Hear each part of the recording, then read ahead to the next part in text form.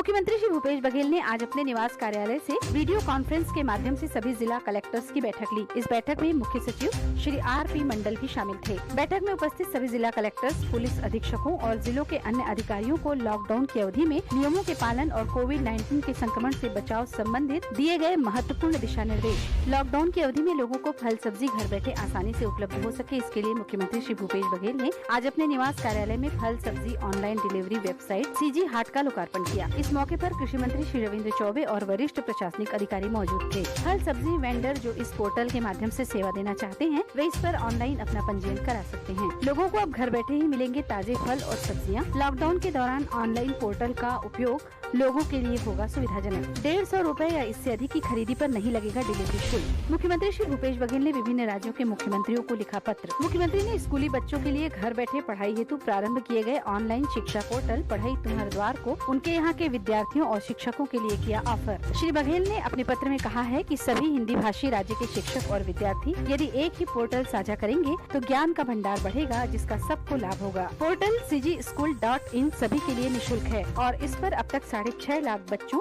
और 1,26,000 शिक्षकों ने अपना पंजीयन कराया है और एक ही सप्ताह में 65 लाख पेज व्यू हो चुके हैं। मुख्यमंत्री श्री भूपेश बघेल के निर्देश पर लॉकडाउन में फंसे राज्य और राज्य के बाहर के 1,62,000 श्रमिकों की समस्याओं का त्वरित निराकरण कर राहत पहुंचाई गई है। श्रमिकों को उनके नियोजकों से 24,77,000 रुपए की एडवांस सैलरी भी दिलाई गई है। श्रम विभाग द्वारा नियोजकों और प्रबंधकों द्वारा मजदूरों को 1,20,00,000 रुपए की सहायता दिलवाई गई है। राज्य स्वास्थ्य बीमा सेवाओं द्वारा संचालित क्लिनिकों में 20,583 श्रमिकों का निःशुल्क इलाज कराया गया। तात्कालिक व्यवस्था के लिए 6,584 श्रमिकों के खातों में डाले गए 19.72 लाख रुपए।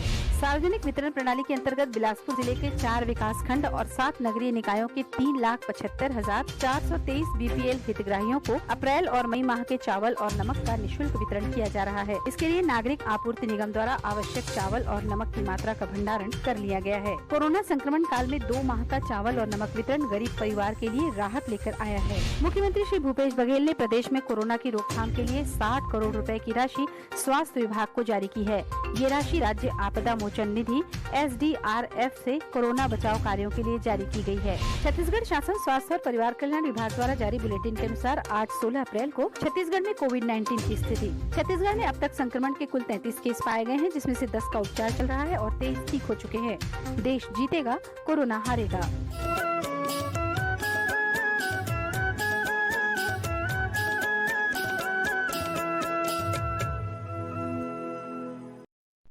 चल मामा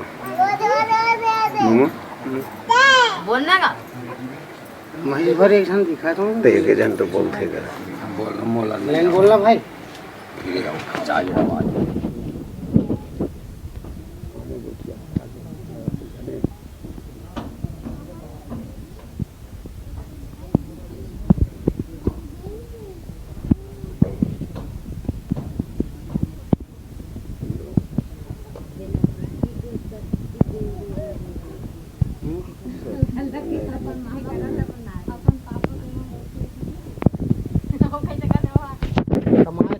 हन लोग निकल धर का हन हैं, कुछ शासन के तरफ से कुछ चीज़ हमला नहीं मिला थे, भूखे मरा थन हमन हैं। नान नान लोग लेकर धर का है ना का देवा थे हमला, मोदी सरकार बोला थे सब चीज़ ला देवा थे कि हमला यहाँ तक से हाँ राशन भी नहीं मिला थे खाए पीवर हमन हैं।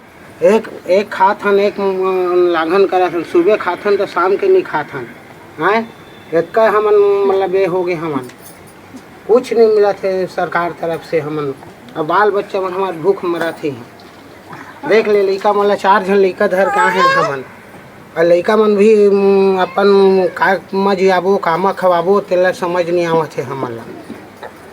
इतना हमन विनती बिनवा था शासन यहाँ से देख के राशन पानी दे के हमन ला कम से कम गाड़ी खुला थे था हैं। तो काला खाबो काला पीबो चलना बताओ शासन मोदी सरकार हमला 50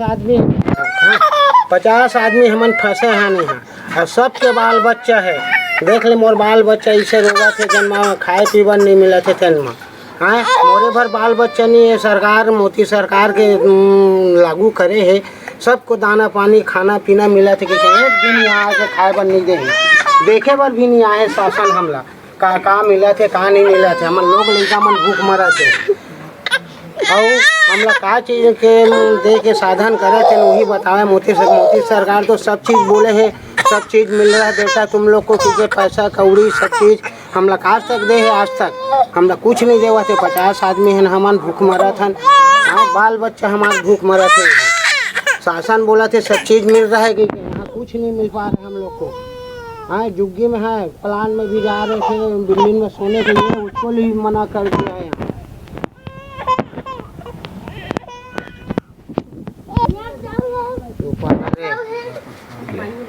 गुजरात बड़ोदरा माँ कमाए खाबर आए हैं और यहाँ काम बालाजी कंपनी में आए हैं कमाए बार, और काम है बंद हो गए हवा, ओखर लिए हमन अपन घर में बैठे हमन, अब कुछ नहीं मिल पा रहे थे। और का करबो तो ही मन बतावा सरकार, हमन तो आपके विनती विनोद था आपके पास हम भेजा था, एकर कुछ उदाहरण आप बता सकते हो, कृपा कर रहे हो हमारा बात सुन लो ध्यान से, हमारा विनती आपका पास है, वही ध्यान से हम आपके पास पता भेज रहे हैं।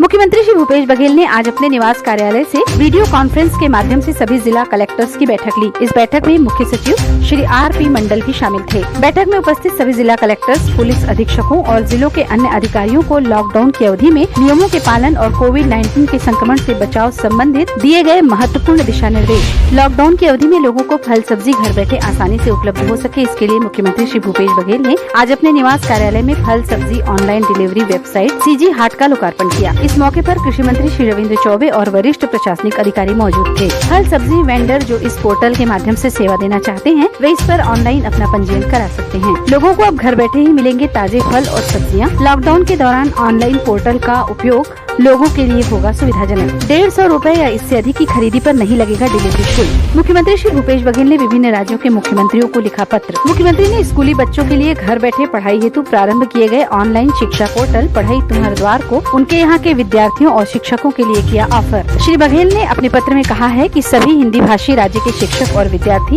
यदि एक ही पोर्टल साझा करेंगे तो ज्ञान का भंडार बढ़ेगा, जिसका सबको लाभ होगा। पोर्टल cgschool.in सभी के लिए निःशुल्क है और इस पर अब तक 6.5 लाख बच्चों और 1,26,000 शिक्षकों ने अपना पंजीयन कराया है और एक ही सप्ताह में 65 लाख पेज व्यू हो चुके हैं। मुख्यमंत्री श्री भूपेश बघेल के निर्देश पर लॉकडाउन में फंसे राज्य और राज्य के बाहर के 1,62,000 श्रमिकों की समस्याओं का त्वरित निराकरण कर राहत पहुंचाई गई है। श्रमिकों को उनके नियोजकों से 24,77,000 रूपए की एडवांस सैलरी भी दिलाई गई है। श्रम विभाग द्वारा नियोजकों और प्रबंधकों द्वारा मजदूरों को 1,20,00,000 रूपए की सहायता दिलवाई गई है। राज्य स्वास्थ्य बीमा सेवाओं द्वारा संचालित क्लिनिकों में 20,583 श्रमिकों का निःशुल्क इलाज कराया गया। तात्कालिक व्यवस्था के लिए 6,584 श्रमिकों के खातों में डाले गए 19.72 लाख रुपए। सार्वजनिक वितरण प्रणाली के अंतर्गत बिलासपुर जिले के 4 विकास खंड और 7 नगरीय निकायों के 3,75,423 BPL हितग्राहियों को अप्रैल और मई माह के चावल और नमक का निःशुल्क वितरण किया जा रहा है। इसके लिए नागरिक आपूर्ति निगम द्वारा आवश्यक चावल और नमक की मात्रा का भंडारण कर लिया गया है। कोरोना संक्रमण काल में 2 माह का चावल और नमक वितरण गरीब परिवार के लिए राहत लेकर आया है। मुख्यमंत्री श्री भूपेश बघेल ने प्रदेश में कोरोना की रोकथाम के लिए 60 करोड़ रुपए की राशि स्वास्थ्य विभाग को जारी की है। ये राशि राज्य आपदा मोचन निधि SDRF से कोरोना बचाव कार्यों के लिए जारी की गई है। छत्तीसगढ़ शासन स्वास्थ्य और परिवार कल्याण विभाग द्वारा जारी बुलेटिन के अनुसार आज 16 अप्रैल को छत्तीसगढ़ में कोविड-19 की स्थिति। छत्तीसगढ़ में अब तक संक्रमण के कुल 33 केस पाए गए हैं, जिसमें से 10 का उपचार चल रहा है और 23 ठीक हो चुके हैं। देश जीतेगा, कोरोना हारेगा।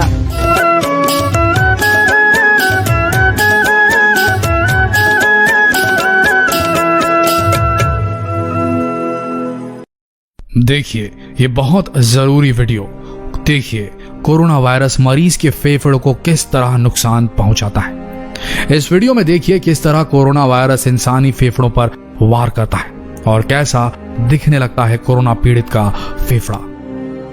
अत्याधुनिक एडवांस 3D इमेजिंग टेक्नोलॉजी के माध्यम से बहुत ही डिटेल्ड इमेज को क्रिएट किया गया है, जिसमें आप साफ देख सकते हैं कि फेफड़ा कितनी बुरी तरह प्रभावित हो जाता है कोरोना मरीजों का। ये वीडियो देखिए इसमें एक व्यक्ति के फेफड़ों को दिखाया गया है जो कुछ दिन पहले ही कोरोना वायरस से संक्रमित हुआ था।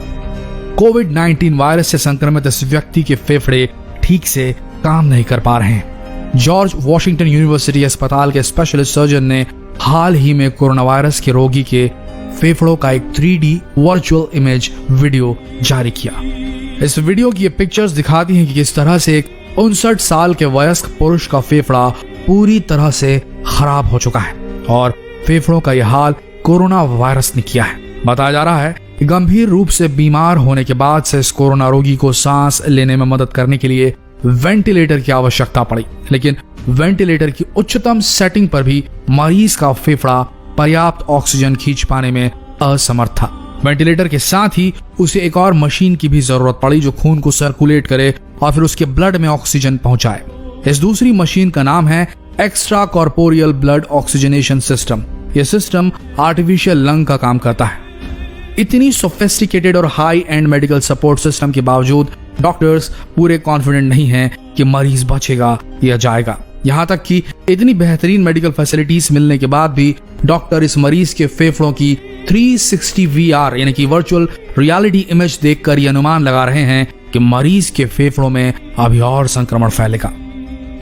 सोच कर देखिए कितनी घातक बीमारी है कोविड-19, जो एक बार सीवियर स्टेज में अगर पहुंच जाए तो अत्याधुनिक सपोर्ट सिस्टम भी काम करने बंद कर देते हैं मरीज पर। कोरोना से बुरी तरह प्रभावित इस मरीज के 360 वर्चुअल रियलिटी वीडियो पर जो ये पीले रंग से चिन्हित क्षेत्र आप देख रहे हैं वो फेफड़ों के संक्रमित और सूजन वाले हिस्सों को दर्शाता है। जब फेफड़े एक वायरल संक्रमण का सामना करते हैं तो हमारे ऑर्गन उस वायरस को सील कर देते हैं। स्कैन से यह स्पष्ट है कि फेफड़े का डैमेज एक ही जगह पर नहीं हुआ है, बल्कि ये दोनों फेफड़ों में पूरी तरीके से फैल चुका है और आप देख सकते हैं कि यह किस तरीके से तेजी से फैलता है। अगर एक स्वस्थ मरीज के फेफड़ों को स्कैन करेंगे तो उसमें कोई भी पीला चिन्ह दिखाई नहीं देगा। मरीज जिसका ये इमेजिंग किया गया है वर्चुअल रियलिटी वाला, वो गंभीर स्थिति में, जैसे कि VR वीडियो में स्पष्ट है। कोरोना रोगियों में रेस्पिरेटरी फेलियर डेवलप होता है, उस वजह से फेफड़ों को नुकसान तेजी से और व्यापक रूप से होता है। दुर्भाग्य से एक बार फेफड़ों के क्षतिग्रस्त होने पर फेफड़ों को ठीक होना बहुत मुश्किल हो जाता है। यहाँ तक कि कोविड-19 के रोगियों में लगभग 2 से 4% ऐसे मरीज होते हैं जिनके फेफड़ों को हुए नुकसान को ठीक करना नामुमकिन होता है। कोरोना वायरस सीधे हमारी सांस लेने की प्रणाली पर वार करता है, हमारे रेस्पिरेटरी सिस्टम को अफेक्ट करता है। ये फेफड़ों की महीन लाइनिंग म्यूकस मेम्ब्रेन में चला जाता है और फिर फेफड़ों में चला जाता है। इस वर्चुअल रियलिटी वीडियो में आप जो ये पीला चिन्ह देख रहे हैं ये इन्फेक्शन और सूजन को दर्शाता है। आप देख सकते हैं किस तरह कोरोना मरीज के फेफड़े सूज जाते हैं और हमारा शरीर इस इन्फेक्शन को नियंत्रण करने की कोशिश करने लगता है। सूजन की वजह से खून के जरिए फेफड़ों में ऑक्सीजन नहीं पहुंच पाती और साथ ही कार्बन डाइऑक्साइड खून से निकल नहीं पाती। इस वजह से रोगी को अधिक मात्रा में सांस लेनी पड़ती है, बार बार और तेजी से लेनी पड़ती है। मरीज लगभग हाफने लगता है ताकि वो ऑक्सीजन और कार्बन डाइऑक्साइड के लेवल को संतुलित कर सके। अमेरिका के इस मरीज को देखकर हम भारतीयों को सबक लेना चाहिए। हमें समझना होगा कि सोशल डिस्टेंसिंग और सोशल आइसोलेशन ही एकमात्र तरीका है इस वायरस से लड़ने का। दुनिया भर की सरकारों ने ऐलान कर दिया है कि आज की तारीख में ऐसी कोई वैक्सीन नहीं है जो कोरोना को खत्म कर सके। इसलिए लॉकडाउन और सोशल डिस्टेंसिंग को कृपया गंभीरता से लें, अन्यथा भारत के मरीजों को अमेरिकी मरीजों जितनी ना तो सहूलियतें हासिल होने वाली है और ना ही एडवांस्ड सपोर्ट सिस्टम। और अगर सीवियर स्टेज में चला गया कोरोना का पेशेंट तो जान बचाना मुश्किल हो जाएगा भारत में। आप सबसे रिक्वेस्ट है जितना हो सके इस वीडियो को शेयर करें, व्हाट्सएप पर करें, फेसबुक पर करें, ताकि लोग जान सकें कितना खतरनाक वार करता है कोरोना इंसानी फेफड़ों में। अब भी समय है, संभल जाइए। धन्यवाद।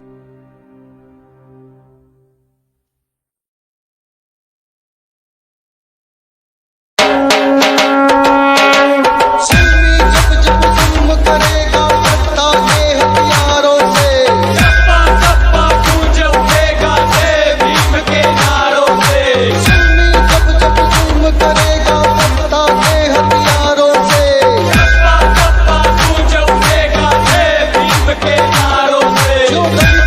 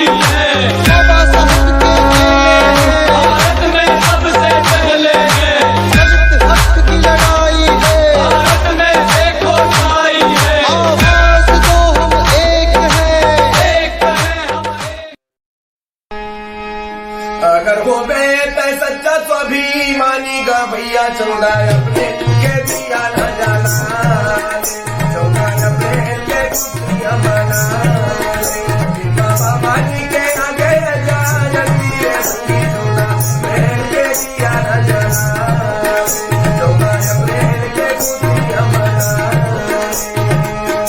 14 अप्रैल के जयंती मना लेगा 14 अप्रैल के खुशियां मना 14 अप्रैल के दिया न जाना लेगा घर में 14 अप्रैल के खुशियां मना अगर होते ते सच्चा स्वाभिमानी रे 14 अप्रैल के जयंती मना 14 अप्रैल के दिया न जाना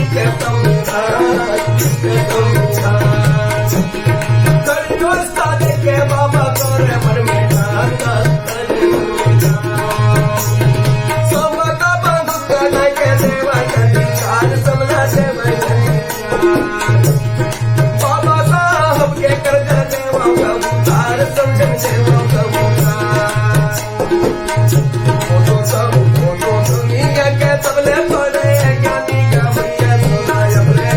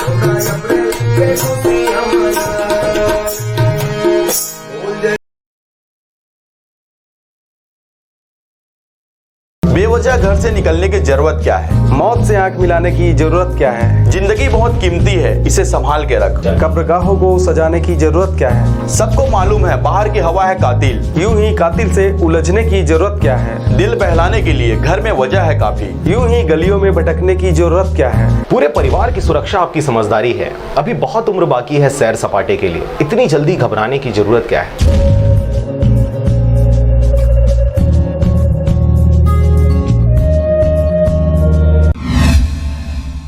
नमस्कार, आप देख रहे हैं आरजे रमझाझर और मैं हूं पुखराज सिंह। एक फोन पर पहुंचेगी अन्नपूर्णा रथ। ऑन डोनेशन वैन महिला स्व सहायता समूहों ने 40,000 से अधिक रुपया दान कर किया इसका शुभारंभ। देखिए रिपोर्ट। जिला कलेक्टर कार्तिकेय गोयल के मार्गदर्शन में दानदाताओं से अधिक सहयोग लेने एवं इनसे प्राप्त राशि सामग्रियों को समाज के अंतिम व्यक्ति तक सुनिश्चित पहुंचाने के लिए जिला प्रशासन के द्वारा अन्नपूर्णा रथ ऑन डोनेशन वैन की शुरुआत किया गया है। इस अन्नपूर्णा रथ में आज सबसे पहले राष्ट्रीय ग्रामीण आजीविका मिशन से जुड़े अमेरा क्लस्टर के कुल 31 ग्राम पंचायतों की 50 स्व सहायता समूहों की 200 महिलाओं के द्वारा कुल 40,100 रुपए का सहयोग जिला प्रशासन को दिया गया है। जिला पंचायत सीईओ एवं इस कार्य के समन्वयक आशुतोष पांडे ने बताया कि जिला का कोई भी व्यक्ति एवं समाज सेवा संस्थान अपना सहयोग प्रदान करने के लिए निर्धारित नंबर पर फोन कर सकते हैं। जिला प्रशासन के द्वारा निर्धारित क्षेत्रों का अन्नपूर्णा रथ आपके घर आकर सहयोग ग्रहण कर लेगा। इस तरह सहयोग से प्राप्त राशि एवं राशन सामग्रियों को जिला प्रशासन के द्वारा निर्धारित पैकेट बनाकर जरूरतमंद लोगों तक पहुंचाने का लक्ष्य रखा गया है। उन्होंने बताया कि प्रत्येक पैकेट में चावल, आटा, दाल, नमक, हल्दी, तेल, मसाला, पैकेट साबुन, सोयाबीन बड़ी एक निर्धारित मात्रा में दिया जाएगा। इसके साथ ही कोई भी व्यक्ति एवं दानदाता प्रति पैकेट 400 रुपए का कूपन काट कर जिला प्रशासन को सहयोग प्रदान कर सकता है। बलौदा बाजार से मनहन बंजारे की रिपोर्ट, आरजे रमझाझर।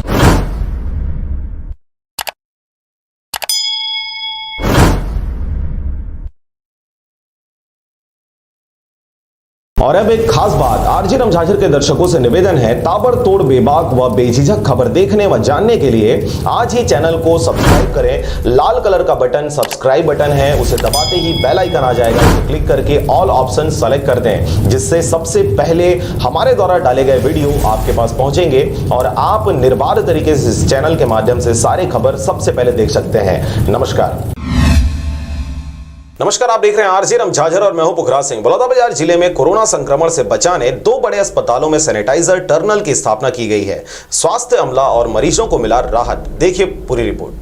घातक वायरस कोरोना वायरस के संक्रमण से बचाव के लिए जिले के 2 बड़ी अस्पतालों में सैनिटाइजर स्प्रे टर्नल लगाया गया है। अल्ट्राटेक सीमेंट कंपनी रामन और हिरमी के सौजन्य से जिला अस्पताल बलौदा बाजार और शिवनी अस्पताल भाटापारा के मुख्य प्रवेश द्वार पर इसे स्थापित किया गया है। सैनिटाइजर ने आज से काम करना शुरू भी कर दिया है। फुहारों के रूप में सैनिटाइजर इससे निरंतर निकलते रहता है, जिससे इनसे होकर गुजरने वालों के संपूर्ण शरीर पर यह पड़ता है। लगभग 10 से 15 सेकंड में अंदर प्रवेश करने वाला व्यक्ति सैनिटाइज हो जाएगा। खासकर स्वास्थ्य अमला जैसे डॉक्टर, नर्स और स्वास्थ्य कर्मचारी और मरीजों की सुरक्षा को ध्यान में रखते हुए जिला कलेक्टर कार्तिकेय गोयल के निर्देशन पर इसे लगाया गया है। गौरतलब बात है कि इन दिनों प्रमुख अस्पतालों में हजारों की संख्या में रोज शासकीय स्वास्थ्य अमला और लोगों का आना जाना हो रहा है। जिला अस्पताल को कोरोना बीमारी से बचाव के लिए राज्य सरकार द्वारा कोविड अस्पताल भी घोषित किया गया है। मुख्यमंत्री श्री भूपेश बघेल ने कोरोना संक्रमण से बचाव के लिए हर संभव उपाय सुनिश्चित करने के निर्देश जिला प्रशासन को दिया गया है। इस क्रम में जिले के 2 प्रमुख शासकीय चिकित्सालयों में प्राथमिकता के साथ इसे लगाया गया है। कलेक्टर ने अस्पताल आने जाने वाले हर व्यक्ति को इस टर्नल से होकर गुजरकर अस्पताल में प्रवेश करने को कहा गया है। टर्नल के सामने सुरक्षा कर्मचारियों की ड्यूटी भी लगाई गई है ताकि लोगों पर निगरानी रखा जा सके। बलौदा बाजार से मनहन बंजारे की रिपोर्ट, आरजे रमझाझर।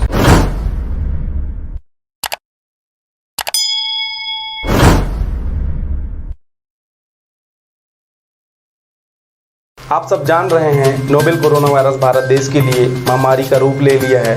ऐसे में जरूरत है हम सबको एक दूसरे का साथ देने का। कोरोना वायरस की ताकत भीड़ भाड़ में और भी ज़्यादा बढ़ जाती है, इसलिए आप सबसे अपील है कृपया घरों में ही रहें। आप सभी इस खतरनाक बीमारी को हराने में शासन प्रशासन की मदद करें। इसके अलावा दूसरे राज्यों से आए हुए आगंतुकों की जानकारी टोल फ्री नंबर 104 पर जरूर दें। धन्यवाद।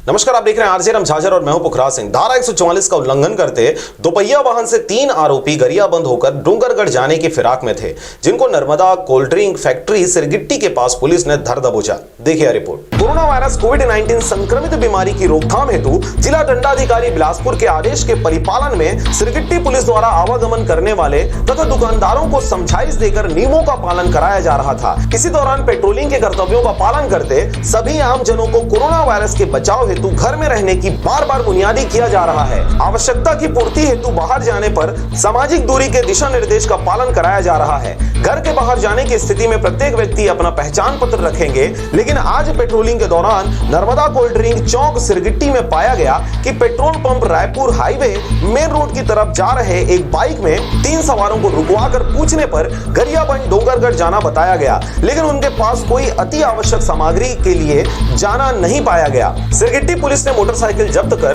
तीनों आरोपियों के खिलाफ नियमों का खुलेआम उल्लंघन करना पाया जाने पर आरोपियों के विरुद्ध अपराध दर्ज कर गिरफ्तार कर लिया गया है, जिनको माननीय न्यायालय में पेश कर दिया गया है। गिरफ्तार आरोपी में पहला सुमन साहू 27 साल जिला जांजगीर चांपा, दूसरा तरुण कुमार वर्मा वार्ड क्रमांक 3 डूंगरगढ़ जिला राजनांदगांव एवं तीसरा राजेंद्र ध्रुव 31 वर्ष जैतपुरी गरियाबंद थाना गरियाबंद जिले का रहने वाला पाया गया है। बिलासपुर से मनहरन बंजारे की रिपोर्ट, आरजे राम झाझर।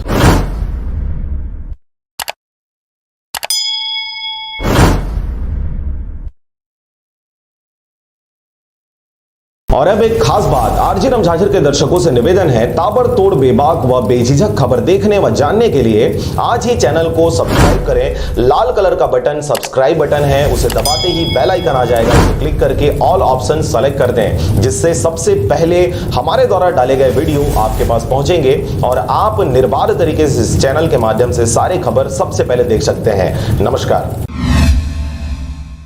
आप देख रहे हैं आरजे राम झाझर और मैं हूं पुखराज सिंह। घर में पूजा पाठ के लिए इकट्ठा किए 15 से 20 लोगों का फोटो वीडियो वायरल के बाद तारबहार पुलिस ने दबिश देकर आरोपियों को किया गिरफ्तार। धारा 188 के तहत इन्हें गिरफ्तार कर कार्रवाई की जा रही है। अभी फिलहाल कोरोना वायरस के रोकथाम के लिए तरह तरह के हथकंडे शासन प्रशासन द्वारा अपनाए जा रहे हैं, जिसमें साफ साफ लोगों को कई माध्यम से निर्देशित किया गया है कि किसी भी प्रकार से सामूहिक कार्यक्रम नहीं करना है और कोरोना वायरस को जल्द ही दूर भगाने के लिए सोशल डिस्टेंसिंग का पालन करते निर्देशित किया गया है। लेकिन पुलिस थाना तारबहार क्षेत्र के दीपूपारा निवासी राम समय पाल पिता अंजोर लाल 37 वर्ष द्वारा अपने ही घर पर पूजा पाठ का कार्यक्रम रखा गया था और 15 से 20 लोगों को आमंत्रित कर कार्यक्रम को सफल बनाने सभी लोग उनके घर उपस्थित हो गए थे, जिसकी जानकारी तारबहार थाना को मिलते ही जाकर देखा गया तो 15 से 20 लोग एक साथ उपस्थित मिले, जो धारा 144 और जिले में लॉकडाउन का खुलेआम उल्लंघन पाया गया, जिनके विरुद्ध तारबहार थाना में धारा 188 के तहत संबंधित व्यक्तियों के खिलाफ अपराध दर्ज कर लिया गया है।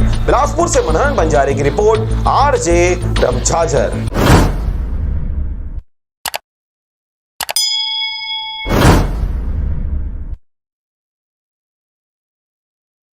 और अब एक खास बात, आरजे राम झाझर के दर्शकों से निवेदन है, ताबड़तोड़ बेबाक व बेझिझक खबर देखने व जानने के लिए आज ही चैनल को सब्सक्राइब करें। लाल कलर का बटन सब्सक्राइब बटन है, उसे दबाते ही बेल आइकन आ जाएगा, उसे क्लिक करके ऑल ऑप्शन सेलेक्ट कर दें, जिससे सबसे पहले हमारे द्वारा डाले गए वीडियो आपके पास पहुंचेंगे और आप निर्बाध तरीके से इस चैनल के माध्यम से सारी खबर सबसे पहले देख सकते हैं।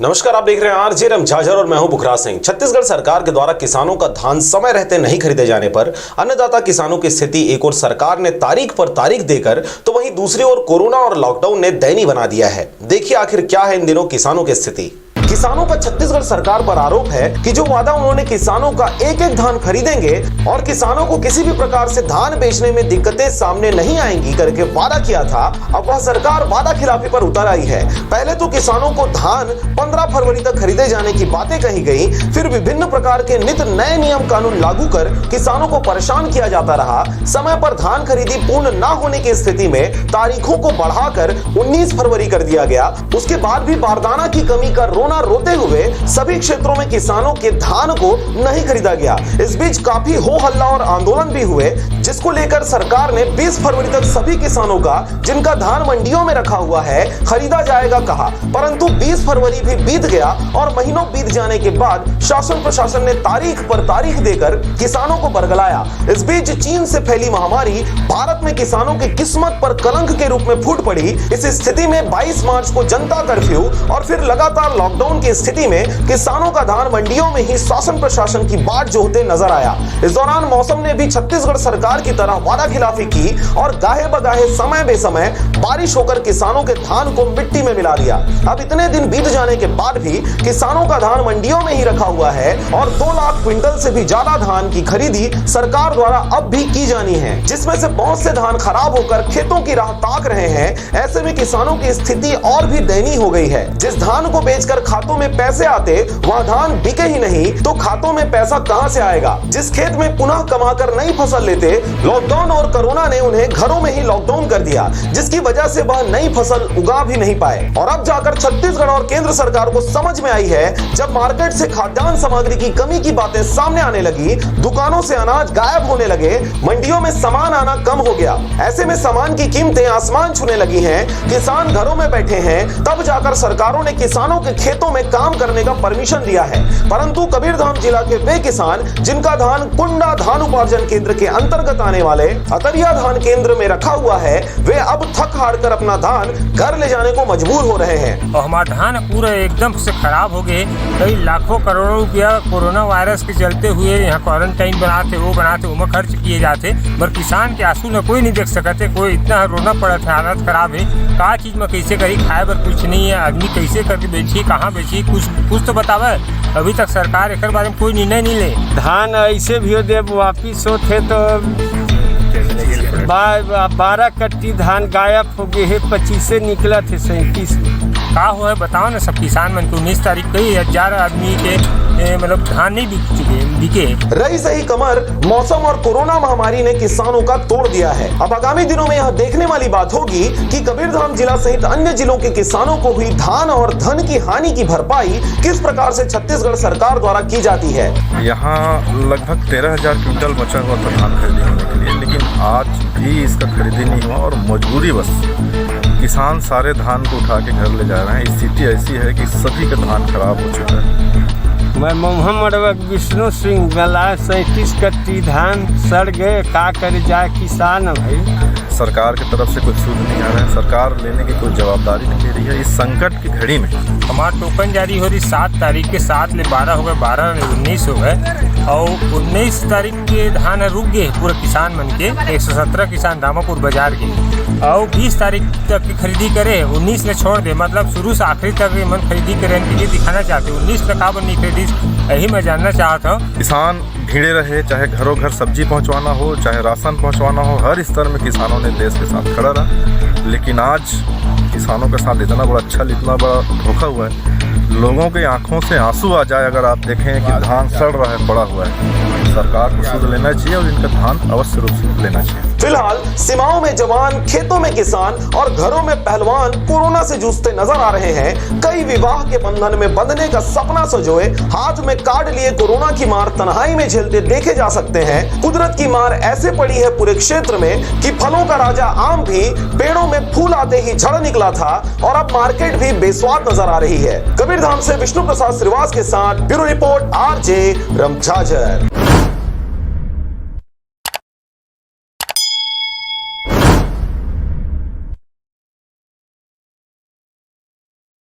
सभी मुंगेली जिला वासियों को मेरा नमस्कार। आप सब लोगों को मालूम है कि कोरोना को अभी वैश्विक महामारी घोषित किया गया है, तो आप सब लोगों से आग्रह है कि जो स्वास्थ्य विभाग द्वारा जो निर्देश दिए गए हैं उसका आप सब लोग अक्षरशः पालन करेंगे। कोई भी नागरिक अनावश्यक रूप से घर से बाहर ना निकले। नमस्कार, आप देख रहे हैं आरजे रम झाझर और मैं हूं पुखराज सिंह। मुंगेली जिला के सामुदायिक स्वास्थ्य केंद्र लोरमी को मिला प्रतिष्ठित राष्ट्रीय क्वालिटी इंश्योरेंस अवार्ड।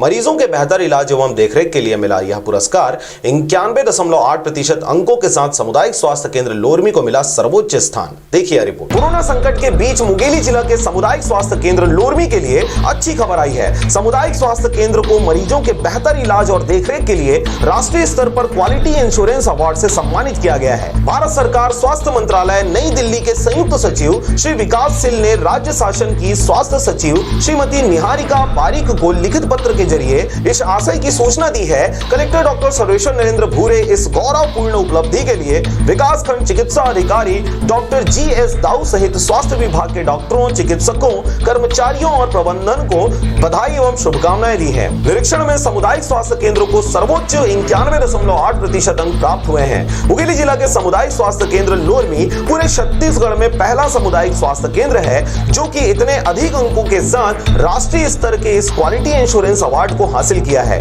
मुख्य चिकित्सा एवं स्वास्थ्य अधिकारी डॉक्टर कमलेश खैरवार ने बताया कि भारत सरकार के स्वास्थ्य मंत्रालय की टीम द्वारा विगत 6 एवं 7 फरवरी 2020 को सामुदायिक स्वास्थ्य केंद्र लोरमी के कामकाज, सेवाओं और सुविधाओं का गहराई से निरीक्षण किया गया और टीम द्वारा गुणवत्ता मापदंडों को परखा गया।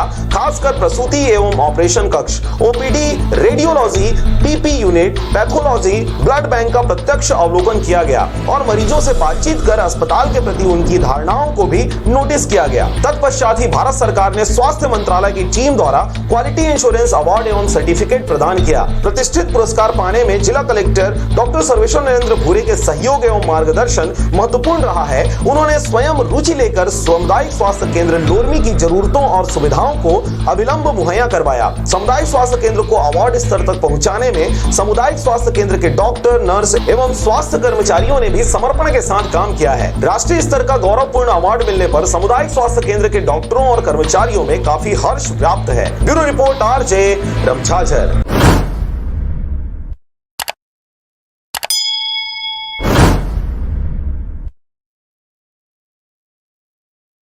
बेवजह घर से निकलने की जरूरत क्या है? मौत से आंख मिलाने की जरूरत क्या है? जिंदगी बहुत कीमती है, इसे संभाल के रख। कब्रगाहों को सजाने की जरूरत क्या है? सबको मालूम है बाहर की हवा है कातिल। यूं ही कातिल से उलझने की जरूरत क्या है? दिल बहलाने के लिए घर में वजह है काफी। यूं ही गलियों में भटकने की जरूरत क्या है? पूरे परिवार की सुरक्षा आपकी समझदारी है। अभी बहुत उम्र बाकी है सैर सपाटे के लिए। इतनी जल्दी घबराने की जरूरत क्या है?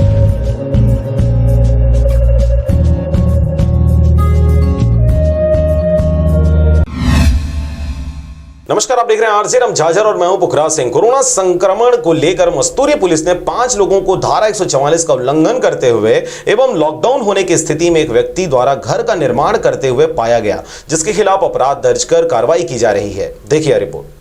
बिलासपुर जिले के मस्तूरी पुलिस द्वारा लगातार लोगों को समझाइश दिया जा रहा है तथा धारा 144 का उल्लंघन नहीं करने, सार्वजनिक जगह पर मास्क या किसी कपड़े से मुंह को ढककर निकलने हेतु आग्रह किया जा रहा है। परंतु क्षेत्र के कुछ व्यक्तियों द्वारा बार बार नियम कानूनों को अनदेखा कर अनावश्यक बिना सुरक्षा उपाय के क्षेत्र में आवागमन किया जा रहा है, जिस पर पुलिस अधीक्षक महोदय श्री प्रशांत अग्रवाल के निर्देशन पर आज दिनांक 15 अप्रैल 2020 को पुलिस द्वारा क्षेत्र में सघन सर्च अभियान चलाकर धारा 144 का उल्लंघन एवं सार्वजनिक स्थान पर मास्क का उपयोग नहीं करने वालों को मस्तूरी पुलिस द्वारा कार्रवाई किया गया।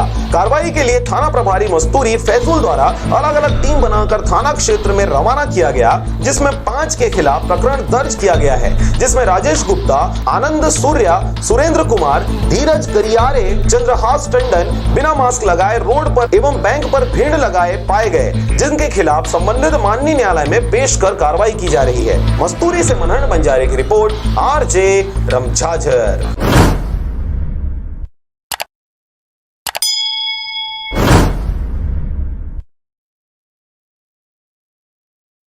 सभी मुंगेली जिला वासियों को मेरा नमस्कार। आप सब लोगों को मालूम है कि कोरोना को अभी वैश्विक महामारी घोषित किया गया है, तो आप सब लोगों से आग्रह है कि जो स्वास्थ्य विभाग द्वारा जो निर्देश दिए गए हैं उसका आप सब लोग अक्षरशः पालन करेंगे। कोई भी नागरिक अनावश्यक रूप से घर से बाहर ना निकले। नमस्कार, आप देख रहे हैं आरजे रम झाझर और मैं हूं पुखराज सिंह। दंड प्रक्रिया संहिता के अंतर्गत लागू की गई धारा 144 की समय सीमा में वृद्धि करते हुए 3 मई या आगामी आदेश तक धारा 144 प्रभावशील रहेगा। दुकानें एवं व्यावसायिक संस्थान सुबह 8 बजे से लेकर दोपहर 3 बजे तक ही खुली रहेंगी। देखिए रिपोर्ट। कोरोना वायरस कोविड-19 के संक्रमण से बचाव एवं रोकथाम हेतु 31 मार्च को संपूर्ण मुंगेली जिले में दंड प्रक्रिया संहिता 1973 के अंतर्गत लागू की गई धारा 144 की समय सीमा में वृद्धि कर दी गई है। अब धारा 144 3 मई या आगामी आदेश तक प्रभावशील रहेगी। कलेक्टर एवं जिला दंडाधिकारी डॉक्टर सर्वेश्वर नरेंद्र भूरे ने आपदा प्रबंधन एक्ट के धाराओं के तहत प्रदत्त शक्तियों का प्रयोग करते हुए 31 मार्च को संपूर्ण मुंगेली जिले में दंड प्रक्रिया संहिता 1973 के अंतर्गत लागू की गई धारा 144 की समय सीमा में वृद्धि की है। इस दौरान उन्होंने चौक चौराहों में भीड़ एकत्रित न होने, कोई भी व्यक्ति अनावश्यक रूप से घर से बाहर न निकलने, आवश्यक खाद्य पदार्थ, किराना सामान एवं डेली नीड्स की सामग्री को लेने हेतु घर से एक ही व्यक्ति को प्रस्थान करने की समझाइश दी गई है। उन्होंने दुकान, व्यवसायी संस्थान, किराना दुकान, सब्जी, डेयरी एवं डेली नीड्स को सुबह 8 बजे से दोपहर 3 बजे तक और मेडिकल स्टोर एवं पेट्रोल पंप को सुबह 9 बजे से रात्रि 9 बजे तक खुला रखने के निर्देश दिए हैं। शासकीय एवं अशासकीय अस्पताल, इमरजेंसी सेवाएं निर्धारित समयानुसार संचालित होंगी। इन सेवाओं के अलावा अन्य दुकान, व्यवसायिक प्रतिष्ठान पूर्णतः बंद रहेंगी। उन्होंने यह भी कहा कि जिले में बाहरी लोगों के आवागमन को प्रतिबंधित किया गया है, अतः जिले में कोई बाहरी व्यक्ति प्रवेश न हो और न ही जिले का कोई व्यक्ति दूसरे जिले की समय सीमा पर जाए। सभी धार्मिक स्थलों में पुजारी द्वारा पूजा अर्चना की जाएगी। श्रद्धालुओं का प्रवेश वर्जित रहेगा। मनरेगा और धान परिवहन का कार्य जारी रहेगा। यह आदेश तत्काल प्रभाव से लागू होगा। उन्होंने संबंधित अधिकारियों को आदेश का कड़ाई से पालन करने के निर्देश दिए हैं। Bureau report RJ रमझाझर।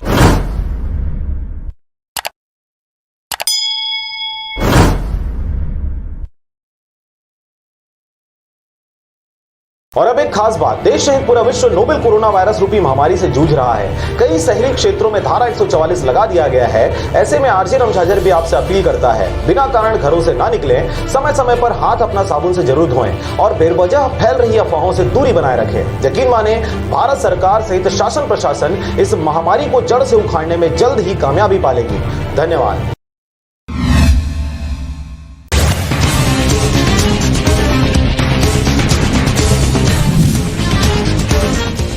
छत्तीसगढ़ में पंजीयन कार्यालय, शराब दुकानें अब 21 अप्रैल तक रहेंगी बंद। 3 मई तक प्रदेश में लगाई गई है धारा 144।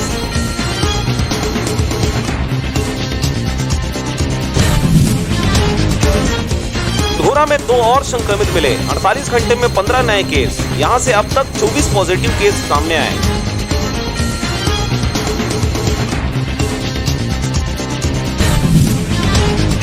छत्तीसगढ़ में पान और गुटखा खाकर थूकने पर जुर्माना लगाया जाएगा। लॉकडाउन का उल्लंघन करने पर सजा भी दी जाएगी।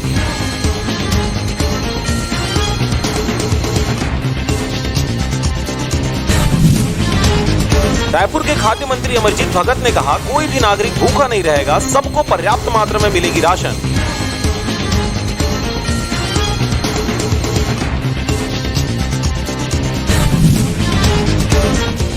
एसडीएम के आदेश पर चकरभाठा थाना क्षेत्र को बंद रखे जाने की कवायद में जुटी पुलिस। दिन भर पूरे नगर में किया गया भ्रमण।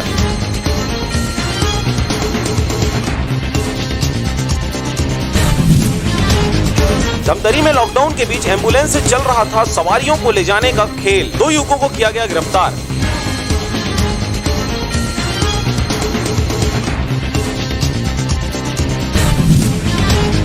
छत्तीसगढ़ के मानपुर में थाली बजाकर कर रहे सरकार का विरोध। गरीबों को मुफ्त राशन देने का घोषणा की गई थी, बावजूद इसके 2 हफ्ते बीत जाने के बाद राशन की कोई व्यवस्था नहीं दिख रही। जांजगीर में बुजुर्ग महिला ने घर लौटने को कहा तो गुस्साए युवक ने पीट कर दी हत्या। आरोपी युवक गिरफ्तार। दिमागी हालत ठीक नहीं होने से पहले भी कर चुका है लोगों पर हमला। छत्तीसगढ़ के सूरजपुर में नदी किनारे टीला धंसने से मां बेटे सहित 3 की मौत। गुफा की मिट्टी खोदने के लिए गए थे।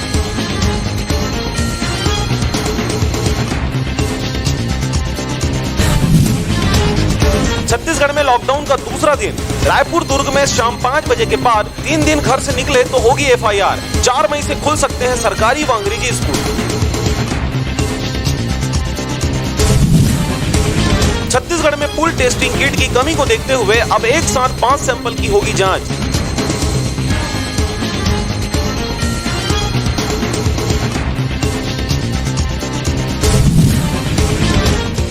रायपुर में ट्रैफिक पुलिस की कार्रवाई, हेलमेट नहीं पहनने पर शास्त्री चौक पर काटा गया चालान।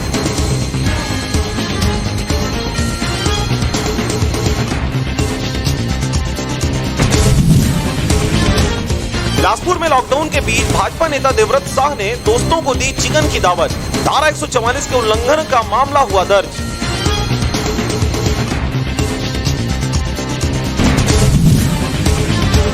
छत्तीसगढ़ में लॉकडाउन के बीच गरीबों के लिए बनाया जा रहा राशन कार्ड, मुख्यमंत्री ने कहा कोई भी गरीब परिवार भूखा नहीं सोएगा।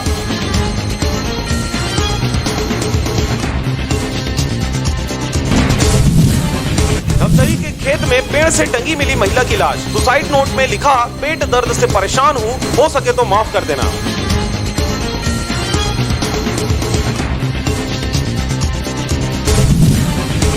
विदेश यात्रा छुपाने वाले लोगों को ढूंढेगी 10 एक के लिए करने होंगे 1000 कॉल।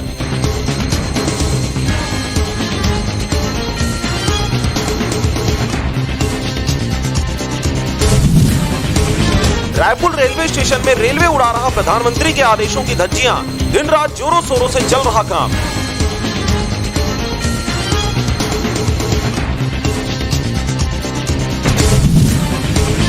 ओडिशा में कोरोना पॉजिटिव 45 के करीब, सरकार ने बढ़ाया लॉकडाउन, अब 30 अप्रैल तक पूरे प्रदेश रहेंगे बंद।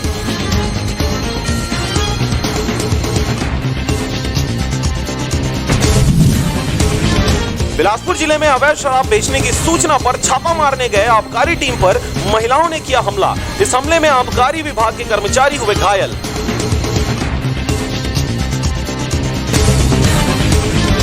सारंगगढ़ में पकड़ी गई पूर्व जिला पंचायत अध्यक्ष की गाड़ी, लॉकडाउन के दौरान कर रहे थे अवैध परिवहन, 550 कट्टा गेहूं लदे ट्रक को किया गया जब्त।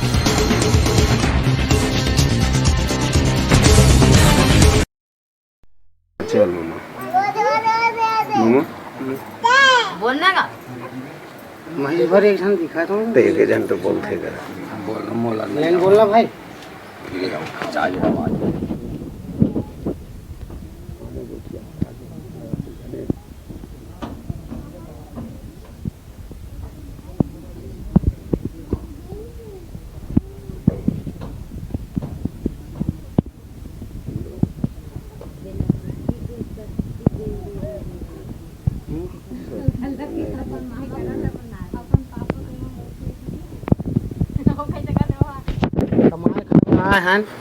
लोग निकल धर का हैं, कुछ शासन के तरफ से कुछ चीज़ हमला नहीं मिला थे, भूखे मरा था हमन हैं। नान नान लोग लेकर धर का है ना का देवा थे हमला, मोदी सरकार बोला थे सब चीज़ ला देवा थे कि हमला यहाँ तक से हाँ राशन भी नहीं मिला थे खाए पीवर हमन हैं।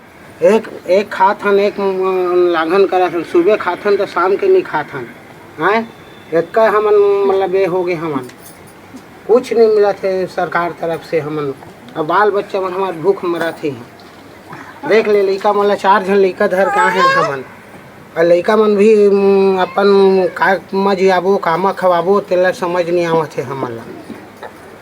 इतना हमन विनती बिनवात हम शासन यहाँ से दे के राशन पानी दे के हमन ला कम से कम गाड़ी खुला थे था हैं। तो काला खाबो काला पीबो बताओ शासन मोदी सरकार हमला 50 आदमी हमन फंसे हैं यहाँ, और सबके बाल बच्चा है। देख ले मोर बाल बच्चा इसे रोगा थे जन्मा खाए पीवन नहीं मिला थे तनमा हैं। मोरे भर बाल बच्चा नहीं है, सरकार मोदी सरकार के लागू करे है, सबको दाना पानी खाना पीना मिला थे कि एक दिन यहाँ आके खाए बर नहीं दे, देखे बर भी नहीं आए शासन हमला का मिला थे का नहीं मिला थे। हमन लोग लड़का मन भूख मरा थे, और हमला का चीज़ के दे के साधन करे थे वही बताए। मोदी सरकार तो सब चीज़ बोले हैं, सब चीज़ मिल रहा है बेटा तुम लोग को, क्योंकि पैसा कौड़ी सब चीज़ हमला आज तक दे है, आज तक हमला कुछ नहीं देवा थे। 50 आदमी हैं हमन भूख मरा था, बाल बच्चा हमारे भूख मरा थे। शासन बोला थे सब चीज़ मिल रहा है, कि यहाँ कुछ नहीं मिल पा रहा हम लोग को। हाँ जुग्गी में पास है, वही ध्यान से हम आपके पास पता भेज रहे हैं।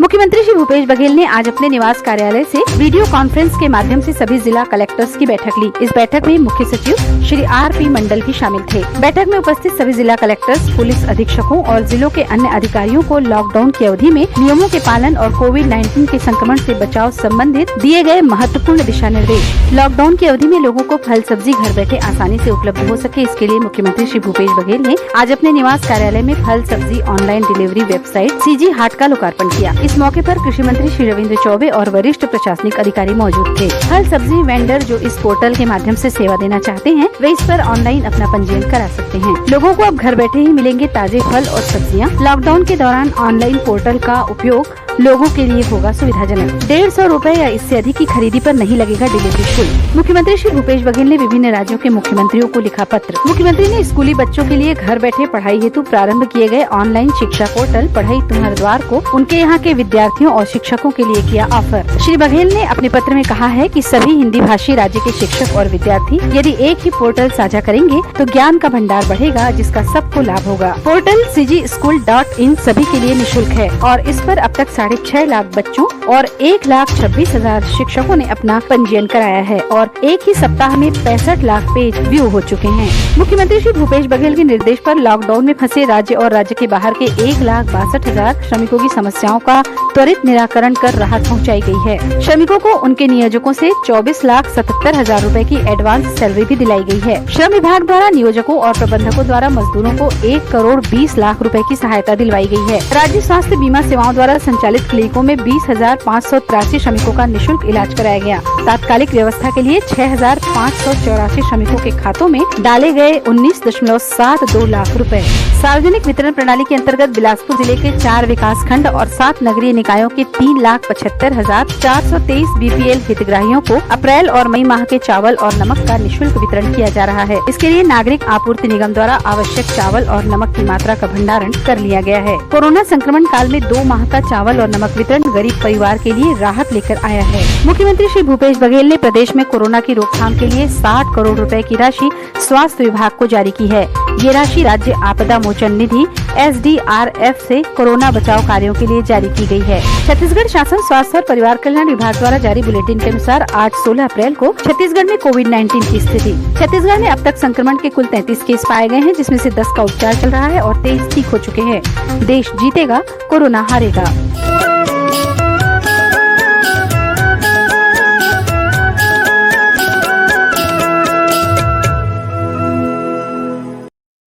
देखिए ये बहुत जरूरी वीडियो। देखिए कोरोना वायरस मरीज के फेफड़ों को किस तरह नुकसान पहुंचाता है। इस वीडियो में देखिए किस तरह कोरोना वायरस इंसानी फेफड़ों पर वार करता है और कैसा दिखने लगता है कोरोना पीड़ित का फेफड़ा। अत्याधुनिक एडवांस 3D इमेजिंग टेक्नोलॉजी के माध्यम से बहुत ही डिटेल्ड इमेज को क्रिएट किया गया है, जिसमें आप साफ देख सकते हैं कि फेफड़ा कितनी बुरी तरह प्रभावित हो जाता है कोरोना मरीजों का। ये वीडियो देखिए, इसमें एक व्यक्ति के फेफड़ों को दिखाया गया है जो कुछ दिन पहले ही कोरोना वायरस से संक्रमित हुआ था। कोविड-19 वायरस से संक्रमित इस व्यक्ति के फेफड़े ठीक से काम नहीं कर पा रहे हैं। जॉर्ज वॉशिंगटन यूनिवर्सिटी अस्पताल के स्पेशलिस्ट सर्जन ने हाल ही में कोरोना वायरस के रोगी के फेफड़ों का एक 3D वर्चुअल इमेज वीडियो जारी किया। इस वीडियो की ये पिक्चर्स दिखाती हैं कि किस तरह से एक 59 साल के वयस्क पुरुष का फेफड़ा पूरी तरह से खराब हो चुका है और फेफड़ों का यह हाल कोरोना वायरस ने किया है। बताया जा रहा है कि गंभीर रूप से बीमार होने के बाद से इस कोरोना रोगी को सांस लेने में मदद करने के लिए वेंटिलेटर की आवश्यकता पड़ी, लेकिन वेंटिलेटर की उच्चतम सेटिंग पर भी मरीज का फेफड़ा पर्याप्त ऑक्सीजन खींच पाने में असमर्थ था। वेंटिलेटर के साथ ही उसे एक और मशीन की भी जरूरत पड़ी जो खून को सर्कुलेट करे और फिर उसके ब्लड में ऑक्सीजन पहुंचाए। इस दूसरी मशीन का नाम है extra corporeal blood oxygenation system. यह सिस्टम आर्टिफिशियल लंग का काम करता है।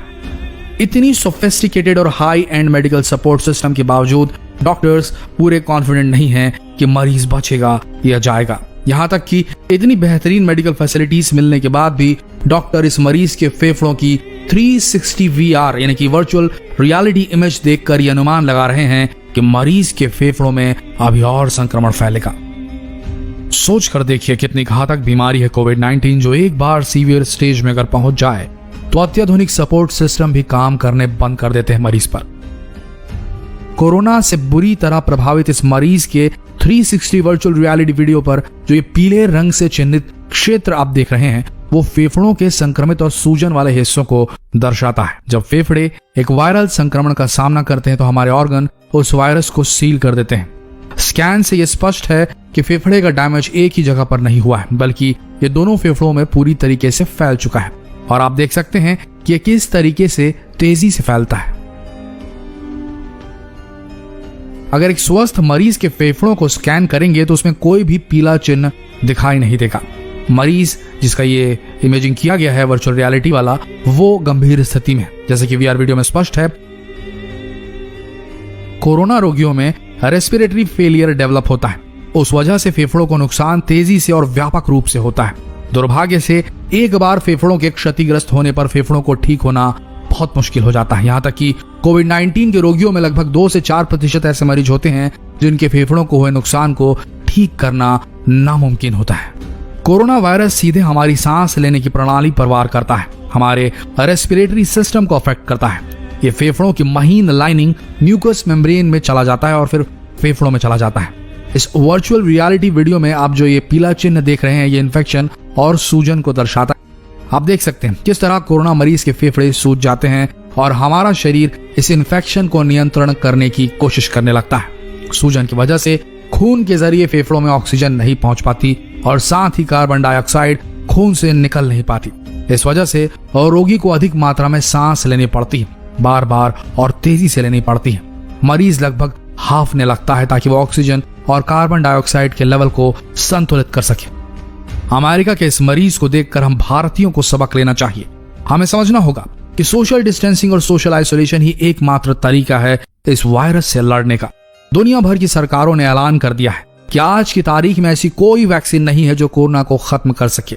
इसलिए लॉकडाउन और सोशल डिस्टेंसिंग को कृपया गंभीरता से लें, अन्यथा भारत के मरीजों को अमेरिकी मरीजों जितनी ना तो सहूलियतें हासिल होने वाली है और ना ही एडवांस्ड सपोर्ट सिस्टम। और अगर सीवियर स्टेज में चला गया कोरोना का पेशेंट तो जान बचाना मुश्किल हो जाएगा भारत में। आप सबसे रिक्वेस्ट है जितना हो सके इस वीडियो को शेयर करें, व्हाट्सएप पर करें, फेसबुक पर करें, ताकि लोग जान सकें कितना खतरनाक वार करता है कोरोना इंसानी फेफड़ों में। अब भी समय है, संभल जाइए। धन्यवाद।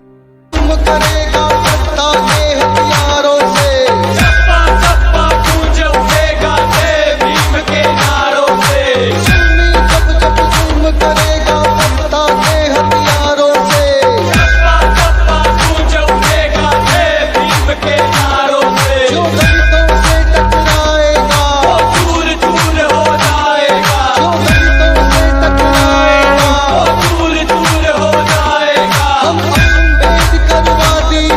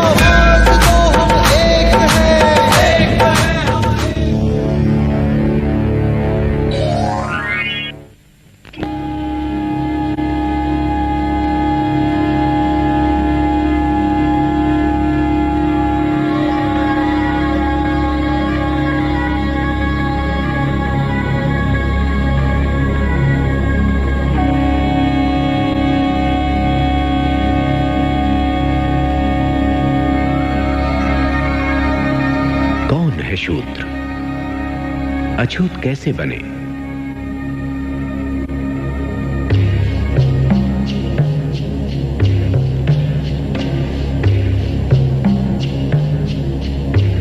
ऋग्वेद का पुरुष सूक्त चातुर्वर्ण का सिद्धांत प्रतिपादित करता हुआ कहता है, चारों वर्ण ब्रह्मा के शरीर से उत्पन्न हुए। ब्राह्मण ब्रह्मा के मुख से, क्षत्रिय भुजाओं से, वैश्य जंघाओं से और शूद्र पांव से। मनु ने शूद्र को सबसे नीची सीढ़ी पर रखा। एक बार अछूत की तरह पैदा होकर वो हमेशा अछूत रहता है।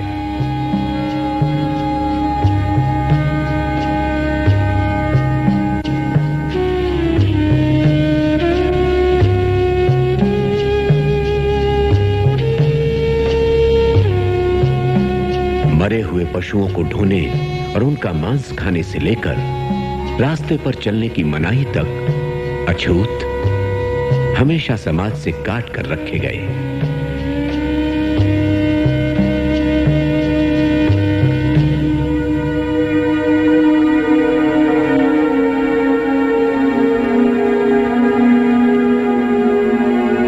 पेशवाओं के जमाने में अछूतों को कमर में झाड़ू बांधकर चलना पड़ता था ताकि वे अपने पद चिन्ह मिटाते चले। उन्हें गले में मटका बांधकर चलना पड़ता था ताकि उनके थूक से जमीन अपवित्र न हो जाए।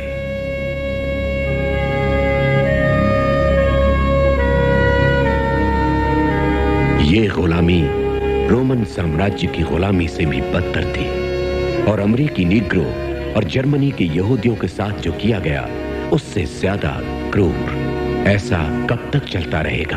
कब तक? क्यों रे? मंदिर में क्यों घुसा? शरण लेने के लिए। कल रात बहुत बारिश हो रही थी। तूने मंदिर को भ्रष्ट किया है। ये अपवित्र छाया मूर्ति पर पड़ी। गंदे नीच कमीने। अछूत कहीं के अपने आप को अम्बेडकर समझता है। आजकल तो हर कोई खुद को अम्बेडकर समझता है। मारो, अच्छा सबक सिखा दो। सरकार के दामाद बने फिरते हो। ऐसा सबक सिखा दो कि याद रहे।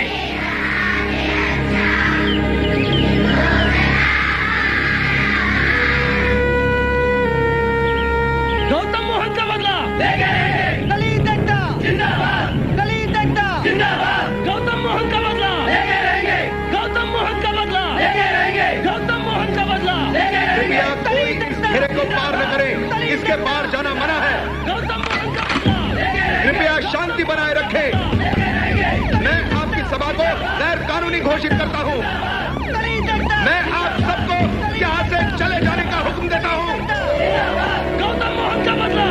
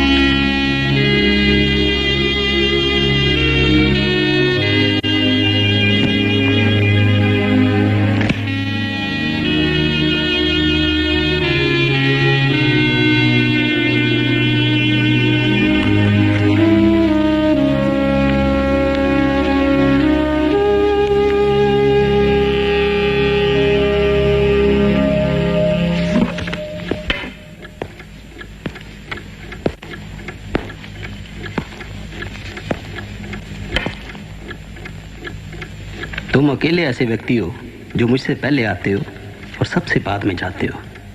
तुम्हारा परिचय? भीमराव अंबेडकर। हाँ, आखिर हम मिल ही गए। प्रोफेसर सेलिगमैन तुम्हारे बारे में काफी बातें करते हैं। मैं लजपत राय। बाहर चलकर थोड़ी गुफ्तगू हो जाए। अंबेडकर स्वतंत्रता संग्राम। ओह आई एम सॉरी, मैं अपने बारे में बताना तो भूल ही गया। आपको कौन नहीं जानता सर? प्रोफेसर सेलिगमैन उस इकोनॉमिक्स थीसिस की बड़ी तारीफ करते हैं जो तुम उनके लिए लिख रहे हो। हमें इस संघर्ष में तुम जैसे नौजवानों की जरूरत है। अंबेडकर, ये समय बड़ी उथल पुथल का है। महायुद्ध ने ब्रिटेन को खत्म कर दिया है, हमें इसका फायदा उठाना चाहिए। तुम्हें तो पता होगा तिलक ने हिंदुस्तान में होम रूल लीग शुरू किया और मैंने अपना संघर्ष यहाँ से जारी रखा है। अंग्रेज देश से निकाल सकते हैं लेकिन मुझे हरा नहीं सकते। कल हमने यहाँ एक मीटिंग रखी हुई है। आई एम सॉरी, मैं नहीं आ सकूंगा। मैं यहाँ महाराज की स्कॉलरशिप पे पढ़ रहा हूँ, बड़ौदा स्टेट के। इसलिए मेरा फर्ज बनता है कि मैं अपनी पढ़ाई पे ध्यान दूँ। आपसे मिलकर खुशी हुई।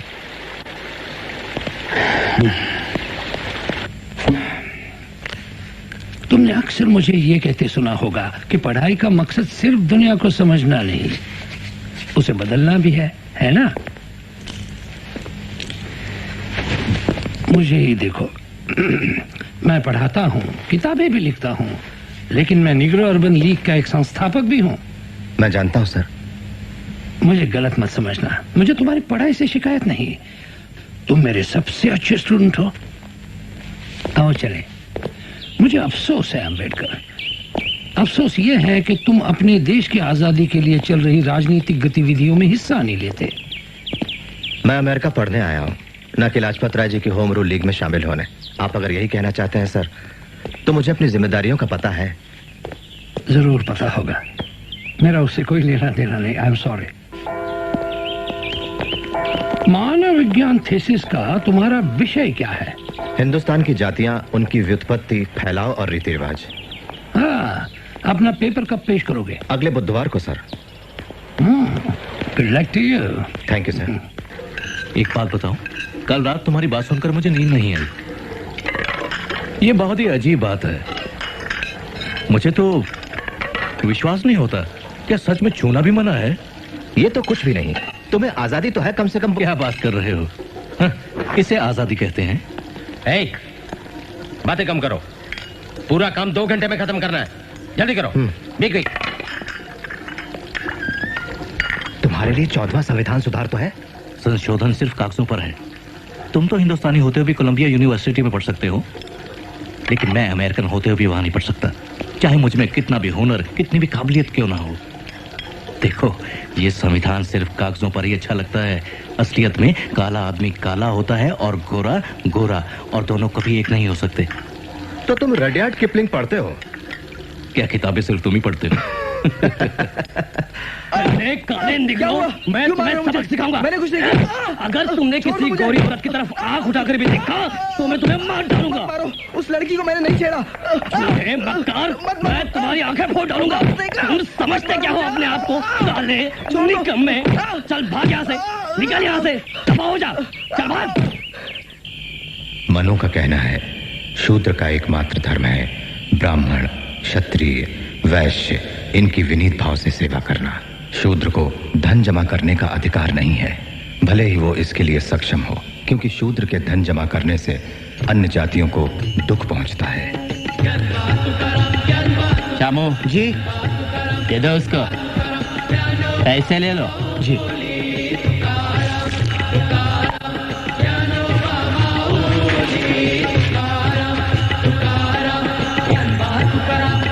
शूद्र को ऊंची जाति के लोगों से बात नहीं करनी चाहिए और पास से गुजरते हुए उन्हें जोर से आवाज करनी चाहिए, ताकि जो भी सुने वो रास्ते से हट जाए, क्योंकि शूद्र का दर्शन, उसकी आवाज, उसका स्पर्श उच्च जाति वालों को अपवित्र करता है। नहीं चाहिए तुम्हारे गंदे पैसे, जाओ, दूर हो जाओ, जाओ। हट। इस लड़के को लगता है चूंकि इसका बाप सूबेदार मेजर है, तुम इसके बाल काटोगे। अरे सूबेदार हो या मेजर, महार तो महार ही है। अगर तुम भैंस के बाल काट सकते हो तो तुम भैंस, गधे और कुत्तों से भी बदतर हो। सवर्णों को चाहिए कि वो कभी भी शूद्रों के सामने वेदों का उच्चारण ना करें। अगर कोई शूद्र वेदों को सुन लेता है तो उसके कानों में शीशा पिघलाकर डलवा देना चाहिए, अगर वे वेद का उच्चारण करते हैं तो उनकी जीवा काट देनी चाहिए। जीवा! जीवा! मैंने तुम्हें संस्कृत लेने के लिए बोला था, फारसी क्यों ली? सर ने कहा कोई सच्चा ब्राह्मण मुझे संस्कृत पढ़ाकर वेद भाषा अपवित्र नहीं करेगा। लेकिन मैंने तुम्हें कहा था ना सीधे प्रिंसिपल के पास जाना। गया था, आपने कहा था बंबई में सब कुछ ठीक होगा। रो मत, चुप हो जाओ, बंद करो रोना। बलि बकरे की दी जाती है, शेर की नहीं। रो मत, तुम सूबेदार मेजर खानदान की बच्ची हो, याद रखो।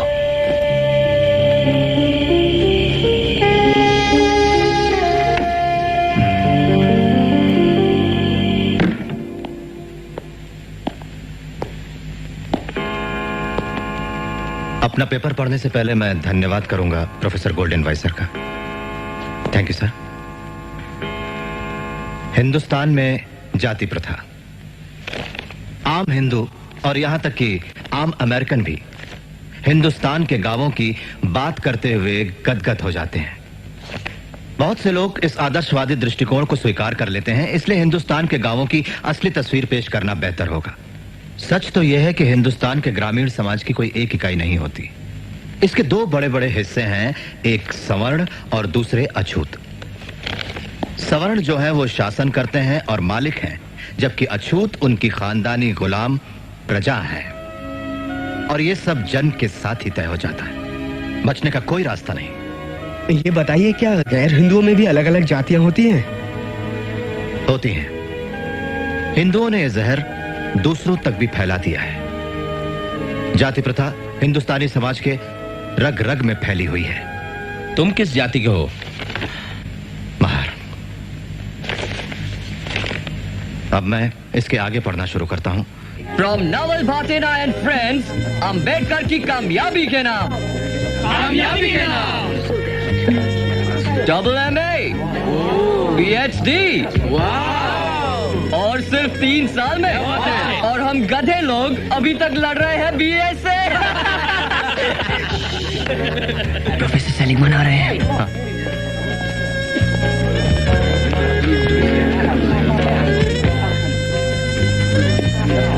सर, अम्बेडकर प्रोफेसर वेब के लिए खत देने आया था। आपने क्या तकलीफ की? तुम्हारा ग्लास कहाँ है? मैं नहीं पीता sir. Such a nice boy. तुम्हारी थीसिस पूरी हो जाए तो मुझे जरूर बताना। प्रस्तावना मैं लिख रहा हूँ, ये मत भूलना। नहीं तो किसी लंदन वाले को पकड़ लोगे।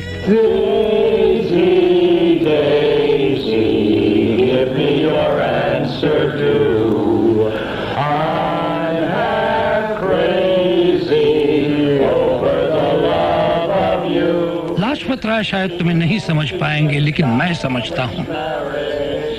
तुम्हारी लड़ाई उनकी लड़ाई से बहुत मुश्किल है। मैं good bye, good luck.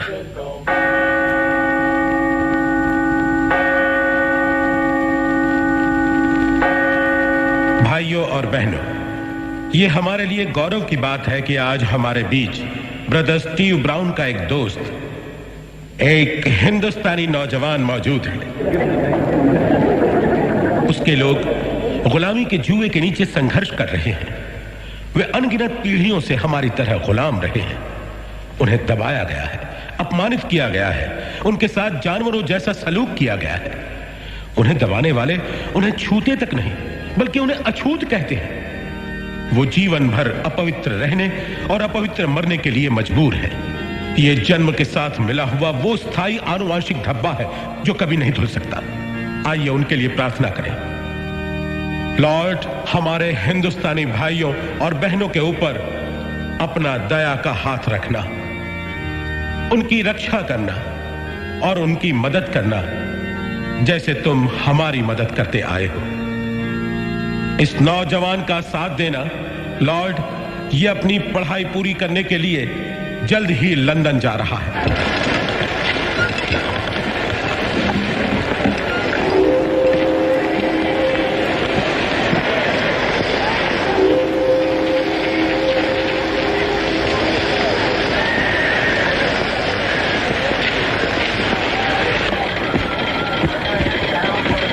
America से यहाँ क्यों आए?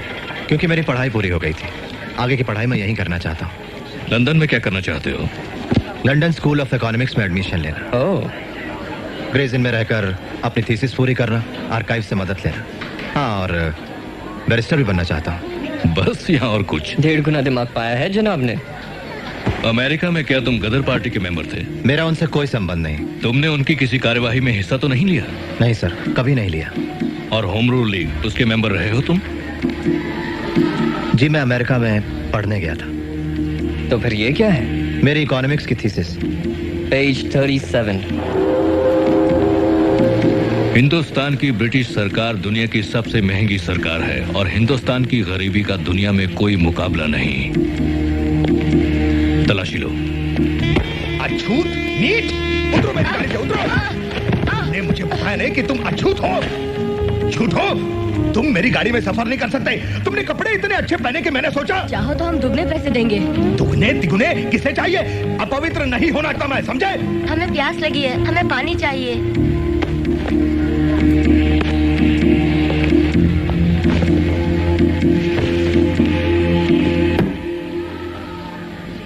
Welcome to London. Professor Seligman ने तुम्हारी सिफारिश की है। उनके लिए तुमने किस विषय पर थीसिस लिखी थी? हिंदुस्तान का आर्थिक इतिहास 1765 से लेकर आज तक। बड़ा दायरा है। पहले किसी ने लिखा इस पर? नहीं सर, मैं ही पहला हूं। तुम हमारे लिए कौन सी थीसिस लिखना चाहते हो? रुपए की समस्या पर। आओ। मुझे नहीं पता था कोई समस्या है।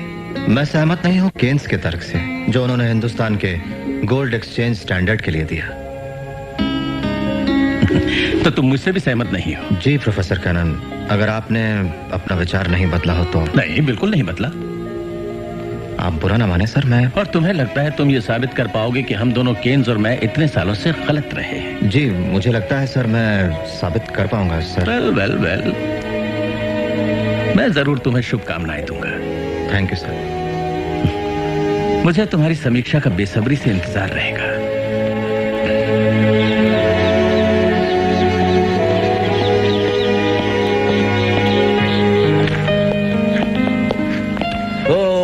आप हमेशा लाइब्रेरी में सबसे पहले आते हैं। थोड़ा ज्यादा सो लीजिए किसी दिन, थोड़ी देर के लिए। ये जो सारी किताबें हैं कहीं भागी थोड़े ही जा रही हैं। माफ कीजिए, आप नहीं समझे।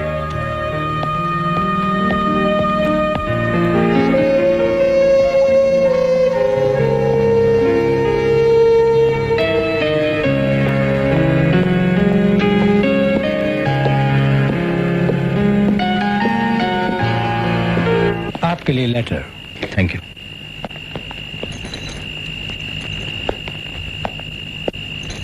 इस हफ्ते का बिल कब दोगे?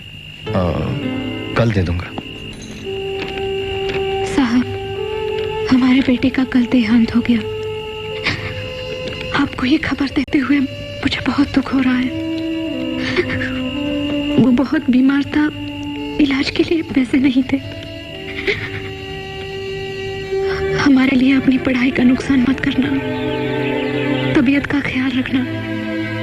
यहाँ सभी आपको याद करते हैं। प्रिय रामू, गंगाधर के लिए मैं बहुत उदास हूँ। उसके बिना जिंदगी दर्द भरी होने वाली है, खासतौर से तुम्हारी, क्योंकि तुम उसकी माँ हो। मैं तुम्हें बहुत थोड़े से पैसे भेज पाता हूँ, इसलिए तुम्हें दूसरों के घरों में बर्तन मांजने पड़ते हैं, गोबर उठाना और लकड़ी चुनना पड़ता है। तुम्हारे साथ ऐसा करने के लिए मुझे अपने आप से नफरत होती है। और यहाँ लंदन में लड़ाई की वजह से मेरी भी जिंदगी कठिन है।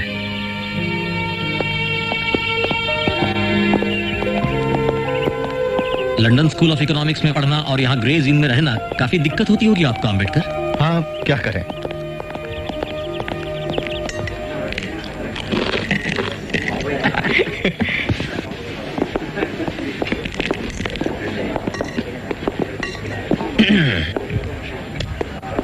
मेरे दोस्त मेरी बात पर यकीन नहीं कर रहे हैं, इसलिए आप इन्हें बताइए, क्या ये सही नहीं कि हिंदुस्तानी अपने दाएं हाथ से खाना खाते हैं क्योंकि वो बाएं हाथ से अपने पीछे की सफाई करते हैं?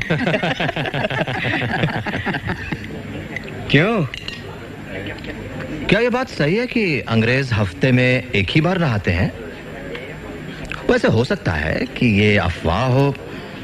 नहीं, मुझे नहीं लगता कि ये बात सही होगी। मेरे प्यारे दोस्त, मैं तुम्हें याद दिला दूं कि तुम हमारे देश में एक मेहमान हो। आपकी मेहमान नवाजी का भी जवाब नहीं।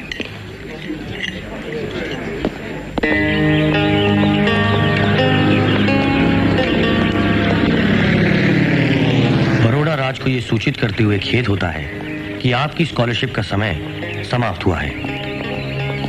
बंद पत्र के अनुसार आपको तुरंत ही हिंदुस्तान लौटकर 10 साल के लिए बड़ौदा सरकार की सेवा करनी पड़ेगी। दीवान बड़ौदा राज।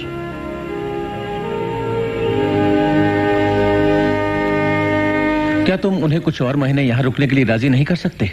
आखिर तुम्हारी थीसिस पूरी होने वाली है। नहीं सर।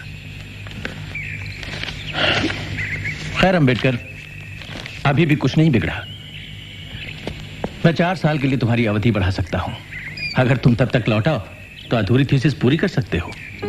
आपने मेरा हौसला बढ़ाया सर, थैंक यू। तुम वापस तो आओगे ना? मुझे नहीं पता, उम्मीद तो है। हम लोग बहुत चिंतित थे भिवा। क्यों? इसमें चिंता करने की क्या बात? मेरा जहाज कुछ ही घंटे तो लेट था। हमने सुना जहाज पर बम गिर गया। बम? हाँ, हम लोग जहाज के दफ्तर गए थे। उन्होंने बताया तुम्हारा तार गलत था। तो है भगवान का, केवल तुम्हारा सामान ही उस जहाज पर था। क्या? जिस जहाज में मेरा सामान था उसी में बम फटा? हाँ, हमने सोचा तुम्हारा जहाज डूब गया। मेरी किताबें? अरे मेरी किताबें थी उस जहाज में। युवा, किताबों को भूल जाओ। कैसी बातें करते हो तुम? अरे भाई, तुम तो जिंदा हो। हिंदुस्तान में स्वशासन लागू, हिंदुस्तानियों का शासन में सहभाग, मॉन्टेगू की घोषणा। हिंदुस्तान में स्वशासन लागू, कुछ पैसे तो हिंदुस्तान में स्वशासन लागू। छोटू क्यों अन्ना, अब भी कुश्ती लड़ते हो? जी।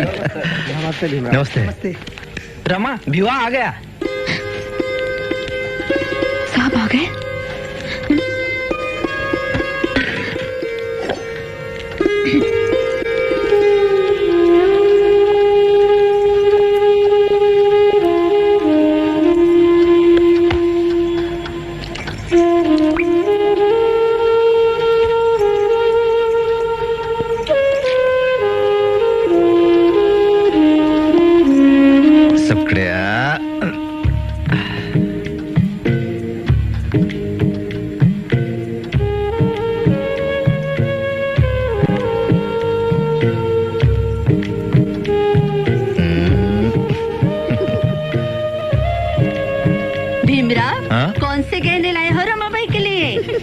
अरे मैं खुद जो आ गया हूँ, अब गहनों की क्या जरूरत है? क्यों? चलो। मैंने हमारे बच्चे को बचाने की पूरी कोशिश की, लेकिन पैसे नहीं थे और मैं इतनी अकेली थी। आपकी बहुत याद आई।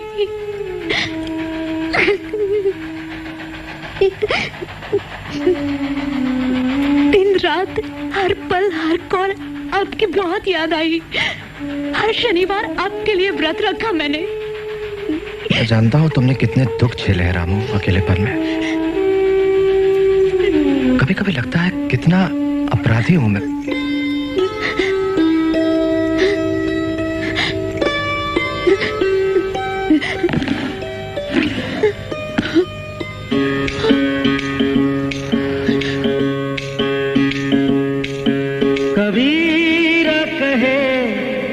जग अंधा, कबीर कहे ये जग अंधा।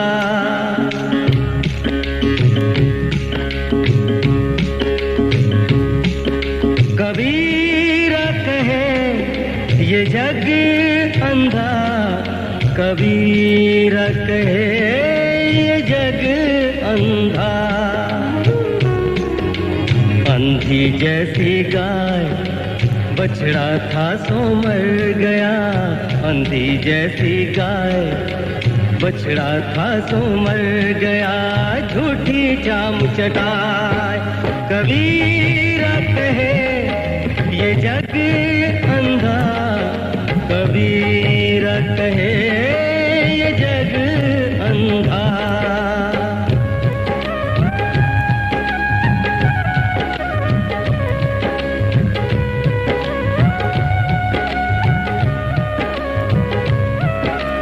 गगन घटा कहरानी साधो, गगन घटा कहरानी साधो, गगन घटा कहरानी। पूरब दिशा से उठी है बदरिया, ओ पूरब दिशा से उठी है बदरिया। रिमझिम बरसत पानी, रिमझिम बरसत पानी। पूरब दिशा से उठी है बदरिया, रिमझिम बरसत पानी, ओ रिमझिम बरसत पानी। अंधी जैसी गाय बछड़ा था सो मर गया, झूठी जाम चढ़ाए। कबीरा कहे ये जग अंधा, कबीरा कहे ये जग अंधा, कबीरा कहे ये जग अंधा, कबीरा। अब तो आपकी पढ़ाई खत्म हो गई होगी।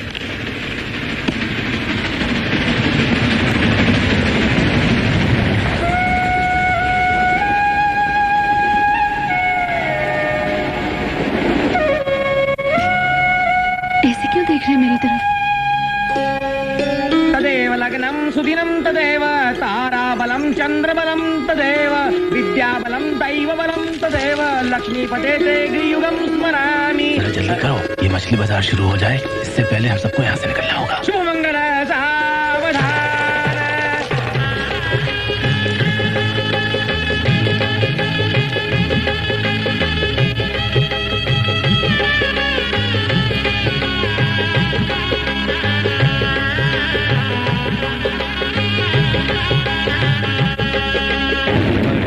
पर्दा छोड़ दे हो,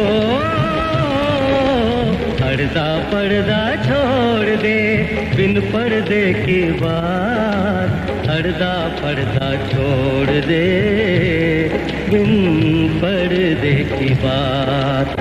दुल्हन से दुल्हा मिला तो, दुल्हन से दुल्हा मिला तो फीकी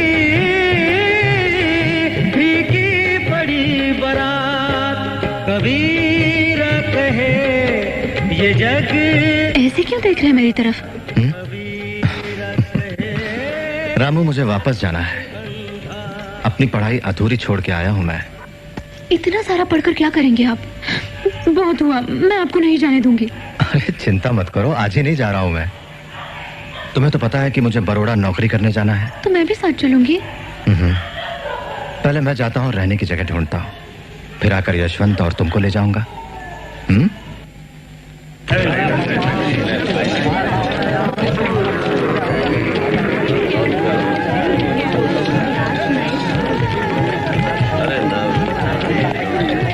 बोलो, मुझे कमरा चाहिए। हमारा नाम भीमराव अम्बेडकर। हिंदू? हाँ जी। जात? महार। माफ करो, कमरा नहीं है। सिर्फ एक हफ्ते के लिए। मेरा होटल बंद करवाना चाहते हो? जी। दूसरी जगह देखो।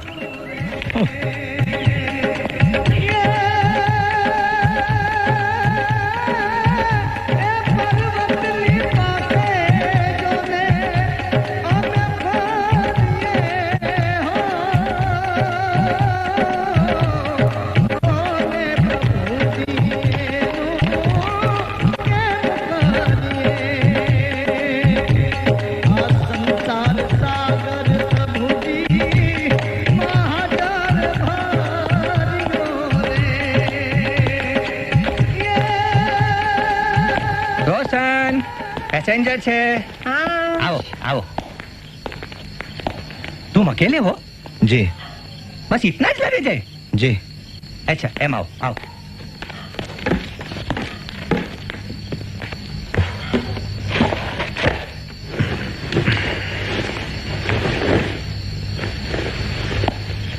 खुदा।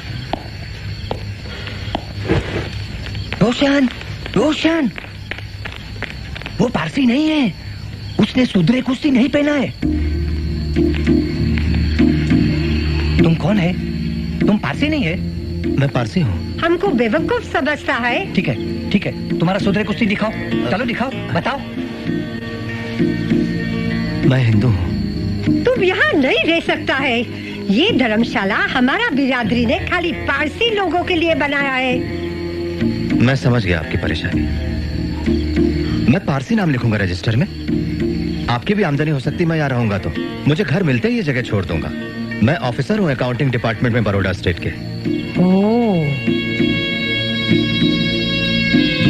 ठीक है, ठीक है, तुमको एक दिन का 5 आना भाड़ा देना पड़ेगा, बोर्डिंग और लॉजिंग का, और तुमको रजिस्टर में लिखना होगा पारसी नाम। Thank you. मैं इसके वास्ते खाना लाती हूँ। अनीस कमरे में नहीं रह सकता है तुम, हम तुमको दूसरा कमरा देंगे। सामान उठाओ और आओ हमारी साथ।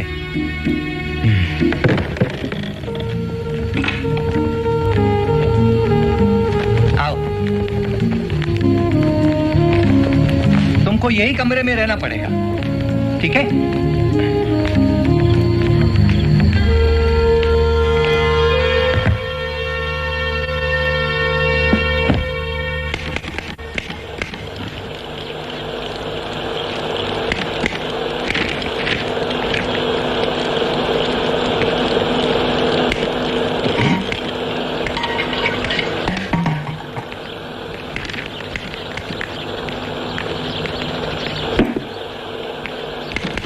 पूरा अंदर है।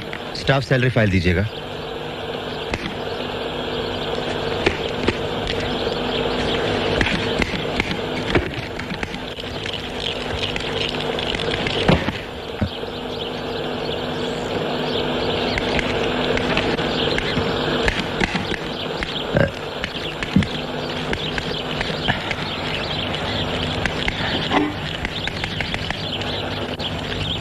जरा एक गिलास पानी तो देना। सुना नहीं मैंने क्या कहा? पानी नहीं है। तो वो क्या है फिर? पानी नहीं है।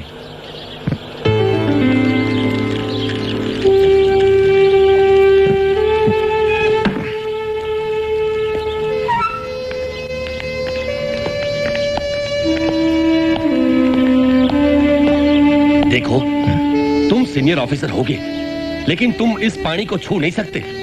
अगर महाराज को इस बात का पता चल जाए तो? कहाँ जाओ, बोल दो, हम नहीं डरते। ये हमारे धर्म का मामला है। अगर महाराजा तुम्हें पानी पिलाना चाहते हैं तो अपने महल से लाकर पिलाए। वो महाराजा है, कुछ भी कर सकते हैं। वो नौकरी पे रख सकते हैं तुम जैसे गंदे अछूतों को। मुझे याद है जोशी, पर मुझे भी आपकी तरह इकोनॉमिक्स में 3% मार्क्स नहीं मिले थे मिस्टर मुखर्जी। हाँ। अरे वो तो प्रोफेसर सेलिगमैन की मेहरबानी थी। अच्छा, क्योंकि वो मुझे निराश नहीं करना चाहते थे।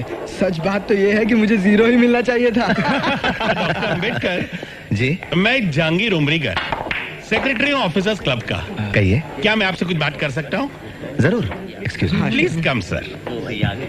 એટલે કે हमें मिला आपका एप्लीकेशन लेटर, हम आपको खुशी से मेंबर बना सकते हैं क्लब का, लेकिन हमारी कुछ कंडीशंस हैं। हाँ? बुरा नहीं मानना, आपको अलग टेबल पर बैठना पड़ेगा। आप अपना अलग कांटा, चमचा, प्लेट इस्तेमाल कर सकते हैं, और सिर्फ हमारा एक मुस्लिम वेटर मकबूल अहमद ही आपको सर्व करने के लिए तैयार है। हाँ?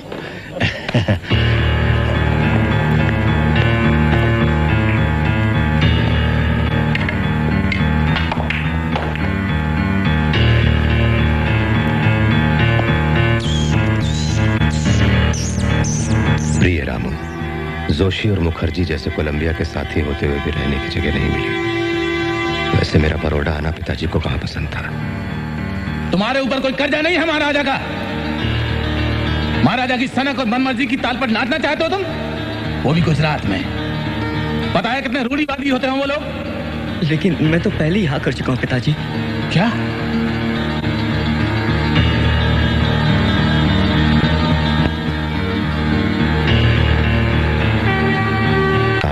पिताजी की तबीयत बिगड़ी हुई है। उनके लिए मिठाई ले रहा था कि मेरी आंखों के सामने से ट्रेन निकल गई। आखिर मैं किसी तरह घर पहुंचा। पिताजी पिताजी दीवा दीवा तेरी ही प्रतीक्षा कर रहा था।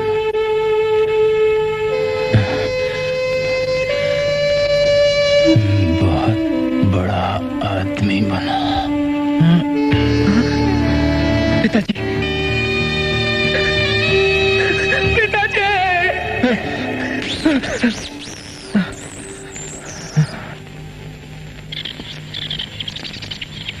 कड़ी सके एवन कड़ी कैम सके एवन ना मैडम जी कंप्यूटर पर से आ गया मानस कौन से मैडम जी नालायक नीच धोखेबाज झूठे तुम्हारी हिम्मत कैसे हुई पारसी नाम रखने की? हम जानते हैं कौन है तू एक हिंदू है नहीं पर एक अछूत है। कोई और जगह नहीं मिली क्या रहने के वास्ते? ये जगह कब तक खाली करेगा बोल। बस 1 हफ्ता और मुझे यहाँ रहने की मोहलत दीजिए, मैं तब तक दूसरी जगह ढूंढ लेता हूँ। बिल्कुल नहीं, बाहर निकल जाओ यहाँ से। सामान के साथ बाहर निकल जाना, वरना अगर आज रात तू यहाँ नजर आया इन डंडों से तेरा सर फोड़ डालेंगे, समझा?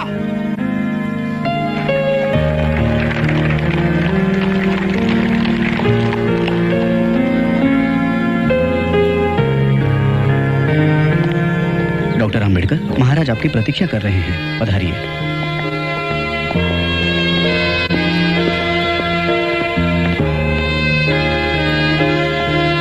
अंबेडकर, आओ आओ। मुझे तुम पर बहुत गर्व है बेटे। मैंने तुम्हारा थीसिस कास्ट इन इंडिया पढ़ा। बहुत अच्छे, बहुत अच्छे। धन्यवाद योर हाइनेस। बैठो। तो बताओ मैं तुम्हारे लिए क्या कर सकता हूँ?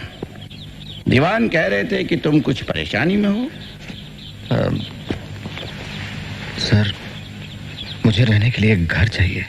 अंबेडकर, समझता हूं तुम्हारी परेशानी, मेरी भी कुछ मजबूरी होगी। सब धीरे धीरे होगा।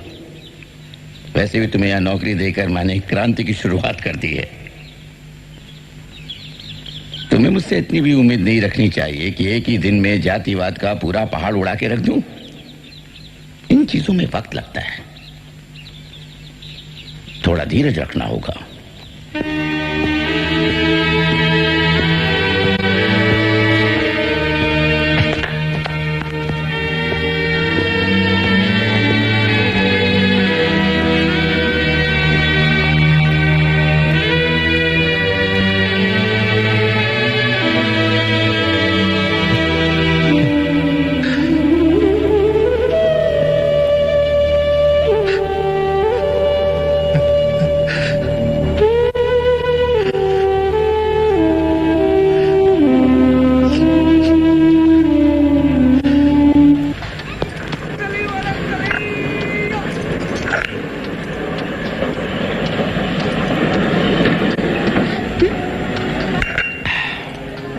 लोग इतने निर्दयी कैसे हो सकते हैं?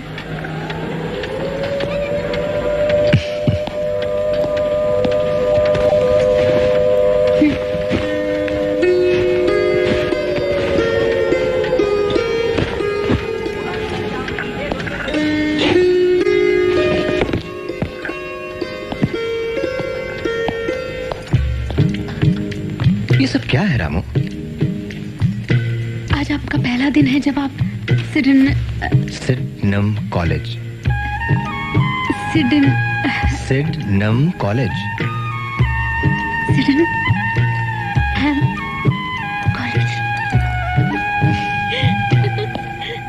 सुनो, क्या ये बोरिंग अछूत हमें पढ़ा पाएगा? अरे देखना, मेरे पिताजी को पता लगती क्या होगा। तुम्हें क्या लगता है, क्या ये नमूना अंग्रेजी बोल पाएगा? सच है।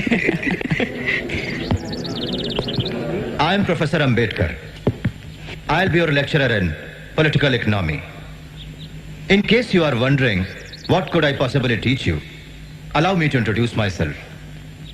वैसे मैंने MA और PhD की डिग्री पाई है पब्लिक फाइनेंस में, कोलंबिया यूनिवर्सिटी न्यूयॉर्क से। मेरी थीसिस का विषय है 1765 से आज तक का हिंदुस्तान का आर्थिक इतिहास। इसके अलावा मैं तैयारी कर रहा हूं MSc की लंदन स्कूल ऑफ इकोनॉमिक्स से। अगर किसी को यह लगता है कि मैं आपको पढ़ाने के लायक नहीं हूं और क्लास के बाहर जाना चाहते हैं तो जा सकते हैं खुशी से अभी। So, let's begin.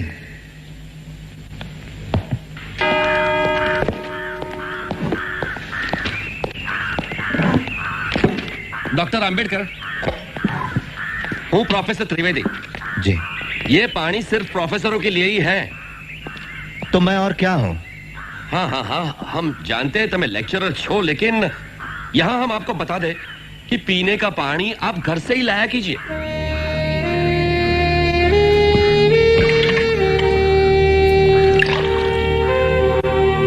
अगर आप विद्वान प्रोफेसरों को मेरे पानी पीने पे ऐतराज होता है, तो मेरा सुझाव है कि आप अपने घर से पीने का पानी लाएं।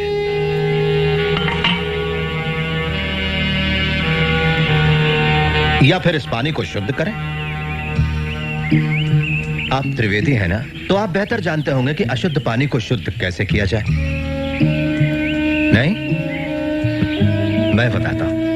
अमेत दिशव चंडाल मध्यमावसादि दूषितात्, ये मंत्र वृद्ध हरित स्मृति से है। फिर से दोहराऊं, अमेत दिशव चंडाल मध्यमावसादि दूषितात्।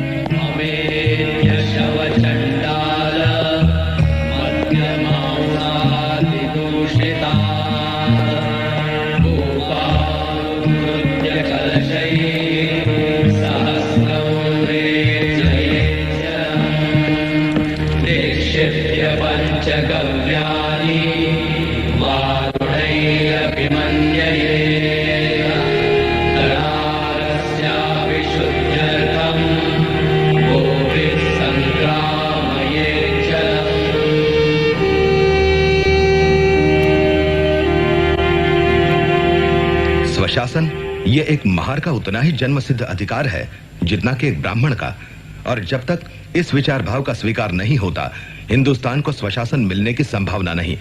जिस स्वराज में पिछड़ी जातियों को मूलभूत अधिकार नहीं मिलते, वो सही स्वराज नहीं होगा, वो एक नई गुलामी होगी, एक महार। ओह, कितना प्रभावशाली विधान है। दीवान साहब, आप जानते हैं इस पत्र का अनामक लेखक कौन है? नहीं योर हाइनेस। डॉक्टर अंबेडकर।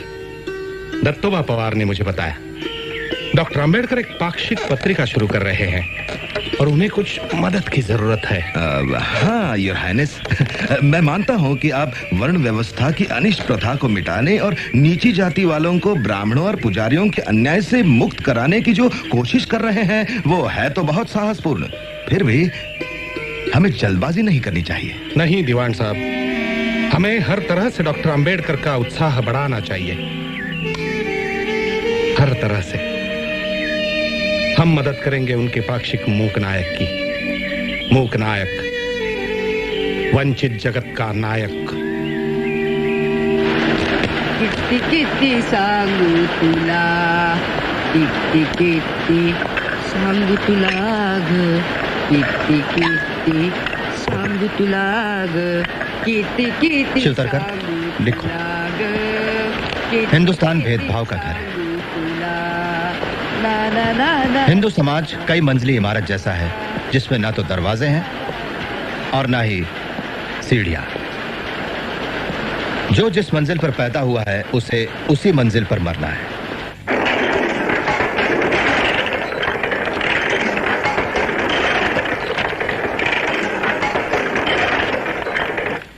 इस मानगांव परिषद ने मुझे विश्वास दिलाया है कि आपको अंबेडकर के रूप में अपना उद्धारक मिल गया। मुझे भरोसा है ये आपकी बेड़ियां तोड़ डालेंगे। इतना ही नहीं, वो समय आएगा, मेरा मन मुझे कहता है, जब अंबेडकर इस देश के अग्रणी और महान नेताओं में गिने जाएंगे।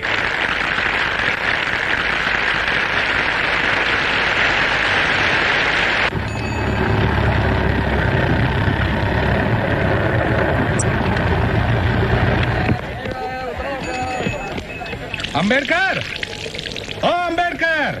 रमा, कौन हो सकता है? ओ अंबेडकर। लगता है शाहू महाराज हैं। चलो ऊपर ही चलते हैं। जी।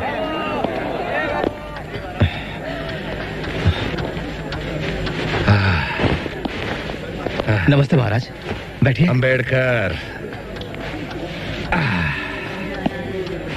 हाँ, एक कप तुम्हारी स्पेशल चाय मिलेगी बहन रमाबाई। रामू चाय। ये बात बिल्कुल सच है कि हर महान आदमी के पीछे एक स्त्री होती है, रमा बहन जैसी। तुम भाग्यशाली हो अंबेडकर। हाँ,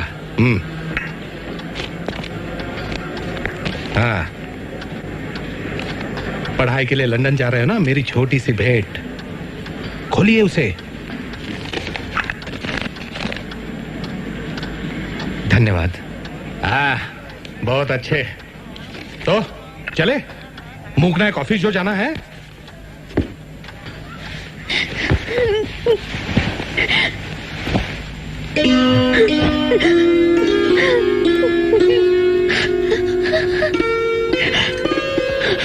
रामू, मैं समझ सकता हूं तुम बहुत दुखी और अकेली हो जाओगी, लेकिन मुझे मेरी पढ़ाई पूरी करनी है।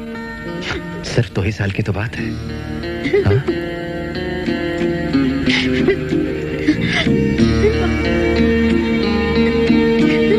रामू, चलो भाई चलो।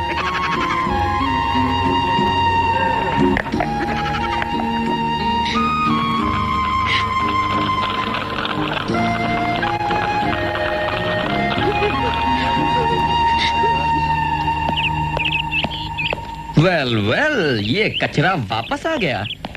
ओ, अंबेडकर।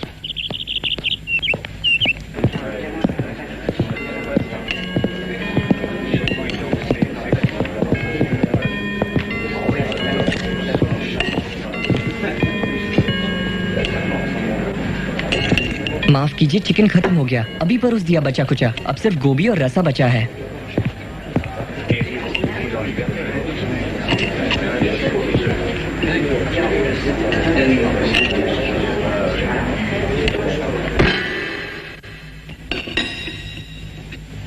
हे, क्या हुआ?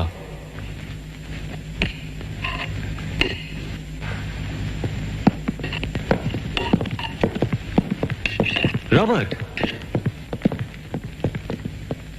ओह, तो तुम मेरे हिस्से का चिकन खा रहे हो। किस्मत अच्छी है तुम्हारी। मेरे पिता कहते हैं हिंदुस्तान में हिंदुस्तानी और कुत्ते बाहर बैठकर खाते हैं, हमारे साथ नहीं।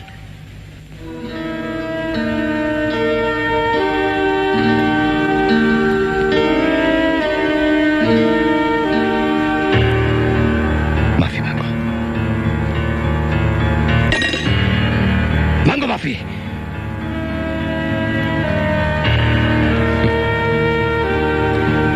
ठीक है, माफी चाहता हूं।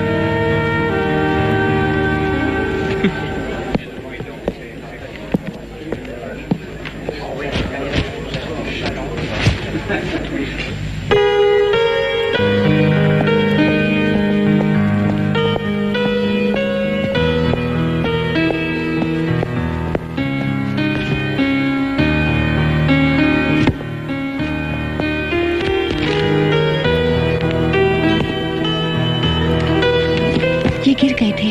Thank you.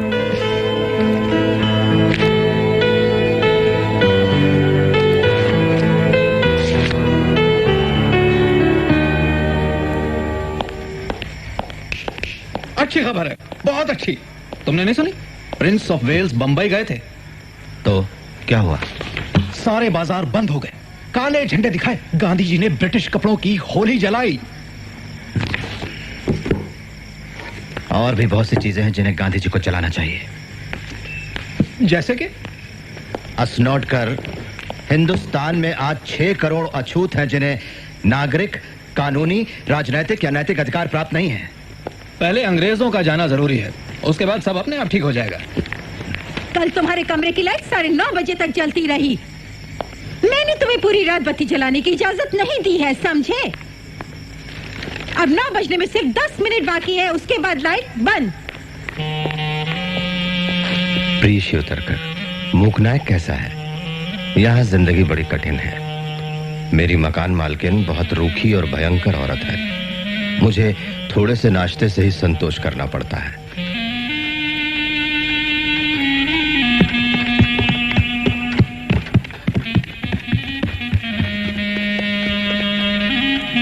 यहाँ लंदन की खामोश रातों में मुझे बाड़ाराम भाव का क्लैरिनेट सुनाई पड़ता है। मुझे रमाबाई की चिंता है, तुम उसका ख्याल रखना जैसे हमेशा रखते आए हो। मुझे घर से खबर मिली है कि ट्यूशन टीचर नियमित नहीं आता। ऐसा क्यों हो रहा है? अगर पैसों की बात है तो उसकी तनख्वाह बढ़ा दो या कोई दूसरा टीचर रख लो। बच्चों की पढ़ाई का किसी भी कीमत पर कोई नुकसान नहीं होना चाहिए। इस मामले में तुम खुद ध्यान देना। भीमराव। यहाँ बम्बई में तो तुम्हारे लिए 1 मिनट की फुर्सत नहीं होती, और अब देखो हजारों मील दूर तुम्हारी चिंता होने लगी है।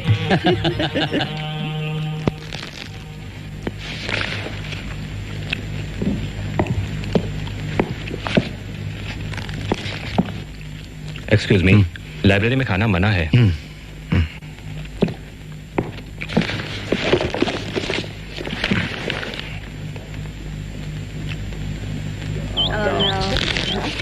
Very cold.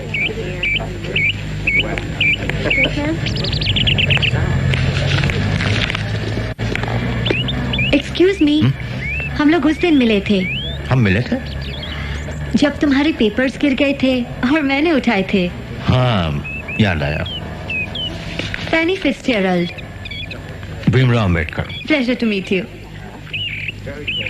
मैंने कभी किसी को इतनी मेहनत करते नहीं देखा।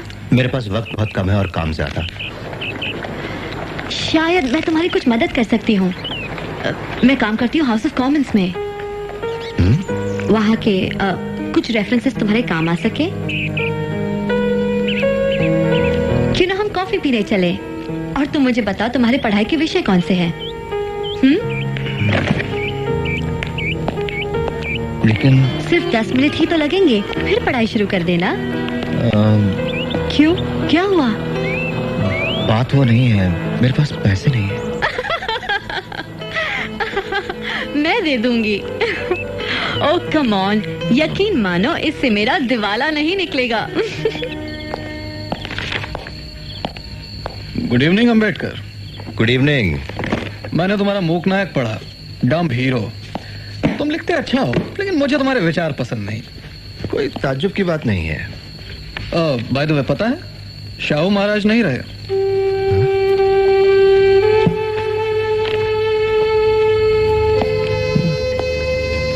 आज मुझे एक दोस्त मिला था मेरा, बंबई से अभी अभी आया है। उसी ने बताया।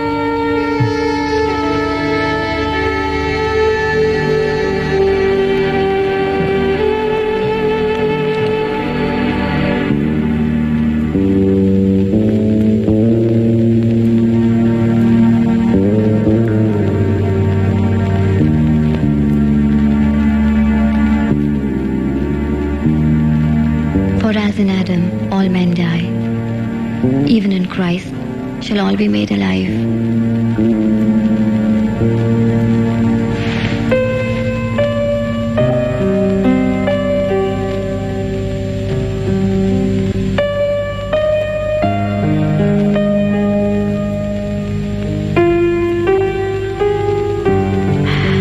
मेरे पति की मौत हुई तब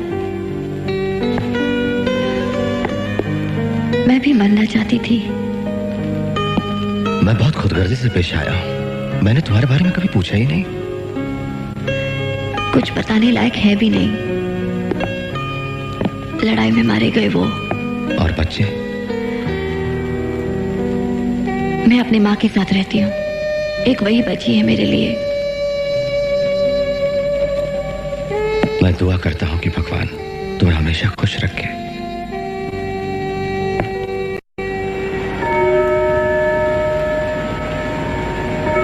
Bhimrao Ramji Ambedkar.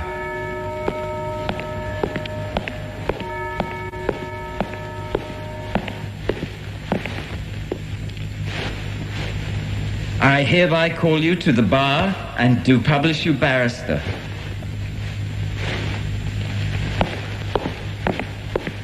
टोस्ट नए वकील के नाम। वो अपनी लड़ाई साहस से लड़े और उसे बहुत सफलता मिले। मेरे दोस्तों पर भगवान अपनी कृपा रखे और उन्हें तकलीफों से दूर रखे।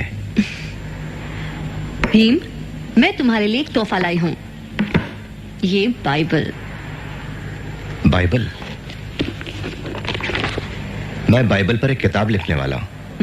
और उसे तुम्हें समर्पित करूंगा। Well, thank you. अम्बेडकर, तुमने सोचा होगा कि मैंने तुम्हें मुबारकबाद देने के लिए यहां बुलाया है। तुम्हें निराश करने के लिए मुझे अफसोस है, लेकिन तुम्हें इसे दोबारा लिखना होगा। तुम्हारे निष्कर्षों से हमारा कोई विरोध नहीं है, मगर मेरे ख्याल से वो गलत है। एग्जामिनर्स का भी यही मानना है। फिर भी हम किसी को अपने विचार बदलने के लिए नहीं कहेंगे, महज इसलिए कि हम चाहते हैं। इसलिए तुम अपने निष्कर्षों को वैसे का वैसा ही रखो अम्बेडकर। सिर्फ अपने तेवर थोड़े से बदल दो, मतलब कि अपनी भाषा। ये एक इकोनॉमिक्स थीसिस की बात है अम्बेडकर, हुकूमत को नीचा दिखाने का जरिया नहीं।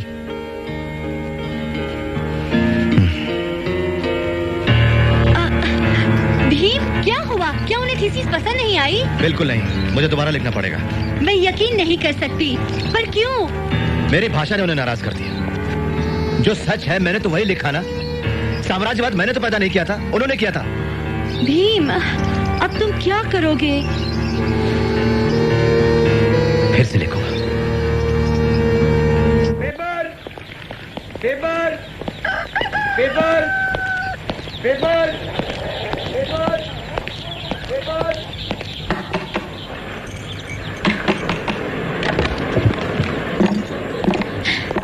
साहब, अचानक मैं लक्ष्मी वाहिनी में। रुको तो, पहले मैं तुमसे तो मिलूं। कैसी हो? रमा, कौन है? साहब। साहब,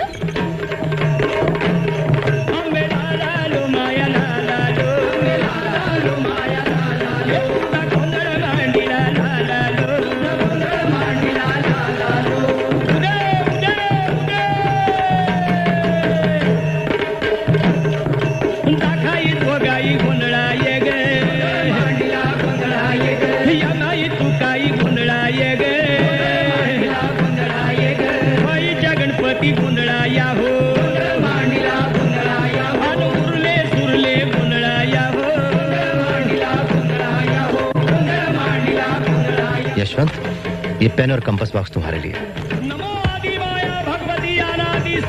कल बाजार जाएंगे और नए कपड़े खरीदेंगे तुम्हारे लिए, तुम्हारी माँ और लक्ष्मी बहनी के लिए भी। ये है मेरी लॉ डिग्री। जानती हो उन्होंने क्या कहा? Bhimrao Ramji Ambedkar, I hereby call you to the bar and do publish you barrister.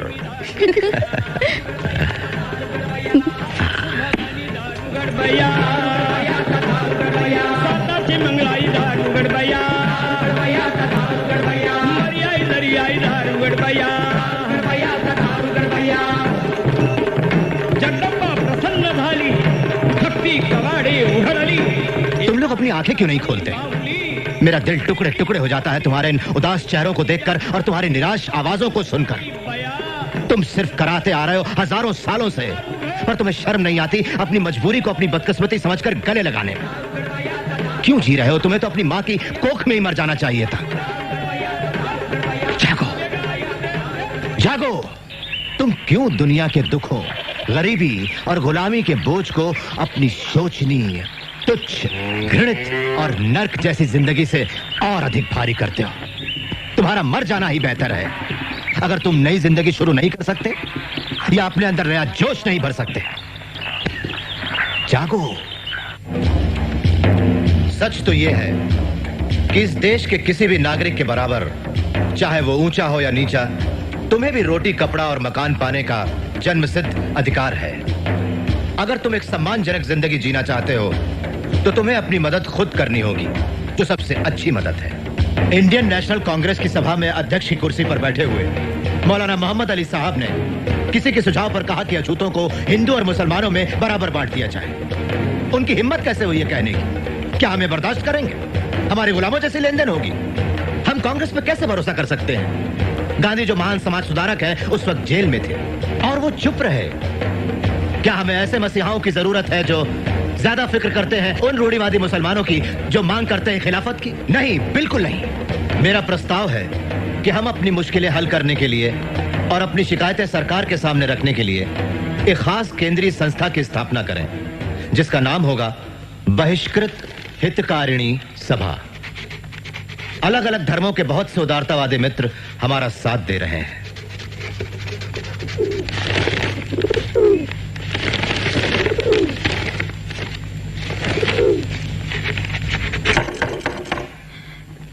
साहब, साहब, साहब, साहब। क्या चाहिए तुम्हें? इस घर में थोड़ी शांति नहीं मिल सकती?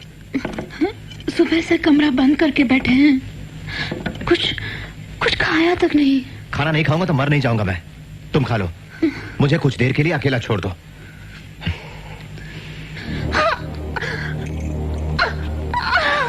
रामू, क्या हुआ? रामू, क्या बात है? क्या हुआ? प्रिय दत्तोबा, हमारे बेटे राजरत्न ने मेरे व्यस्त जीवन में खुशियां भर दी हैं। जब मैं इसे देखता हूं तो मुझे अपने पिताजी का प्यार और ममता याद आती है। मैं अपने आप को एक अच्छे वकील के रूप में स्थापित करने की पूरी कोशिश कर रहा हूं, फिर भी नीची जाति का होने से हर चीज मुश्किल हो जाती है। तब राजरत्न सब भुला देता है। भीमराव, राजरत्न बहुत बीमार है, आप जल्दी चलिए।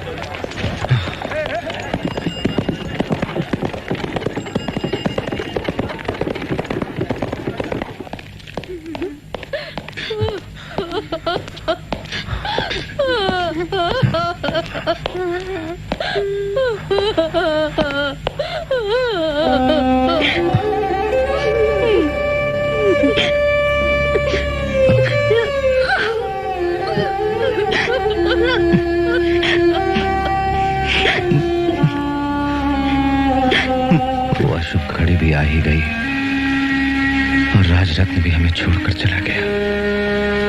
और अब जब हमने अपनी चौथी भोली भाली और हंसमुख संतान को दफन कर दिया है, हमारी जिंदगी का सारा स्वाद चला गया है। तुम ही बताओ दत्तोबा, भाग्य इतना बेरहम क्यों होता है? राजरत्न को क्यों मरना पड़ा? क्यों? मैं भीमराव रामजी अंबेडकर बॉम्बे वैधानिक सभा का सदस्य मनोनीत किए जाने पर ये विधिवत प्रतिज्ञा लेता हूँ कि मैं महामहिम बादशाह सलामत के प्रति पूरी निष्ठा और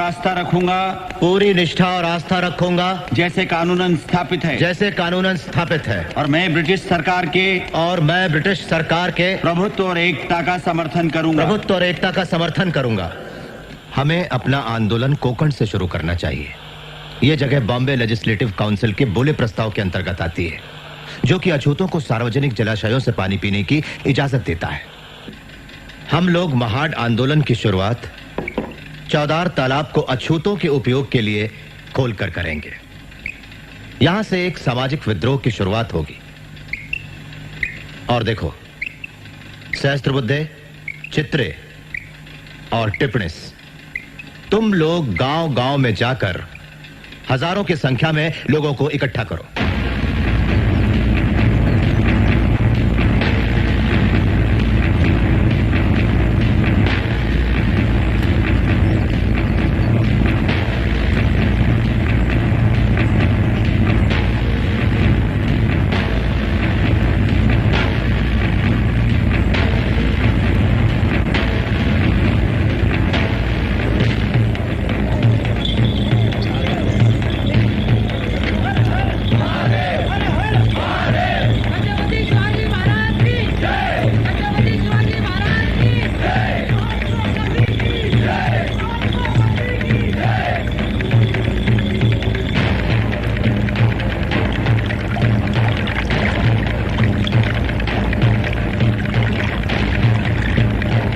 आखिर में उन्होंने कॉन्फ्रेंस के लिए एक तमाशा थिएटर किराए पे लिया है और भारी संख्या में लोग महार की तरफ कूच कर रहे हैं।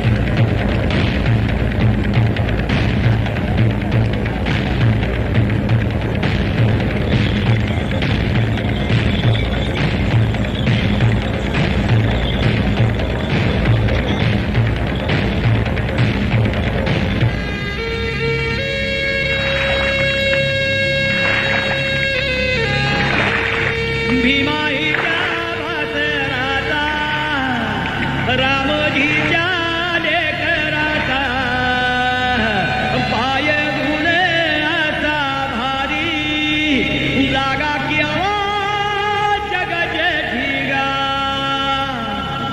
सारा उजेड हाथोरे अन प्याला तो करे आभाळ उबळ्याला बळ घराची दाजे काठीगा तर म्हणा भीम बाळ भीमाईच्या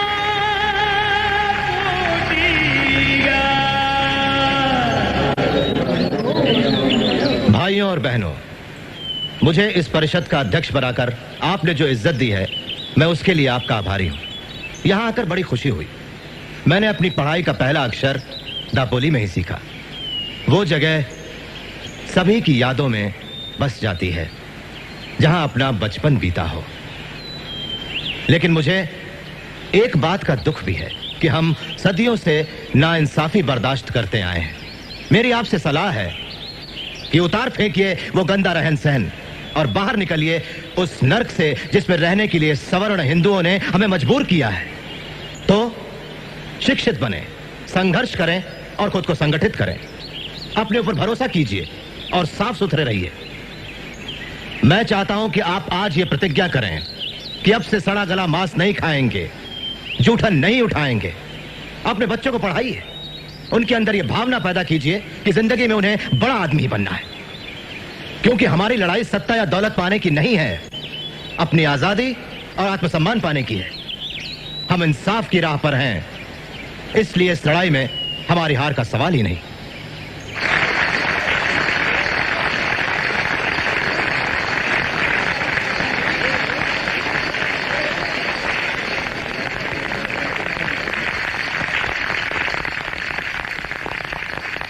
महाड के अछूतों को पीने का पानी बड़ी मुश्किल से मिलता है। उनकी समस्या दूर करने के लिए महाड म्युनिसिपैलिटी ने बोले प्रस्ताव के अंतर्गत चौदार तालाब 1923 में ही जनता के लिए खोला है। इसके बावजूद महाड के अछूतों ने इस प्रस्ताव पर अमल नहीं किया है। क्यों? क्योंकि साफ जाहिर है वे डरते हैं। मैं परिषद से अपील करता हूं कि वो इस मामले में दिशा दें। तो क्यों ना हम शांतिपूर्वक चौदार तालाब चलें और पानी पिए, जो हमारा कानूनन हक है। चलो चौदार तालाब।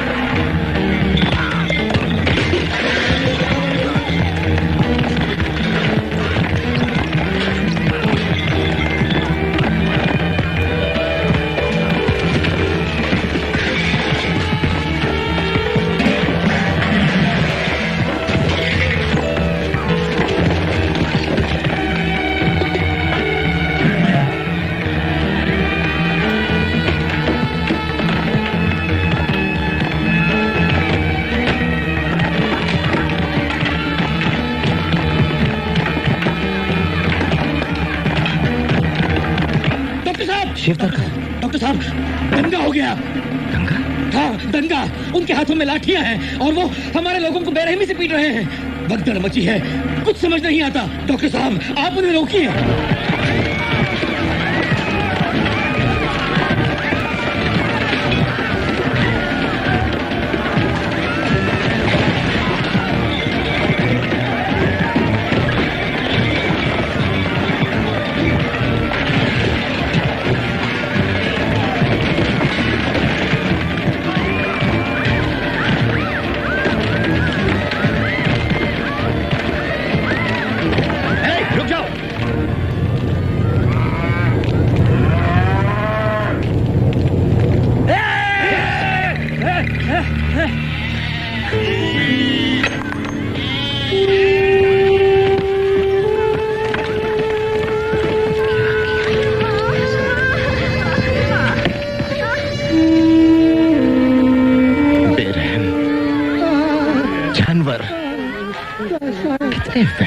ये लोग।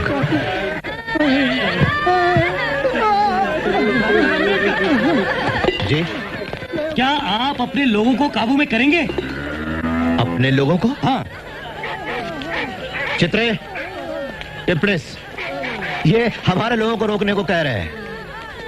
ठीक है, मैं अपने लोगों को रोकता हूं, लेकिन आप बाकी लोगों को रोकिए। ठीक है। क्या अब आप मंदिर में घुसने की तैयारी में हैं? मंदिर?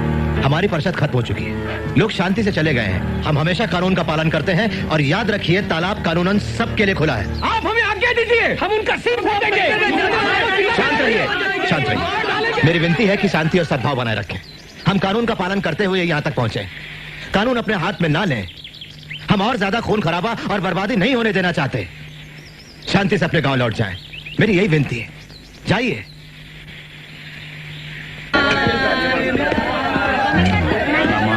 हुई है ना, उसने कुछ खाया। तेरी ही फिक्र में बीमार हुई है वो।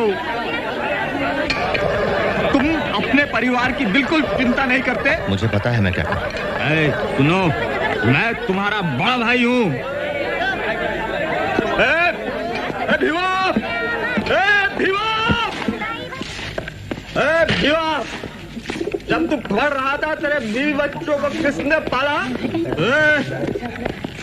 जब जब तेरे पास एक ही पैसा नहीं था, बता मुझे, किसने पाला? तुम्हारा इस घर में कुछ भी नहीं है, कुछ भी नहीं। घर के सारे बर्तन भी मेरे पैसों से खरीदे गए हैं, मेरे पैसों से, समझे तुम? तो उठा कर ले जाइए। ठीक है, मैं सब लेके जाऊंगा। सारे बर्तन मेरे हैं, मैंने सारे तो बर्तन मेरे। लक्ष्मी, हट दो। क्या कर रहे हैं आप? छोड़िए। छोड़ दो मुझे, छोड़ दो तुम मुझे।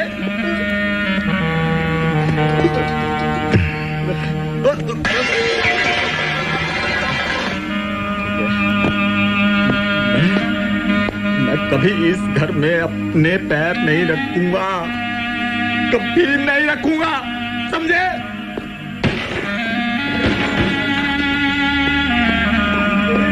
कभी नहीं देखोगे।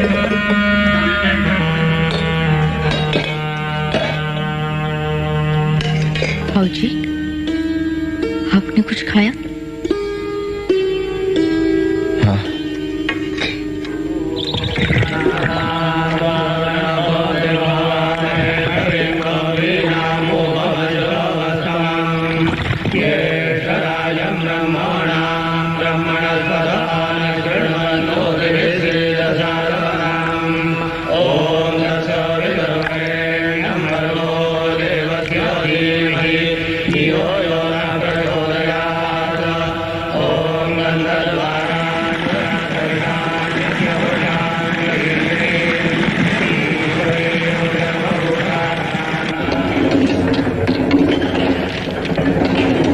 प्यारे पाठकों, मूक नायक को बंद करना पड़ा। उसकी जगह मैं एक नया पाक्षिक शुरू कर रहा हूं, जिसका नाम होगा बहिष्कृत भारत, जो पीड़ित वर्ग की शिकायतों को आवाज देगा। मैं दूसरी उपजातियों से भी अनुरोध करूंगा कि वो एक होकर महाड के सत्याग्रह को मजबूत बनाए। आपके लिए टेलीग्राम है अमेरिका से। आपको बधाई दी है। लिखा है आपने एक अभूतपूर्व सामाजिक क्रांति की नींव रखी है। क्या उन्हें ये मालूम नहीं कि तालाब शुद्ध कर दिया गया है? एक और टेलीग्राम बनारस से आया है। लिखा है, हम आपकी हरकत का विरोध करते हैं। इन हरकतों से बाज नहीं आए तो ठीक नहीं होगा। अरे यार, 2 चाय ले, 4 नंबर पे। फारूक भाई, हमें कुछ खाने को दीजिए। और बहिष्कृत भारत का नया अंक। सारी प्रतियां बिक गई। शाबाश। काउंसिल की मीटिंग कैसी रही? तूफानी। तो बताओ, क्या स्थिति है महाड में? मोरे, सवर्णों ने उन अछूतों के बहिष्कार की घोषणा की है जो महाड आए थे। वहाँ के सारे गांव में हमारे लोगों को कड़ी परेशानियों का सामना करना पड़ रहा है। सवर्ण उन्हें अनाज तक नहीं देते, कोई ना कोई बहाना ढूंढ कर मारपीट करते रहते हैं। कईयों को तो जेल में डाल दिया। उन्होंने मुझे भी इतना मारा कि उनके नसीब में है सिर्फ धमकियां और अत्याचार। और महाड म्युनिसिपल काउंसिल ने तो प्रस्ताव पास किया है कि 14 टैंक अछूतों के लिए बिल्कुल खोला नहीं जाएगा। जानलेवा बीमारियों का इलाज सख्ती से करना पड़ता है। भाइयों और बहनों, ये पत्र गैर ब्राह्मण आंदोलन के नेता श्रीमान जवड़कर की तरफ से आया है। लिखते हैं, हम महाराष्ट्र के गैर ब्राह्मण नेता ये घोषणा करते हैं कि आपके सत्याग्रह को हम तन मन से सहयोग देंगे, लेकिन एक शर्त है, कोई ब्राह्मण इस आंदोलन में शामिल नहीं होगा। यह मान लेना गलत है कि सारे ब्राह्मण अछूतों के दुश्मन हैं। निजी तौर पर मुझे ब्राह्मणों से घृणा नहीं है, मुझे घृणा है ब्राह्मणवाद की भावना से, जो कि ब्राह्मणों और गैर ब्राह्मणों दोनों में हो सकती है। ये तय हुआ है कि 25-26 दिसंबर 1927 इन दिनों हम सबका महाड में सत्याग्रह होगा। हर हर महादेव, हर हर महादेव। डॉक्टर भीमराव अंबेडकर की, डॉक्टर भीमराव अंबेडकर की, डॉक्टर भीमराव अंबेडकर की। डॉक्टर अंबेडकर, मैं Sarang, police superintendent. Collector mister hood आपसे मिलना चाहते हैं। Please come. भाइयों, महाड जाते समय कड़ा अनुशासन बनाए रखें। अनुशासन के बिना सत्याग्रह की ताकत कम हो जाती है।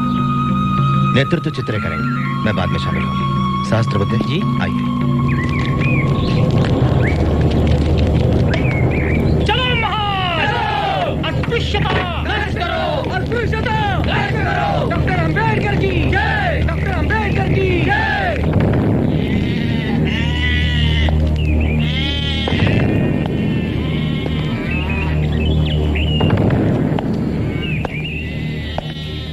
नजर रखना कि कोई टैंक के नजदीक आने ना पाए, ठीक है? आप मुझे थोड़ा समझने की कोशिश कीजिए। सवर्णों ने कोर्ट में दावा किया है कि टैंक उनकी अपनी निजी मिल्कियत है और सिविल कोर्ट ने उन्हें स्टे ऑर्डर दे दिया है। मिस्टर हुड, आप और मैं दोनों अच्छी तरह से यह बात जानते हैं कि यह दावा सरासर झूठा है। अब ये सब तो कोर्ट ही तय करेगा कि सवर्णों का दावा सच्चा है या झूठा। लेकिन इस सत्याग्रह का एकमात्र उद्देश्य यही था कि हम उस तालाब से पानी पिए। देखिए, अगर आप जिद करेंगे तो मुझे गिरफ्तारियां करनी पड़ेंगी और ये अदालत की बेइज्जती का जुर्म होगा। क्या आप अपने 10,000 लोगों को जेल भिजवाना चाहते हैं?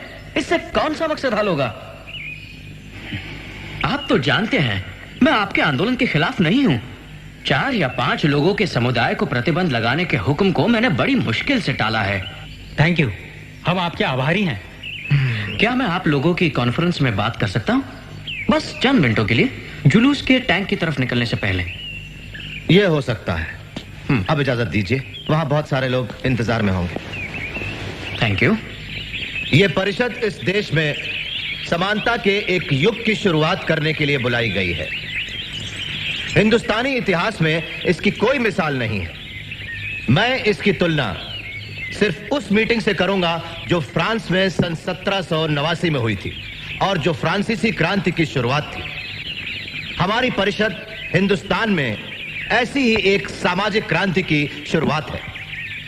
हम एक लड़ाई का ऐलान करने के लिए जमा हुए हैं और याद रखिए, हमारा उद्देश्य सिर्फ छुआछूत दूर करना ही नहीं है, बल्कि उसकी जड़ को, जाति प्रथा को ही यहां से उखाड़ फेंकना है। हम लोग कोई अमर नहीं हो जाएंगे पानी पीने से उस तालाब का, लेकिन हमारा यह कदम साबित करेगा कि हम लोग भी इंसान हैं। हमें यह सिद्धांत लागू करना है कि हिंदुस्तान में किसी भी व्यक्ति की योग्यता उसके जन्म के अनुसार नहीं, बल्कि उसके गुणों से तय होगी। यहां हम हिंदुस्तानी समाज की नई रचना करेंगे, जहां ना ही जाति प्रथा होगी और ना ही वर्ग भेद होगा। हमें यह विचार अपनाना होगा कि सभी व्यक्ति समान रूप से पैदा होते हैं और समान रूप से मरते हैं।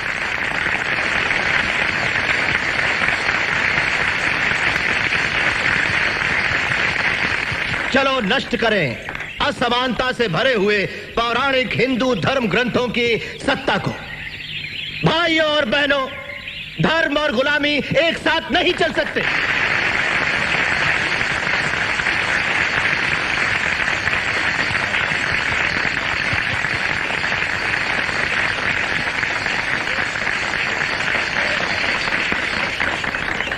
भाइयों और बहनों, वैसे तो जन्म से मैं ब्राह्मण हूं, लेकिन मनुस्मृति के सिद्धांतों का स्पष्ट निंदक हूं। वो प्रतीक धर्म का नहीं, बल्कि भेदभाव, क्रूरता, और अन्याय का प्रतीक है। मेरा तो प्रस्ताव है कि पीढ़ी दर पीढ़ी चले आ रहे दुखों की इस जड़ का, मनुस्मृति का खुलेआम दहन किया जाए।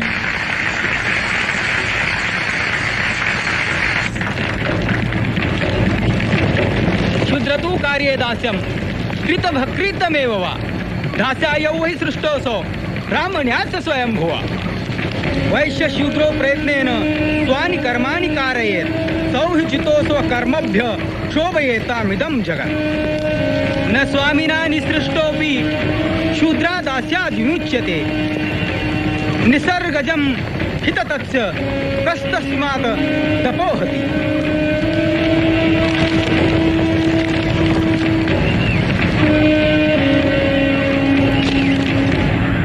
प्रिय भावराव, कांग्रेस ने साइमन कमीशन का बहिष्कार किया है और मोहम्मद अली जिन्ना ने भी। लेकिन अपने खिलाफ तमाम गुस्से और आग के बावजूद भी मैं कमीशन को मिलने जाऊंगा। इस मुश्किल घड़ी में मुझे बड़ा रणभाव की आता रही है। वो अगर जिंदा होते तो उन्होंने मुझे पूरा सहयोग दिया होता।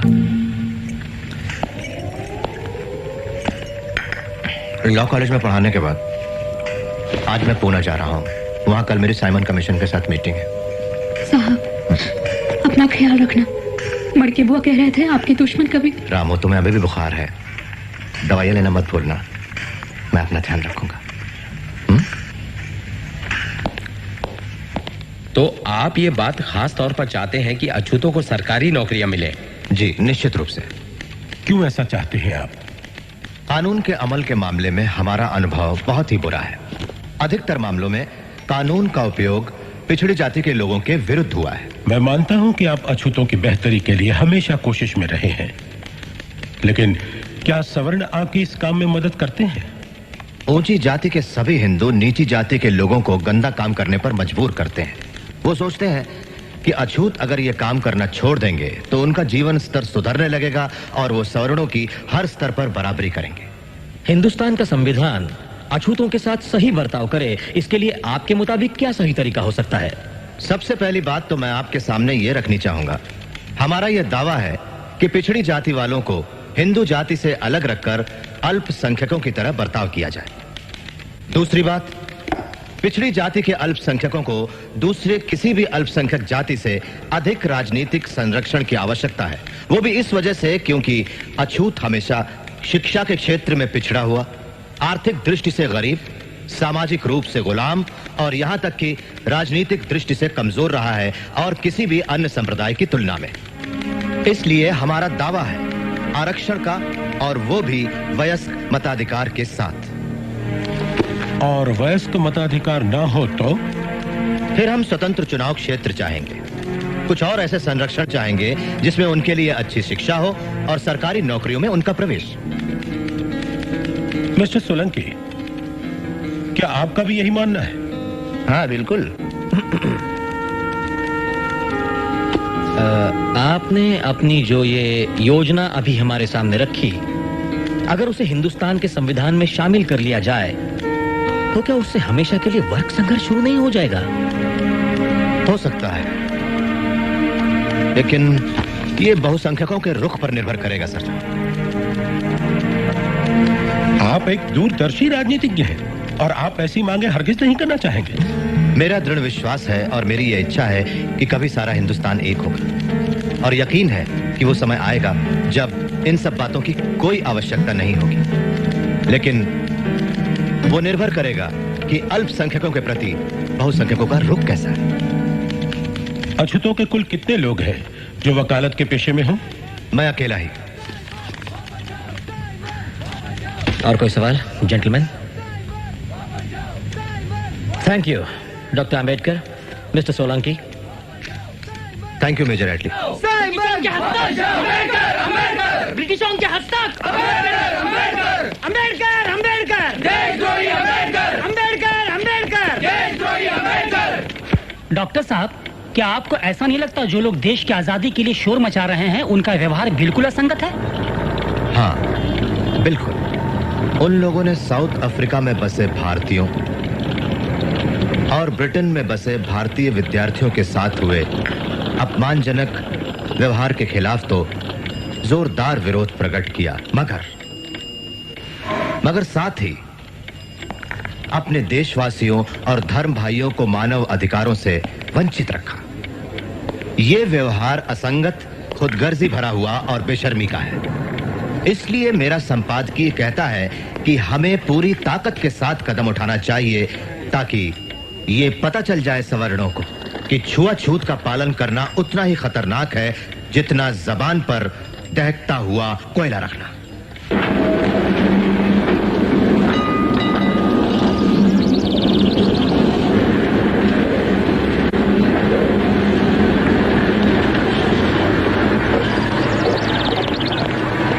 सभी अछूत नासिक के कालाराम मंदिर में प्रवेश करने की कोशिश करेंगे और अगर किसी ने रोका तो हम सत्याग्रह करेंगे। नाइक, अछूतों के लिए राजनीतिक अधिकार पाना अधिक महत्व रखता है, न कि मंदिर में प्रवेश करना। हम चाहते हैं आप आंदोलन के नेता बने, बाकी सारी जिम्मेवारी हम उठा लेंगे। ठीक है भावराव, तो सत्याग्रह के संबंध में एक नोटिस कालाराम मंदिर के ट्रस्टीज को भेज दीजिए।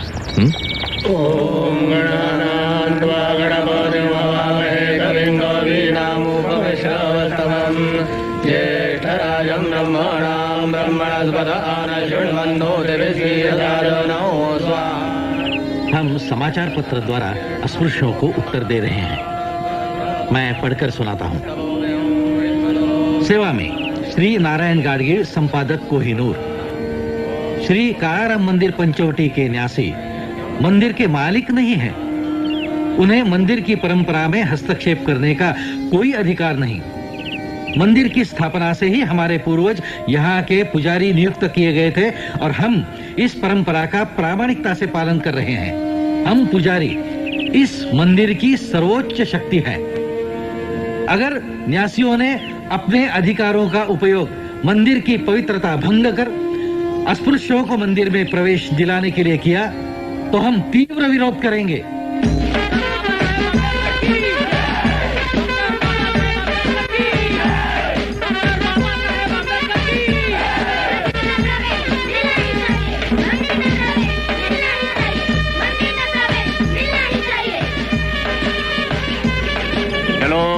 जल्दी बाहर निकलो, मंदिर के चारों दरवाजे बंद करो।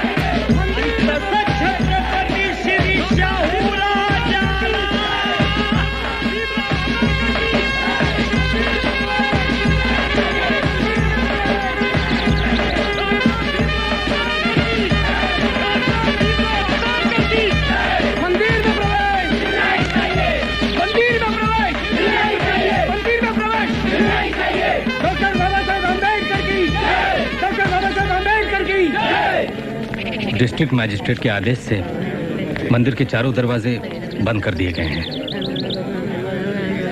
हमें किसी भी कीमत पर मंदिर में प्रवेश और भगवान की पूजा का अधिकार स्थापित करना है। मैं समझता हूं इसके लिए सत्याग्रह के सिवा कोई रास्ता नहीं।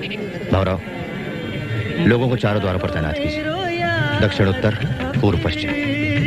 द्वार खुलते ही सबसे पहले प्रवेश करने वाले हम लोग होंगे।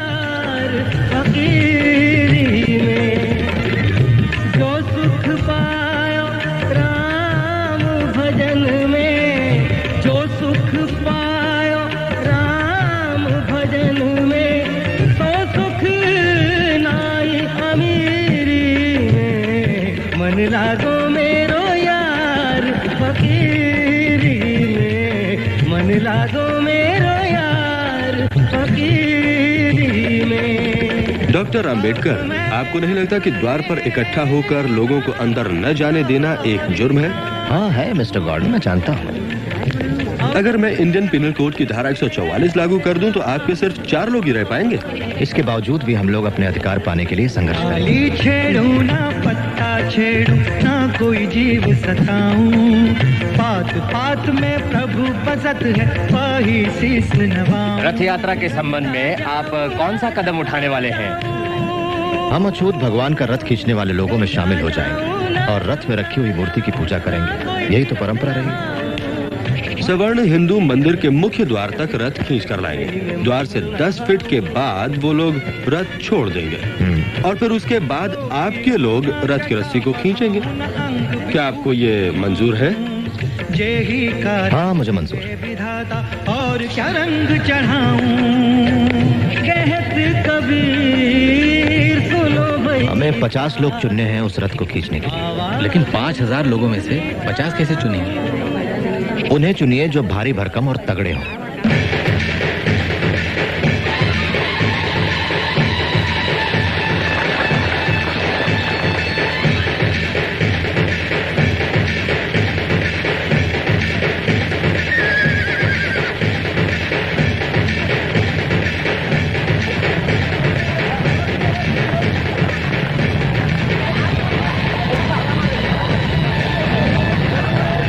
के साथ भागे जा रहे हैं। जाओ, रोको उन्हें।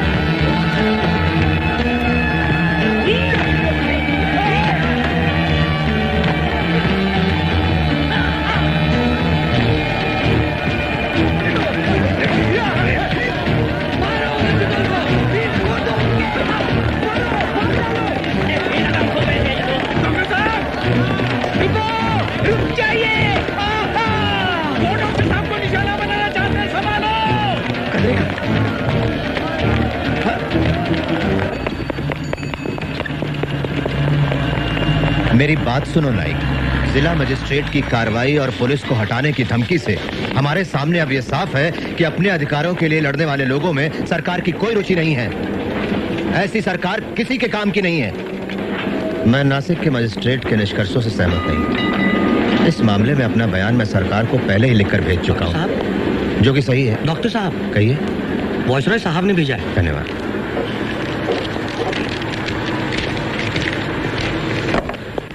ओह, ये तो निमंत्रण पत्र है लंदन में होने वाली गोलमेज परिषद के लिए। कॉन्ग्रेचुलेशंस। Thank you. अभिनंदन। धन्यवाद। प्रिय चित्रे, कांग्रेस और मिस्टर गांधी ने गोलमेज परिषद का बहिष्कार किया है। कांग्रेसी उनसे नफरत करते हैं और गालियां देते हैं जो परिषद में शामिल होने जा रहे हैं। लेकिन इसके बावजूद मैं वही मांग करूंगा जो मेरे लोगों का अधिकार है। मैं निश्चित ही स्वराज की मांग उठाऊंगा।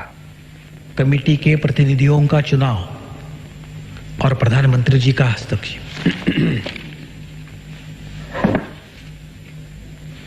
मिस्टर चेयरमैन और गोलमेज परिषद के आदरणीय सदस्यगण, मैं और मेरे साथी राव बहादुर श्रीनिवासन हिंदुस्तान की पिछड़ी जातियों का दृष्टिकोण आपके सामने पेश करने की इजाजत चाहते हैं, जो कि हिंदुस्तान की आबादी का 5वां हिस्सा है। हमारा दृष्टिकोण यह है कि हिंदुस्तान से ब्रिटिश सरकार को हटाकर उसकी जगह लोगों द्वारा लोगों के लिए लोगों की सरकार कायम की जाए। पिछड़ी जातियों ने ब्रिटिशों का इस उम्मीद से स्वागत किया था कि वो उन्हें कट्टर सवर्णों के दमन और अत्याचार से मुक्ति दिलाएंगे। ब्रिटिशों के पहले हम लोग मंदिर में नहीं जा सकते थे। क्या आज जा सकते हैं? ब्रिटिशों के पहले अछूत पुलिस और सेना दल में भर्ती नहीं हो सकते थे। क्या वो अवसर अब है हमारे लिए? हमारे सारे घाव आज भी खुले हुए हैं और टीस दे रहे हैं। हालांकि ब्रिटिश शासन के 150 साल बीत चुके हैं। हिंदू उन पर हक जमाते हैं, उनको उनके अधिकारों से वंचित करने के लिए। और मुसलमान उनके अलग अस्तित्व को इसलिए मान्यता नहीं देते क्योंकि उनको डर है शायद कि एक प्रतिद्वंद्वी को शामिल करने से उनके अधिकार कम हो जाएंगे। सरकार द्वारा दबाए, हिंदुओं द्वारा सताए और मुसलमानों द्वारा उपेक्षित हमारा पीड़ित वर्ग बिल्कुल ऐसी निस्सहाय एवं दयनीय स्थिति में है जिसकी इस दुनिया में और कोई मिसाल नहीं। इसलिए हमारा मानना है कि पिछड़ी जातियों की समस्याएं तब तक नहीं सुलझ सकती जब तक कि राजनीतिक सत्ता उनके हाथों में नहीं आती। आज देश का जो तेवर है उसमें ऐसा कोई भी संविधान कारगर नहीं होगा जो देश की आबादी के बड़े हिस्से को मंजूर ना हो। वो वक्त जब फैसला ब्रिटिश करते थे और हिंदुस्तान मंजूर करता था बीत चुका है, कभी न लौटने की।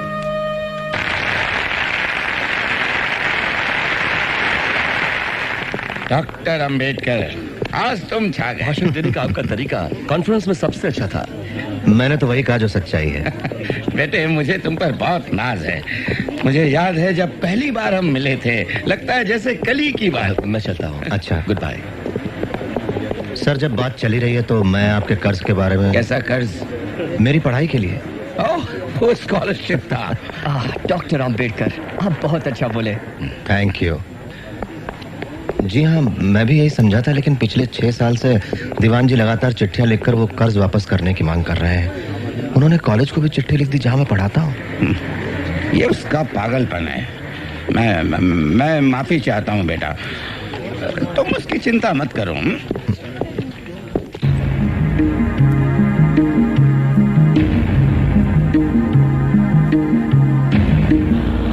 थैंक यू मुझसे बात करने का। My pleasure. डॉक्टर अंबेडकर, मैं आपके आंदोलन को काफी समय से देखती आ रही हूँ, लेकिन एक बात मेरी समझ में नहीं आई। आप हमेशा से कांग्रेस के विरोधी रहे हैं। कांग्रेस ने गोलमेज सभा का बहिष्कार किया, लेकिन आप उसमें शामिल हुए। फिर भी हाल ही में आपने बचाव किया उन 47 कांग्रेसी सत्याग्रहियों का जो चिरनेर फायरिंग केस में शामिल थे। क्या ये अंतर विरोधी नहीं? मिस रोजा एप्स्टाइन। हाँ, मिस एप्स्टाइन, मेरी स्थिति बिल्कुल अंतर विरोधी नहीं है। मैंने कुछ सिद्धांतों की वजह से ये केस हाथ में लिया। मैं कांग्रेस से सहमत नहीं हूँ, लेकिन मैं ये मानता हूँ कि हर नागरिक को आंदोलन करने का अधिकार है। लोगों के अधिकार और स्वतंत्रता सरकार के टिकने से कहीं ज्यादा महत्वपूर्ण होते हैं। लेकिन खुद गांधी जी ने बुलावा किया। जाहिर है भेड़ों जैसे हमारे झुंड को अपने साथ शामिल करना होगा। उनके असर से बचे रहना। वो भगवान नहीं है। हम अपनी बात पर कायम रहेंगे।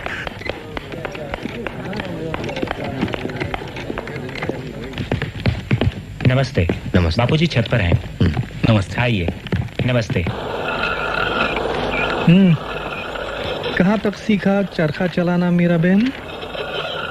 मैं कोशिश कर रही हूँ बापू। गुड। तुम बिल्कुल सही काट रही हो। ध्यान दोगी, लगन के साथ करोगी तो एक दिन तुम निपुण हो जाओगी। बिल्कुल सही। Good, that is right. Bapuji, doctor Ambedkar आ गया जी। हाँ। डॉक्टर आंबेडकर, आप मुझसे मिलना चाहते थे? गांधी जी, आपने ही मुझे चिट्ठी भेजकर बुलाया था। हाँ, याद आया। पता चला है कि आपको शिकायत है मुझसे और कांग्रेस से। मैं आपको बता दूं, अछूतों की समस्या को लेकर मैं चिंतित रहा हूं मेरे बचपन से। तब आप पैदा भी नहीं हुए थे डॉक्टर अंबेडकर। मेरे प्रयासों से ये बात कांग्रेस के मंच पर भी उठाई गई। और यही नहीं, हमने 20 लाख रुपए भी दिए हैं अछूतों के जीवन सुधार के लिए। आश्चर्य की बात है कि आप जैसा व्यक्ति कैसे विरोध कर सकता है मेरा और कांग्रेस का। असल में कांग्रेस ने इस समस्या को समझने का सिर्फ दिखावा किया है, दांभिकता भरे झूठे और खोखले आश्वासन देकर। आपने कहा कि कांग्रेस ने 20 लाख खर्च की। मैं कहता हूं कि व्यर्थ खर्च की। अगर कांग्रेस अपना दायित्व समझती है तो कांग्रेस का सदस्य बनने की शर्त होनी चाहिए छुआछूत ना मानना, ना कि खादी पहनना। आप कहते हैं कि ब्रिटिशों के मन में हमारे लिए कोई बदलाव नहीं आया। मैं ये पूछता हूं कि हिंदुओं के मन में भी कहां बदलाव आया है हमारे लिए?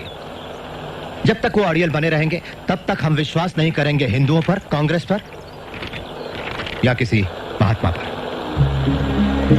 इतिहास साक्षी है कि महात्मा हवा के झोंके जैसे होते हैं, जो धूल तोड़ाते हैं लेकिन ठोस कुछ नहीं करते।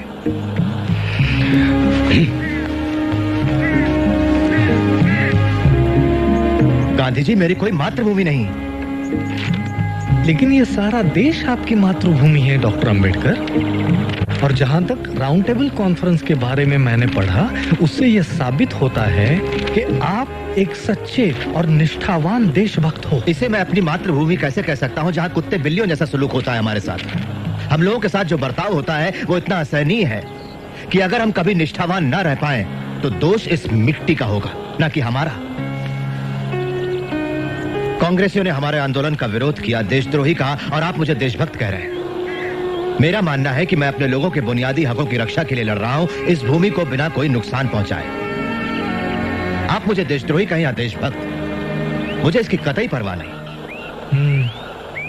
तो आपकी हमसे क्या अपेक्षा है डॉक्टर? आपने मुसलमानों और सिखों को राजनीतिक अधिकार देने की बात मान ली, जो कि राजनीतिक और आर्थिक रूप से अछूतों से ज्यादा आत्मनिर्भर है। गोलमेज परिषद ने अछूतों के लिए इसी तरह के राजनीतिक अधिकारों की सिफारिश की है। आपका क्या विचार है? मैं राजनीतिक आधार पर हिंदुओं और अछूतों में बंटवारे के खिलाफ हूं। यह सरासर आत्मघाती निर्णय होगा। आपके स्पष्ट मत के लिए आभारी हूं। हमें पता चल गया कि इस संघर्ष में हम लोग कहां खड़े हैं। अब मैं इजाजत चाहूंगा गांधी जी।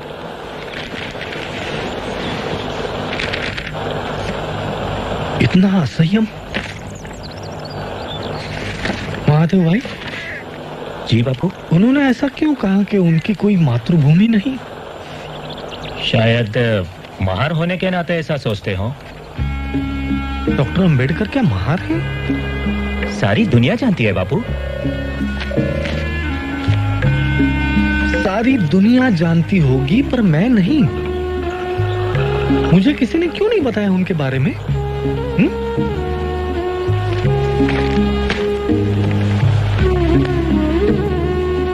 मुझे लगा वे तो पुरोगामी ब्राह्मण हैं, पूना के। मिस्टर गांधी आज गोलमेज परिषद में हिस्सा लेने के लिए लंदन रवाना हो गए। उन्होंने पत्रकारों से कहा कि इस परिषद के सदस्य ब्रिटिश सरकार के चुने हुए हैं, ना कि हिंदुस्तानी जनता के। मिस्टर गांधी के प्रतिनिधि बनने से हमारे दावे में कोई खास फर्क नहीं पड़ता। हमारी पहली जरूरत है पिछड़ी जातियों को राजनीतिक सत्ता से लैस करना, वही एक रास्ता है। लेकिन डॉक्टर अंबेडकर, आपको नहीं लगता कि शिक्षा से दलितों की स्थिति में सुधार होगा? लगता है आप गांधी जी से मिलकर आए हैं। हम लोगों में से सबसे ज्यादा शिक्षित मैं हूँ, फिर भी समाज मेरे साथ अछूतों जैसा ही बर्ताव करता। आप क्या मांगे रखने वाले हैं? हम स्पष्ट विभाजन चाहते हैं हमारे और सवर्णों के बीच। आप ये सब कैसे करना चाहेंगे? हिंदुस्तान के भावी संविधान में पिछड़ी जातियों को ऐसा मूल अधिकार दिया जाए जिसके तहत छुआछूत कानूनन जुर्म हो और दोषी सजा का हकदार हो। लेकिन डॉक्टर अंबेडकर, मिस्टर गांधी ने कहा है कि स्वतंत्र निर्वाचन क्षेत्रों का परिणाम गंभीर होगा और जो अछूत है वो फिर भी अछूत ही रह जाएंगे। उन्हें कहने दीजिए। आप 2000 साल से बह रही धारा को रोककर उसे विरुद्ध दिशा में नहीं बहा सकते। दमन करने वाले कभी मसीहा नहीं बन सकते। हम राजनीतिक सत्ता चाहते हैं, न कि सिर्फ खूबसूरत शब्द, अच्छे इरादे या दान। एक और सवाल doctor Ambedkar please. Mister chairman, मैं जानता हूं प्रतिनिधियों के दिमाग में क्या है। अल्पसंख्यक वर्गों के उचित प्रतिनिधित्व का प्रश्न। हम राजी हैं मुसलमानों और सिखों को विशेष स्थान देकर समझौता करने के लिए, अर्थात इसके कुछ ठोस ऐतिहासिक कारण भी हैं। लेकिन जहां तक अछूतों का सवाल है, मैं और कांग्रेस दोनों विरुद्ध हैं उन्हें खास प्रतिनिधित्व देने के मामले में। अछूत हिंदू धर्म का ही एक हिस्सा है और उन्हें इससे अलग नहीं किया जा सकता। धन्यवाद। हमारे खिलाफ लड़ाई का बिल्कुल बच गया। भीम, क्या हुआ? उन्होंने अल्पसंख्यक कमेटी को स्थगित कर दिया है। मैंने सुना है कि वो मुसलमानों के साथ एक सौदा करने वाले हैं। सौदा किस तरह का? कांग्रेस मुसलमानों की 14 मांगे मान लेगी अगर मुसलमान हमारा विरोध करें तो।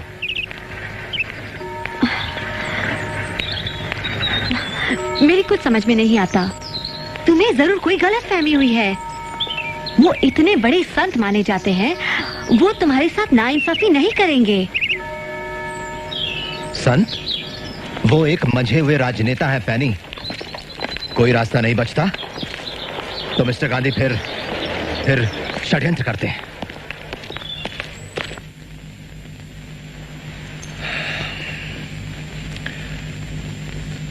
मिस्टर प्राइम मिनिस्टर और साथियों, मुझे बड़े दुख के साथ ये घोषणा करनी पड़ रही है कि हम सांप्रदायिकता के प्रश्न पर आपसी बातचीत के द्वारा किसी निर्णय पर पहुंचने में असफल रहे हैं। ये असफलता कमेटी के गठन में ही छिपी थी, जिसके सदस्य सरकार के प्रतिनिधि तो हैं, मगर जनता के प्रतिनिधि नहीं हैं। जहां तक कांग्रेस का सवाल है, वो सारे हिंदुस्तान का प्रतिनिधित्व करती है, जिसमें अछूत भी शामिल है। और मिस्टर चेयरमैन सर, मुझे इस बात में जरा सा भी शक नहीं है कि अपने समुदाय का पूरी तरह से प्रतिनिधित्व मैं करता हूं। पर महात्मा जी का दावा है कि कांग्रेस मुझसे ज्यादा अछूतों का प्रतिनिधित्व करती है। मैं इतना ही कहूंगा कि ये उन तमाम झूठे बयानों में से एक है जो गैर जिम्मेदार लोग अक्सर देते रहते हैं।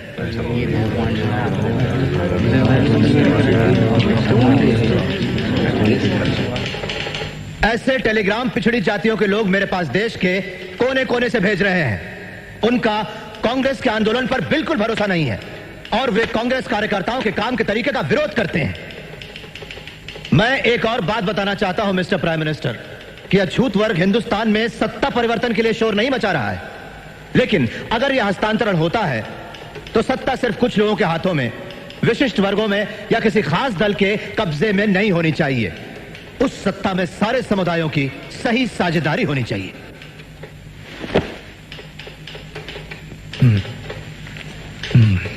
मुझे पूरा विश्वास है कि छुआछूत अब बिल्कुल खत्म होने वाली है और स्वतंत्र निर्वाचन क्षेत्र देने से यह कलंक बना रहेगा। मैं हिंदुस्तान के एक कोने से दूसरे कोने तक जाकर यह समझाना चाहूंगा अछूतों को कि छुआछूत हटाने का यह तरीका नहीं है। मेरे लिए तो छुआछूत जिंदा रहने से बेहतर है हिंदू धर्म की मौत। मैं बड़ी इज्जत करता हूं डॉक्टर अंबेडकर की, पर ऐसा लगता है कि जिस भयानक अन्याय की चक्की में वे पिस चुके हैं और संभवतः जिन कटु अनुभवों से वे गुजरे हैं, उनके कारण वे गुमराह हो गए हैं। डॉक्टर अंबेडकर का यह दावा कि वे समस्त अछूतों की वकालत करते हैं बिल्कुल उचित नहीं है। मैं ये विनयता से कहता हूं कि मैं प्रतिनिधित्व करता हूं हिंदुस्तान के समस्त अछूतों का। अछूतों के राजनीतिक अधिकारों की जो लोग बातें करते हैं, अपने हिंदुस्तान को कतई नहीं जानते। प्राणों की बाजी लगाकर इस तरह के राजनीतिक बंटवारे का मैं विरोध करूंगा।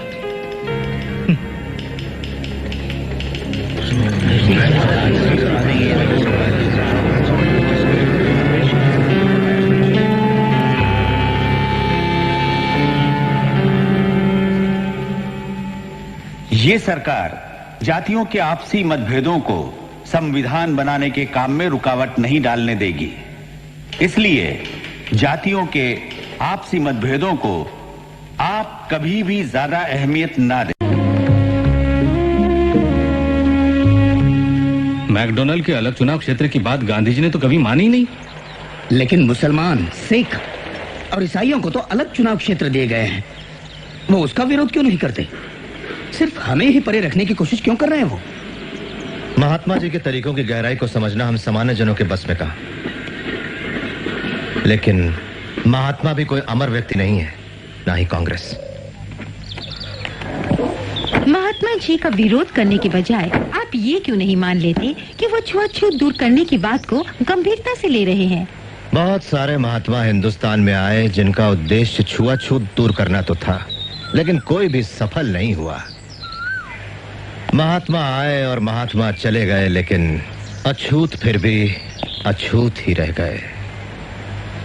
अम्बेडकर, अम्बेडकर, अम्बेडकर, बापूजी को बचाओ, अम्बेडकर, बापूजी को बचाओ, महात्मा गांधी जिंदाबाद, महात्मा गांधी जिंदाबाद, डॉक्टर अम्बेडकर, बापूजी को बचाओ, डॉक्टर अम्बेडकर, बापूजी को बचाओ, अम्बेडकर। आप लोग मुझे शांति से रहने क्यों नहीं देते? बहुत काम करना है मुझे। वहाँ गांधी जी खतरे में है और ये यहाँ शांति से जीना चाहते हैं। आप जाकर क्यों नहीं मिलते महात्मा जी से पूना में? आखिर क्यों? मैं जो चाहता हूँ मैंने बता दिया। मुझे काम करने दीजिए। कल सुबह मुझे कोर्ट जाना है एक केस के लिए। क्या पैसा कमाना तुम्हारे लिए गांधी जी की जिंदगी से ज्यादा जरूरी है? मैडम पेरिन और मिस्टर ठक्कर, आप नहीं जानते आप क्या कर रहे हैं। आपके नेताओं को रोजी रोटी की कोई चिंता नहीं होती होगी। अगर मैं काम नहीं करूं तो खाओ क्या, मेरा परिवार भूखों मरेगा। मुझे अकेला छोड़ दीजिए। डॉक्टर अंबेडकर, दुनिया भर से हमें तार मिल रहे हैं जिनमें गांधी जी की जिंदगी बचाने की प्रार्थना की गई है।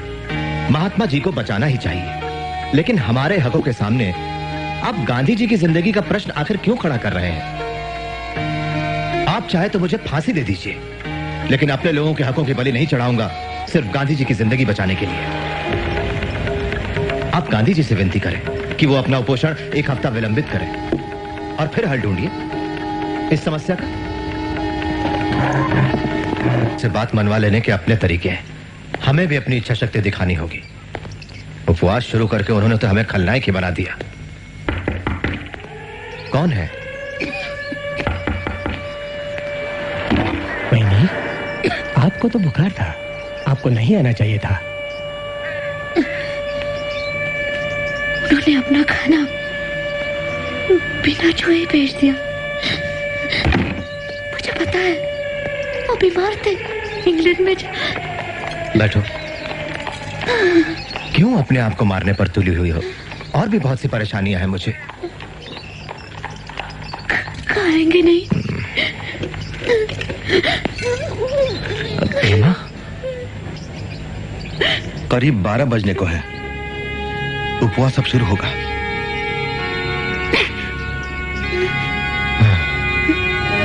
बाबू, धन्यवाद।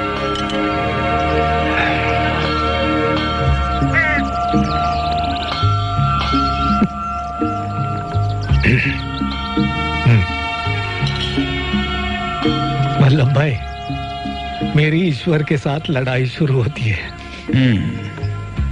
आपके आराम करने से पहले बाबू, पत्रकार आपसे मिलना चाहते हैं।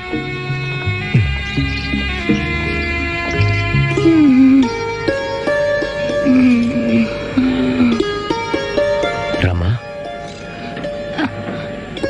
अरे आप आ गए? लेटी रहो, आराम करो। आपके लिए खाना लाती हूँ। नहीं रमा, तुम मत उठो, मैं खाना लाती हूँ। लेटी रहो। तुम दवाई तो ले रही हो ना? क्यों लड़ रहे हैं आप गांधी बाबा से? ये तो मेरे भाग्य में है। ना लड़ो तो हमेशा ऐसे ही रह जाएंगे।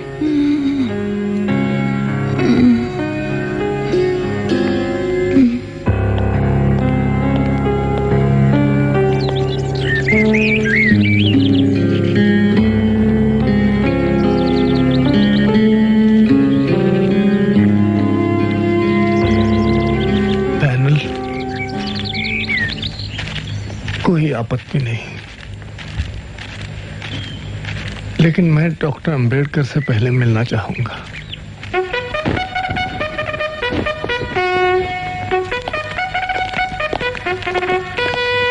नमस्ते। नमस्ते। चलिए।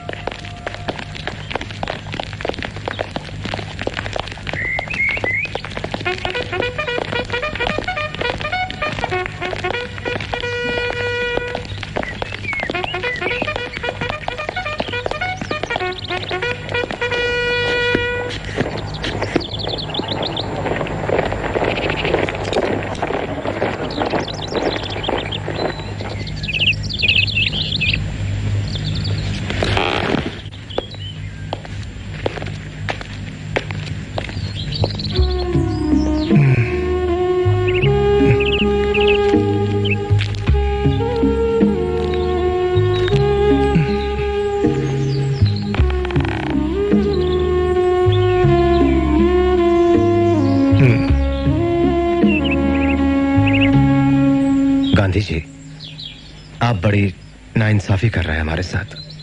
यह तो मेरी मजबूरी है। आपका क्या सुझाव? मुआवजा, अलग चुनाव क्षेत्र की मांग छोड़ने का। मैं समझ गया। आरक्षित सीटें, पर उनकी संख्या में समझौता होना चाहिए। मेरी बात सुनो अंबेडकर, मैं सदैव आपके साथ हूं। आप अछूत हो जन्म से, मैंने खुद को अछूत मानना अपना लिया है। आप मुझे बचाना चाहते हैं, मैं जानता हूं। जी गांधी जी, मैं अलग चुनाव क्षेत्र की बात पर अड़ नहीं रहा हूं सिद्धांतों की वजह से। हमारा मानना है कि अल्पसंख्यक विधानमंडल में भेजने के लिए ऐसे लोग छांटें जो सिर्फ नाम के नहीं, उनके असली प्रतिनिधि हो।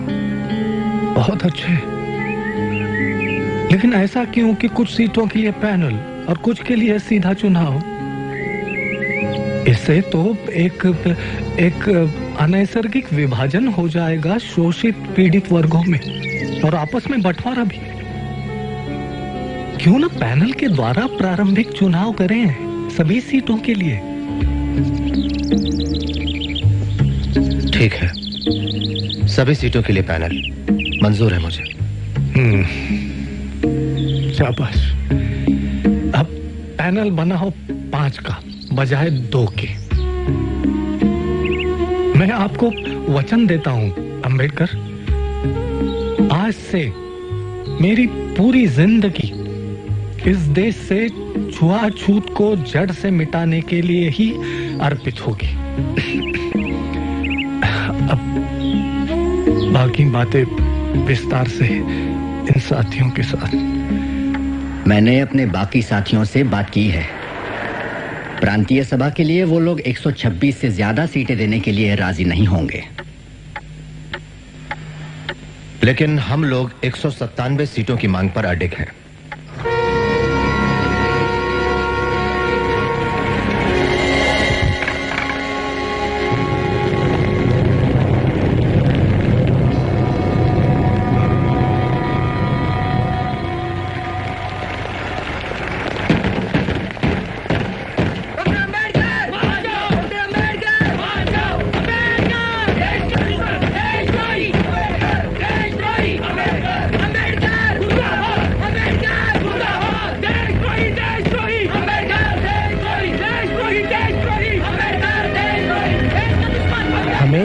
पत्र मिल रहे हैं डॉक्टर साहब, इस तरह जान खतरे में डालना ठीक नहीं है।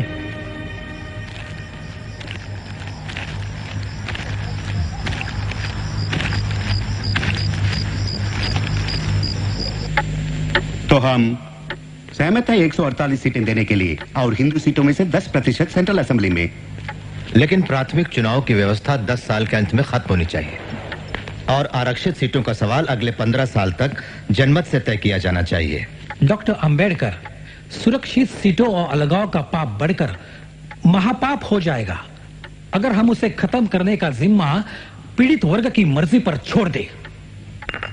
और जनमत संग्रह के लिए 15 साल का समय मांग रहे हैं आप। मैं ये बिल्कुल नहीं मानता कि अगले 20 सालों में छुआछूत की प्रथा नहीं रहेगी, लेकिन जब सवर्णों को डेमोक्रेसी की तलवार का सामना करना पड़ेगा, तभी उनका अछूतों के प्रति अमानवीय व्यवहार बदल पाएगा। डॉक्टर अंबेडकर, आप समझते क्यों नहीं? गांधी जी की जिंदगी खतरे में है। तो क्या हुआ? तो क्या हुआ? माफ कीजिए। कोई बात नहीं, मैं किसी को साफ करने के लिए कह दूंगा। देवदास, बापूजी कैसे हैं? डॉक्टर ने कहा हालत गंभीर है, उनका ब्लड प्रेशर कम हो रहा है। उन्हें सांस लेने में तकलीफ हो रही है, वे बहुत कमजोर हो गए हैं। आपने सुना देवदास क्या कह रहा है? डॉक्टर अंबेडकर, मान जाइए, मान जाइए, जनमत की बात को ना उठाइए, मान जाइए।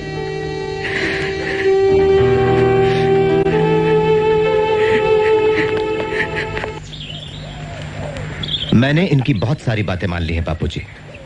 197 से 150 सीटों पर आ गया। केंद्रीय विधानमंडल में 18% और पैनल में 4। मैं मानता हूं कि इस वजह से छुआछूत की प्रथा 15 या 20 सालों में गायब नहीं हो जाएगी।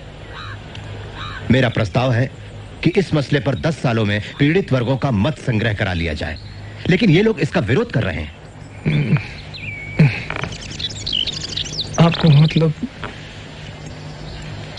इससे सवर्णों की धीरज की अग्नि परीक्षा हो जाएगी? विचार बुरा नहीं, पर इतना इंतजार क्यों करें? क्यों न 5 साल में? सवर्णों के अछूतों पर सदियों से किए हुए अत्याचारों के खिलाफ अछूतों के अंदर जो पीड़ा और नाराजगी है, क्या उसे बयान करने की जरूरत है? तब भी आप सोचते हैं बापूजी कि 5 साल? जानता हूं आपको हक है अपने बचाव की मांगे करने का, पर अपनी इस मृत्युशैया पर लेटे हुए मैं आपसे उदारता की अपेक्षा रखता हूं। थोड़ी मोहलत मांगता हूं सवर्णों के लिए। उनका ईमान अब जागने लगा है अम्बेडकर। कानूनी उपाय करेंगे इस वक्त तो फिर हृदय परिवर्तन और आत्मशुद्धि के इस कार्य में विलंब हो जाएगा। लेकिन बाबूजी, ठीक है जनमत, लेकिन 5 साल के अंदर।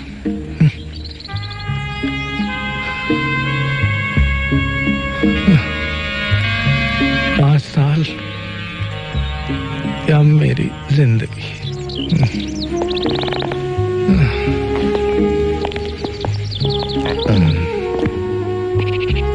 डॉक्टर अम्बेडकर, हमें अब चलना चाहिए।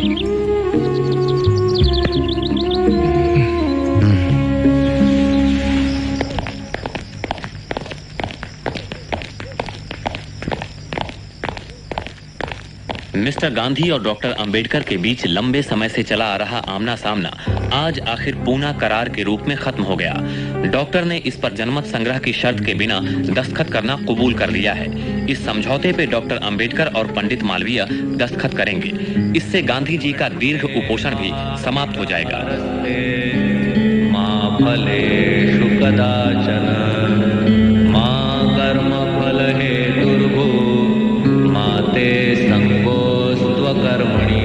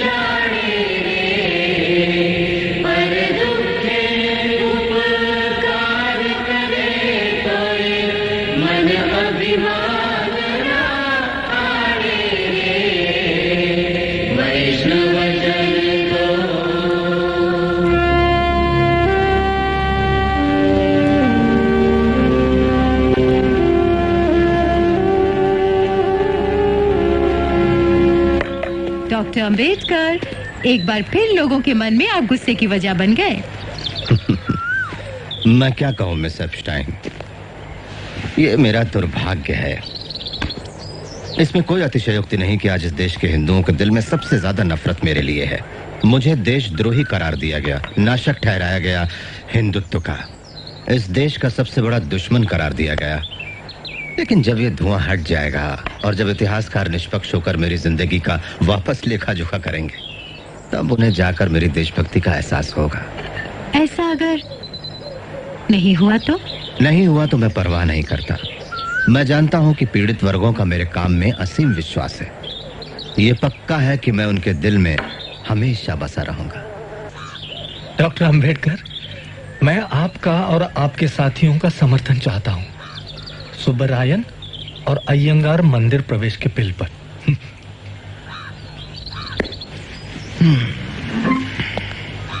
मान लीजिए मैं मंदिर प्रवेश बिल को स्वीकार कर लूं, लेकिन चातुर्वर्ण और जाति प्रथा के विरुद्ध संघर्ष करूं, आप कौन सा पक्ष लेंगे? और अगर मैं चातुर्वर्ण को स्वीकार कर लूं, तो आपकी उसको लेकर क्या व्याख्या होगी? ब्राह्मण, क्षत्रिय, वैश्य और शूद्र, या इसका उल्टा, सबसे ऊपर शूद्र? डॉक्टर अंबेडकर, मैं एक हिंदू हूं इसलिए नहीं कि मैंने हिंदू के घर जन्म लिया, बल्कि इसलिए ये मेरी इच्छा है और विश्वास है। कोई ऊंच नीच नहीं है, छोटा बड़ा नहीं है हिंदू धर्म में जिसका मैं आचरण करता हूं। लेकिन अगर आपका झगड़ा वर्ण व्यवस्था से है, तो फिर मैं नहीं हूं आपके पक्ष में, क्योंकि मेरी यह दृढ़ आस्था है कि वर्णाश्रम हिंदू धर्म का एक महत्वपूर्ण हिस्सा है। तब मैं भी आपके पक्ष में नहीं हूं। बापू, हमारी मुक्ति राजनीतिक सत्ता पाने पर होगी, ना कि तीर्थ यात्रा या फिर उपवास करने से। इजाजत चाहूंगा।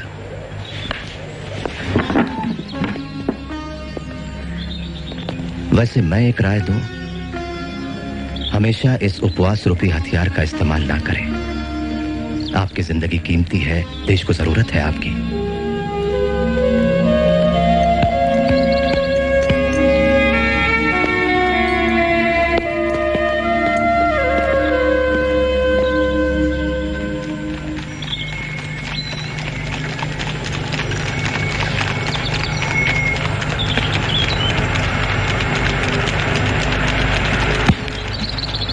मैं जानती हूँ आपको किताबों से लगाव है, लेकिन ये तो हद है।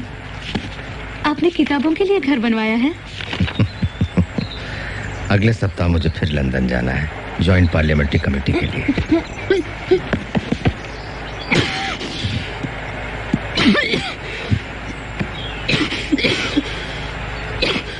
रमा, यहाँ बैठो। बैठो।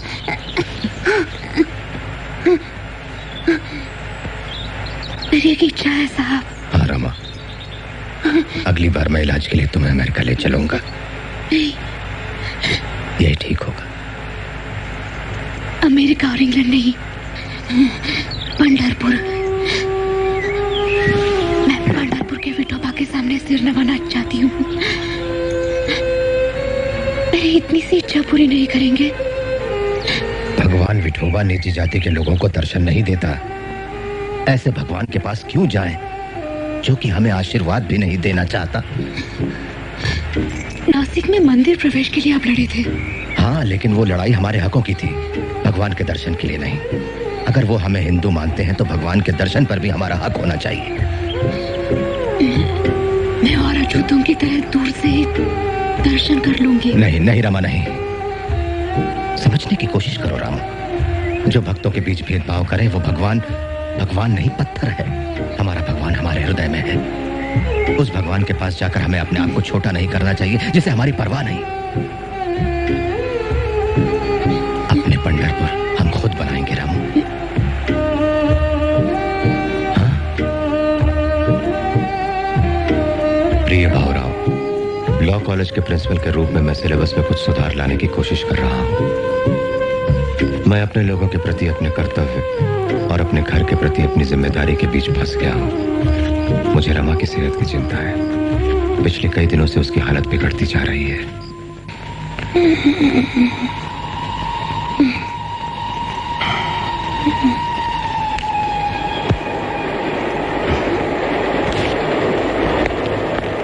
बहुत कोशिश की मैंने।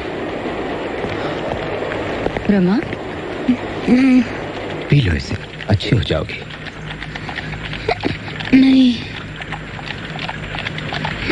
जल्दी से अच्छी हो जाओ, मैं तुम्हें अच्छे से अच्छा डॉक्टर को दिखाऊंगा।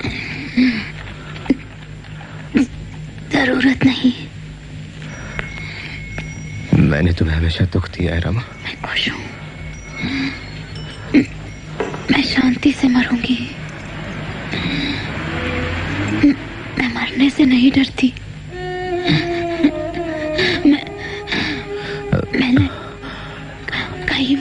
देखें।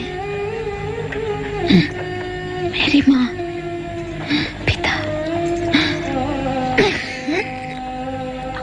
आपके माता पिता, चाचा, आपके भाई, हमारे 4 बच्चे, रमेश, गंगाधर, हिंदू, राजरत्ना, इन सबको मरते देखा है मैंने। साहब, बारिश हो रही है।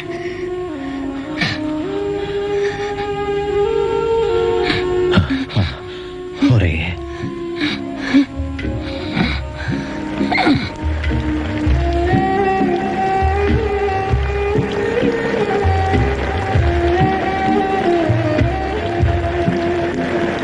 बोलो मत, थक जाओगे। मुझे तुम्हारी जरूरत है। तुम्हें पता नहीं मैं कितना अकेला हूँ।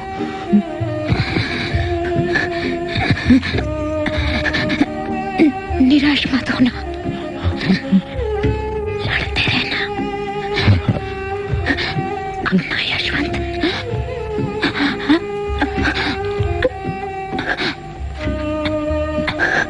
रमा,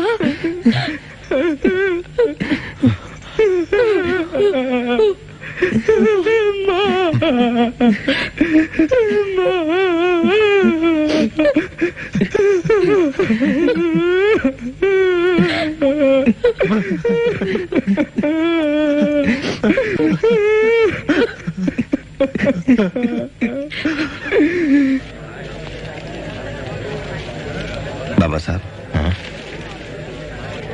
हजारों लोग इंतजार कर रहे हैं, तो अब चले।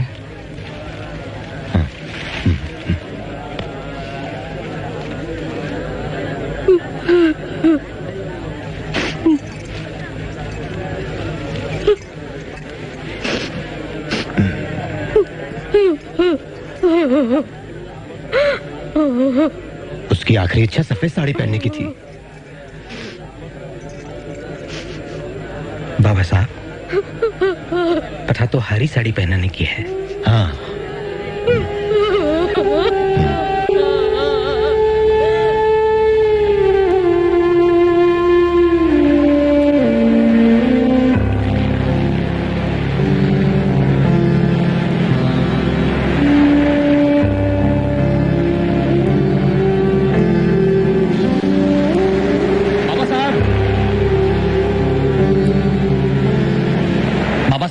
कहिनूर गांव के 400 अछूत मुस्लिम धर्म स्वीकार कर रहे हैं। उन्हें रोकिए। मैं एक जरूरी घोषणा करने जा रहा हूं योला परिषद में।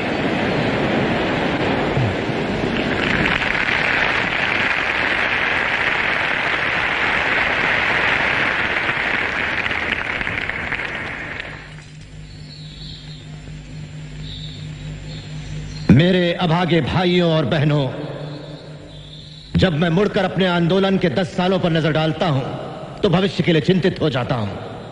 बहुत हो चुका, अब हम चुपचाप नहीं बैठेंगे।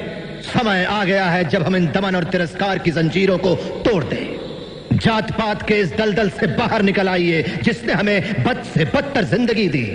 इन सामाजिक बेड़ियों को तोड़कर बाहर निकल आइए और चुन लीजिए ऐसे धर्म को जो हमें बेहतर अवसर और समानता का अधिकार दे। दुर्भाग्य से मैं एक हिंदू अछूत के रूप में पैदा हुआ। इसे रोकना तो मेरी शक्ति से बाहर था, लेकिन इन अपमानजनक परिस्थितियों में जीने से इनकार करना मेरी शक्ति में शामिल है।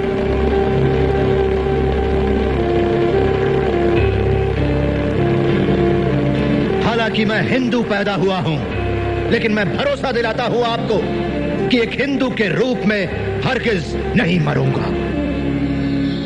डॉक्टर भीमराव अंबेडकर की, डॉक्टर भीमराव अंबेडकर की, डॉक्टर भीमराव अंबेडकर की, डॉक्टर भीमराव अंबेडकर की।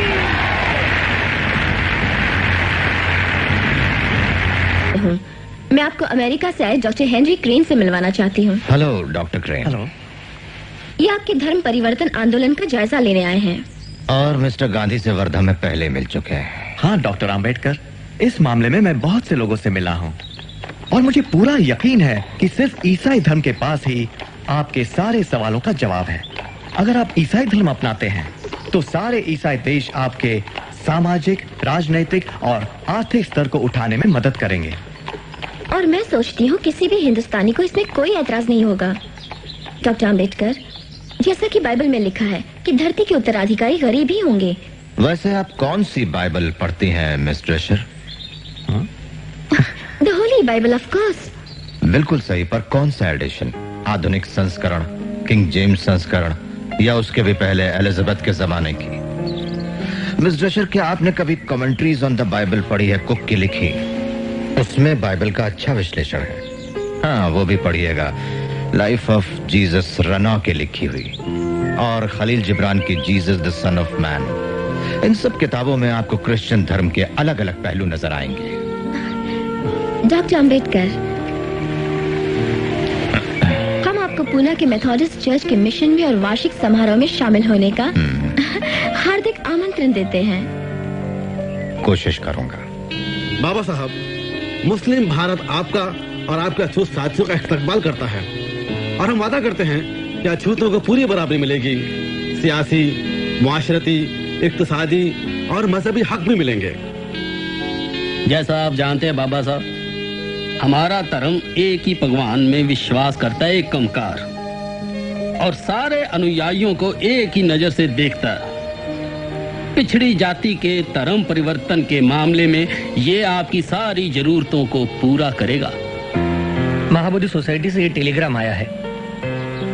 डॉक्टर अंबेडकर, आप और आपके साथियों का बुद्ध धर्म स्वीकारने के लिए हार्दिक स्वागत, जो कि आशिया के बड़े भाग में फैला है। धर्म परिवर्तन करने वालों को हम समान अधिकार देंगे। हम लोगों में किसी भी प्रकार का जाति भेद नहीं है। हमारे कार्यकर्ता आपसे मिलेंगे, हमें सूचना भिजवाई। लगता है कांग्रेस और सरदार आपको इस चुनाव में बर्बाद करने पर तुले हैं। आपने सरदार पटेल का वक्तव्य नहीं पढ़ा? हाँ, हम धर्म बदलेंगे तो सांप्रदायिक समझौते में कोई आरक्षण नहीं मिलेगा। देखिए डॉक्टर, मैं यहाँ आपके एक मित्र के नाते नहीं आया। मैं आपके सामने हूँ एक अधिकृत प्रतिनिधि हिंदू महासभा का। हम जानते हैं आपका दृष्टिकोण और आपकी देशभक्ति। हम जानते हैं आप कभी भी मुस्लिम या क्रिश्चियन धर्म नहीं अपनाएंगे। नहीं, पर आप ये किस आधार पर कह रहे हैं? मेरी देशभक्ति को आपके प्रमाण पत्र की जरूरत नहीं, और मैं इस देश के इतिहास और संस्कृति को आपसे बेहतर जानता हूं। हाँ, मेरा मानना है कि हमारे इन दो धर्मों को अपनाने से राजनीतिक और सांस्कृतिक समीकरणों में बुनियादी फेरबदल आ जाएगी डॉक्टर मंजे। लेकिन इससे हमें क्या मतलब? हमें क्या फर्क पड़ता है इससे? डॉक्टर, हम अपना पूरा जोर लगा देंगे आपको आरक्षण दिलाने के लिए, भले ही आप सिख धर्म क्यों ना अपना लें। हिंदू महासभा इसके लिए पूरी तरह वचनबद्ध होगी। तुम बहुत चालाक हो बूढ़े ब्राह्मण, घुस बैठिए। प्रिय भावराव, क्या तुमने मेरे धर्म परिवर्तन के फैसले पर डॉक्टर मुंजे की परेशानी गौर की? कुछ लोगों ने मुझसे पूछा है कि धर्म परिवर्तन से हमें क्या फायदा होगा। मेरा उन्हें यह जवाब है कि जैसे भारत के लिए स्वराज जरूरी है, वैसे ही अछूतों के लिए धर्म परिवर्तन जरूरी है। दोनों का आंतरिक उद्देश्य एक ही है, आजादी की चाह। ये संविधान सभा गंभीरतापूर्वक और दृढ़ निश्चय के साथ हिंदुस्तान को स्वतंत्र गणराज्य और सर्वसत्ता संपन्न घोषित करती है और भविष्य में इसके प्रशासन के लिए संविधान तैयार करने की घोषणा करती है। संक्षेप में मेरे संशोधन का सुझाव है कि इस प्रस्ताव को पास करने का इरादा थोड़े समय के लिए टाल दिया जाए, ताकि मुस्लिम लीग और हिंदुस्तानी रियासतें भी, अगर वो चाहे तो, इस सभागृह की कार्यवाही में हिस्सा ले सके। अब मैं डॉक्टर अंबेडकर से अपने विचार रखने का आग्रह करता हूं।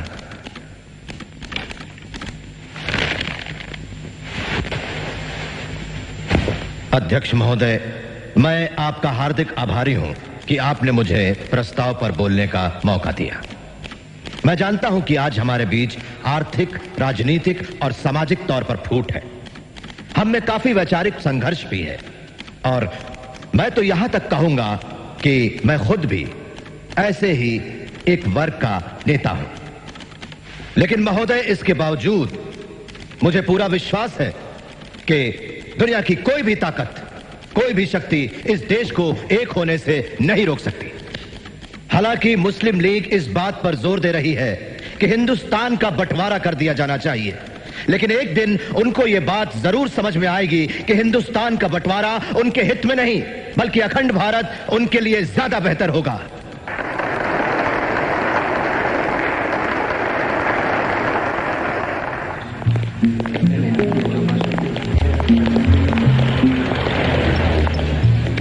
तो मिस्टर जिन्हा, पाकिस्तान के मसले पर आपकी राय नहीं बदली। देखिए डॉक्टर आम्बेडकर, आपकी किताब थॉट्स ऑन पाकिस्तान में आपने खुद लिखा है कि हिंदू सोचते हैं कि पाकिस्तान मुसलमानों का ख्वाब है, लेकिन मुसलमान जानते हैं कि पाकिस्तान एक हकीकत है। नहीं मिस्टर जिन्ना, मैं ये दो राष्ट्रों वाली बातों के खिलाफ हूँ। हमें इस देश में रहकर ही अल्पसंख्यकों के हितों के लिए लड़ना चाहिए। लेकिन अब वो हालात नहीं रहे। अब पाकिस्तान एक सच्चाई है।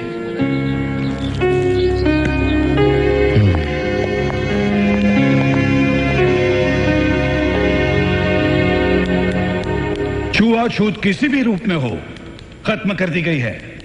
इस कानून के पालन में असमर्थता दिखाना अपराध माना जाएगा। महात्मा गांधी की जय! महात्मा गांधी की जय! महात्मा गांधी की जय!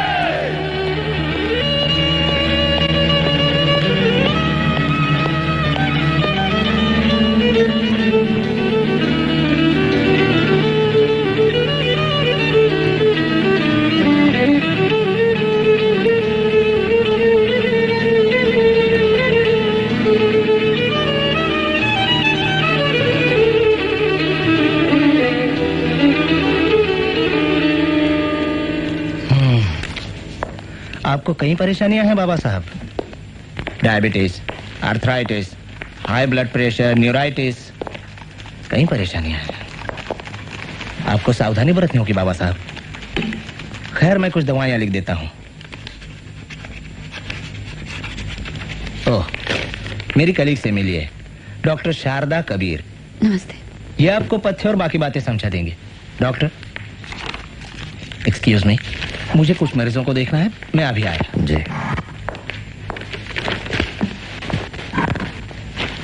आपको इंसुलिन का इंजेक्शन हर रोज लेना होगा। संतुलित खाना और कसरत भी उतनी ही जरूरी है। ये तो बहुत मुश्किल है। सब मुमकिन है, अगर आप लंबी उम्र जीना चाहें तो। आपके लोगों को, देश को आपकी जरूरत है।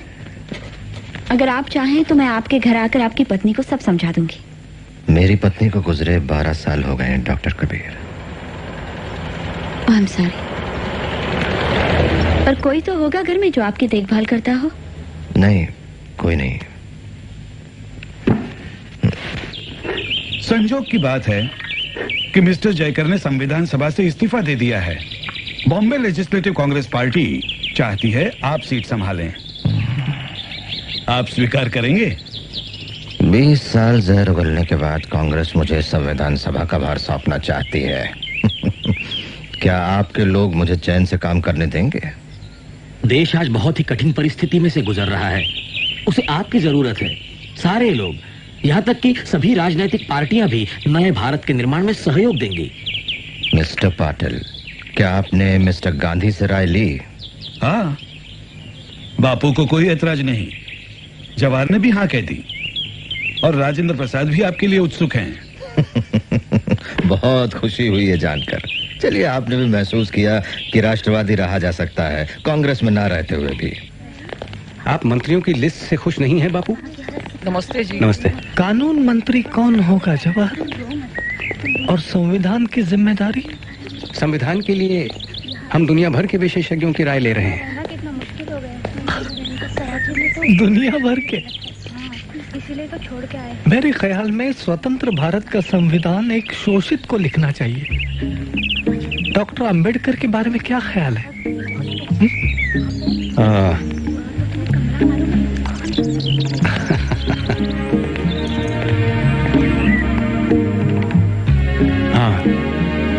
इतिहास ने यह जिम्मेदारी हमें सौंपी है। लगता है मेरे मरने तक इस खून खराबे का बोझ मेरी आत्मा पर बना रहेगा। खैर, काम की बात करें। आप जानते हैं कि आपको मैंने यहां क्यों बुलाया है? मैं चाहता हूं कि आजाद हिंदुस्तान की राष्ट्रीय सरकार में आप शामिल हों। आपको मंजूर है? ये सब इस बात पर निर्भर करेगा जवाहरलाल कि कौन सा विभाग मुझे। कानून? वहां काम तो काफी होगा ना? बहुत है, फिक्र मत कीजिए। कई नए कामों को कानूनी जामा पहनाना है। हाँ, हिंदू कोड बिल जो कि अधूरा पड़ा है। नहीं, उसका फैसला भी हमें जल्दी करना है। मैं खुश हूं, हम साथ काम करेंगे। प्रिय भावराव, हिंदुस्तान आज एक आजाद देश है, मगर क्या वो अपनी आजादी सलामत रख पाएगा? क्या अलग अलग और परस्पर विरोधी विचारधारा वाली राजनीतिक पार्टियां हिंदुस्तान को अपनी अपनी जाति और धर्म से ऊपर रख पाएंगी? हमें अपनी आजादी की रक्षा अपने खून की आखिरी बूंद तक करनी चाहिए। कितनी बढ़ गई है आपकी ब्लड शुगर? अब और मीठा नहीं। चाय कौन बनाता है आपके लिए?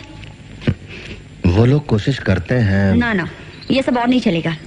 कोई फल या चावल बिल्कुल मत खाइए, कम से कम 15 दिन। अगले हफ्ते आपका चेकअप करेंगे। दिल्ली में ड्राफ्टिंग कमेटी की मीटिंग है, मुझे वहां एक हफ्ता रहना पड़ेगा। पता नहीं दिल्ली में आपकी देखभाल कौन करेगा। प्रिय चित्रे, संविधान की रूपरेखा तैयार करने का मेरा काम काफी बढ़ गया है। दूसरी तरफ मेरी सेहत मुझे ज्यादा बोझ लेने से रोकती है। तुम्हारे सुझाव पर कि मैं अपनी सेहत की देखभाल के लिए किसी का आधार लूं, मैंने गौर किया है। मैंने डॉक्टर शारदा कबीर से शादी करने का फैसला किया है। बाबा साहब, बापूजी को किसी ने गोली मार दी जब वो प्रार्थना के लिए जा रहे थे।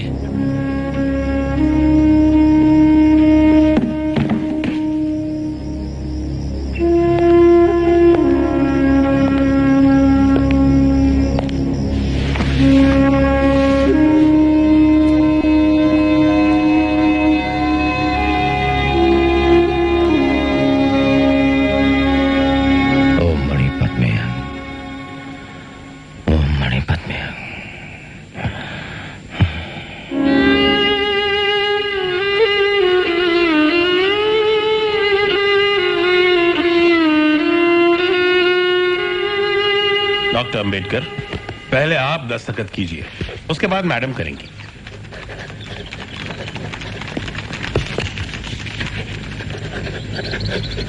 अब मैं आप दोनों को पति पत्नी घोषित करता हूं।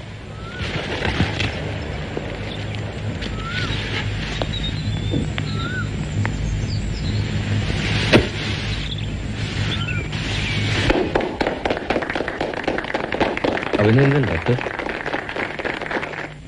राष्ट्रपति महोदय, सर, मैं ड्राफ्टिंग कमेटी द्वारा निश्चित की हुई संविधान की रूपरेखा को प्रस्तुत करता हूं और निवेदन करता हूं कि इस पर विचार किया जाए। राष्ट्रपति महोदय सर, मैं इस सदन में उपस्थित उन लोगों में से एक हूं जो जानते हैं कि इस संविधान का मसौदा तैयार करने में डॉक्टर अंबेडकर ने कितनी मेहनत और लगन खर्च की है। शायद सदन को पता हो कि उसके द्वारा मनोनीत 7 सदस्यों में से एक ने इस्तीफा दे दिया और उसकी जगह किसी और को नहीं लिया गया। एक सदस्य थे अमेरिका में, तो उनकी जगह भी खाली रही और एक और सदस्य अपने कुछ कामों में, राज्य के कामों में व्यस्त रहे, इसलिए उनकी जगह भी खाली रही। एक या 2 सदस्य दिल्ली के बाहर थे और शायद सेहत की वजह से शामिल न हो सके। इसलिए आखिर में हुआ यूं कि मसौदा तैयार करने का सारा भार आ पड़ा डॉक्टर अंबेडकर पर। और मुझे कोई शक नहीं कि हम सब उनके अनुग्रहित हैं। मुझे जो भी श्रेय दिया जा रहा है वो मेरे अकेले का नहीं है। इसका कुछ हिस्सा जाता है सर BN राव को, जो कि हमारी इस सभा के संवैधानिक सलाहकार हैं, जिन्होंने ड्राफ्टिंग कमेटी के विचार करने के लिए संविधान का कच्चा मसौदा तैयार किया। इस श्रेय का कुछ हिस्सा उस ड्राफ्टिंग कमेटी के सदस्यों को भी जाना चाहिए। मैं यहां पर संविधान की अच्छाइयां गिनाने नहीं जाऊंगा, क्योंकि मुझे लगता है कि संविधान कितना भी अच्छा क्यों ना हो, वो अंततः बुरा साबित होगा अगर उसे इस्तेमाल में लाने वाले लोग बुरे होंगे, और संविधान कितना भी बुरा क्यों ना हो, वो अंततः अच्छा साबित होगा अगर उसे इस्तेमाल में लाने वाले लोग अच्छे होंगे। इसलिए जनता और उसके राजनीतिक दलों की भूमिका को संदर्भ में लाए बिना संविधान पर कोई भी निर्णय देना या कोई भी टिप्पणी करना मेरे विचार में व्यर्थ होगा। धन्यवाद।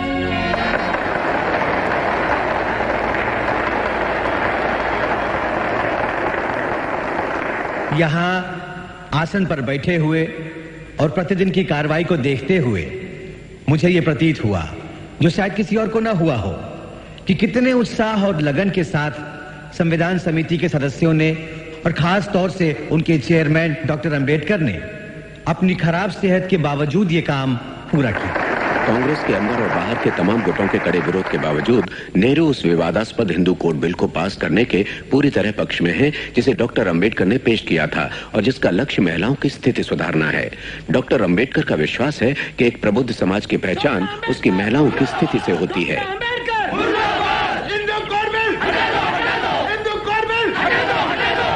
हिंदू कोड बिल अपमान है हिंदू धर्म शास्त्र का। यह एक बहुत बड़ा कलंक है हमारे रूढ़ी परंपराओं और शास्त्रों पर। डॉक्टर अंबेडकर क्या जाने हिंदू धर्म शास्त्र? क्या उन्हें संस्कृत का ज्ञान है? क्या उन्होंने वेद पढ़े हैं? प्रतिशोध के लिए वे हमारे हिंदू धर्म शास्त्र को कानून के धक्के से नष्ट कर देना चाहते हैं। क्या हम एक अछूत को हमारे पवित्र शास्त्र को छूने का अधिकार दे सकते हैं? बताइए आप लोग। नहीं, कभी नहीं। हम खून बहा देंगे। एक गवार, ग्लेट और अछूत उन नियमों का भंग कर रहा है जो सदियों पहले भगवान श्री कृष्ण, भगवान मनु, भगवद गीता और उपनिषदों ने तय किए थे। छुओ मत, छुओ मत।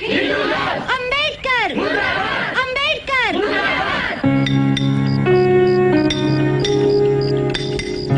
प्रिय भावराम, हर तरफ से हिंदू कोड बिल का तीव्र विरोध हो रहा है।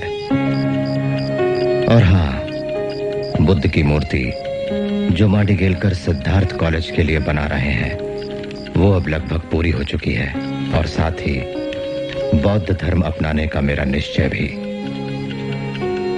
मैं बचपन से ही बौद्ध धर्म से प्रभावित रहा हूं। जब मैंने दादा केड़ुस्कर लिखित बुद्ध चरित्र पढ़ा था, जो एक प्रसिद्ध लेखक और पिताजी के मित्र भी थे, उन्होंने यह किताब मुझे भेंट दी थी।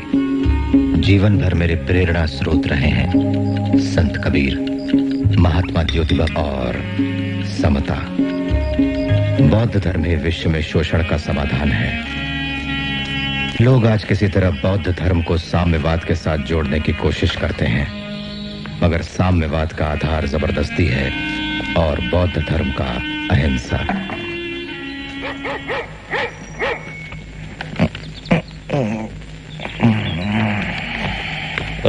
बाबा साहब, प्रधानमंत्री जी के कार्यालय से।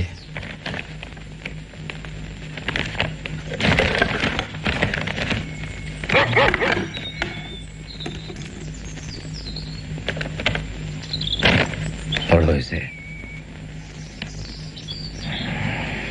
आप तो जानते हैं कि हिंदू कोड बिल का काफी विरोध हो रहा है सदन के भीतर और बाहर भी। बेहतरीन इरादों के बावजूद भी ये इस सेशन में पास नहीं हो सकता। मैं आपकी नाउम्मीदी समझ सकता हूँ। यहाँ तक कि शादी और तलाक वाले हिस्से भी आखिरकार टाल देने पड़े। मैं दुर्भाग्यपूर्ण निर्णय है ये। रत्तू, चलो डिक्टेशन लो। काफी समय से मैं मंत्री पद से इस्तीफा देने की सोच रहा था। सिर्फ हिंदू कोड बिल को अमल में लाने की आशा ने ही मुझे यह निर्णय लेने से रोक रखा था। लेकिन इस बिल की मृत्यु के साथ जब विवाह और तलाक वाला हिस्सा भी खत्म कर दिया, तो मुझे सदन का सदस्य बने रहने में कोई भी औचित्य नहीं दिखता। हिंदू कोड बिल इस देश में समाज सुधार के लिए उठाया गया सबसे महत्वपूर्ण कदम था। हिंदू समाज के वर्गों के बीच और स्त्री पुरुषों के बीच जो असमानता है उसे बरकरार रखकर आर्थिक सुधारों के लिए कानून पास करना हमारे संविधान का मजाक उड़ाने जैसा है और गोबर के ढेर पर महल खड़ा करने जैसा है।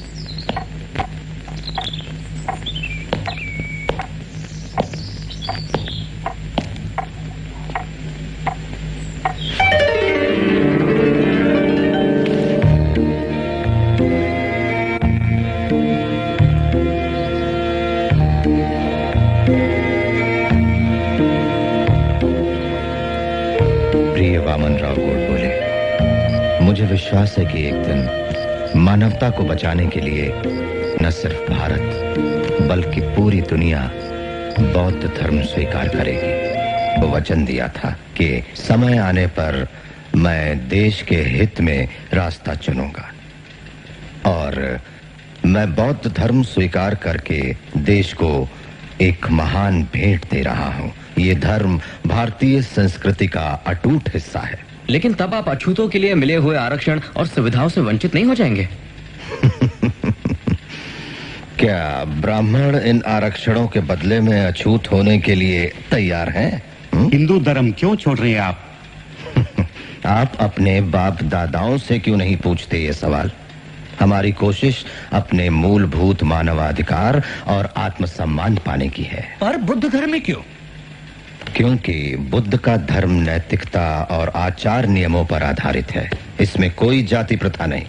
क्योंकि हिंदू धर्म का सामाजिक उपदेश ही असमानता है, जबकि बुद्ध धर्म का उपदेश समानता है। क्योंकि बुद्ध के उपदेश आधुनिक, बुद्धिसंगत और सदा समकालीन है, कोई कट्टरपन नहीं। वो चाहते हैं कि आपका सोचना और जीना विवेकपूर्ण हो। बुद्ध के अलावा दुनिया के सारे धर्म संस्थापकों ने अपने आप को मसीहा कहा। सिर्फ बुद्ध ही हमेशा मार्गदर्शक बनकर रहे।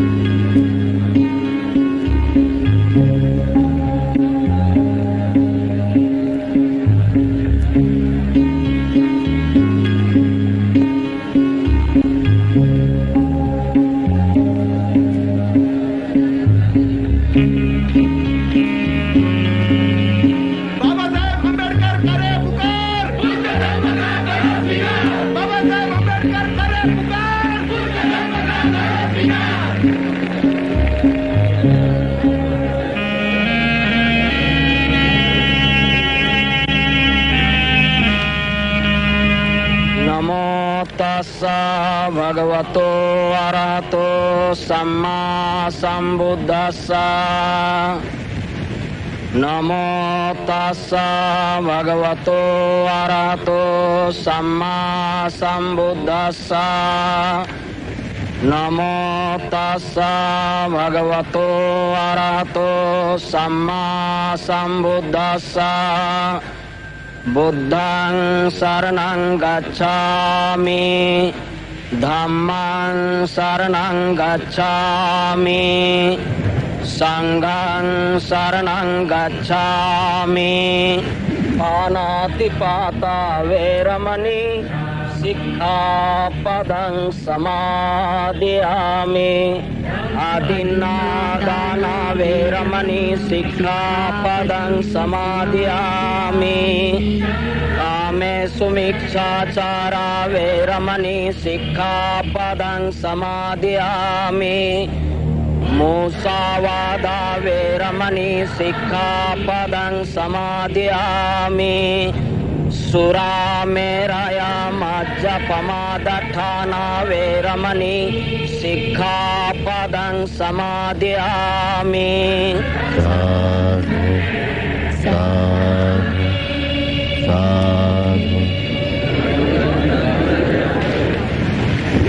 मेरे प्यारे भाइयों और बहनों, मैंने हिंदू धर्म का त्याग कर दिया है और मैं महान बुद्ध और उनके धम्म को गले लगा रहा हूं, जो ज्ञान, समानता, सदाचार और करुणा पर आधारित है।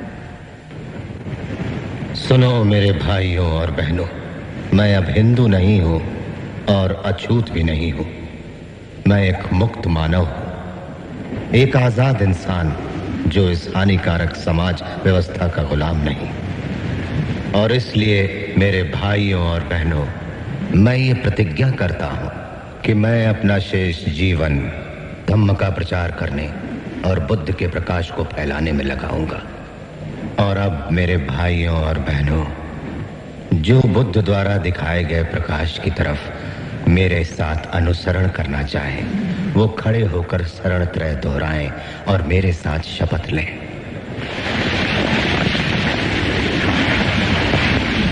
मैं भगवान बुद्ध के बताए हुए 10 नीति वचनों का पालन करूंगा।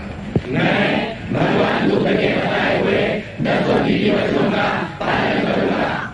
मैं सारे पशुओं के साथ करुणा का व्यवहार करूंगा। मैं सारे पशुओं के साथ करुणा का व्यवहार करूंगा। मैं सारे मनुष्यों को एक समान समझूंगा। मैं सारे मनुष्यों को एक समान समझूंगा। मैं गौतम बुद्ध के धम्म का स्वीकार करूंगा और अपना पुराना धर्म छोड़ दूंगा, जो मनुष्य जाति की प्रगति में बाधक है और जो मनुष्य को घृणा की नजर से देखता है। मैं गौतम बुद्ध के धम्म का स्वीकार करूंगा और अपना पुराना धर्म छोड़ दूंगा, जो मनुष्य जाति की प्रगति में बाधक है और जो मनुष्य को घृणा की नजर से देखता है। इसके साथ मेरा नया जन्म होगा। इसके साथ मेरा नया जन्म होगा। मैं ना तो हिंदू देवताओं की पूजा करूंगा और ना ही हिंदू कर्मकांडों का पालन। मैं ना तो हिंदू देवताओं की पूजा करूंगा और ना ही हिंदू कर्मकांडों का पालन। आज के बाद जो 3 सिद्धांत बुद्ध ने बताए हैं, प्रज्ञा, सन्मार्ग और करुणा, जीवन भर मेरे कर्मों को दिशा देते रहेंगे। आज के बाद जो 3 सिद्धांत बुद्ध ने बताए हैं, प्रज्ञा, सन्मार्ग और करुणा, जीवन भर मेरे कर्मों को दिशा देते रहेंगे। बुद्धं शरणं गच्छामि, धम्मं शरणं गच्छामि, संघं शरणं गच्छामि, बुद्धं शरणं गच्छामि, धम्मं शरणं गच्छामि, संघं शरणं गच्छामि।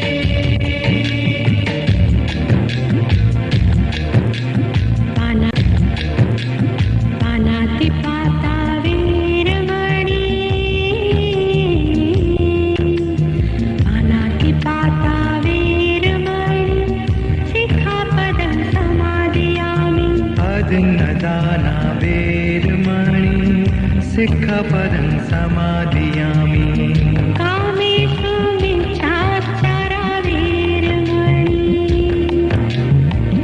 सिक्खपदं समादयामि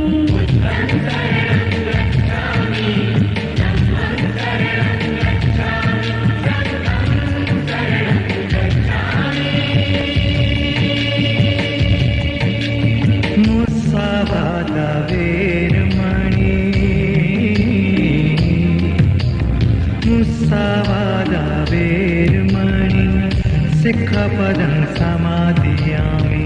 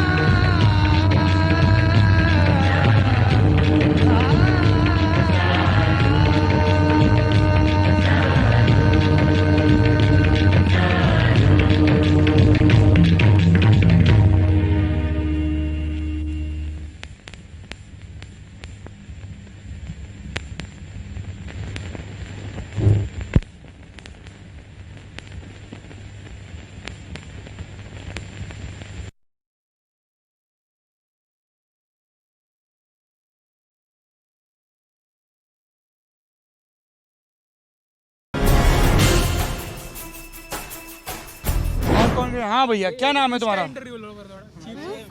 क्या नाम है? शिव। शिव। कितनी उम्र है तुम्हारी? मैं 11 साल का हूँ। 11 साल के। स्कूल जाते हो शिव? हाँ। कौन सी क्लास में पढ़ते हो? 6। पापा क्या करते हैं आपके? पापा नहीं है। पापा नहीं है। मम्मी है? वो क्या करती हैं? मम्मी कैटरेस का काम करती है। मम्मी कैटरिंग का काम करती हैं। आप कितने घंटे यहाँ चिप्स बेचते हो? हाँ, अभी 11 बजे तक बेचूंगा, चले जाऊंगा। फिर पढ़ाई कब करता है शिव? हाँ, पढ़ाई जाने के बाद करता हूँ। बड़ी बहन पढ़ाती है। बड़ी बहन पढ़ाती है? तो कितना सामान बेच लेते हो तुम रोजाना?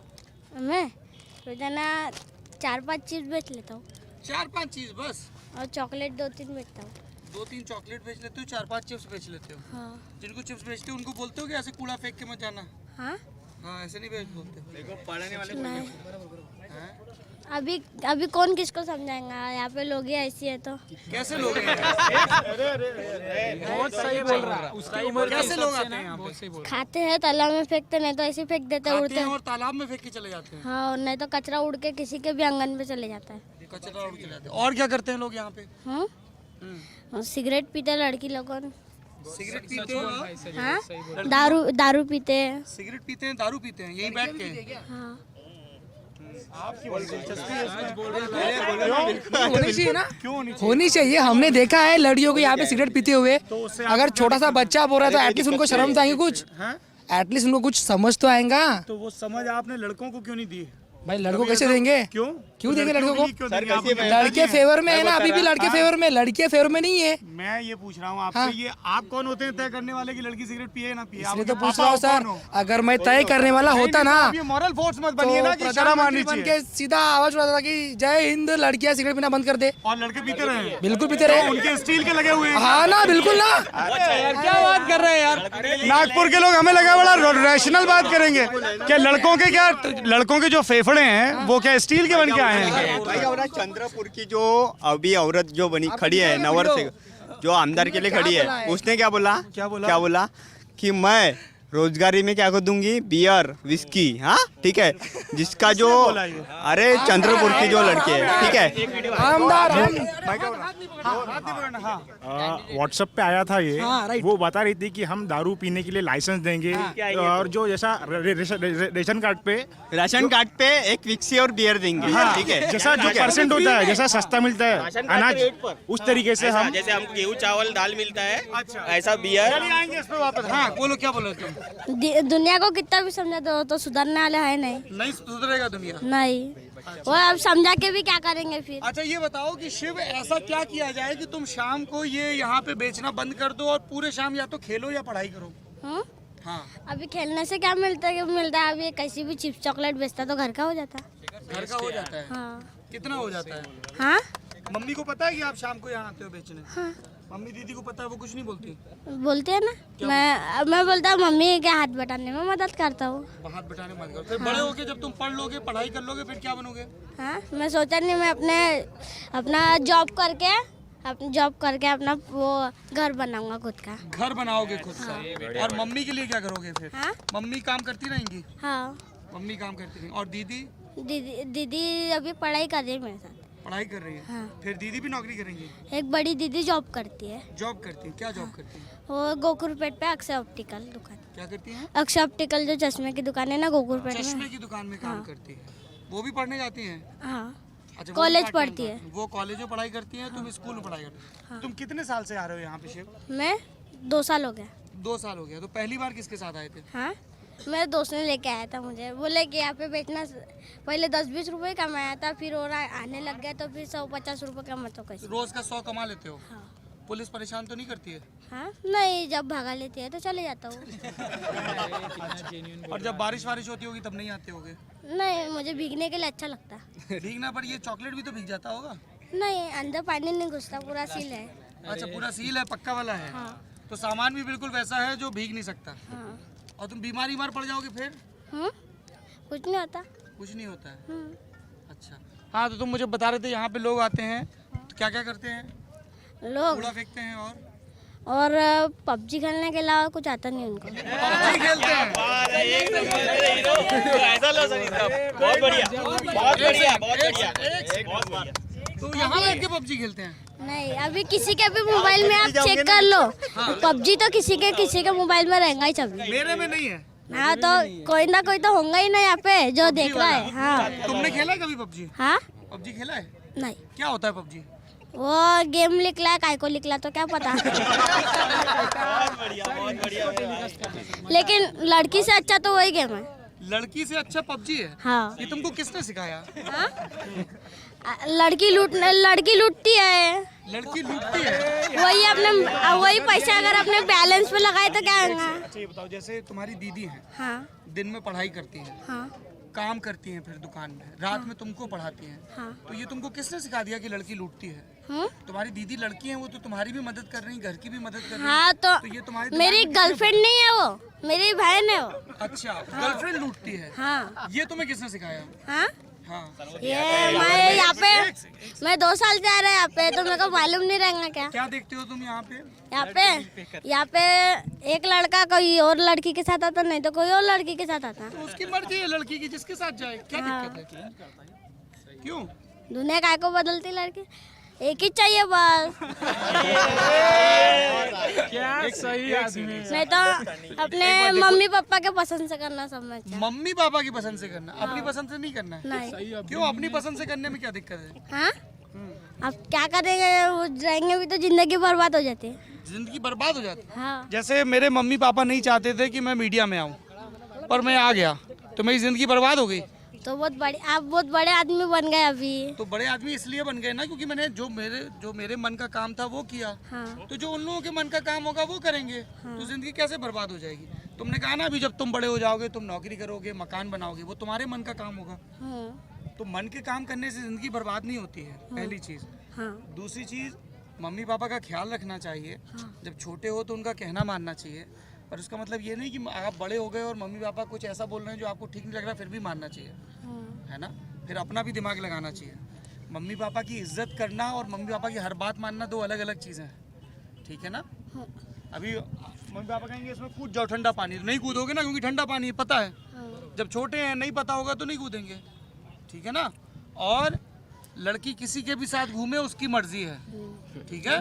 क्यों? हम कोई नहीं होते हैं किसी को बताने वाले कि वो किसके साथ घूमे। सबकी अपनी जिंदगी है, कोई किसी के भी साथ घूम सकता है। ठीक है ना? ऐसे नहीं जज करना चाहिए कि लड़की किसी के साथ घूम रही तो वो बुरी है, नहीं घूम रही तो अच्छी है। ये सब फालतू की चीजें हैं, पता नहीं क्यों दिमाग में तुम लोगों को बिठा दी जाती हैं।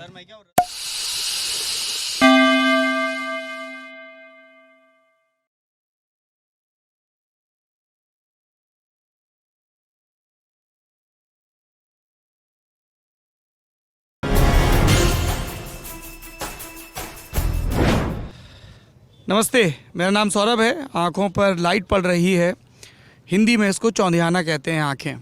इन दिनों नेताओं की आँखें चौंधियाई हुई हैं क्योंकि वो देख नहीं पा रहे हैं कि जनता की नज़र में क्या है।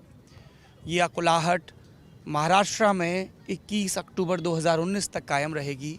उस दिन ईवीएम पर सब जाएंगे और अपनी अपनी उंगलियों में कुछ अतिरिक्त बल का प्रयोग करते हुए अपने हिस्से की किस्मत लिखाएंगे अगले 5 बरस के लिए। महाराष्ट्र में विधानसभा चुनाव हैं। चुनाव के वास्ते हम नागपुर में हैं, संतरों की नगरी। संतरा खाते हो तुम? संतरे का जो छिलका है उसको पीस के लगाया करो, उससे त्वचा अच्छी होती है, ऐसा बाबा रामदेव बताते हैं। मैं बिलीव नहीं करता। किसमें, संतरे में कि रामदेव में? रामदेव अच्छा, चलिए अच्छी बात। 5 रुपए की मैगी भी कॉपी करे दूसरे की, वो इंसान क्या दूसरों को पॉलिटिक्स बताएगा?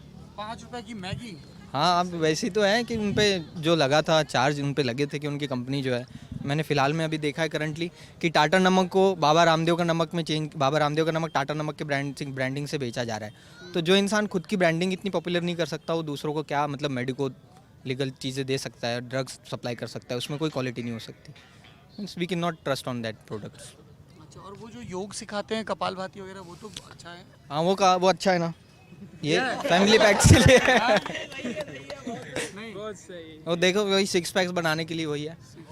2-3 लेकिन आपके हिसाब से बाबा को मैगी नहीं बेचनी चाहिए थी? नहीं बेचनी चाहिए थी, वो बाबा ही अच्छे थे भाई।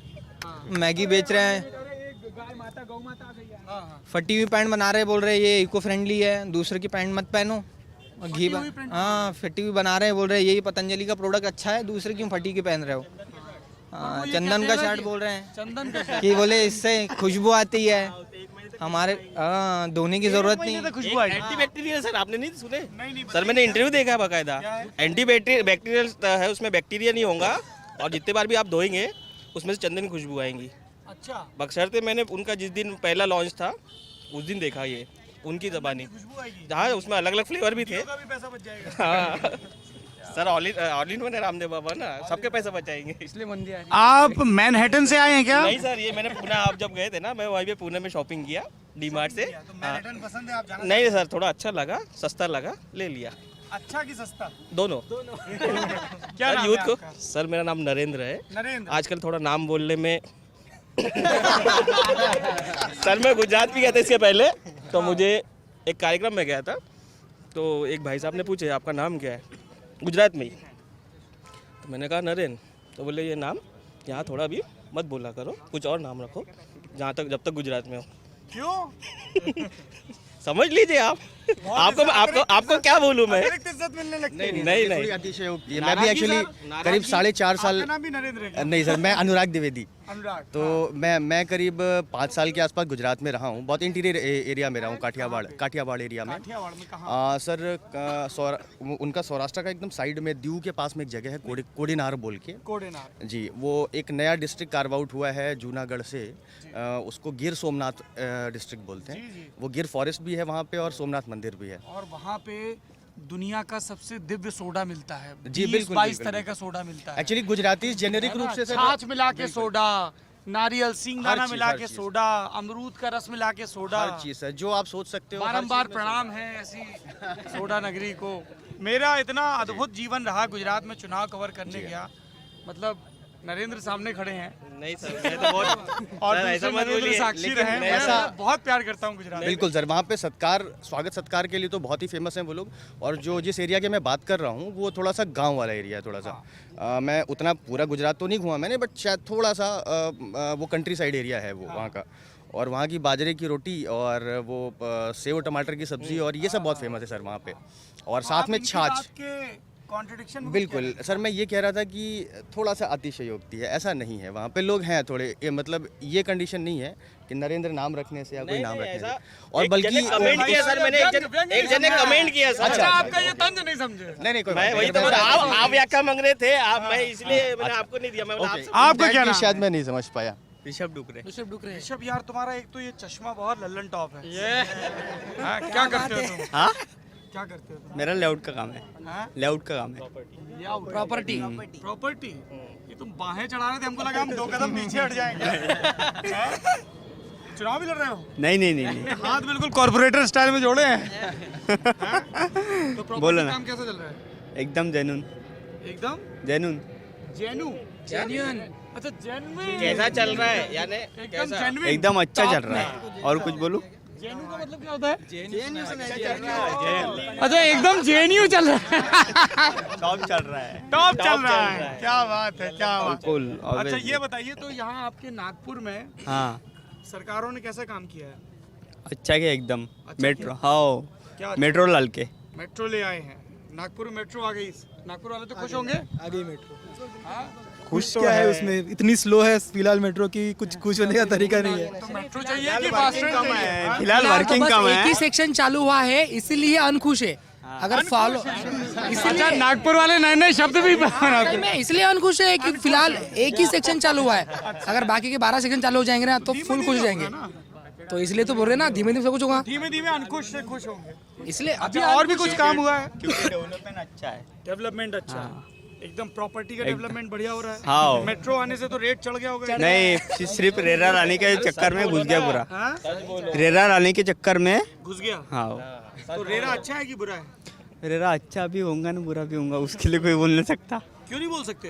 कुछ नहीं बोल सकते क्योंकि 2 साल की पहले पैकअप सब है। ये जितने पहले जो था बदमाशी करते थे, आम आदमी परेशान होता था। देखो जाके वहाँ दिल्ली मुंबई में ग्राहक कितना परेशान है। ये तुम सब जो बड़ा रियल एस्टेट वाला है उसके पास तो बहुत पैसा है, वकील है। अब सुप्रीम कोर्ट ने सबकी टाइट कर दी है और रेरा आ गया है। एक प्रोजेक्ट का पैसा दूसरे में लगाते थे, अब ये आदमी मर खप के EMI दे रहा है तो उसको टाइम से फ्लैट क्यों नहीं मिलना चाहिए? क्या दिक्कत है रेरा में? तुम लोग क्यों विरोध करते हो रेरा का?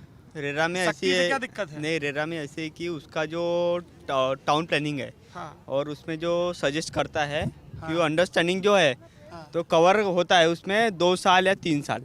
बस उसके ऊपर में जैसे कि पहले जो बिल्डर लोग करते थे क्या करते 5 थे? साल 10 लाख 10 साल जो है अंडरस्टैंडिंग जो भी है। मैंने आपको फ्लैट बेचा, ठीक है, आप क्या करेंगे, EMI मेरे को छोड़ेंगे, ठीक है, प्लस पॉइंट जो छोड़ा मैंने, हाँ 10 साल मेरे को टाइम पीरियड मिल रहा, ठीक है। उसके अंडर में क्या हो रहा, अनकॉम्प्लीमेंट्री कुछ नहीं है। मतलब लोग कैसे कर रहे, अपने को आ रहा दे रहा, ऐसी चीज़ हो रही। मतलब रेरा में जो हो रहा है वो प्लस पॉइंट है। जो प्लस पॉइंट है। जो भी हो रहा। बढ़िया है। और कौन? हाँ भैया, क्या नाम है तुम्हारा? क्या नाम है? शिव। शिव, कितनी उम्र है तुम्हारी? मैं 11 साल का हूँ। 11 साल के। स्कूल जाते हो शिव? हाँ। कौन सी क्लास में पढ़ते हो? 6। पापा क्या करते हैं आपके? पापा नहीं है। पापा नहीं है। मम्मी है? वो क्या करती हैं? मम्मी कैटरेस का काम करती है। मम्मी कैटरिंग का काम करती हैं। आप कितने घंटे यहाँ चिप्स बेचते हो? हाँ, अभी 11 बजे तक बेचूंगा, चले जाऊंगा। फिर पढ़ाई कब करता है शिव? हाँ, पढ़ाई जाने के बाद करता हूँ। बड़ी बहन पढ़ाती है। बड़ी बहन पढ़ाती है। तो कितना सामान बेच लेते हो तुम रोजाना? मैं रोजाना 4-5 चीज बेच लेता हूँ। 4-5 चीज बस? और चॉकलेट 2-3 बेचता हूँ।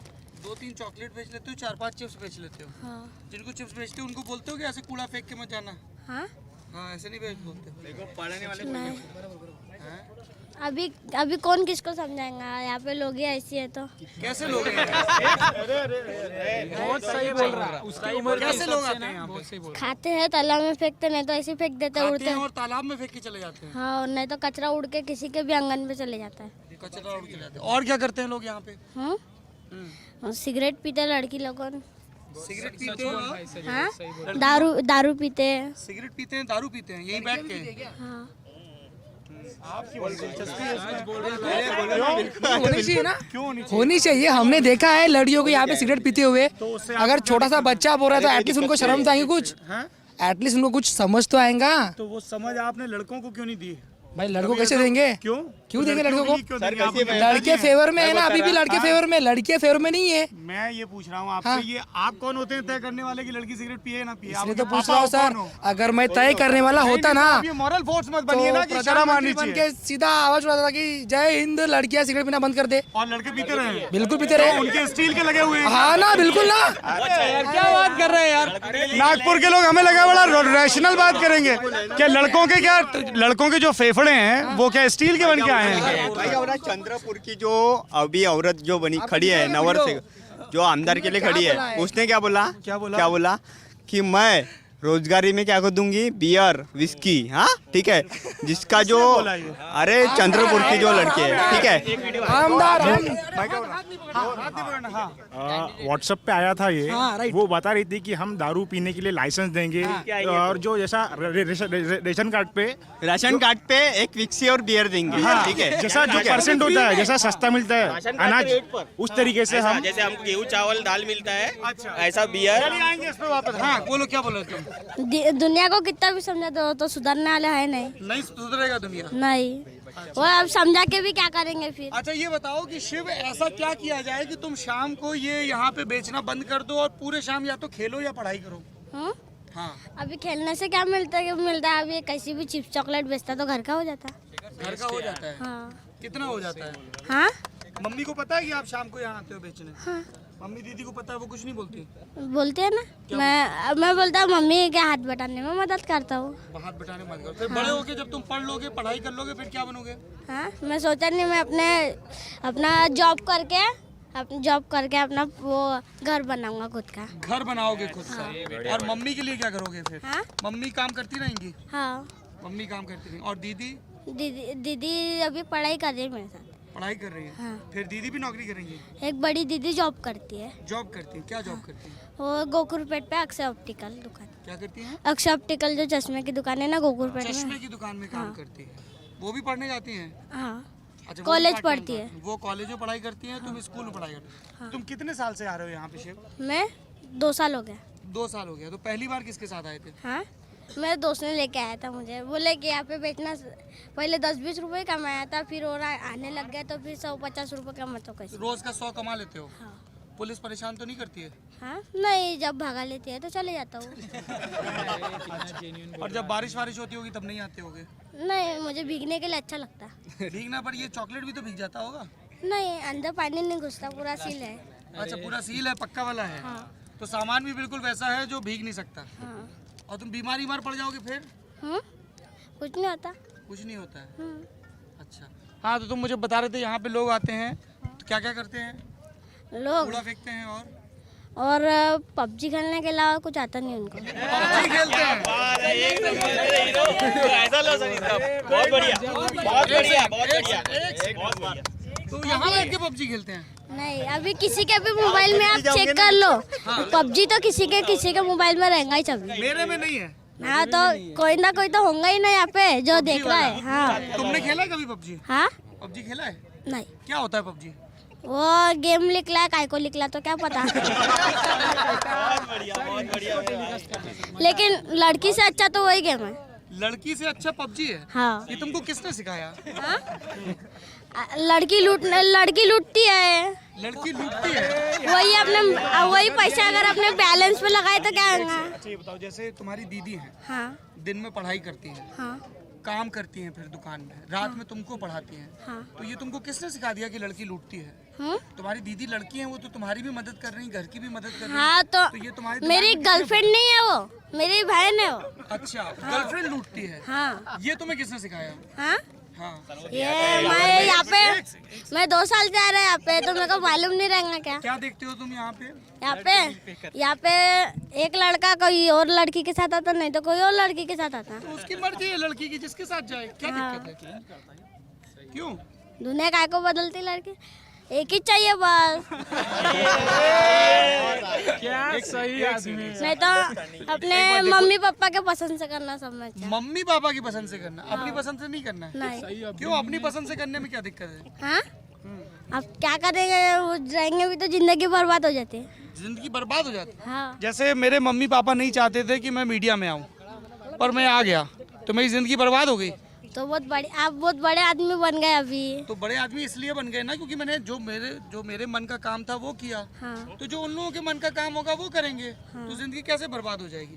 तुमने कहा ना अभी, जब तुम बड़े हो जाओगे तुम नौकरी करोगे, मकान बनाओगे, वो तुम्हारे मन का काम होगा। हाँ। तो मन के काम करने से जिंदगी बर्बाद नहीं होती है। हाँ। पहली चीज। हाँ। दूसरी चीज, मम्मी पापा का ख्याल रखना चाहिए। हाँ। जब छोटे हो तो उनका कहना मानना चाहिए, पर उसका मतलब ये नहीं कि आप बड़े हो गए और मम्मी पापा कुछ ऐसा बोल रहे हैं जो आपको ठीक नहीं लग रहा, फिर भी मानना चाहिए। है ना? फिर अपना भी दिमाग लगाना चाहिए। मम्मी पापा की इज्जत करना और मम्मी पापा की हर बात मानना 2 अलग अलग चीज़ें हैं। ठीक है ना? अभी मम्मी पापा कहेंगे इसमें कूद जाओ ठंडा पानी, नहीं कूदोगे ना, क्योंकि ठंडा पानी पता है। जब छोटे हैं नहीं पता होगा तो नहीं कूदेंगे। ठीक है ना? और लड़की किसी के भी साथ घूमे उसकी मर्जी है। ठीक है? क्यों? हम कोई नहीं होते हैं किसी को बताने वाले कि वो किसके साथ घूमे। सबकी अपनी जिंदगी है, कोई किसी के भी साथ घूम सकता है। ठीक है ना? ऐसे नहीं जज करना चाहिए कि लड़की किसी के साथ घूम रही तो वो बुरी है, नहीं घूम रही तो अच्छी है। ये सब फालतू की चीजें हैं, पता नहीं क्यों दिमाग में तुम लोगों को बिठा दी जाती हैं। सर मैं क्या बोल रहा था, वो चीज के लिए अपन उसके लिए बेयर नहीं कर सकते। एनवायरमेंट वैसा है, वो चीज के लिए अपन उसके लिए बेयर नहीं, मैं बहस नहीं कर रहा हूँ उससे। वो छोटा है इसलिए मैं अपने हिस्से का फर्ज पूरा कर रहा हूँ, ताकि उसके दिमाग में ये रहे कि ये जो जेंडर बायस्ड है वो ना रहे। मैडम आइए, क्या नाम है आपका? शुभांगी जी। क्या करती हैं शुभांगी आप? जी, मैं एक प्राइवेट लिमिटेड कंपनी में काम करती हूँ। प्राइवेट लिमिटेड कंपनी में? जी। तो ये तो अभी छोटा बच्चा है। जी सर। और बहुत सारे लोग खिलखिला भी रहे थे जी जब सर। इसने ये कहा कि लड़कियां गर्लफ्रेंड लूटती हैं। तो ये मिसकंसेप्शन क्यों है सोसाइटी में शुभांगी? सर वो कंसेप्शन बन चुका है अभी कुछ लोगों, जैसे अभी आपने किसी से बात की थी, उन्होंने देखा आपने क्या कहा, लाइक लड़कियों के लिए सिगरेट पीना अलाउड नहीं है। हाँ। और लड़कों के लिए है। तो ये कंसेप्शन लोगों के बीच में आ ही गया है। वो ऐसे सोसाइटी के साथ रहते हैं या उनके साथ उनको सोचना चाहिए। जैसे वो अपने घर की लड़कियों को या इनको देखते हैं, वैसे ही वो सोसाइटी की लड़कियों को भी देखें। हम अपने घर की लड़कियों को भी बहुत काबू में रखते हैं, नियंत्रण में रखते हैं, बहुत मर्यादा में रखते हैं। जी सर। ये लॉजिक देंगे। यूपी गवर्नमेंट ये उनको ये हक किसने दिया है? जी बिल्कुल भी हक नहीं है उनको। जैसे आप इक्वालिटी अगर आप मानते हैं, वैसे इक्वालिटी आपको हर किसी के लिए मानना चाहिए। 18 साल की लड़की इस देश का प्रधानमंत्री, इस देश का आमदार चुन सकती है। जी बिल्कुल सर। जी बिल्कुल सर, बिल्कुल सर। चुन सकती तो वो अपनी मर्जी का लाइफस्टाइल क्यों नहीं चूज कर सकती? सर आपने कहीं इससे पहले यहाँ पे कहीं सुना है कि लड़कों ने किसी की जिंदगी बर्बाद की है, या फिर किसी के माँ बाप से आपने ये बात सुनी है? मैंने सुनी। एक सेकंड, एक चीज तो पहले हम ये तय कर लें। एक सेकंड, क्या नाम क्या है आपका? जगन। पहले तो हम ये तय कर लें कि यदि हमें बात करनी है तो हम बिना चिल्लाए आराम से सब लोगों की तरह बात करेंगे, क्योंकि बात का मकसद ये होना चाहिए कि मैं आपका व्यू पॉइंट समझूं, आप मेरा व्यू पॉइंट समझें, बाकियों का व्यू पॉइंट समझें।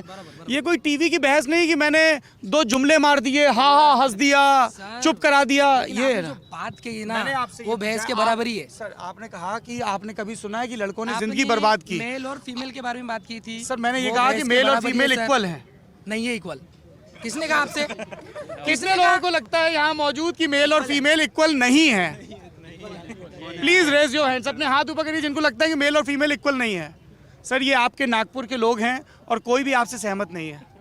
मैं तो अलग हूँ। आप बिल्कुल अलग हैं, आप एक्चुअली आप बिल्कुल अलग हैं, बिल्कुल आप अलग हैं और मैं मेरे बारंबार हिसाब से मैं आपको बिल्कुल अलग प्रणाम, हूँ। बिल्कुल अलग हैं, आपकी सोच बहुत अलग है, मैं आपको प्रणाम करता हूँ।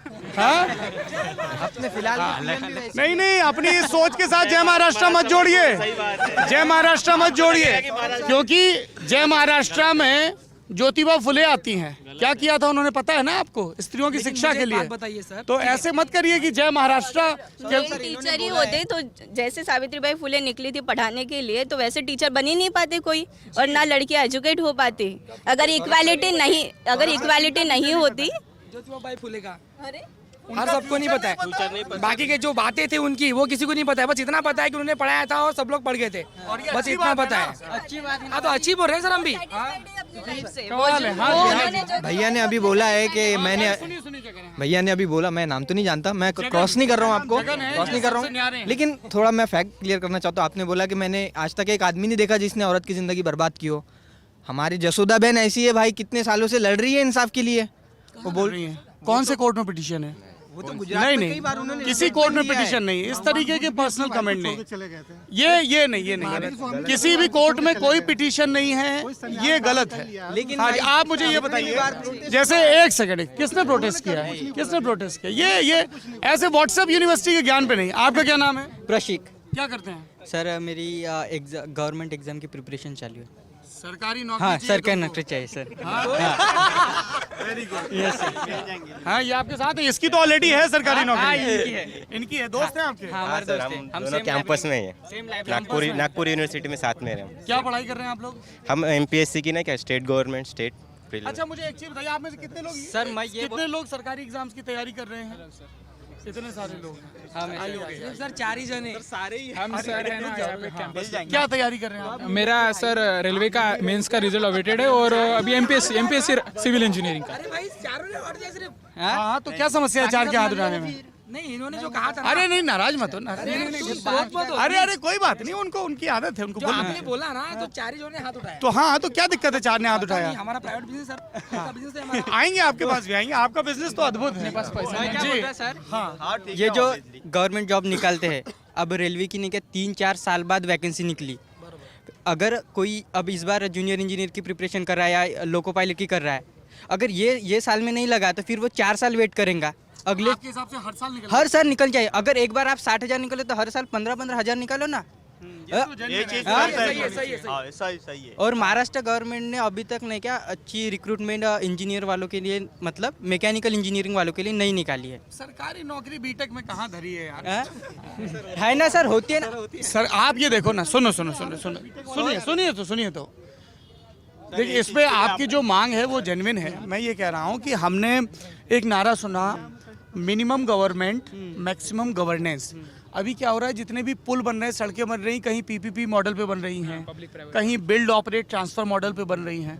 तो सरकार धीमे धीमे इस तरीके के जो काम है उनसे अपने आप को पीछे कर रही है कि वो सिर्फ अवॉर्ड करेगी और मॉनिटर करेगी। तो ऐसे में सरकार खुद से क्यों भर्ती करे? वो तो फैक्ट्री दे रही है, उसने LNT को दे दिया कोई प्रोजेक्ट, LNT इंजीनियर हायर करेगी ना। तो मुझे कई बार ये समझ में नहीं आता है जो सरकारी नौकरी की चाह है। लेकिन सर अभी महाराष्ट्र गवर्नमेंट ने 6 से 8 महीने पहले 72,000 का रिक्रूटमेंट निकालने का प्रॉमिस किया था सभी युवाओं को। लेकिन अभी इलेक्शन आते आते कुछ 10-12 हज़ार जॉब्स निकाले और छोड़ दिए। अभी इलेक्शन 72,000 का महाभर्ती का, और सभी युवाओं ने उसकी तैयारी में शुरू कर दिए थे। लेकिन तलाटी की हर डिस्ट्रिक्ट में सिर्फ 5-10 सीटें बस यही निकाल के छोड़ दिए उन्होंने। ये धोखा हुआ है यहाँ के युवाओं का। ज़्यादा है, अनएम्प्लॉयमेंट रेट ज़्यादा है और एम्प्लॉयमेंट कम निकल रही है गवर्नमेंट। ऐसे रूमर्स भी फैलते कि तलाटी की जो रिक्रूटमेंट होती है, तलाटी मतलब रेवेन्यू ऑफिसर, रेवेन्यू ऑफिसर की जो रिक्रूटमेंट होती है उसको सेट होती है, ऐसे मैंने सुना है। इवन जो हमारे यहाँ मेरा आशय नाम है, आशय। यस। अच्छा, आशय क्या करते हैं आप? मैं डिजिटल मार्केटर हूँ प्राइवेट कंपनी में। आईटी कंपनी में डिजिटल मार्केटिंग का job। IT कंपनी में कैसा चल रहा है? IT सेक्टर ठीक है अभी? हाँ नागपुर में तो ठीक ही है अभी। वहाँ तो कोई ऐसा नहीं है। क्योंकि हम तो यहाँ पे काम ही नहीं करते, हमारा सब क्लाइंट यूएस के है, तो यहाँ पे का कुछ ये चीज़ मैंने पुणे में भी लोगों से बात की तो उन्होंने कहा कि IT सेक्टर की इकोनॉमी अभी दुरुस्त है। यहाँ पे हमारा कुछ भी नहीं है, सब जो भी क्लाइंट्स है वो यूएस के क्लाइंट्स है यहाँ पे। तुम देश के लिए डॉलर कमाते हो। बोल सकते हो। बोल सकते हैं। कहाँ यही नागपुर में ही रहते हो? हाँ नागपुर में कैसा काम हुआ नागपुर में? सरकार कैसी चली 5 साल? आपके यहाँ से तो सीएम है। हाँ मेरी एरिया से नहीं है, मेरा एरिया इतवारी, तो मेरा एरिया से शहर से तो है। शहर से बोल सकते हैं। हम लोग तो यही सुनते हैं देवेंद्र फडणवीस सीएम सिटी नागपुर बोल सकते हैं, पर ठीक है। इट्स नॉट लाइक कि बहुत ज़्यादा कुछ डेवलपमेंट या विकास अपन बोल सकते हैं उस टाइप का हुआ है। हाँ उन्होंने बनाया है, मेट्रो बनाई है, मेट्रो का काम चल रहा है। 5 साल में हमने देखा ही नहीं कोई रोड खाली पड़ा है। पुल का काम चल रहा है, कोई इसमें मेट्रो का काम चल रहा है, दोनों तीनों जगह। ट्रैफिक जाम की समस्या तो है ही है, सब बोल रहे हैं कि करेंगे करेंगे करेंगे। बेरोजगारी क्या बताएंगे अभी जो मतलब बेरोजगारी में यहाँ पे मैं कोई जज नहीं हूँ कौन करने वाला। क्या नाम है आपका? अक्षय सर। अक्षय सबसे पहले तो आपका बहुत बड़ा फैन हूँ सर। अरे बाप रे, मैं भी बहुत बड़ा फैन हूँ। और मैं मिलने आया हूँ हिंगना से सीधा। हिंगना से मिलने आए हैं? हाँ। इतनी दूर से? क्या बात है। मैंने स्ट्रीम देखी थी लाइव। ये तुम दोनों दोस्तों की आदत है क्या कोरियोग्राफ करने की? हैं गले मिल लो, ये पूछ लो। नहीं ठीक है। तो क्या करते हो आप? सर मैं अभी स्टडीज कर रहा हूँ, सरकारी नौकरी की तैयारी कर रहा हूँ जैसा आप पूछ रहे थे। एक भाई ने यहाँ पे थोड़ी देर पहले कहा था कि 72,000 बोले थे और निकाले 10,000। तो सर ऐसे तो 2 करोड़ बोले थे सालाना, तो निकला नहीं ना। कहने को तो कितना भी कह सकता है कोई। अच्छा तो मतलब अक्षय ना अब ऑलरेडी जैसी सरकार कहती है 2 करोड़ तो 2-3 जीरो उड़ा देते हैं। नहीं उड़ाए ना, भले ही ना उड़ाए, लेकिन उसका अब उसका कोई रहा नहीं कि भाई कितना रख दिया, उसका कोई रहा नहीं। कुछ भी बोल सकते हैं, कुछ भी कह सकते हैं, उसका कोई रहा नहीं। पब्लिक को ये समझ में आ गया है कि झोंका झांकी में बहुत बोल दिया जाता है, पर उसको थोड़ा बैलेंस करना होता है। अभी तक आया नहीं है समझ में, अभी आने में देर है क्योंकि मीडिया सो रहा है, और मीडिया सोएगा तो जनता जाग नहीं पाएगी। मीडिया सो रहा है। ठीक है, अब मीडिया इसलिए क्यों सो रहा है? मीडिया क्यों सो रहा है? क्योंकि 5 साल 6 साल से जो है शब्द कहना नहीं चाहिए, लेकिन दलाली कर रहा है। दलाली कर रहा है। साफ तौर पे दलाली कर रहा है। अच्छा गोदी मीडिया। और हाँ गोदी मीडिया कहिए, मोदिया कहिए, अलग अलग तरह से जो भी कहना है कहिए। मेरे को किसी एक पार्टी से या किसी एक नेता से या किसी एक पर्सन से कोई दिक्कत नहीं है। मुझे दिक्कत इस बात से है कि जब डेमोक्रेसी हम कहते हैं ना, तो डेमोक्रेसी का मतलब है 4 स्तंभ, और चौथा स्तंभ जो उसमें जो जर्नलिज्म का है, मीडिया का है, वो सबसे मजबूत होना चाहिए। क्योंकि अगर वो नहीं रहेगा तो फिर जो कमजोर हो गया आपके साथ? कमज़ोर इसलिए हो गया कि अब सबको पता है क्यों कमज़ोर हो गया। सुन लीजिए। जो भी जैसे उन्होंने कहा बड़े बिजनेसमैन जो भी हैं, पैसा जो है, कॉर्पोरेट जो है, ऐड जो है, वो सब एक ही तरफ से आ रहे हैं, एक ही तरफ से चल रहा है। रूलिंग पार्टी, ऑपोजिशन कहीं नहीं है। अब आप किसी से ही पूछ लीजिए, पहले भी दूसरी भी रूलिंग पार्टी रही, खुद बीजेपी रही है। बिल्कुल रही, अटल बिहारी के ज़माने में। बिल्कुल रही अटल बिहारी सर। मैं तो आप अब सब बोलेंगे मैं विपक्ष की तरफ से हूँ, लेकिन फिर भी अटल बिहारी विपक्ष की तरफ से बोलूँगा, विपक्ष की तरफ से बोल रहा हूँ। अगर सब बोलेंगे ऐसा जैसे मैं बोल रहा हूँ मीडिया के बारे में, इसके बारे में, बट अटल बिहारी वाजपेयी मेरे दिल के सबसे करीब थे, मेरे फेवरेट थे अटल बिहारी वाजपेयी सर। उसका कारण है कि उन्होंने बहुत कुछ किया, वो सिर्फ कहा नहीं, किया। और हर जगह कैमरा लेके पहुंचना, शोबाज भी नहीं मिला। नरेंद्र मोदी कहते हैं हमें पहले 282 सर बहुमत। आप देख बहुमत पे जाएं तो क्या करें सर, 30 मिलियन फॉलोअर्स की 30 मिलियन फॉलोअर्स। विपक्ष कमजोर होने के बाद इतना बड़ा विपक्ष क्यों कमजोर है? क्यों विपक्ष? क्योंकि करप्शन के केसेस में पूरा वो ये हो गया विपक्ष का। और लोग किया है क्या उन्होंने? मतलब हाँ किया है, इसीलिए तो कमजोर हो गया ना। विपक्ष क्यों कमजोर है? विपक्ष सर, विपक्ष तो कमजोर क्यों कमजोर है विपक्ष? एक कुटुंब में साथ सर विपक्ष कमजोर ऐसा बोलेंगे सर कि उनके पास कोई ऐसा नेता नहीं था। पहली बात विपक्ष देखिए सर, अभी एक मिनट अब मैं बताऊं कि पहले जब 2009 में जब थे तो मनमोहन सिंह आपको भी मालूम है कौन है, उनके पीछे कौन लीड करते थे, चेहरा वो थे। कौन करता था? अब सर सर आपको सब पता है, पब्लिक को भी पता है, पब्लिक को भी। सोनिया गांधी और राहुल गांधी। सोनिया गांधी और राहुल गांधी। तो अभी उनके बाद में राहुल गांधी सर के पास में आई, लेकिन सब उनको यही बीजेपी ने उनको पप्पू बोल के वो कर दी। एक्चुअली में पप्पू है ही नहीं वो उतने, लेकिन हाँ कि नहीं सर उतने नहीं है। अगर पॉलिटिक्स तो उतने नहीं में ये कि उतने नहीं है, पर कितने जितना उनको प्रोजेक्ट किया जा रहा है। अगर सर जितना प्रोजेक्ट किया मीडिया पे इमेज बना दिया, एक ऐसा इमेज बना दिया जाता है कि वो पप्पू है। अगर वो पप्पू रहता है, पॉलिटिशियंस की एक सो कॉल्ड क्लीशेड एक इमेज है कि थोड़ा स्ट्रांग होना चाहिए और थोड़ा एक वो अल्फा मैन टाइप का होना चाहिए। जैसे तो मोदी क्या है जी है, आज जैसे मोदी जी है कि गुजरात मॉडल लोगों ने क्यों लाया, उनको यहाँ सेंट्रल पे में क्यों लोगों लाया, ने- यहाँ पे गुजरात लोगों ने model Kabir Gujarat Singh model movie develop देखी होगी करेंगे। कबीर सिंह, तो उसको कुछ हद तक हम अल्फा मैन कह सकते हैं, उसकी कोई प्रॉपर डेफिनेशन नहीं है। लेकिन क्या है ना सर क्या है कि ऑपोजिशन ने अभी आज के डेट में ऑपोजिशन कमज़ोर इसलिए है क्योंकि वो लोग नब्ज नहीं पकड़ पा रहे हैं। और बिल्कुल सर बड़ा पैराडाइम शिफ्ट हो चुका है जनता की डिमांड में, और सप्लाई वो है नहीं सर। तो ये एक बहुत बेसिक प्रॉब्लम है, और ये ऑपोजिशन को देखना पड़ेगा for the sake of everyone, क्योंकि हो सकता है कि मैं भाजपा को सपोर्ट करता हूँ, हो सकता है कांग्रेस को करता हूँ, बट देश के हित में अल्टीमेटली ये है कि लोकसभा में जब कोई बहस हो तो पॉइंट्स अपने कोई जोरदार तरीके से रखने वाला अटल बिहारी वाजपेयी टाइप का नेता होना चाहिए। ऐसा है, वास्तविक इन्होंने जो बोली है बात, ये बात बिल्कुल सही है, पैराडाइम शिफ्ट हो चुका है, लेकिन ये शिफ्ट आज से नहीं हुआ है, ये 5 साल पहले से, ये तब से हुआ जब करप्शन के चार्जेस और कई सारी चीज़ें बाहर आई, खुल के सामने आई, जो कि आनी चाहिए थी, और विपक्ष ने बिल्कुल करप्शन किया है, उस बात से कोई जुटला नहीं सकता उस चीज़ को। लेकिन ये बात है जब उनकी सामने आई तो सबकी सामने आनी चाहिए, मुझे दिक्कत इस बात से है। और उसके बाद भी पर अपने कथरी के छेद कौन दिखाता है यार? अपने, अरे कोई ना दिखाए सर, कोई ना दिखाए, लेकिन अपने कतरी के छेद ना दिखाए इसका मतलब क्या मीडिया उनका खुद का ही है क्या? मीडिया तो बाहर से बैठा है, उसको क्यों नहीं दिखाने में क्या दिक्कत है? उसे दिखाने में क्या है? मैं देखता हूँ, मैं देखता हूँ, मैं देखता हूँ तभी तो। चेतन आहूजा नाम है मेरा, और आप पूछ रहे हैं विपक्ष क्यों कमज़ोर है, तो मैं एक एग्जांपल देता हूँ। हम पहले बहुत हॉकी जीता करते थे, क्यों जीता करते थे? क्योंकि तभी हॉकी घास पे होता था, तो घास में हमारे लड़के करके बॉल निकाल लेते थे, हाँ स्पिन होती थी। और अब हॉकी हम क्यों नहीं जीतते? क्योंकि अब वो एस्ट्रो टफ पे होता है, वहाँ पे मतलब ऑस्ट्रेलियंस चाहिए जो शोल्डर पुश मारे, ये करे, थोड़ा रफ खेले, तो हमारे लड़के वो नहीं खेल पाते। तो पॉलिटिक्स की हॉकी भी अभी बदल गई है सर। पहले कांग्रेस क्या किया करती थी, इस जात का एक नेता ले लिया, इसको ये ले लिया, इसको उप प्रधानमंत्री पद दे दिया, कुछ ऐसा कर लिया। पर फिर बीजेपी आई, उन्होंने एक एजेंडा चलाया, जैसा आडवाणी जी ने एक रथ यात्रा निकाली थी राम मंदिर के लिए, अचानक लोगों का उनको एक मतलब सपोर्ट मिला, 2 से 88 पे आ गए।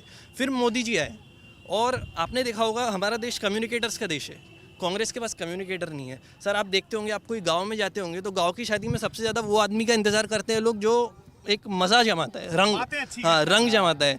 मतलब रंगनाथ नहीं है कांग्रेस के पास, और बीजेपी के पास रंगनाथ बहुत बड़ा वाला है कि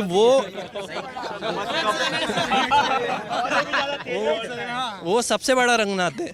उसको अगर खड़ा कर दिया आपने 2004 में शपथ ली थी, हाँ वो ठीक है, वो रंगनाथ बहुत बड़ा वाला है सर। तो कांग्रेस को रंगनाथ ढूंढना पड़ेगा जो इससे ज़्यादा रंग जमाए। अभी आप देखते होंगे जहाँ भी जाते हैं मोदी जी, वो 370 को इस तरह से उछालते हैं कि भारत माता की जय जनता नारा लगाती है, मतलब सब सम्मोहित हो जाते हैं, मेस्मराइज जिसको बोलते हैं अपन। मतलब अगर हिंदी में बात कर रहे हैं नरेंद्र मोदी, तो doesn't matter who is sitting in front of you, he will get, मतलब एक थोड़ा सा बहुत मतलब सम्मोहित हो जाएगा मोदी जी से, और वो बोलेगा मैं तो इनको ही वोट दूंगा। कांग्रेस के पास सर वो नेता नहीं है ना, तो वो कांग्रेस को वो, मैं समझता हूँ कांग्रेस को वो नेता ढूंढना पड़ेगा पहले तो। और दूसरी बात, क्या ऐसा नहीं हो सकता, मतलब एक विकल्प ये भी हो सकता है कि कांग्रेस की जगह कोई और विपक्ष उभरे? सर कोई और विपक्ष उभरे तो सर पैन इंडिया जैसा, अब जैसा एक पार्टी है वाईएसआर कांग्रेस, जगनमोहन रेड्डी सर धो डाला चंद्रबाबू नायडू को आंध्र प्रदेश में, वो कर सकते हैं नेशनल लेवल पे, पर उनके पास वो पैन इंडिया आइडेंटिटी नहीं है जगनमोहन रेड्डी के पास। वो तो नरेंद्र मोदी के पास भी नहीं थी 2014 से पहले। सर तो उन्होंने बनाई ना, अब जैसा उन्होंने एक, बोलना तो नहीं चाहिए, पर प्रशांत किशोर की स्ट्रैटेजी हो गई, आपने उनका इंटरव्यू लिया है, जो उनके साथ थे, और भी बहुत सारे लोग थे, अमित शाह जैसे लोग, संघ था जिसके वॉलंटियर्स हर ऑर्गेनाइजेशन में, तो उन्होंने कहीं ना कहीं एक आग लगाना चालू कर दिया था 2010 के बाद कि कांग्रेस करप्ट है, और 2013 से हम नरेंद्र मोदी ने गुजरात मॉडल बहुत अच्छा लगा है, तो ये आग लगना चालू हो गई थी। तो 2014 में धुआं उठा, और ऐसा उठा कि कांग्रेस ही पूरा धुआं बन के गायब हो गई उस धुएं में। तो समझ रंगनाथ तो तुम भी बहुत अच्छे हो। नहीं सर, तो ये 2 चीज़ें मैं समझता हूँ। अगर कांग्रेस तो, लेकिन कांग्रेस तो राहुल गांधी या गांधी परिवार के पार देख ही नहीं पा रही, राहुल गांधी छोड़ा तो सोनिया आ गई। देखिए सर, ये बात है, मैं आपको 4 नेताओं के नाम बताता हूँ। 4 नेताओं के नाम, ज्योतिरादित्य सिंधिया, मिलिंद देवड़ा, सचिन। ज्योतिरादित्य सिंधिया की क्या पूंजी है, वो गुना में लोकसभा चुनाव? नहीं सर, हार एक बड़े बेटे, वो भी बड़े राजनीतिक परिवार से। सर गुना में अटल बिहारी वाजपेयी भी माधवराव सिंधिया से हारे थे, ग्वालियर में। हाँ ग्वालियर में। तो इसका मतलब ये थोड़ी है कि अटल बिहारी वाजपेयी का पॉलिटिकल करियर खत्म हो गया। उनके पिताजी से जा रहे थे, माधवराव सिंधिया से। पर मुझे लगता है ज्योतिरादित्य तब से बड़े नाराज़ हो गए जब से उनको मुख्यमंत्री पद नहीं मिला। वो बोला था ना अनुराग ठाकुर ने सांसद में कि साहब आपको तो बाजू में बैठ के भी मुख्यमंत्री पद नहीं मिल पाया। पहले राहुल गांधी के बड़े बाजू में बैठते थे पर सीएम बन गए। नहीं, मैं आपसे ये जानना चाहता हूँ कि आपको क्यों लगता है कि Jyotiraditya Scindia will be the right choice? Jyotiraditya क्योंकि वो सर पहली बात यंग है और यंग होना, यंग तो राहुल भी थे। नहीं सर, सुनिए देखिए सर, यंग है। दूसरी बात, वो राहुल गांधी से ज़्यादा इफेक्टिव भाषण देते हैं, उनकी लोग सुनते हैं। मध्य प्रदेश में कांग्रेस की सरकार बनाने में उनका बहुत बड़ा रोल है। उतना ही बड़ा रोल सचिन पायलट का है राजस्थान की सरकार बनाने में। उतने ही अच्छे ओरेटर मैं बोलूँगा मिलिंद देवड़ा है मुंबई में। अगर सर वो मिलिंद देवड़ा अच्छे नहीं है तो क्यों है उनके मुकेश अंबानी उनके सपोर्ट में? उनके सब अभी भी एक वीडियो है, आप यूट्यूब पे देखें तो मुकेश अंबानी ने ये कहा है कि Milind Deora is the one. Can't be the criteria of being a leader कि मुकेश अंबानी सपोर्ट में है इसलिए वो मुकेश अंबानी सपोर्ट में नहीं, मैं ऐसा कह रहा हूँ कि बड़े बड़े लोग मुकेश अंबानी इसलिए सपोर्ट में है क्योंकि मिलिंद देवड़ा के जो पिता थे मुरली देवड़ा वो मुकेश अंबानी के मित्र थे। आपका जो लॉजिक है ना कि एक कांग्रेस में लीडरशिप उभरनी चाहिए, उसमें जो आप नाम गिना रहे हो तो वही माइनस पॉइंट है। जो लायक है उसको वो पोस्ट नहीं मिल पाता, लायक को हाँ पोस्ट नहीं मिल पाता। वो उनको ही देते जो उनके बात सुने। जो कांग्रेस का हिस्ट्री का बैगेज भी तो है ना, जैसे आपने कहा ये तमाम जो घोटालों के इल्जाम। तो मोदी जी की खासियत है ना कि ये घाव भर रहा है, वो आके और खुजा देंगे कि कांग्रेस ने ये किया था, इनको वोट मत दो। तो ये उनकी खासियत है ना, और पब्लिक मान जाती है, मान रही है इसलिए तो वोट दे रही है ना। उनका मैं ये 370 लगा के वही तो मना रहे हैं ना। नहीं, जो माइंड डाइवर्ट कर रहा है क्या हो रहा है? वो नरेंद्र मोदी ये कह रहे हैं कि भाई अगर कोई और हटा लेता 370 क्यों नहीं हटा पाया? नहीं वो बात मैं मानता हूँ, वो तो बिल्कुल जो मोदी जी ने किया है बिल्कुल बहुत सही है, मैं उसका समर्थन करता हूँ। मैंने सर डिबेटेबल, इतना जल्दी हम नहीं बोल सकते कैसा फैसला था, क्योंकि वहाँ पे करेंगे, लेकिन जो गलत है तरीका गलत था। तरीका सर कश्मीर के लोगों को उनको पूछ के लेना चाहिए था। हमें ये नहीं बोल रहे कि 370 हटाना नहीं चाहिए था, लेकिन कोई भी बात अगर आपको कुछ करना है, सपोज मुझे ऐसा बोलना है कि आपको नौकरी देना है, नौकरी हटाना है, तो आपसे पूछना पड़ेगा ना मुझे नौकरी देना है, नौकरी हटानी है, कुछ भी करना है। तो कश्मीर के लोगों को पूछना चाहिए था सर पहले कि आपको हटाना है या नहीं हटाना है। नहीं सर नहीं होते ऐसा नहीं बोल सकते ना, हमने पूछा। हाँ भाई विधानसभा में स्वायत्ता को लेके विधानसभा में कई प्रस्ताव पारित हुए। हाँ सर। और दूसरी बात सर 370 का मुद्दा यहाँ महाराष्ट्र के और राजनीति में वो किस बात के लिए चाहिए सर? वो बहुत अच्छे नेताओं से। हाँ सर पूछते हैं हम। मोदी जवाब ही कहाँ देते हैं, मोदी जवाब ही नहीं देते। भाई साहब आपको नींद बहुत आती है क्या? I should have stayed in bed. आप बहुत सोते हो, क्या करते हो? मैं इंजीनियर हूँ sir, government job sir, government job में। अच्छा मतलब ये आपकी सफाई है कि मैं सरकारी नौकरी में इसलिए सोता हूँ? इसलिए ज़्यादा। हाँ नहीं सर, आप इन्होंने कहा कि 370 पूछ के हटानी चाहिए थी। बीजेपी के मैनिफेस्टो में क्लियरली लिखा है कि हम राम मंदिर बनाएंगे, 370 हटाएंगे, यूनिफॉर्म सिविल कोड लगाएंगे। तो सर आपने मैनिफेस्टो क्यों नहीं पढ़ा? मैं उन लोगों को बोलता हूँ, हाँ अगर आपने मैनिफेस्टो पढ़ा होता तो उन्होंने तो आपको बहुत पहले से इन्फॉर्म किया है। यार ये देखो संतरे वाली खा रहा है, क्या नाम है तुम्हारा? क्या नाम है इसका? ये बड़ी देर से खा रहा है। तनिशी बिटिया रानी है। कौन से, ये पढ़ने जाती है? अभी नर्सरी में पढ़ी। नर्सरी में? इतने मन से वो खाने में लगी, मेरा बार बार ध्यान भटक रहा है। क्या नाम है आपका? उमा शंकर साहू। उमा, क्या करते हैं आप? मैं गवर्नमेंट जॉब में हूँ। गवर्नमेंट जॉब में? तब तो आप सरकार पे टिप्पणी से बचते होंगे। नहीं, टिप्पणी तो सरकार के अभी सबसे ज़्यादा आलोचना सरकारी कर्मचारी करते हैं सरकार के। अच्छा बताइए फिर क्या है आलोचना? मैं आलोचना नहीं करता हूँ, मेरे ऑफिस में कलीग करते हैं। कलीग करते हैं? मेरे कलीग करते हैं। अक्सर आते हैं घूमने यहाँ लेक पे। क्या नाम है आपका? कुलदीप गजबी है। कुलदीप, क्या करते हैं आप? जी मैं गवर्नमेंट की प्रिपरेशन कर रहा हूँ। सरकारी नौकरी की तैयारी चल रहा है। नागपुर का एक बड़ा केंद्र है सरकारी नौकरी की तैयारी का। क्या करते हो पहलवान? सर कुछ नहीं करते, शॉप है मेरा, जेरोक्स का शॉप है। हाँ डैडी का शॉप। ये मत कहो ना कुछ नहीं करते फिर शॉप है।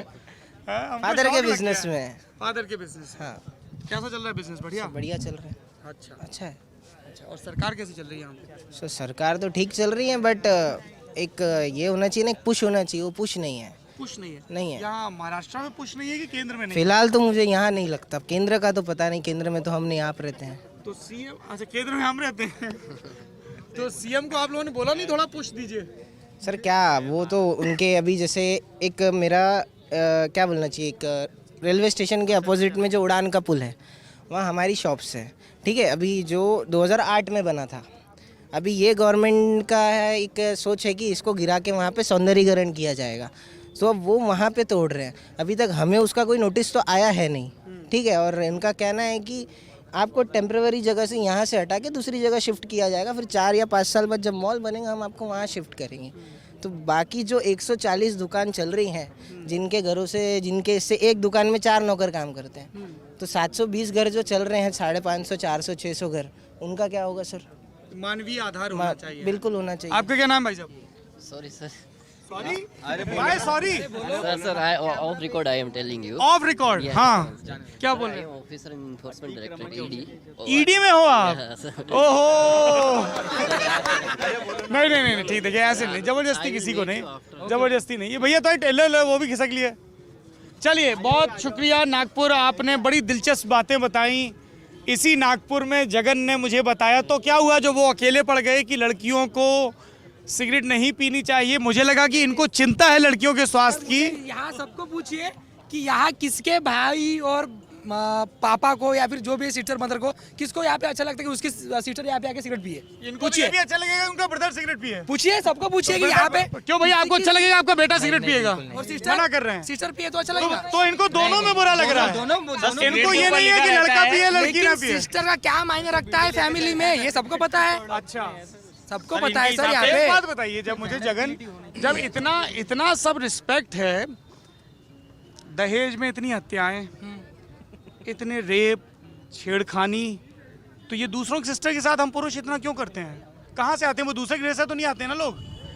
जो लड़कियों के साथ इतनी बदसलूकी होती, तब ये भाव कहाँ चला जाता है? सर वही सोचिए, इसी में शो आया था कि लड़कियों के तस्करी का, जिसमें वैश्यावृत्ति और तमाम तरह की चीज़ें चलती है। 3 महीने से लेके 30 साल की लड़कियां और उम्र दराज औरतें, सबका उनके हिसाब से ना, एक मिनट, तो ये मतलब मुझे ये मेरे ही लॉजिक को एक्सटेंड कर रहे हैं। उनके हिसाब से सिगरेट के ऊपर जो लिखा है तंबाकू कर्क रोग होता है, जानलेवा है, तो उसके लिए वहाँ पे लिखा चाहिए कि महिलाओं के लिए कर्क रोग होता है, सिर्फ महिलाओं के लिए, मेल के लिए नहीं। इनका ऐसा तथ्य है। मेरी तो सोच है सर, ठीक है, जेंट्स भी पीते हैं, वो भी गलत है, और लेडीज गलत है, बोलो ना फिर। गलत है, तो सारी बात गलत है। लेकिन सिस्टर की थिंकिंग जो है, किसको अच्छा लगेगा सर कि सिस्टर यहाँ पे बैठी है, सिगरेट पी रही है सबके सामने? किसको अच्छा लगेगा ब्रदर यहाँ बैठ के सिगरेट पी रहा है? एटलीस्ट हमको तो अच्छा लगता नहीं सर। आपको नहीं लगता होगा, पर ये नहीं। चलिए, हाँ, सबको चलने दो, और रेरा को भी चलने दो।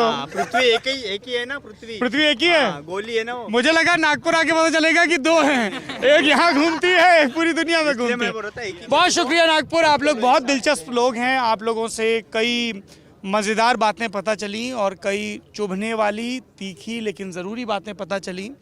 मैं उम्मीद करता हूँ कि शिवा नाम था उस बच्चे का जो यहाँ पे चिप्स बेच रहा, श्याम नाम, मुझे तो शिव नाम बताया था ना। मैं आप में से कई लोग ये पूछते हैं कमेंट बॉक्स में कि हम सरकारों की इतनी आलोचना क्यों करते हैं, क्या सरकारें कोई अच्छे काम नहीं कर रही, या क्या 5 साल में ही सब कुछ बदल जाएगा, या 10 साल में ही सब कुछ बदल जाएगा। निरंतर कमियों की तरफ ध्यान दिलाना ये हमारी जिम्मेदारी है। अलग अलग संस्थाओं की जिम्मेदारी होती है, घरों में सबके अलग अलग दायित्व होते हैं, समाज में होते हैं। वैसे ही लोकतंत्र की व्यवस्था में ये मीडिया की जिम्मेदारी होती है कि सरकार जो कोई फैसला ले वो उस फैसले के बारे में जनता को बताए, और जनता क्या सोचती है ये बताए। क्योंकि जनता के, इनके पास तो इतना पैसा नहीं ना कि ये पूरे शहर में होर्डिंग लगवा दें या अखबारों में इश्तेहार छपवा दें। सरकारों के पास है अपने काम के प्रचार के लिए, तो हमारा काम प्राइमरली उनका प्रचार करना नहीं है। दूसरा, सरकारों की प्रवृत्ति होती है कूड़े को कारपेट के नीचे छिपाने की। हमारा काम है सारी कारपेट्स उठा के दिखाना कि सिस्टम साफ है, अगर है तो कितना है। क्योंकि हम चाहते हैं कि भारत जब भूख का इंडेक्स आए, जब अशिक्षा का इंडेक्स आए, जब कुपोषण का इंडेक्स आए, तो सबसे पीछे हो। इनमें सबसे पीछे हो का तात्पर्य ये कि यहाँ पे भूख, अशिक्षा, कुपोषण, स्त्रियों के लिए असुरक्षा का माहौल, इन सब मामलों में हम लगातार तरक्की करें। और उस तरक्की के लिए ज़रूरी है कि हम लगातार अपने हुक्मरानों से सवाल करते रहें, क्योंकि ज़िंदगी उनके चमकीले इश्तिहारों और उनके आंकड़ों में नज़र आने वाले नंबरों से कहीं ज़्यादा है। लल्लन टॉप की ये चुनावी यात्रा महाराष्ट्र की यहाँ पर समाप्त होती है। जब जब चुनाव आएंगे तब तब लल्लन टॉप वाले आएंगे, नेताओं के पास कम जाएंगे, जनता के पास ज़्यादा जाएंगे, उनका हाल सुनाएंगे, क्योंकि दिल का हाल सुने दिल वाला। शुक्रिया।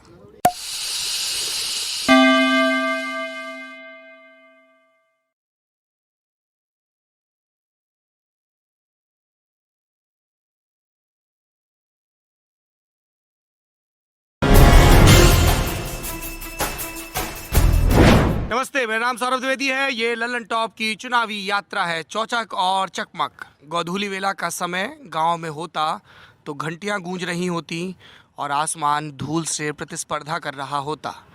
लेकिन शहर बस गए हैं, सभ्यताओं में नगर की चिकनाहट आ गई है। हम महाराष्ट्र के सांस्कृतिक, सामाजिक और ऐतिहासिक रूप से सबसे ज़्यादा समृद्ध शहर में हैं, शहर जिसका नाम है पुणे। इसके बारे में एक बड़ी रोचक कहावत है। भाई साहब, मैं बोलूँगा तो जनता हंसेगी, आप बता दो क्या है कहावत? पुणे पुणे तिथे काय उने। पुणे पुणे तिथे काय उने, क्या मतलब हुआ? मतलब पुणे है जिधर कुछ भी कमी नहीं है, सब दिया है पुणे में। पुणे में सब कुछ है। सब कुछ है पुणे में? सब कुछ है। सब कुछ है। फिलहाल तो लोकेशन बताते हैं हम लोग। MIT यूनिवर्सिटी है, उसमें स्कूल ऑफ गवर्नेंस है, उसके ये स्टूडेंट्स हैं। बहुत ही मोटे लहजे में कहें तो नेतागिरी की पढ़ाई कर रहे हैं। सत्य है? हाँ, तो आप किस पार्टी की नेतागिरी करेंगे? अभी ये लॉक किया कि नहीं? सर अभी इच्छा तो है बीजेपी में जाने की। बीजेपी में जाने की इच्छा है। क्या नाम है आपका? अक्षय पाटनकर। अक्षय, कहाँ के रहने वाले हैं आप? सर नासिक का हूँ मैं। नासिक के हैं। क्या है नासिक के मुद्दे, बताइए ज़रा। मतलब नासिक में 5 विधानसभा। फर्ज करो कि तुम्हें देवेंद्र फडणवीस, चंद्रकांत पाटिल और यहाँ की जो प्रभारी हैं सरोज पांडे, इन 3 का पैनल बैठा है। अब आपके पास 3 मिनट का वक्त है। नासिक के लिए आपको ब्लूप्रिंट बताना है डेवलपमेंट का। लफाजी वाले वर्ड्स नहीं चलेंगे कि विकास कराएंगे। क्या कराओगे, कैसे कराओगे? Your time starts now. Sir Nashik एक बहुत अच्छी डोमिनेटिंग पोजीशन पे है, जहाँ से पूना 200 किलोमीटर और मुंबई 200 किलोमीटर है। पर नासिक में सबसे बड़ा मुद्दा है इंडस्ट्री का। नासिक में पानी भरपूर है, बाकी चीज़ें बहुत अच्छी है, पर सिर्फ इंडस्ट्री नहीं है। इसके वजह से बहुत सारी दिक्कतें हैं वहाँ पे। तो मुझे लगता है कि बड़ी बड़ी इंडस्ट्रीज़ ने नासिक में आना चाहिए, क्योंकि नासिक में कैसे आएंगी? Sir what will you offer? Sir कुछ इंडस्ट्री तो सबको चाहिए। हाँ सर, क्यों सेज लाना चाहिए, 100% EOU करना चाहिए। कोई ऐसे होता है ना सर, 100% EOU करके एक्सपोर्ट ओरिएंटेड यूनिट। सो हमारे करिए क्या है ये? सर 100% एक्सपोर्ट ओरिएंटेड यूनिट में होता है कि अपन यहाँ से को पूरा एक्सपोर्ट करते तो यहाँ की पूरी ड्यूटीज़ हमको माफ़ होती है। मतलब वो एक्साइज टैक्स वेवर रहता है, जैसे सेज का रहता है स्पेशल इकोनॉमिक जोन। तो वहाँ का पूरा टेरिटरी ऐसे लगता है कि वो इंडिया से बाहर है। मतलब इधर के पूरा टैक्सेशन को उसको वेव किया जाता है। तो अगर ऐसे किया जाए तो अच्छी आकर्षित होती है। जैसे हमारे इधर खेड़ में है, पुणे से नज़दीक है, और रांजनगांव में। हमारे इधर सिन्नर में भी आई थी, पर वो कुछ सक्सेस नहीं हुआ। पर मेरी इच्छा है कि नासिक में अगर सेज आए या कोई 100% EOU जैसे कुछ आए तो बहुत अच्छी हो सकता है। नासिक के कौन है बड़े नेता? नासिक में भाजपा के हीरे करके है, फरांदे करके है, और सावजी करके 3 बड़े नेता है। तो 2 वहाँ के स्टैंडिंग MLA है। अभी ये लोग लेके नहीं आए सेज? अभी तक तो कुछ नहीं किया, लाया नहीं है। अक्षय के लिए छोड़ दिया ये काम। चलिए, will get back to you. What's your name? Sarthak Sahu जी। सार्थक साहू जी, कहाँ के रहने वाले हैं? मैं वैसे बुल्ढाना का हूँ, लेकिन पिछले 6-7 साल से पुणे में रह रहा हूँ। 7 साल से पुणे में रह रहे हैं, पढ़ाई के लिए? पढ़ाई के लिए। क्या है बुल्ढाना का चुनावी मंजर? बात होती है वहाँ घर पे? होती है बात। बुल्ढाना मतलब शिवसेना का गढ़ है। पिछले 30 साल से वहाँ पे शिवसेना के अलावा कोई चुन के ही नहीं आता। इसकी वजह मतलब लोग तो मतलब कांग्रेस और इनको पसंद ही नहीं करते। शिवसेना को मतलब बाला साहब के बहुत मानने वाले लोग हैं हमारे इधर। थोड़ा विस्तार से बताइए, क्योंकि गढ़ बनता है तो बहुत सारी चीज़ें होती है ना, सोशल फैक्टर होते हैं, कास्ट फैक्टर, कोई इशू रहा होगा। कैसे बना वो कार्डर? सबसे पहले मतलब 50% से ज़्यादा पॉपुलेशन मराठा कम्युनिटी की है। तो बाला साहब कभी तालुका प्लेस को सवाल नहीं लेते थे, लेकिन मेहकर जो मेरा तालुका प्लेस है वहाँ पे पहली सभा बाला साहब ने मेहकर को ली थी। तो तब से लेके लोग ऐसे दीवाने हैं मतलब बाला साहब के उधर। और अभी जो हमारे जो MP है खासदार प्रतापराव जाधव करके, उनका भी काम बहुत अच्छा है। तो लोग उन्हें वो वोट दे रहे हैं पिछले 3 लोकसभा टर्म से। तो बुल्ढाना इज अ शिवसेना बेसन। यस। क्या काम करवाया? कोई एक रिमार्केबल काम बताइए। काम मतलब अभी जो पालखी मार्ग है पंढरपुर से लेके शेगांव तक वो हो रहा है। बाद में एक समृद्धि एक्सप्रेसवे करके है जो 8 लेन हाईवे है जो नागपुर से लेके मुंबई तक है। वो मेहकर से नहीं जाने वाला था मेहकर से, लेकिन हमारे जो MP साहब है उन्होंने वो मेहकर से हमारे ज़िले से उसको पास के ले जा रहे हैं। ऐसे देखिए कई बार क्या होता है कि बहुत फ्लो में कहे जा रहे बयानों में एक बड़ी पॉलिटिकल कुंजी छिपी होती है। Expressway politics. कभी कोई अध्येता स्कॉलर आपके जैसा हो तो इस पे पढ़े कि एक्सप्रेसवे कहाँ से होके गुजरेगा। जहाँ से गुजरेगा वहाँ समृद्धि है, जहाँ से नहीं गुजरेगा वहाँ पे नाराज़गी है। तो आपके सांसद जी ने अड़ के एक्सप्रेसवे बदलवा दिया। This is what you are saying. नहीं ऐसे तो वो बता रहे हैं, लेकिन वैसा नहीं। मैं वही कह रहा हूँ कि आपको ऐसा बताया गया। हाँ, हमको ऐसा बताया गया। हाँ, और वो उसका क्रेडिट ले रहे हैं। क्रेडिट ले रहे हैं। अच्छा जी, आप कहाँ से हैं? मैं चंद्रपुर। नागपुर, चंद्रपुर, यवतमाल, गढ़चिरौली और भंडारा गोंदिया, वो पूरी बेल्ट है जो। हाँ, विदर्भ बेल्ट है। ये क्या विदर्भ में कोई भी किसान समृद्ध नहीं है? नहीं, ऐसा नहीं है। कंपैरेटिव जो पुणे या फिर कोल्हापुर के जो जितने भी किसान वेस्टर्न महाराष्ट्र के हमारे इधर के किसान जो है आत्महत्या का रेशो बहुत कम है। और कम है? हाँ, कम है, क्योंकि हमारे इधर ब्लैक कॉटन सॉइल पे हम डायरेक्ट कॉटन उगाते हैं और कॉटन उगाने में ज़्यादा पानी नहीं लगता है। और जो उगाते हैं फिर बाद में चावल उगाते हैं, जिसमें ज़्यादा अगर विंटर में ज़्यादा बारिश आती है तो चावल डह जाता है। या फिर किसानों को बस प्रॉब्लम थोड़ा पानी का है, क्योंकि विदर्भ में बोलते हैं कि पानी का कमी है थोड़ा। और तो किसानों को कोई प्रॉब्लम नहीं है। किसान समृद्ध भी नहीं है, पर एक लेवल पे है कि वो जी रहे हैं। विदर्भ से जो इतनी खबरें आती हैं एग्रीरियन क्राइसिस की, वो क्यों आती हैं? विदर्भ में आप गांव में गए विदर्भ के? हाँ, मैं गांव में भी गया हूँ। क्या है, कौन सी चीज़ें हैं जो गवर्नमेंट को फिक्स करनी चाहिए जिसके लॉन्ग टर्म में रिजल्ट मिले? एक्चुअली हुआ ये कि हमारे इधर एक बहुत बड़ा बांध बन रहा था 36 डोर्स का। उसका कहाँ पे? चंद्रपुर में? नहीं, चंद्रपुर नहीं, चंद्रपुर के बाजू में गढ़चिरौली डिस्ट्रिक्ट है। गढ़चिरौली में उसका नाम मुझे नहीं पता। वहाँ पे इतना ज़्यादा करप्शन हुआ। 36 डोर्स मतलब लाखों लीटर, करोड़ों लीटर शायद पानी हम सेव कर सकते हैं। कब हुआ ये करप्शन? पिछले 3-4 सालों से, मतलब कांग्रेस रेजिम में हुआ, हम ये बोल सकते हैं। अजीत पवार जब मंत्री थे? हाँ, तब बोल सकते हैं हम। तब हुआ ये कि लाखों की संख्या में जो पानी आ सकता था और विदर्भ में पानी का समस्या जो ख़त्म हो जाता था, पर वो प्लान फ्लॉप होने के कारण आज उधर पानी का कमतरता है। क्या नाम है आपका? तुषार। आप भी आगे चल के पॉलिटिक्स करेंगे? हाँ, मैं करूँगा। किस पार्टी की? मैं कांग्रेस पार्टी की करूँगा। आप कांग्रेस करेंगे? तो एक मेरे पास कांग्रेस का व्यक्ति है और एक बीजेपी का व्यक्ति है। हाँ? एक बात बताइए, जैसे आपने कहा कि अजीत पवार के ज़माने में ऐसा हुआ। अजीत पवार तो जिस पार्टी की आप पॉलिटिक्स करना चाहते हैं उसके पार्टनर हैं। हाँ, तो फिर तो ये कुछ गड़बड़ हाला नहीं लग रहा है? नहीं, ऐसा कुछ नहीं है। कांग्रेस पार्टी एक अलग नेशनल पार्टी है, एनसीपी एक अलग पार्टी है। वो भले अभी बीजेपी को हराने के लिए मतलब गठबंधन में आए हैं, पर कांग्रेस नहीं सर, 15-20 साल। हाँ, 15-20 साल से जो गठबंधन में आए हैं, क्योंकि कांग्रेस को जैसे शरद पवार साहब निकल गए कांग्रेस से, तो एक टाइप जो इधर का बेल्ट है, पूना बेल्ट, वो कांग्रेस के हाथों से छूट रहा है धीरे धीरे और शरद पवार जी के हाथों में आ रहा है, एनसीपी के हाथों में, जहाँ पे कम होते जा रहा है कांग्रेस का। तो वही उसी के लिए मुझे आगे बढ़ के, भले अजीत पवार साहब एनसीपी के हैं, पर कांग्रेस का एक अलग पॉलिटिक्स है। शरद पवार साहब मराठा पॉलिटिक्स करते हैं, पर कांग्रेस सर्वजाति समाधान की भावना से सारे देश को आगे ले जाने के लिए काम कर रही है। पर देश यकीन नहीं कर रहा है कांग्रेस पे। आज 2014 और 2019 छीछा लेदर एक शब्द होता है ना, वही यूज़ करूँगा। नेता प्रतिपक्ष का पद भी नहीं मिल रहा है। कांग्रेस ऐसा नहीं है। कांग्रेस इंदिरा जी के समय में भी बहुत कमज़ोर हो गई थी, जब हमने वो इमरजेंसी लगाई थी, तब भी बहुत नुकसान हुआ था कांग्रेस। 150 से ज़्यादा सीटें थी तब थी, पर अभी तो 50 के लाले पड़ रहे हैं। पर जैसे जैसे कांग्रेस के जो लीडर्स थे उस समय में, नेशनल लीडर्स हुआ करते थे। आज कांग्रेस का यही कमतरता है कि कांग्रेस के पास कोई नेशनल लीडर नहीं है। राहुल जी है, सोनिया जी है, पर आज उनका राहुल जी, सोनिया जी, प्रियंका जी, फिर प्रियंका जी के बेटे जी, ये इस जी से आगे क्यों नहीं बढ़ पाती है कांग्रेस? कांग्रेस जो पीवी नरसिम्हा राव जी के टाइम हुआ था कि और इंदिरा गांधी जी के समय भी हुआ था कि अगर गांधी परिवार का कोई अगर कांग्रेस को रूल नहीं कर रहा है तो कांग्रेस दो हिस्सों में बट जाती है। वो सत्य है, वो ही बटना नहीं चाहिए। इसलिए कांग्रेस का हर एक कार्यकर्ता यही चाहता है कि ऊपर जो हमारा अध्यक्ष रहे वो गांधी परिवार से रहे। अच्छा, हाँ, प्राइवेट लिमिटेड कंपनी बोल सकते हैं, पर गांधी परिवार ही चला सकता है कांग्रेस पार्टी को, ये एक डायरेक्ट स्टेटमेंट है। फिर शरद पवार ने ये बात क्यों नहीं मानी? तब तो शरद गांधी परिवार चला रहा था, सोनिया गांधी चला रही थी। पवार साहब के कुछ विचार अलग थे कि उन्होंने सोनिया गांधी जी का विरोध किया क्योंकि वो विदेश से बिलोंग करती थी, पर बाद में यही हुआ कि उनका भी इधर ज़्यादा नहीं जमा, कांग्रेस का भी नहीं, फिर मिल गए। आज सुशील कुमार शिंदे भी वही बोल रहे हैं कि हम दोनों थक गए हैं तो हमको एक हो जाना चाहिए। पर इस एक होने के बयान पे एनसीपी की तरफ से बयान आया कि वो चाहें तो अपनी पार्टी को एनसीपी में मिला लें। हाँ, पर आप वो लोग मिलेंगे एनसीपी में?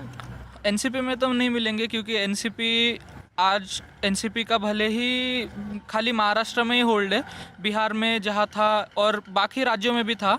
जो अभी बिहार में जो थे जो बेगूसराय सीट से आते थे वो भी आज कांग्रेस में ही आ गए हैं। कांग्रेस धीरे धीरे बढ़ रहा है, थोड़ा टाइम लगेगा, पर कांग्रेस कितना वो कितना नहीं बता सकता, पर इतना किसके नेतृत्व में आगे बढ़ेगी ये बता दीजिए। कांग्रेस राहुल जी के नेतृत्व में आगे बढ़ेगी। राहुल जी तो गए, राहुल जी फिर से आएंगे। फिर से आएंगे? हाँ, फिर से आप आएंगे। ब्रेकिंग न्यूज दे रहे हो मेरे देश की जनता को। राहुल जी फिर से आएंगे, फिर से आएंगे। और आपने वो संस्कृत का श्लोक सुना है, पुनर्मुष्को भव? हाँ? राहुल जी नहीं आ रहे थे, राहुल जी आए, फिर राहुल जी चले गए तो मम्मी आ गई। नहीं, राहुल जी एक्चुअली प्रियंका जी भी आ सकती है, उनका कुछ मतलब अभी तक ये नहीं है क्योंकि वो अभी यूपी के पॉलिटिक्स में ज़्यादा एक्टिव है। वो पूरे देश में घूम रही है, पर अभी तक उन्होंने जनरल सेक्रेटरी है, वो ऑल इंडिया जनरल सेक्रेटरी है, यूपी की प्रभारी भी है, पर वो यूपी में काम कर रही है अभी। यूपी में जहाँ कांग्रेस को राहुल जी भी गिर गए, पर सोनिया जी एक ही सीट है, 80 में से एक सीट, और 2009 में देखे तो 80 में से हम 21 सीट लाए थे। आज जो 20 सीट का घाटा हुआ है उसी को पहले यूपी में हम आगे बढ़ेंगे। हर एक स्टेट में धीरे धीरे कैसे बढ़ेंगे? अब वही संगठन को मजबूत करेंगे, संगठन को बढ़ाएंगे। आज प्रियंका गांधी जी ने नए नए वॉलंटियर्स और नए नए प्रोग्राम्स निकाले हैं जिसमें वो कांग्रेस की विचारधारा लोगों तक पहुंचा रही है। क्या है कांग्रेस की विचारधारा? लोग हर एक मीडिया चैनल वही बोलता है कि कांग्रेस का विचारधारा मतलब सेंटर है, पर कांग्रेस की एक सीधी विचारधारा है कि सर्वजाति समाधव, मतलब सर्वजाति मतलब जितने भी कास्ट है आज इंडिया में, वो सब जाति को एक साथ लेके देश को आगे ले जाना है। अगर हम सिर्फ एक पर्टिकुलर कास्ट को पॉलिटिक्स करते रहे और एक पर्टिकुलर कास्ट को हम बाहर छोड़ देते हैं और उनका पार्टिसिपेशन ही अगर हम एक्सेप्ट नहीं करते हैं तो ये शायद देश आज जिस क्राइसिस में है उस क्राइसिस में फिर से आया। चलिए, on that note I will broaden the scope of this debate. आपने कहा एक जात की पॉलिटिक्स। महाराष्ट्र में मुख्यमंत्री बनने के लिए या पॉलिटिकल हैवीवेट होने के लिए मराठा होना कितना ज़रूरी है? Your take sir. Actually Maharashtra में मराठा कास्ट बहुत है, मतलब ऑलमोस्ट 30% मराठा कास्ट, कुणबी जोड़ के। हाँ, कुणबी जोड़ के और लेवा पाटिल ये सब अगर जोड़ के तो 33% तक मराठा कास्ट जाती है का पॉपुलेशन है। आज तक अगर आपने महाराष्ट्र का इतिहास देखा और उनके चीफ मिनिस्टर देखे तो दो चार अपवाद छोड़े ना तो बाकी सारे मराठा चीफ मिनिस्टर, मनोहर जोशी और देवेंद्र फडणवीस, ऐसे 3-4 चेहरे छोड़े तो बाकी सारे मराठा है। और उसमें भी जो वेस्ट महाराष्ट्र है, मतलब जो गन्ना बेल्ट बोलते हैं महाराष्ट्र का, वहाँ से लीडरशिप महाराष्ट्र में ज़्यादा उभर के आई है और वहाँ भी मराठा पॉपुलेशन ज़्यादा है। और पॉपुलेशन मतलब अगर कास्ट पॉलिटिक्स किया भी नहीं तो पॉपुलेशन ज़्यादा है के साथ साथ क्या आप लोग ये भी कहेंगे कि जो लैंड होल्डिंग है और पॉलिटिकल क्लाउड है वो ज़्यादा है? हाँ, लैंडलॉर्ड्स ज़्यादा है जी। क्या नाम है आपका? My name is Dnyaneshwar Sanap. Dnyaneshwar, या कहाँ के रहने वाले? I am from Ahmednagar city assembly. Hindi में बोल सकते हैं क्या? थोड़ा कच्चा है सर। थोड़ा कच्चा है? या जितना कच्चा है उतना बोल दीजिए। जी, मैं मराठी भी बोल सकते हैं, हमारे मुबारक को मराठी आती है। ओके, मैं अहमदनगर सिटी कॉन्स्टिट्यूंसी से बिलोंग करता हूँ। ज्ञानेश्वर। हाँ, क्या कहना चाहेंगे आप? ये जो पूरी बात हो रही है, क्योंकि बार बार एक ये मसला चल रहा है कि महाराष्ट्र और हरियाणा 2 जगह चुनाव हैं कि जो सबसे डोमिनेंट कास्ट थी, जिसको मैं अपनी ज़बान में कई बार बोलता हूँ जो सरकारी ज़ात थी, हरियाणा में वो थी जाट और महाराष्ट्र में थी मराठा। दोनों जगह बीजेपी ने जो सीएम दिया वो इन जाति समूहों से इतर दिया। वहाँ मनोहर लाल खट्टर और यहाँ देवेंद्र फडणवीस। जो कास्ट अरिथमेटिक जो बार बार बताई जाती है उसमें 5% से भी नीचे आते हैं आउट ऑफ 100, और उसकी वजह से कई लोग कहते हैं कि एक जो स्ट्रॉन्ग कास्ट के अगेंस्ट पोलराइजेशन हुआ है, उस पर मैं आप लोगों की राय चाहता हूँ। एक्चुअली मेरी राय कैन होल्ड नहीं I will. Okay so Sharma मत पहलवान, हम सब लोग शुरू में थोड़ा सा परेशान होते हैं कैमरे के सामने। बिंदास बोलो जो बोलना है। मराठी में बोलना है, मराठी में बोलो। ओके तो I really don't believe Marathi बोलो, मराठी बिंदास। कास्टिज्म यहाँ का प्रॉब्लम तो it's not a problem. Marathi आता है सर, वो भी बिंदास कच्चा बोलो ना। कच्चा आता है। मराठी कच्चा है, हिंदी कच्चा है। अहमद अगर में कौन सी जबान बोली जाती है? मराठी बोलते हैं। हाँ, पक्का कौन सा है जबान? हाँ सर, आपके पास आएंगे सर मैं नेक्स्ट क्वेश्चन पे आंसर देता हूँ आपको। अपॉर्चुनिटी सिर्फ एक बार दरवाज़ा ठकठकाती है दोस्त, पास कर दोगे तो पास हो जाओगे। इधर मराठा पॉपुलेशन जैसे मेरे सहयोगी ने बोला 30% है, बट अभी जैसे वो बटा है, मतलब अभी फडणवीस सरकार ने मराठा समाज को ये दिया, आरक्षण दिया। हाँ, तो 16% दिया था, पर वो रिवाइज होकर हाईकोर्ट के ऑर्डर से 12% हो गया। जी, बट अभी इतने साल तक मराठा लीडरशिप का मतलब दे वर डोमिनेटिंग इन महाराष्ट्र, बट उन्होंने आज तक वो सबसे बड़ा डिमांड था हमको रिजर्वेशन दे दो, बट उन्होंने नहीं दिया। बट अभी फडणवीस ने डिस्पाइट ऑफ बीइंग मराठा, उन्होंने दे दिया मराठा लोगों को आरक्षण। तो इसलिए जाति का अभी मेरे को नहीं लगता कि इतना लाइक जाति इज बिगेस्ट फैक्टर है। क्या है फिर सबसे बड़ा फैक्टर? आप कहाँ के रहने वाले हैं? मैं पटना का बना। पटना के हैं, तो एक तटस्थ नजर होगी। हाँ, बिहार की राजनीतिक सूझबूझ की तो दुनिया कायल है। क्या लग रहा है आपको, क्या डिसाइडिंग इश्यूज हैं इस बार महाराष्ट्र असेंबली इलेक्शन के? क्या नाम है? आकाश कुमार। आकाश, बताइए। सर मुझे ऐसा लग रहा है कि यहाँ का जो बेसिक इशू है लोकल गवर्नमेंट का इशू है, यहाँ का जो लोकल इशू है लोकल गवर्नमेंट का इशू है। बाकी आरक्षण तो सभी जगह पे पूरे ऑल इंडिया में है, तो यहाँ पर मराठा आरक्षण जो भी दिया गया है यहाँ पे, कुछ लोग मराठी लोग भी इसके विरुद्ध में हैं कि नहीं ऐसा नहीं होना चाहिए। उनका क्या लॉजिक है? उनका लॉजिक है कि मैंने उनसे बात किया हूँ, जो मराठी लोग हैं ऐसे लोग, कुछ भी मैं सर्वे में गया था तो मुझे बात हुई थी, तो उन्होंने बोला कि हम लोग भी इसके खिलाफ है। मैंने उनसे पूछा कि किस लिए खिलाफ हैं आप बताइए, तो उन्होंने बोला कि ये गलत है, उनका साफ एजेंडा है कि आरक्षण होना ही नहीं चाहिए। एक यहाँ से बड़ी दिलचस्प टिप्पणी आई थी कि दिया नहीं लिया है। मैं बोला था जी। क्या नाम है आपका? पहली चीज मैं श्रीराम चौहान, श्रीराम नाम है मेरा जी। तो फडणवीस ये मैं नहीं बोलूँगा कि उन्होंने दिया है, ये हमने छीन के लिया है उनसे। वो दे नहीं रहे थे 4 साल, जब लोकसभा इलेक्शन आई तो आगे ढकेलते उन्होंने लोकसभा इलेक्शन के 3-4 महीने वो हमें रिजर्वेशन दिया था। और पहले की सरकारों ने से क्यों नहीं छीन पाए? पहले की सरकार से छीनने से पहले के सरकार के टाइम पे इतने बड़े आंदोलन हुए ही नहीं थे मराठा। क्यों नहीं हुए, यही तो मैं पूछना चाह रहा हूँ ना, कि ये जो छीनने का प्रोसेस है वो इसी हुकूमत में इंटेंसिफाई क्यों हुआ, पहले क्यों नहीं हुआ? एक्चुअली ये स्टार्ट हुआ था जो कोपरडी में जो एक हमारी बहन के साथ जो गलत व्यवहार हुआ था, रेप हुआ था। उसके बाद ये आंदोलन महाराष्ट्र में बहुत बढ़ गया था, तो उसके बाद ही मराठा आरक्षण की डिमांड्स वगैरह बढ़ने लगी। पूरा समाज मतलब ऐसे बोला जाता है कि मराठा समाज कभी एक नहीं होता, लेकिन बहुत साल मतलब छत्रपति शिवाजी महाराज के बाद 400 सालों के बाद पहले मराठा समाज इतने सालों में एक हुआ है। That's a very big statement Shriram. मतलब ये ऐसे हमारे बारे में बोला जाता है, लेकिन हमारी यूनिटी जो पहली बार दिखी सिर्फ आरक्षण के मुद्दे पर थी या अभी भी सारे मुद्दों पे, फार्मर्स के मुद्दों पे वो यूनिटी थी, हमारे लेडीज़ की सुरक्षा पे मुद्दे पे वो थी, आरक्षण के मुद्दे पे थी, फार्मर्स के मुद्दे पे थी, और ऐसे बहुत मतलब 10-20 कुछ छोटी बड़ी हमारी मांगे थी, तो हमने छीन लिया। क्योंकि आपने लेकिन मेरे सवाल का जवाब नहीं दिया। कोपरडी में एक घटना हुई, जिन दर्शकों को नहीं पता हो बता दें। कोपरडी अहमदनगर में एक जगह है, वहाँ पे एक 13 साल की बच्ची का गैंगरेप होता है। जिन 3 लोगों पर इल्ज़ाम लगता है वो दलित कम्युनिटी से आते हैं। इसको लेकर आक्रोश बढ़ता जाता है। पुलिस ने अपनी जांच की, आरोपियों को गिरफ्तार किया और सज़ा भी हो चुकी है कोर्ट से। पर ये एक रैलिंग पॉइंट बनता है कि लड़कियां सुरक्षित नहीं हैं और इस निज़ाम में, इस राज में हमारे साथ अन्याय हो रहा है।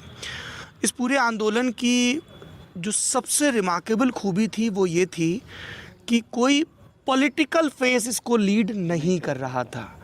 डॉक्टर्स, इंजीनियर्स, लॉयर्स, गृहिणियाँ और मोर्चे निकाले जा रहे थे और उसी की परिणति होती है वो जो एक साइलेंट मोर्चा मुंबई पहुंचता है ना? और हाँ, मतलब 56 मुख्य मोर्चे पूरे महाराष्ट्र में निकाले थे। पर वो अब मोर्चा पॉलिटिक्स का उसका टॉप क्या, रिजर्वेशन मिल गया, आप उन्होंने कहा दिया, आपने कहा छीन लिया, अब उसके बाद अगला क्या? 4 साल बोल रहे थे कि कोर्ट में है, कोर्ट में, हमारे हाथ में कुछ नहीं है, हमारे हाथ में कुछ नहीं है, लेकिन जब वो को दिया तो बोल रहे कि हमने दिया। तो ऐसे कैसे? अगर कोर्ट में है तो कोर्ट ने दिया आरक्षण और हमने छीन लिया। और अगर आरक्षण का श्रेय आप ले रहे तो जो हमारे भाइयों ने जो आत्महत्या की थी उस आंदोलन के समय में, तो उसका श्रेय भी आपको ही देना चाहिए ना। As a student of governance, क्या आपके थॉट हैं ये जो आंदोलन में जिन लोगों की जान जाती है? मतलब मेरा खुद का मानना है, मतलब मतलब वो युवा लोग थे उसमें सब, तो जान वो गलत चीज़, मतलब उनकी भावनाएं भी बहुत ये थी, मतलब खुद में भी उस आंदोलन, कोई भी आंदोलन हो सकता है, वो भाषा के लिए आंदोलन हुआ जिसके बाद आंध्र बना, वो राजीव गोस्वामी का आग लगाना हो मंडल के विरोध में, मतलब आंदोलन को क्या चाहिए? नारा, नियत, प्रदर्शन या जान? एक्चुअली वो हुआ इसलिए क्योंकि ये हर बार आगे आगे जा रहा था, मतलब ये एक डेट मिल रही थी कोर्ट से, फिर वो अगली डेट पे जा रहा था। मतलब 4 साल निकल गए।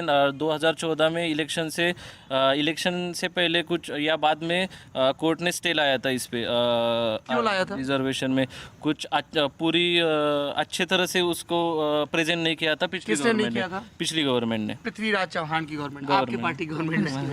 हाँ, तो कभी आप लोगों ने कांग्रेस से ये सवाल पूछा कि ये जो आनन फानन में मराठों को आरक्षण दिया गया, ये विधि सम्मत ढंग से क्यों नहीं दिया गया? जिससे फडणवीस सरकार बोलती रही ना कि हम तरीके से लाएंगे और जो बैकवर्ड कमीशन था उसकी रिपोर्ट का वेट करेंगे, और इसीलिए शायद टिक पाया इस बार कोर्ट में। सर, क्या नाम है आपका? अशोक सर, मैं अहमदनगर से हूँ। तो एक तो ये मराठा आरक्षण है ना, ये पूरा पॉलिटिकल मुद्दा है। अच्छा। हाँ, तो पहली बात इसमें है कि 2014 में ये मराठा आरक्षण की शुरुआत नहीं हुई थी, ये 1994 से शुरुआत हुई है। थोड़ा करके हम आ जाते थे 2014 में। 2014 के इलेक्शन के पहले क्या हुआ, अभी ये कांग्रेस एनसीपी की गवर्नमेंट थी, तो उनको लग रहा था कि हम इलेक्शन हार रहे हैं, तो उन्होंने क्या किया, जल्दबाजी में मराठा आरक्षण दे दिया। और उसके रिपोर्ट में उसके पहले 2 कमेटियाँ बैठी थी मराठा आरक्षण के ऊपर, तो दोनों कमेटियों ने ये बताया था कि मराठा आरक्षण एक तो पूरा पॉलिटिकल होल्ड उसके हाथ में, पूरा सहकार उसके हाथ में, एजुकेशन, सहकार मीन्स कोऑपरेटिव, सहकारिता, पूरा कोऑपरेटिव मराठा समाज के हाथ में। अभी तो महाराष्ट्र में सब मराठा समाज ही सबसे ज़्यादा है, वो ऊपर का सब पॉलिटिकल या सहकार जो इंस्टीट्यूशन है सब मराठा समाज के पास थी। तो वो सब जो कमेटियाँ थी ना, उन्होंने सब ने ये मतलब उन्होंने उस कमेटियों में ये बताया था कि मराठा समाज को आरक्षण नहीं दे सकते।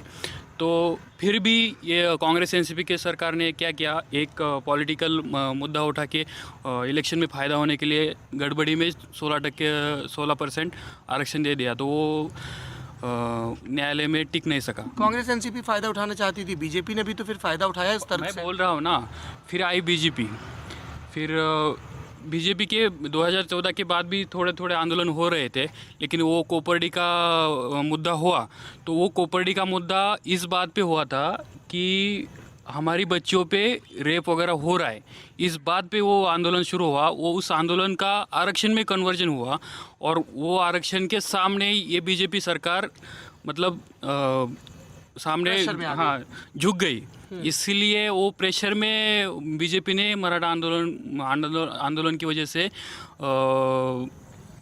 आरक्षण के लिए कोर्ट में सपोर्ट किया। पॉलिटिकली गेन किसको होगा इस सबसे? आपका क्या नाम है? निधि। निधि, कहाँ की रहने वाली हैं आप? कोलकाता। कोलकाता। भाई साहब थोड़ा दाएं बाएं हो जाओ। क्या लगता है किसको गेन होगा इस पॉलिटिकल मूव से?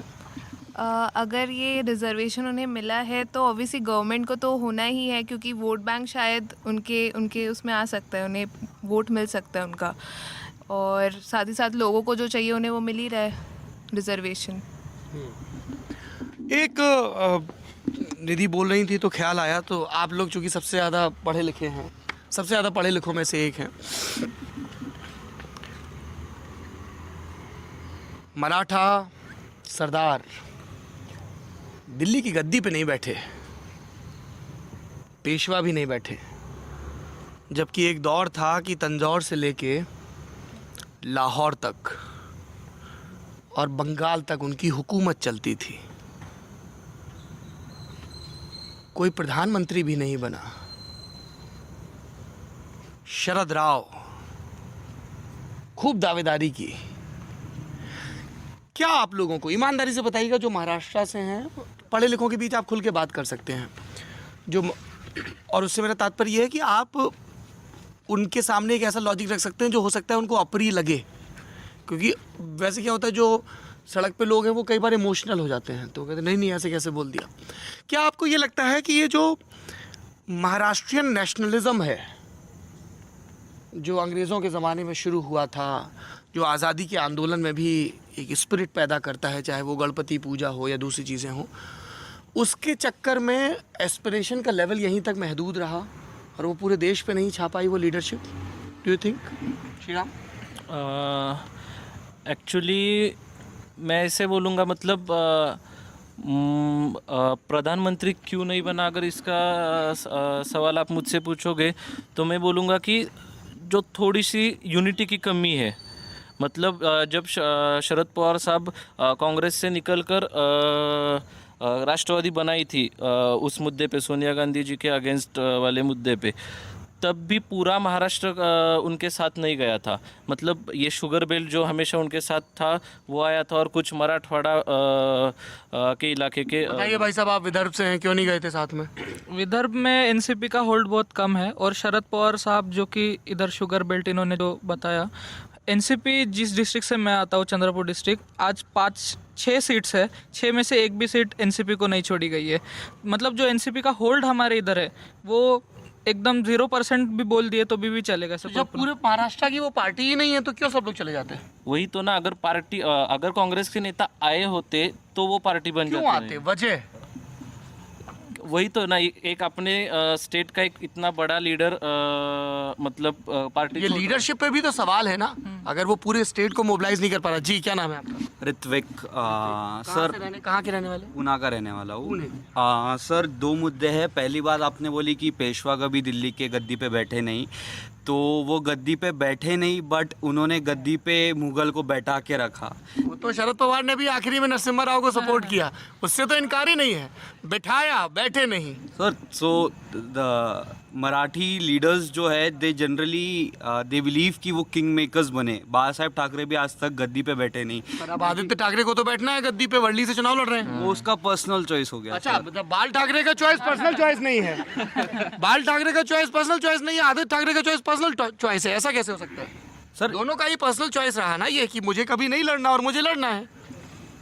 सर बाला साहेब ठाकरे ने हमेशा कहा था कि वो खड़े नहीं रह गए, उन्होंने उद्धव ठाकरे ने फॉलो किया, बट आदित्य ठाकरे अभी ये जनरेशन के है तो पता नहीं जनरेशन चेंज होगा। अरे आप ही की जनरेशन के ऐसे बोल रहा है जैसे कोई मैं बाला साहेब और आदित्य को कंपेयर कर रहा हूँ। तो आदित्य आपकी जनरेशन के, what do you think about his political move, कि उसको कंटेस्ट करना चाहिए? सर मेरे हिसाब से तो उसने कंटेस्ट करना नहीं चाहिए था, क्योंकि इल्जाम लगता है ठाकरे परिवार पे कि रिमोट कंट्रोल से चलाना चाहते हैं, आगे बढ़ के जिम्मेदारी नहीं लेना चाहते हैं। सर बट जब आप चंद्रगुप्त मौर्य के बारे में पढ़ते हो तब उनके साथ चाणक्य का भी उतना ही बड़ा नाम लिया जाता था। अगर चाणक्य का बेटा बोलता था मुझे भी राजा बनना है, या चाणक्य खुद बोलते थे मुझे राजा बनना है, ये तो आपने बहुत अच्छी बात कही। चाणक्य का बेटा कौन था?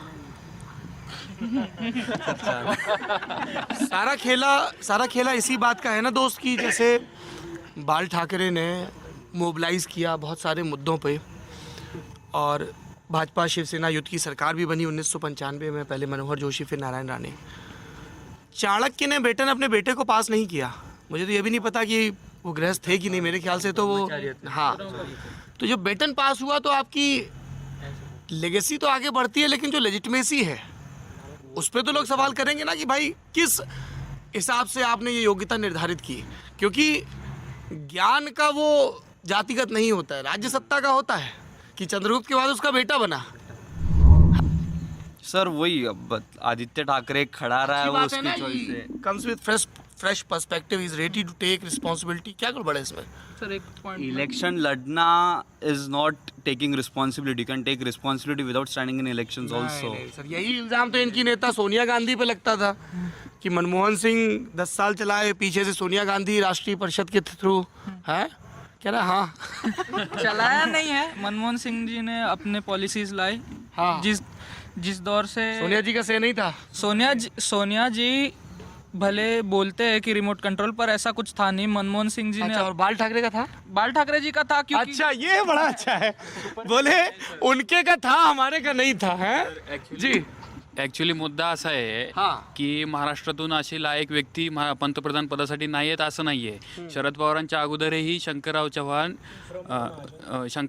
प्रमोद महाजन असे बरेच लोक होऊन गेलेत. पण मुद्दा असा आहे की महाराष्ट्रामध्ये आत्तापर्यंत बऱ्याच काळापर्यंत काँग्रेसचं सरकार होतं आणि काँग्रेसचा स्ट्रॉंग होल्ड होता नॉर्थ, जसं की यूपी, बिहार आणि हे या राजस्थान, MP या राज्यांमधून लोकसभेच्या सीट जास्त आहेत.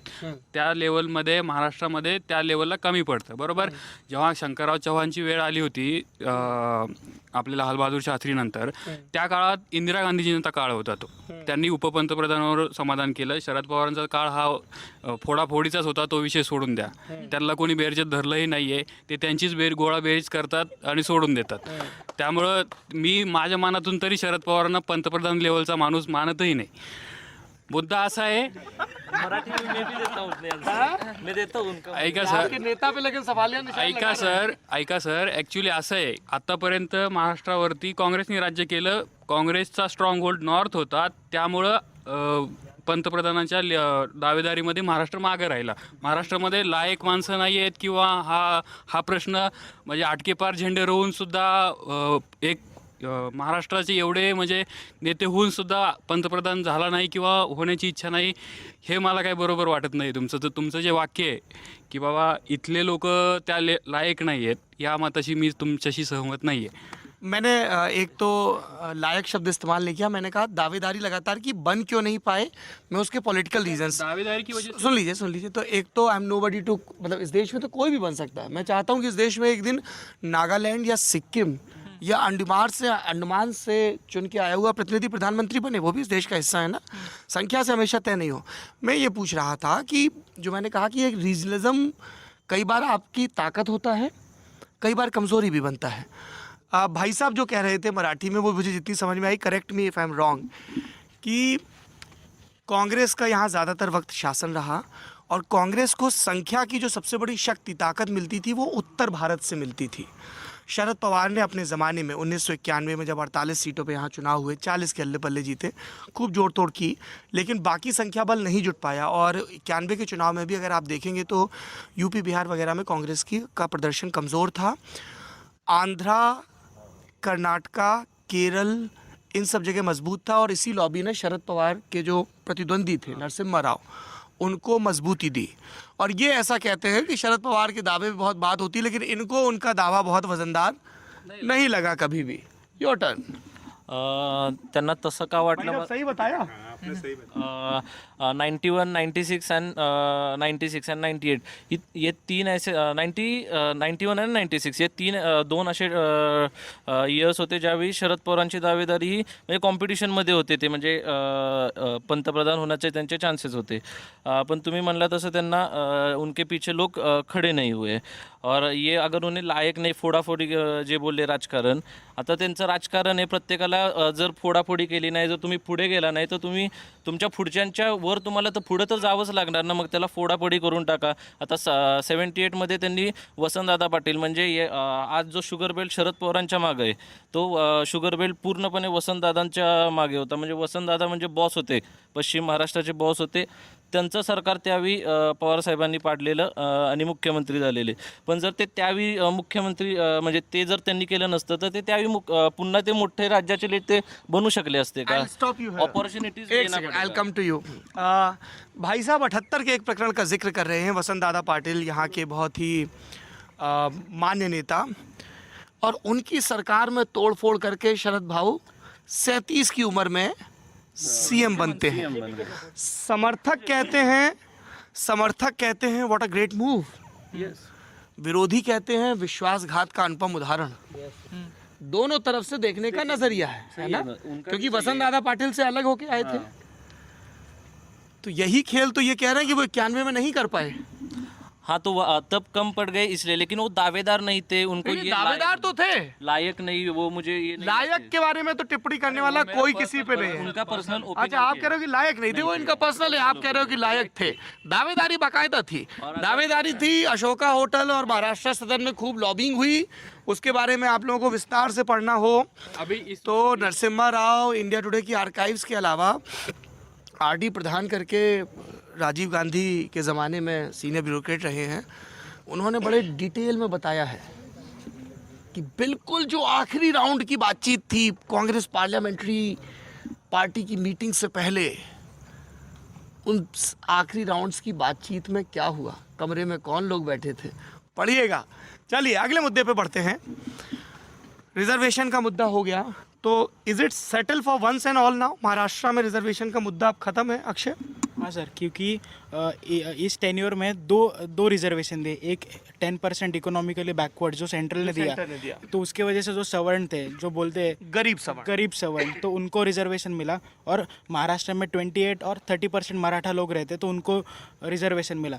और तीसरी चीज़ सबसे इम्पोर्टेंट है सर कि महाराष्ट्र में 75 के बाद कोई भी मुख्यमंत्री ने 5 साल का टेन्योर पूरा नहीं किया है. आज तक सिर्फ 2 सीएम हुए हैं, वसंतराव नायक और देवेंद्र फडणवीस. तो सर एक स्टेबल गवर्नमेंट का एक मुद्दा भी हो सकता है इस चुनाव में.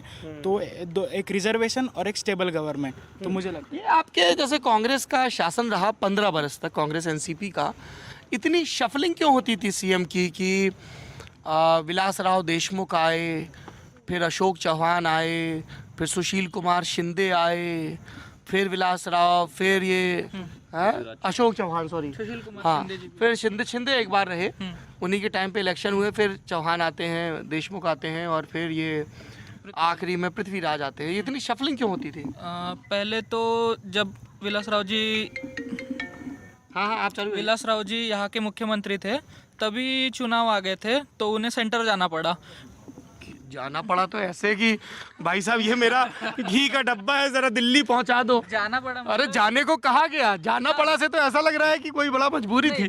जाने को उनको ऊपर से शायद ऑर्डर्स आए थे. क्यों आए थे?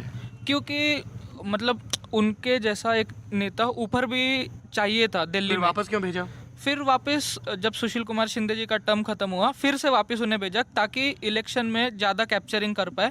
और लोगों ने कहा कि चुनाव जीते जब शिंदे सीएम थे और चुनाव के नतीजे आए तो फिर शिंदे को हटा दिया. नहीं, ऐसा नहीं है. मतलब विलासराव जी भी एक बहुत सम्माननीय नेता है, महाराष्ट्र के मास लीडर है. उनका पार्टी में जो हाई कमांड डिसाइड करता है वही होता है. हाई कमांड, ये आपके एनसीपी के दोस्त सारे ला रहे हैं. मुझे नहीं लगता कि उसकी वजह से चेंज हुआ. लोगों ने कहा कि शरद भाऊ को पसंद नहीं आ रहे थे. नहीं, वो भी एक रीज़न हो सकता है क्योंकि उनकी तब उतनी पॉलिटिकल पावर थी. और दूसरा रीज़न ये हो सकता है कि कांग्रेस को दूसरा शरद पवार महाराष्ट्र में नहीं चाहिए उनके पार्टी में. वैसा कांग्रेस को नहीं चाहिए या शरद पवार को नहीं चाहिए? नहीं, कांग्रेस को भी नहीं चाहिए. जो सेंट्रल लीडरशिप को उस शरद पवार जैसे कॉम्पिटिशन आंखें दिखा सके, ऐसा मुझे लगता है. क्योंकि महाराष्ट्र के लोग स्वाभिमानी होते हैं, वो दिल्ली के सामने कभी झुके नहीं है आज तक. अच्छा, ये स्वाभिमान पे और सब पे तो बात हो सकती है. जरा ये बताइए, आप में से कोई ऐसा है जिसके फादर पॉलिटिक्स में है?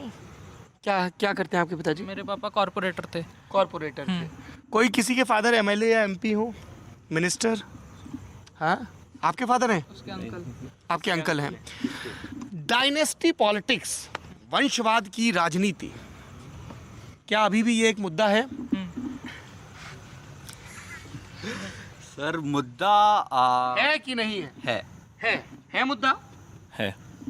वंशवाद का मुद्दा तो है ही, क्योंकि हर एक दूसरे जो बीजेपी है वो कांग्रेस पे यही आरोप लगाते हैं कि आप वंशवाद। बीजेपी भी धुली नहीं है।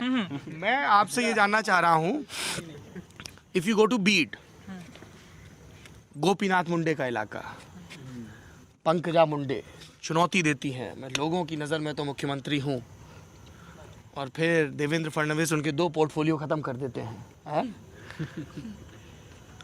उनकी बहन सांसद हैं, एक परिवारवाद, शरद पवार, अजित पवार, सुप्रिया सुले, फिर अभी जो भाई साहब आ रहे लोकसभा, रोहित पवार, पार्थ पवार हारे, और अब रोहित पवार की दावेदारी है, तो पवार ही पवार लाइन से। बाल ठाकरे, उद्धव ठाकरे, आदित्य ठाकरे, राज ठाकरे, हाँ, नारायण राणे, नितेश राणे, विलासराव देशमुख, अमित देशमुख, प्रणीत शिंदे, सुशील कुमार शिंदे, हाँ, प्रमोद महाजन और उनकी बेटी, शंकर राव चौहान, अशोक चौहान। गिनेंगे तो अभी बहुत लंबा है। बहुत लंबा है। तो क्या है ये? ठीक है, people are fine with it. नहीं, हुआ क्या है सर? जैसे वो सुपर 30 में बोलता है ना कि अब राजा का बेटा राजा नहीं बनेगा, जो लायक होगा वो राजा बनेगा। बोलने में सब अच्छा लगता है, राजा का बेटा राजा नहीं बनेगा, अभी वो जो लायक होगा वो राजा बनेगा, ये बोलने के लिए सही लगता है सिर्फ। अभी क्या हुआ है सर, पर्सनली बताओ, मैं राजकारण या पॉलिटिक्स एक बिजनेस बन गया है। जैसे बोलते हैं ना, ये प्राइवेट प्रॉपर्टी, मेरी प्रॉपर्टी है, अभी ये मेरा बेटा बैठेगा, फिर नातू बैठेगा, फिर पंतु बैठेगा, ये चलता ही रहेगा। अभी ये इसके सब खिलाफ तो लगता है, लेकिन पैसे के आगे कुछ नहीं टिकता नहीं है अभी तो, ऐसा मेरा तो पर्सनल व्यू है। ऐसा ज़रूरी नहीं है कि पैसे के आगे लोग झुक जाते हैं। आज देश में ऐसे बहुत सारे उदाहरण है। महाराष्ट्र में ऐसा एक बहुत ही बड़ा उदाहरण है, बच्चू कडू। शायद वो जब फर्स्ट टाइम चुनाव लड़ रहे थे, वो विस्तार से बताइए कहाँ से चुनाव लड़ते हैं, कौन है वो ये? अमरावती की कोई सीट से चुनाव लड़ते हैं। अमरावती विदर्भ में आता है, नागपुर के बगल में। हाँ, वो जब 2003 या 4 में शायद वो पहला चुनाव लड़ा था उन्होंने लोकसभा का। किस पार्टी से? वो इंडिपेंडेंट खड़े थे, हमेशा इंडिपेंडेंट ही रहते हैं। लोकसभा में खड़े हुए, पर उनका वहाँ पे मतलब वो वहाँ पे चुन के नहीं आ पाए, तो वो विधानसभा में खड़े हुए, और तब से वो कंटिन्यू, आज 3 टर्म उनका हो गया है पूरा कंप्लीट, और आज भी वो 10-10, 20-20 हज़ार की लीड से आते हैं। आज भी वो एक शेतकरी नेता करके उनको बोला जाता है। वो शेतकरी किसान को बोलते हैं। शेतकरी किसान को बोलते हैं। वो कभी भी खुद को नेता नहीं बोलते हैं, वो हमेशा खुद को एक कार्यकर्ता के रूप में देखते हैं, गोर गरीब लोगों की हमेशा मदद करते हैं। एकदम सिंपल। भाई साहब ये कह रहे हैं गुंजाइश है, एक उदाहरण दे दिया। मैं बता रहा हूँ, गुंजाइश सिर्फ इनके पास ही उदाहरण नहीं है। जैसे कि गणपतराव देशमुख सांगोला से लोकसभा 11 टाइम सांसद मतलब MLA है वो।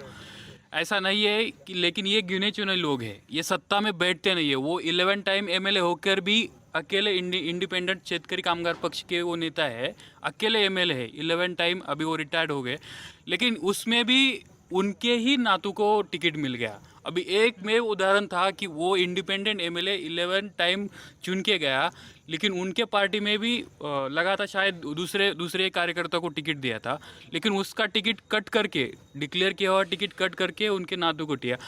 इन्होंने बताया बच्चू कड़ू मुझे पता है वो लोगों में से चुन के आए, मतलब लोगों में से उठकर एक अनोखा उदाहरण है कि वो MLA बन गए, लेकिन एक से नहीं काम चलेगा। वो यहाँ 288 कैसे बदलेगा? 288 का मामला है, बताइए कैसे बदलेगा ये मंजर?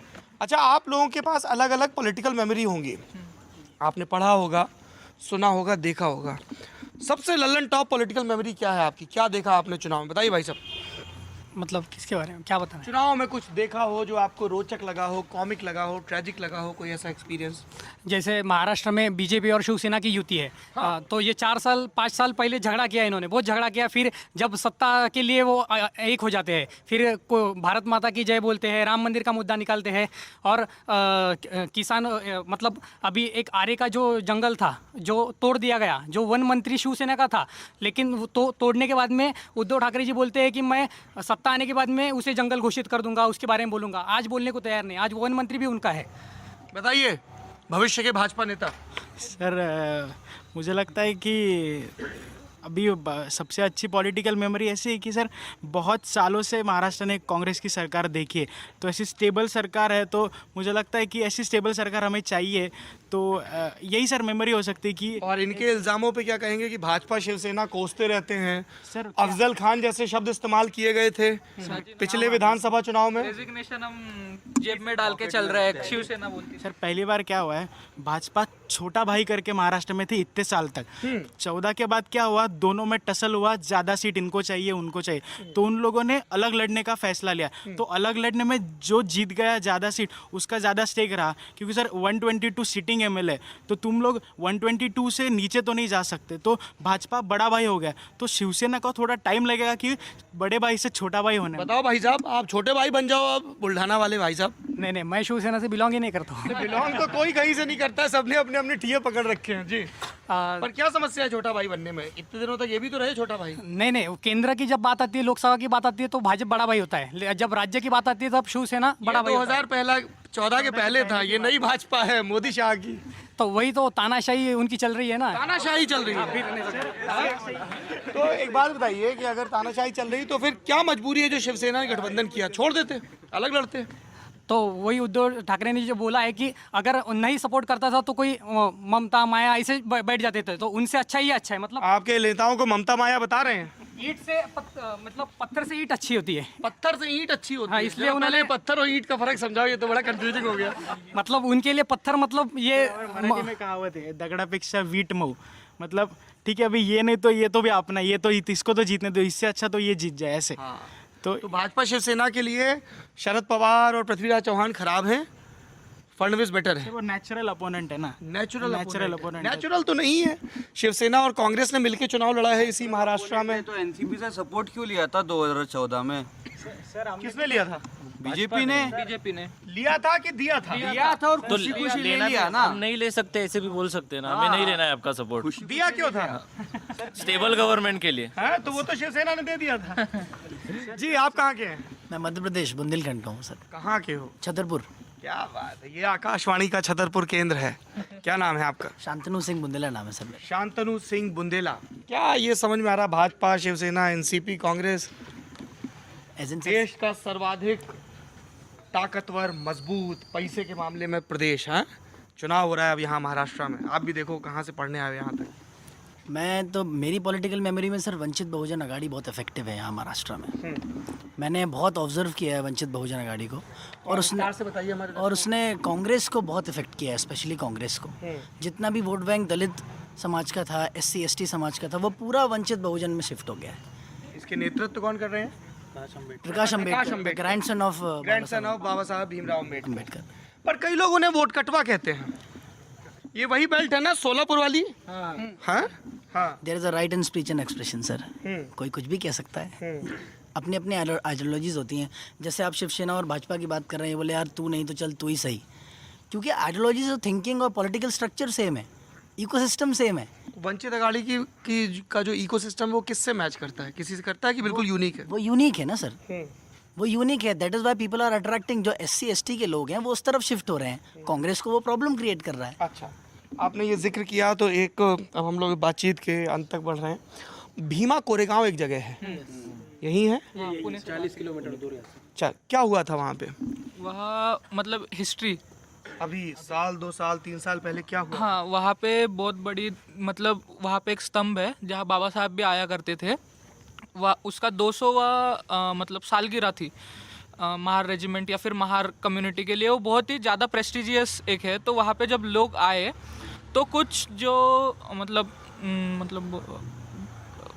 कुछ लोग समाज, अब पता नहीं कैसे, जो भी लोग थे XYZ, उन्होंने वहाँ पे दंगल मतलब प्रोड्यूस करने का कुछ ये पत्थरबाजी किए, ये मतलब इधर उधर से मारपीट, और वहाँ पे पूरा एक जी दंगल का एक पूरा मतलब सिनेरियो बना दिया और वो पूरा वहाँ का माहौल ख़राब कर दिया था।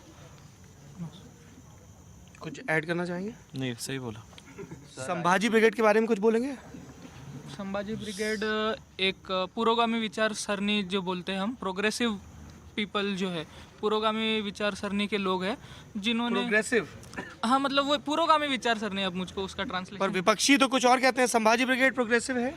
नहीं, मुझे तो नहीं लगता, वो तो सनातनी लगते हैं। पूरे सनातनी, सनातन बोलते हैं ना, वो सनातन धर्म नहीं, वो मनुवादी।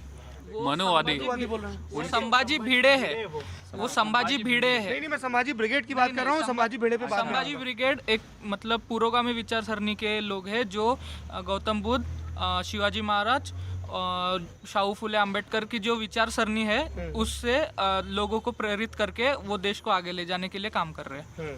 और संभाजी भिड़े वो तो उनका अलग ही स्ट्रक्चर है, वो सेल्फ प्रोक्लेम, महाराष्ट्र में सबका अलग स्ट्रक्चर है। हाँ, क्या सेल्फ प्रोक्लेम साइंटिस्ट है वो। Self proclaim scientist. उनके अगर हम उनके उन्होंने कहा था कि अगर उनके फार्म के हमने आम खा लिए तो बच्चे हो जाएंगे, बेटा हो जाएगा, ऐसा मतलब वो एक आम खाने से, आम खाने से, वही तो ये बोला ना कि सेल्फ प्रोक्लेम्ड एक साइंटिस्ट है। लास्ट क्वेश्चन आप लोगों से भी पूछूंगा, कौन कौन महाराष्ट्र के हैं यहाँ पे? Please raise your hand. कौन कौन लोग महाराष्ट्र के? आप लोग महाराष्ट्र से हैं? हाँ, क्या कर रहे हैं ये? अच्छा, सब महाराष्ट्र के लोग हैं। अच्छा, 3 बड़े मुद्दे इस चुनाव में क्या होने चाहिए, क्या है नहीं, क्या होने चाहिए? फार्मर डिस्ट्रेस, कैसे दूर हो? जो रिवर लिंकिंग का प्रोजेक्ट है वो होने से पूरे महाराष्ट्र में जो नदी जोड़ प्रकल्प की वजह से जो सूखा है वो मिट सकता है। उसकी वजह से कोई फार्मर आत्महत्या नहीं करेगा। फडणवीस सरकार बार बार जल शिविर अभियान की बात करती है, जलयुक्त शिविर की बात करती है, और डेटा दिया जाता है कि कैसे जो CSR का पैसा है, अलग अलग 14-16 योजनाओं का पैसा है, उसको इस्तेमाल करके इस पे काम हो रहा है, जिसके रिजल्ट दिखेंगे। उन्होंने बोला कि हमने 1.5 लाख कुआं ये किया, तो अगर मुंबई के रास्ते पे के खड्डे अगर वो गिन रहे होंगे जो कुएं को बोल के, तो हो सकता है कि उन्होंने कुएं किए 1.5 लाख। जी, ये तो आपके नेता की खिल्ली उड़ा रहे हैं। नहीं सर, कैसे है ना, खिल्ली उड़ाना अलग बात है और रियलिटी अलग बात है। तो जलयुक्त शिवार बहुत सक्सेसफुल प्रोजेक्ट है। और दूसरी चीज़, महाराष्ट्र में इरिगेशन कम है। इसी साल हमारे इधर एक जायकवाड़ी करके डैम है, वो जो कभी भरता नहीं, जो अभी इस साल भरा। और कंसिस्टेंट सर, वो बारिश तो नेचुरल है ना सर, अगर बारिश ही नहीं हुई तो पानी कहाँ से देना? बारिश ही नहीं हो रही थी 2-3 साल में, अभी इस साल ज़्यादा बारिश हुई। तो एक गोदावरी करके, गंगापुर करके और एक जायकवाड़ी करके, तो जायकवाड़ी पहली बार भरा है। तो सर इस बार अच्छी मैनेजमेंट होगी और अगले साल उसका फल दिखेगा। वाटर मैनेजमेंट बेटर होगा। जी, क्या नाम है? सर, यहाँ पे बैंड वैगन इफेक्ट बहुत ज़्यादा है। किसका? बैंड वैगन इफेक्ट बहुत ज़्यादा है। जिसकी लहर रहती है, जिसकी लहर रहती है उसके तरफ लोग band wagon effect. Band wagon अच्छा, वो बहुत ज़्यादा है। जो जीत रहा है उसी को जिता दो। ये हमारा तो कौन जीत रहा है? इस बार बीजेपी जीत रही है। बीजेपी जीत रही है। बीजेपी अगर शिवसेना के साथ अलायंस नहीं भी करती तो भी क्लियर मेजोरिटी आती। तो भी ऐसा जीत जाती हमारा है। सर्वे कहता है, एमआईटी स्कूल ऑफ गवर्नमेंट का। स्कूल ऑफ गवर्नमेंट का सर्वे। जी, मैं तो एक ही बोलूँगा कि बीजेपी ने आज 5 साल में उनके ऊपर एक भी करप्शन का एलिगेशन नहीं हुआ है। एक भी एलिगेशन नहीं हुआ है करप्शन का बीजेपी के ऊपर। So that's why people thinking that it's a very pure and transparent party. That's why they are voting BJP. एक सेकंड, एकनाथ खड़से और पंकजा मुंडे। नहीं सर, मैं सवाल तो सुन लीजिए। मैं ये कह रहा हूँ कि एकनाथ खड़से पर एक रियल्टर इल्ज़ाम लगाते हैं कि ज़मीन का जो सौदा है उसमें पैसा बना, और उनसे इस्तीफ़ा ले लिया जाता है, फिर वो बरी कर दिए जाते हैं, तो वापस ना तो मंत्रिमंडल में आते हैं और ना इस बार टिकट दिया गया। क्यों? सर एक्चुअली तो अभी इमेज पे भी थोड़ा असर होगा ऐसे बेसलेस एलिगेशन करने से। और दूसरी बात कि उन्होंने भी पार्टी के खिलाफ थोड़े से बयान दिए थे, सो उसका उनने खुद से हाथ से कुर्राड़ मार दिया फिर खुद के। देवेंद्र फडणवीस की बड़ी क्लीन इमेज है। क्लीन इमेज है सर। हमने जैसे सर्वे किया था तो जो कांग्रेस और एनसीपी के लोग हैं वो उनको एज ए सीएम देखना चाहते हैं। भाई साहब, देवेंद्र फडणवीस की क्लीन इमेज है, लेकिन नीचे का स्ट्रक्चर पूरा करप्ट है। अच्छा, आप भी मान रहे हैं देवेंद्र की क्लीन इमेज है सर? क्योंकि हमें यह भी बताया गया कि बीजेपी का जो गुजरात मॉडल था ना, जिसमें नरेंद्र मोदी घूम घूम के कहते थे कि आप तो वोट दोगे सीएम नरेंद्र मोदी के लिए, या 19 में कहा कि आपका वोट सीधे मुझे मिलेगा, 2019 में है, तो सीधे देवेंद्र फडणवीस के लिए वोट मांगा। पुनः देवेंद्र करके एक टैग लाइन है। पुनः देवेंद्र मतलब अगली बार जैसे मोदी सरकार पुनः देवेंद्र से तो अगली बार वापस तो बीजेपी के सब फडणवीस जी के चेहरे पे ही वोट मांग रहे हैं। जी आएंगे, सबके पास आएंगे, बिल्कुल बारी बारी, ये लास्ट है। हाँ, एम्प्लॉयमेंट का मुद्दा रहेगा सर, क्योंकि यहाँ प्रॉब्लम क्या है, महाराष्ट्र में जितने भी बड़े बड़े शहर हैं ये ओवर डेवलप्ड हैं, तो बाकी के बाहर के स्टेट्स वालों को लगता है महाराष्ट्र बहुत डेवलप्ड है, लेकिन आप इंटीरियर एरियाज में जाएंगे तो बहुत प्रॉब्लम्स हैं। मतलब कहीं कहीं पॉकेट्स पैचेस बने हुए हैं, औरंगाबाद, नासिक, पुणे, मुंबई, पर बीच में सन्नाटा है। बीच में सन्नाटा है सर टोटल। हमने बहुत सर्वे किया, हम लोग पूरे ऑल ओवर महाराष्ट्र में गए, मैं नांदेड़ गया, बसमत गया, दोनों जगहों में ज़मीन आसमान का अंतर था सर।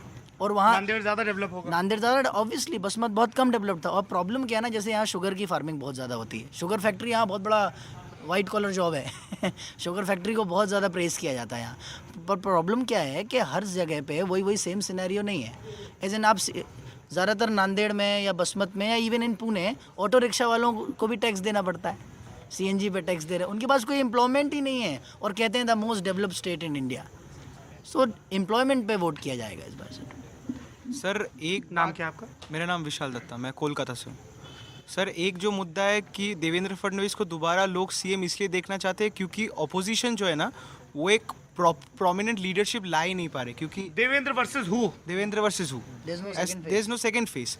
जहाँ तक कि जैसे मेरे दोस्त ने बताया, हम लोगों ने जब सर्वे कंडक्ट किया था तो बहुत से ऐसे लोग थे कि जो दूसरे ऑपोजिट पार्टी के हैं, लेकिन उनसे भी जब हम पूछते थे तो उनके पास कोई आंसर नहीं है कि अगर देवेंद्र फडणवीस नहीं तो कौन बनेगा। और आपको लगता है कि CM फेस एक डिसाइसिव फैक्टर होगा while they will press the button? 100%. Now he is a political brand in Maharashtra. और उनकी 5 साल की उनकी इमेज देखे ना तो उनकी इमेज बहुत क्लीन है, तो लोग उस पे मतलब उनको अगर पार्टी बीजेपी के पास जाना भी नहीं है तो भी देवेंद्र फडणवीस की इमेज के हिसाब से वो जाने को तैयार है।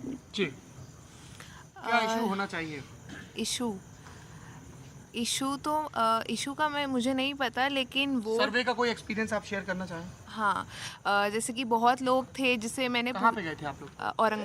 औरंगाबाद गई थी मैं, तो वहाँ पे जैसे अगर मॉल साइड एरिया में देखा तो लोग ऐसे मतलब उन्हें कुछ लोगों को तो ठीक से पता भी नहीं था कि विधानसभा इलेक्शंस है, लेकिन जिन्हें पता था वो उन्हें लग रहा था कि मोदी को ही वोट देना है, मोदी को ही वोट देना है, रिकॉल वैल्यू। हाँ, सिर्फ मोदी को मतलब रखते हुए ही वो वोट दे रहे हैं, मतलब देवेंद्र फडणवीस आता है, नरेंद्र एंड देवेंद्र। हाँ, ऐसा कुछ पिक्चर कार्ड एंड उज्ज्वला योजना is the main factor in this. किसान क्रेडिट कार्ड एंड उज्ज्वला योजना, तो किसान क्रेडिट कार्ड। भाई साहब ये इधर 4-6 लोग हैं मेरा एक जो आपकी पार्टी को वजन नहीं दे रहे हैं। सर मेरा एक अलग ही पॉइंट है। हाँ, प्लीज लेके ये बेरोजगार ये सब बोल रहे हैं, मैं भले ही कांग्रेस से बिलोंग करता हूँ, मतलब मैं पार्टी में हूँ नहीं, पर मेरा विचारधारा जो है कोई गुनाह नहीं, बिल्कुल बेधड़क।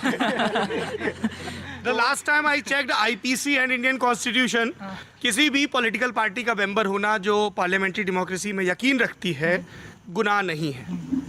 तो कांग्रेस का जो सीट उन्होंने जो कैंडिडेट्स दिए हर एक जगह पे, वो उन्होंने सोच समझ के नहीं दिए। टिकट डिस्ट्रीब्यूशन गड़बड़, बहुत गड़बड़ चली। अब किसकी ये नहीं पता, मतलब हुआ ये कि जो अब जैसा हमारा क्षेत्र है, मैं चंद्रपुर की बात करूँगा, चंद्रपुर में हुआ ये कि पहले किसी और का ही नाम चल रहा था, फिर जो 2014 में शिवसेना से जो लड़ा लीडर ऑफ अपोजिशन जो थे, उन्होंने मतलब वो ठीक है, वो एक कैंडिडेट अच्छा हो सकता था कांग्रेस के लिए, तो उन्होंने लीडर ऑफ अपोजिशन ने मुकुल वासनिक जी के हस्ते उनका पक्ष प्रवेश किया और पूरे चंद्रपुर में ये बात फैल गई कि उनकी टिकट फाइनल हो गई है। पर हुआ ये कि वो जब वापस आए और जब तीसरे दिन लिस्ट आई तो किसी तीसरे आदमी का नाम था जो 2014 में कांग्रेस का कैंडिडेट था। कांग्रेस का कैंडिडेट था, वो 3rd पोजीशन पे आया, उसका डिपॉजिट भी जब्त हो गया, पर कांग्रेस ने फिर से उसको ही सीट दिया है। क्योंकि वो बड़े नेता की गणेश परिक्रमा कर रहा था? हो सकता है, क्योंकि 2019 में पूरे महाराष्ट्र से बस एक ही MP आए कांग्रेस के, वो चंद्रपुर से थे। और हुआ ये कि जब मतलब वो कांग्रेस में आए एकदम एंड मोमेंट पे, कल लास्ट डे है भरने का, आज रात में ही उनका दिल्ली से नाम, शाम में आज उनका दिल्ली से नाम आया, दूसरे दिन उन्होंने फॉर्म भर दिया। तो जो शिवसेना से थे वो MLA, उनका तो शिवसेना का पूरा सपोर्ट मिला, पर कांग्रेस के कुछ लोग नाराज थे, किसी मतलब कांग्रेस में भी 2-3 जो गट बोलते हैं हम, तो गुट फैक्शन, एक जो गुट था वो उनसे नाराज था तो बेसिकली ये रहा। ये बताइए आप कह रहे हैं कि कांग्रेस ऑल इंडिया पार्टी है, अगड़म बगड़म 10,000 चीज़ है, पर टिकट तो ढंग से बांटे नहीं, चुनौती कैसे दोगे देवेंद्र को? वही तो मतलब जो अभी जो नेता शायद मुझे तो मतलब पूरा आक्रोश है जो यहाँ के प्रभारी है।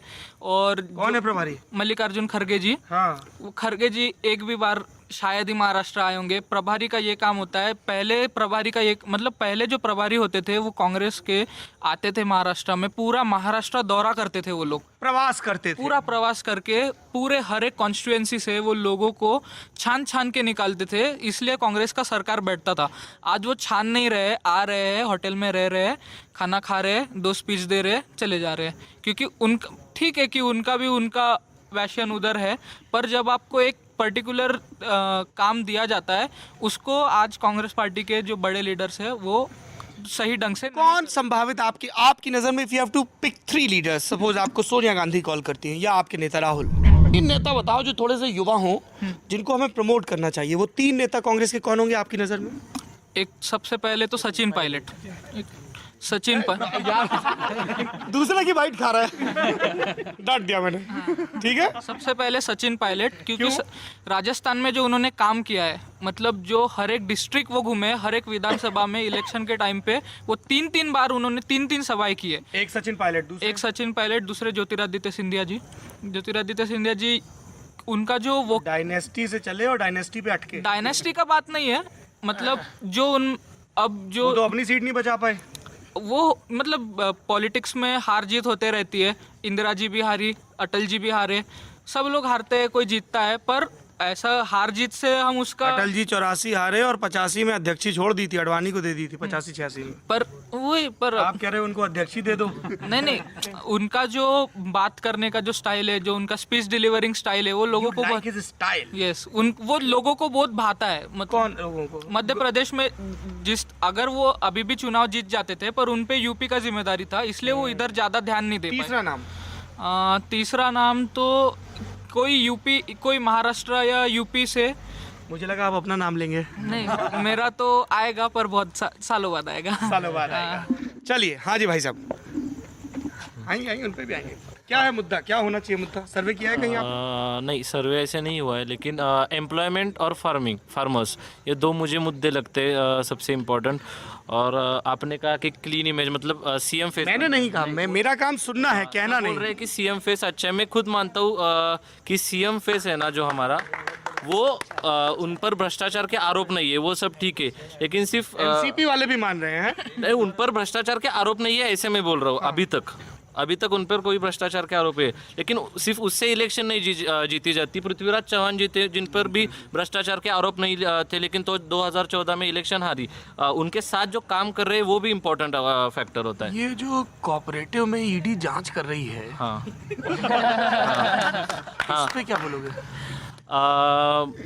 फर्स्ट आप शरद पवार साहब का उसमें नाम आया था, तो पहले तो वो किसी भी बैंक के संचालक नहीं थे, ना किसी जो शुगर फैक्ट्री को लोन दिया था, वो जो कुछ चीज़ें थी ना, उसमें कहीं उनका नाम नहीं था या कुछ नहीं था, इसीलिए तो ईडी ने संबंध नहीं किया। हाँ, लेकिन उनका नाम आया, इसलिए वो थोड़ा सा प्रेशर बना रहे थे। हाँ, प्रेशर बना रहे थे, लेकिन उनको भी अभी जांच होने के बाद देखा जाएगा। अभी 5 साल तक वो बोल रहे थे इलेक्शन के पहले कि उनके पास बैलगाड़ी भरकर बहुत प्रूफ से, अभी 5 साल तो नहीं लगते ना इतने प्रूफ देखने के लिए। तो ये बात तो है, ये सवाल तो उठना चाहिए कि 2014 में कहा जा रहा था कि अजित पवार ने इतना घोटाला किया। एक स्ट्रैटेजी है, आएंगे आपके पास, आएंगे, या तो आपको मेरे करीब आना पड़ेगा। आन मिलो सजना, हाँ आएंगे, थोड़ा वेट करिए। अच्छा, तो ये लेकिन जो कहा जा रहा है कि एक जो शुगर बैरन्स हैं, कॉरपोरेट्स पे जिनका कब्जा था, एक एक करके स्कैम सामने आ रहे, जांच हो रही है, गरीब लोगों का पैसा मारा जा रहा है। आपको लगता है इस लॉबी के टूटने का वक्त आ गया? क्योंकि कई लोगों ने कहा कि वो सारे बैरन्स अब एनसीपी छोड़ के बीजेपी चले गए हैं। बीजेपी चले गए, लेकिन फिर भी वही लोग तो है ना उस पे, मतलब जो बीजेपी में गया, लेकिन उसके एरिया का, मतलब उसका जो शुगर का फैक्ट्री है तो वो वही चला रहा है। फिर जो लोग वहाँ बैठे वही सेम है, सिर्फ पार्टी चेंज करने से अगर उन्होंने भ्रष्टाचार किया है तो नियत तो चेंज नहीं होगी ना।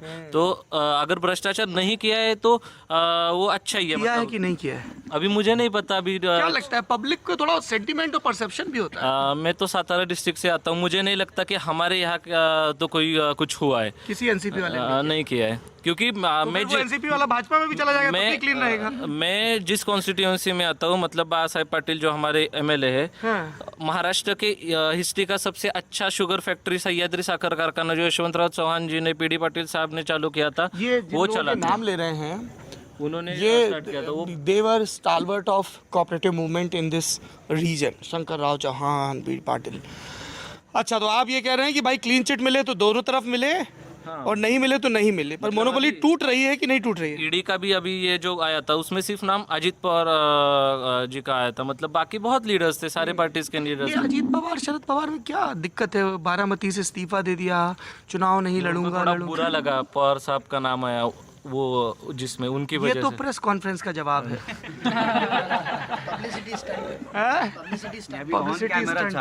ये ऑन कैमरा वाला बयान है, हुआ क्या असल में? नहीं, मुझे नहीं लगता कि अलग कुछ रीज़न होगा। दोनों में अच्छी जमती है तो है या थी? नहीं जमती है, अच्छे से जमती है तो उनको बुरा लगा होगा। इतने बड़े देश के नेता है और इस उम्र में उनको ईडी के केस में उनका नाम आया। इसलिए तो बुरा नहीं लगा कि लड़का लोकसभा हार गया? नहीं, उसके लिए क्यों बुरा लगेगा? नहीं लगा। अगली बार में नहीं चली, सुना ऐसा कुछ नहीं है। उनके गुट के हमारे कितने लोगों को, मतलब ऐसा गुट तो कुछ है ही नहीं। मतलब ऐसे सो कॉल्ड जो हंस क्यों रहे हैं? मैं तो हंस रहा हूं। सो कॉल्ड बोलते हैं ना कि ये शरद पवार के करीबी लोग हैं, ये अजीत दादा के करीबी लोग हैं, ऐसा बहुत, मतलब हर इसमें पावर के लिए लड़ाई होती है, लेकिन ये यहाँ इतनी इंटेंस तो है ही नहीं। पहले जो शरद पवार के थे वही पार्टी में आखिरी होता है। आज तक उनकी बात टाली वगैरह ऐसे कुछ नहीं। अजीत दादा भी उनके पास किसको टिकट लेना है वो लेकर जाएंगे, शरद पवार ने अप्रूव किया तो ही टिकट मिलेगा, नहीं तो नहीं मिलेगा। जी, अग्रेसिव पॉलिटिक्स का आते हैं आपके पास। हाँ, क्या नाम है? My name is Pranay Kumar and I come from Lok Sabha constituency Munger in Bihar. क्या बात। मैं भंडारा और नागपुर में गया था सर्वे। ये विदर्भ की रीजन है, भंडारा है, उसके नागपुर के ईस्ट में भंडारा गोंदिया पड़ता है। प्रफुल्ल पटेल की भी एक कॉन्स्टिट्यूंसी रही है, और उसी के नीचे फिर गढ़चिरौली, यवतमाल, चंद्रपुर, ये सब पड़ते हैं। उधर ही है। एंड यहाँ पे मैं एक स्टेटमेंट देना चाहूँगा। 2024 से पहले we can have a new state Vidarbha. ये स्टेटमेंट मैं बहुत रिस्पॉन्सिबिलिटी के साथ दे रहा हूँ, क्योंकि नागपुर जो सिटी है, it is suppose to be the second capital of Maharashtra, है ना। तो मुझे लग रहा है कि अभी लोग बात नहीं करेंगे, पर इस इलेक्शन में अभी इकोनॉमिक स्लोडाउन पे कोई बात नहीं कर रहा है। ये मुझे बहुत अचंभित कर रहा है, क्योंकि हर कोई अनएम्प्लॉयमेंट की बात कर रहा है, पर वो अनएम्प्लॉयमेंट किस वजह से है उसकी बात चर्चा नहीं हो रही है। वो होना चाहिए था। क्या है वजह आपके हिसाब से? Maharashtra is suppose to be the most developed state कहते हैं, और हमेशा से पर कैपिटा इनकम में भी पंजाब के बाद यही आता था। अब तो ये पंजाब से आगे हो गया, नंबर 1 हो गया है। पर आई डोंट नो कैसे ये लोग भूल रहे हैं आम लोगों को। जब भी अगर नॉर्थ का कोई बंदा पढ़ाई करता है तो बोलता है गुजरात और महाराष्ट्र में जो कोऑपरेटिव सोसाइटी ने काम किया है वो बहुत ज़बरदस्त है, वो पूरे देश में एम्यूलेट हो जाता तो बहुत अच्छा होता। पर जो पर्दे के पीछे इतना सारा करप्शन हो रहा है उसके बारे में कभी चर्चा नहीं होती है। वो सिर्फ न्यूज़ में आता है तो लगता है कि, और फिर उसको डिफेंड भी करते हैं। तो मुझे लगता है कि कोऑपरेटिव्स का इनफैक्ट 2011 में सेंट्रल गवर्नमेंट ने कोऑपरेटिव सोसाइटी एक्ट में अमेंडमेंट भी किया था, तो लगा था शायद बेहतर हो जाएगा, पर मुझे लग नहीं रहा है ऐसा हो रहा है। बताइए भाई साहब, कह रहे हैं कोऑपरेटिव की आड़ में घोटाला हो रहा है, मोनोपोली है, कुछ लोगों का कब्जा है, बैंक हैं, समितियां। इन्हीं दोनों स्टेट्स में सीमित है, कहीं और इतना सक्सेसफुल नहीं हुआ है। पर मुझे लगता है कि हमारे डेवलपिंग नेशन बोलते हैं ना, यहाँ पे बिना ग्रीस के कोई काम नहीं होता है। In the grease you understand, parallel economy उसी तरीके से चलती है। मशीन की ऑयलिंग करते रहना पड़ेगा, वो ज़रूरी है। तो शायद ठीक है, चल रहा है अगर इस तरह से, और गरीब लोगों के पास अगर दूसरे तरीके से इनफॉर्मल चैनल से पैसा जा रहा है, it is good for economy. जी, क्या नाम है आपका? Samay. Samay ji, that's a beautiful name. मैं समय हूँ ऐसे बोलते हो तुम? महाभारत वाला। हाँ हाँ बोलो बोलो एक बार। मैं समय हूँ। मुस्कुराता हुआ समय हूँ। कहाँ के रहने वाले हैं? समय इंदौर मध्य प्रदेश से हूँ सर। इंदौर से हो? जी। यहाँ कब से पढ़ रहे हो यहाँ पे? सर ज़्यादा टाइम तो नहीं हुआ, अभी 6 महीने ही हुए हैं आए हुए पुणे में। आप हॉस्टल में रहते हो कि फ्लैट वगैरह लेके? जी फ्लैट में रहते। कोई इनके फ्लैट में क्या है? इनके फ्लैट में कम से कम 10-12 डब्बे होंगे जिसमें अलग अलग तरह के सेब होंगे। I am in love with Indore. Here's my honest confession, and I always look forward to go to Indore. देश के सबसे शानदार, सबसे भुक्कड़ शहरों में अगर कोई है, मतलब इंदौरी, जैसे 2 इंदौरी मिल जाए तुम्हें वॉल स्ट्रीट पे, ठीक है, और वो बहुत सीरियस डिस्कशन कर रहे होंगे स्टॉक के बारे में।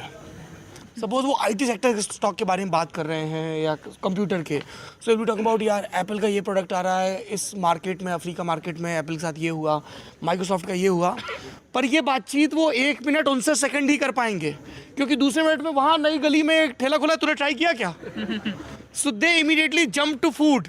सत्य है समय? बिल्कुल सत्य सर, बिल्कुल सत्य। What's your observation about Maharashtra politics? Sir मैं बातें सुन रहा था इतने टाइम से, जैसा कि आपने पूछा क्वेश्चन कि मराठों को लेके कि मराठी जो सेक्शन है, तो सर मैं कहना चाहूँगा कि महाराष्ट्र की पॉलिटिक्स सर काफ़ी पहले टाइम से मराठों की रही है, मराठों की है, और सर आने वाले टाइम पे सिर्फ मराठों की ही रहेगी। यहाँ कोई why do you think so? Sir इसका मैं एक क्लियर आंसर तो नहीं है सर मेरे पास। आप लोगों में से किसी ने माधव फॉर्मूला सुना है? बीजेपी का एक माधव फॉर्मूला था। हाँ, क्या है वो माधव फॉर्मूला? बंजारी, धनकर, माली, माधव फॉर्मूला। मराठा नहीं थे उसमें। माधव। हाँ हाँ सर ये माधव फार्मूला ऐसा है कि इसमें माड़े आता है, वंजारी आता है और धनगर आता है। हाँ, MADH। हाँ, माधव ये तीन कम्युनिटी के यहाँ इसमें आते हैं, तो जिनको बीजेपी ने शुरुआती दौर में कंसोलिडेट करने की कोशिश की थी, है ना? बात ये है, गोपीनाथ मुंडे वंजारी कम्युनिटी से हाँ, आते हैं। तो मैं वहाँ बीड कॉन्स्टिट्यूशन से नज़दीक हूँ जी, तो मैं इसके बारे में कुछ नहीं, मैं ये इसलिए लाया क्योंकि ये बोले कि मराठाओं का कोई रिप्लेसमेंट नहीं होगा, वो हमेशा सबसे स्ट्रांग पॉलिटिकल फोर्स रहेंगे। अभी तो बात मराठों की रही ही नहीं है। जब 2014 में बीजेपी सत्ता में आए तो पहले सीएम देवेंद्र फडणवीस नहीं थे लोगों के मन में भी और भी पार्टी में भी, जबकि पहली बार एकनाथ खड़से 70 एमएलए लेके सीएम पद के दावा ठोकने गए थे, तो आज बिगर टिकट के घर बैठे हैं। तो ये बेटी को टिकट मिला, लेकिन हाँ बेटी को मिला, लेकिन पूरा राजनीतिक खुद का राजनीतिक करियर बर्बाद हो गया उनका। तो बात यह है कि माधव फार्मूला ऐसा है कि इस पे गोपीनाथ मुंडे ने बहुत वर्क किया है। तो ये माधव, वंजारी और धनगर, इनको स्टेट में आरक्षण भी गोपीनाथ मुंडे साहब ने 1993 में दिया था। वो ENT कास्ट में बिलोंग करते हैं। 93 में कैसे दे सकते हैं? तब तो सरकार में नहीं थे। 95 के बाद दिया होगा। हाँ सॉरी, 95 के बाद दिया था। वो ENT कास्ट में बिलोंग करते हैं। तो बात ये है कि मराठा समाज के बाद 2 नंबर पे आता है धनगर समाज, तो मतलब संख्या के हिसाब से। तो पंकजा मुंडे सीएम क्यों नहीं बन पाई? पंकजा मुंडे सीएम बनने के लिए एक तो 2014 में जब बीजेपी सरकार आई तो ये एक तो वो नहीं थी, ठीक है। वो कंटेस्टेंट एकनाथ खड़से को उनका सपोर्ट था। अंदर से बात है वो यहाँ मतलब अंदर की बात भाई साहब ने कैमरे पे बता दी है। पंकजा मुंडे एकनाथ खड़से का सपोर्ट कर रही थी 2014 में विधायक दल के नेता की दावेदारी के लिए। अंदर की बात ना, मैं बीजेपी को बिलोंग करता हूँ ना कांग्रेस को। तो मैं बेधड़क कहो, मैं तो ये बात करने के लिए हिचकिता कभी नहीं हिचकिता था। खुला खेल तो बात ये है कि पंकजा मुंडे सीएम क्यों नहीं बनी। तो अभी दावेदारी तो है, अभी अमित शाह का रैली हुआ, उसमें वीडियो देखिए, हमारी सीएम कैसी हो, पंकजा जैसी हो, यही ताई जैसी हो, पंकजा ताई जैसी हो। मराठी में ताई दीदी को बोलते हैं, बड़ी बहन। हाँ, तो बात यह है कि 2014 में बीजेपी का जो सत्ता फैक्टर था, मतलब जो पॉलिटिकल फैक्टर था, वो धनगर कम्युनिटी था। एसटी में उनको आरक्षण देने का ये पहला मुद्दा था। देवेंद्र फडणवीस बारामती में जब आंदोलन हुआ था तब उन्होंने लिख के दिया है, शिवसेना और बीजेपी ने लिख के दिया है कि पहली कैबिनेट में हम धनगरों को एसटी में आरक्षण देंगे। तो एक तो बात ये है कि दिया, फिर वो दिया तो नहीं है, उन्होंने पूरा तो नहीं किया है, लेकिन ये सत्ता का डिसाइडिंग फैक्टर जब 2014 में बीजेपी ने उठाया था ना, तो लोगों ने भर भर के बीजेपी को वोट दिया था। तो ये इस बार दे रहे हैं? हाँ, इस बार क्या सीन है? इस बार सीन ऐसा है कि एक तो आरक्षण उन्होंने धनगर समाज को नहीं दिया। इनके शब्दों में कहूँ तो छीन नहीं पाए, क्योंकि इनके हिसाब से मराठों ने छीन लिया। इनके हिसाब से छीनने का मुझे नहीं लगता है छीनने का, क्योंकि मुद्दा ये हुआ था कि सीएम तो फडणवीस साहब है, लेकिन आसपास के सब मराठी ही है। अगर सत्ता में रहना है तो उनका सुनना पड़ेगा। जैसे नाइक साहब ख्याल रखते थे हैं। हाँ, ये बात ये है, छीनने का सवाल ही नहीं है। और अभी बाद में भी मतलब सत्ता में आना ही है ना, तो कुछ ना कुछ तो देना पड़ेगा। ये रिप्रेजेंटेशन तो रहेगा ही, जो सबसे बड़ा है। कहीं ऐसा तो नहीं कि हम लोग बहुत ज़्यादा कास्ट की बाइनरी में फंस रहे हैं? क्योंकि कई लोग कमेंट में भी ये लिखते हैं कि क्यों आप इस पे अटके हो, मराठा, धनगर, कुणबी, इससे आगे सोचो ना, डेवलपमेंट हुआ कि नहीं हुआ, इश्यूज क्या हैं? मैं वही बोल रहा हूँ कि मैं तो अभी बात कर रहा हूँ कि अभी जो महाराष्ट्र का चुनाव हो रहा है ना, अभी ना ये एम्प्लॉयमेंट पे हो रहा है, ना डेवलपमेंट पे किसी बात पे हो रहा है, ना फार्म डिस्ट्रेस पे हो रहा है। अभी वो तो ऐसे लग रहा है ये पीओके का ये 370 नेशनलिज्म, ये वो सब 370 पे हाँ बड़ा इशू है, लोग उससे प्रभावित हैं। कैसा बड़ा इशू यहाँ पे, मतलब आप ही तो बता रहे हो कि उस पर चुनाव हो रहा है। भाषण में ये सब म्हणजे लोकांवर लादण्याचा प्रयत्न चालू आहे की आम्ही हे केलं ते केलं। मला हेच कळत नाही आहे की हा म्हणजे हा चुनाव महाराष्ट्राचा आहे कि जम्मू कश्मीरचा आहे। भाई साहब कह रहे हैं कि दावा किया जा रहा है हमने ये किया कि वो किया, पर समझ में नहीं आ रहा कि ये जम्मू कश्मीर का चुनाव है कि महाराष्ट्र का चुनाव है। बीजेपी अभी प्लस पॉइंट में ये है कि उन्होंने विरोधी पार्टी को ख़त्म किया है। कैसे किया है? वो सीबीआई, ईडी सब विरोधी पार्टी के अच्छे लोगों पे उन्होंने केस ठोक दी और वो सब भागे भागे चले आए। क्योंकि पंकजा ताई ऐसा नहीं करेंगी? पंकजा ताई क्यों ऐसा करेंगी? वो तो बीजेपी में है ना। हाँ, नहीं वो अपने विरोध, जब वो अगर सीएम बन जाती तब तो वो ऐसे परेशान नहीं करेंगी। अब तो वो उसके ऊपर है, मैं कैसे बता सकता हूँ। अच्छा, हाँ क्या सर ये जो बोल रहे हैं कि ईडी, सीबीआई, एंटी करप्शन जो बोल रहे हैं, अगर मैंने कुछ किया नहीं है तो मैं ये एजेंसी के दबाव में पक्षांतर क्यों करूँगा? अगर मेरे को अंतर्मन से लग रहा है कि मैंने कुछ किया नहीं तो मैं वो पार्टी को स्टिक रहूँगा, मैं क्यों छोड़ूंगा? क्या ऐसे लोगों को लेते क्यों हो ना फिर? एक मिनट, पार्टी बढ़ाना भी काम होता, तो एक्सेप्ट कि लोग कैसे भी वो पार्टी बढ़नी चाहिए। कन्हैया कुमार का एक बहुत ही फेमस डायलॉग है कि बीजेपी एक वॉशिंग मशीन है और जो एक मिनट रुकना भाई, रुकना भाई भाई साहब जी। उन्होंने कहा है कि बीजेपी एक वॉशिंग मशीन है, जो नेता उसमें जाता है वो धुल के एकदम सदाचारी बन के वापस बाहर आ जाता है। सर ऐसे कुछ नहीं है, अभी तक जो आरोप लगा रहे हैं ऐसे कुछ सिद्ध हुए नहीं। जिन पर बहुत सीरियस मामले उनको लिया ही नहीं है सर, और जिन पे कुछ साबित नहीं हुआ उनको ही लिया है सर। और सर पार्टी बढ़ाना तो भी एक काम रहता है। जिन जिन एरियाज में से जो नेता आए एनसीपी कांग्रेस के, वहाँ पे शिवसेना और बीजेपी कभी थी ही नहीं। ये आपने एक अच्छी बात बताई। एक आखिरी सवाल, 1 बरस पहले तक प्रतिपक्ष के नेता कौन थे? राधा कृष्ण विखे पाटिल। उनका मैं एक स्टेटमेंट पढ़ रहा था 2018 का, उसमें वो देवेंद्र फडणवीस की भाजपा शिवसेना युद्ध सरकार को कोस रहे थे। अभी वो किस पार्टी में है? सर वो भाजपा में, क्योंकि उनके बेटे को नगर से टिकट चाहिए था, जो शरद पवार जी ने वो सीट छोड़ी नहीं कांग्रेस के लिए, तो बेटे के लिए वो अभी भाजपा में आ गए और बेटा जीत गया नगर से भाजपा की टिकट पे। तो कोई आपकी पार्टी में अपने बेटे के स्वार्थ के लिए आएगा, आप ले लोगे? सर अभी हमारा भी स्वार्थ है ना, हमको सीट चाहिए ना। वो नंबर गेम, सीट जीतना जरूरी है। बताइए भाई साहब। सर अभी ये सब लोग क्लीन इमेज की बात कर रहे थे देवेंद्र फडणवीस जी की, तो मैं मेरा एग्जांपल देना चाहता हूँ। मैं चिंचवड विधानसभा कॉन्स्टिट्यूंसी से आता हूँ। तो हमारे जो एमएलए है वही है जहाँ पे ऑटो इंडस्ट्री पूरी है, पिंपरी चिंचवड। तो हमारे जो एमएलए है हमारे एरिया के, उनका ऐसा बहुत सा कुछ क्लीन इमेज नहीं है and is known to be a local goon. ये तो उन्होंने भी कहा ना कि जो नीचे के लोग हैं उनके बारे में ये दावा नहीं किया जा सकता, लेकिन देवेंद्र फडणवीस के बारे में। सर बट देवेंद्र जी के नाम पे अगर हम हमारे जैसे एमएलए को चुन के ला रहे हैं तो भुगतना तो चिंचवड़ के लोगों को ही पड़ रहा है ना। देवेंद्र फडणवीस थोड़ी ना सॉल्व करने आने वाला है हमारा प्रॉब्लम। अगर देवेंद्र फडणवीस के नाम पे गुंडों को ही चुन के लाना है तो उससे अच्छा हमारी कांग्रेस अच्छी थी।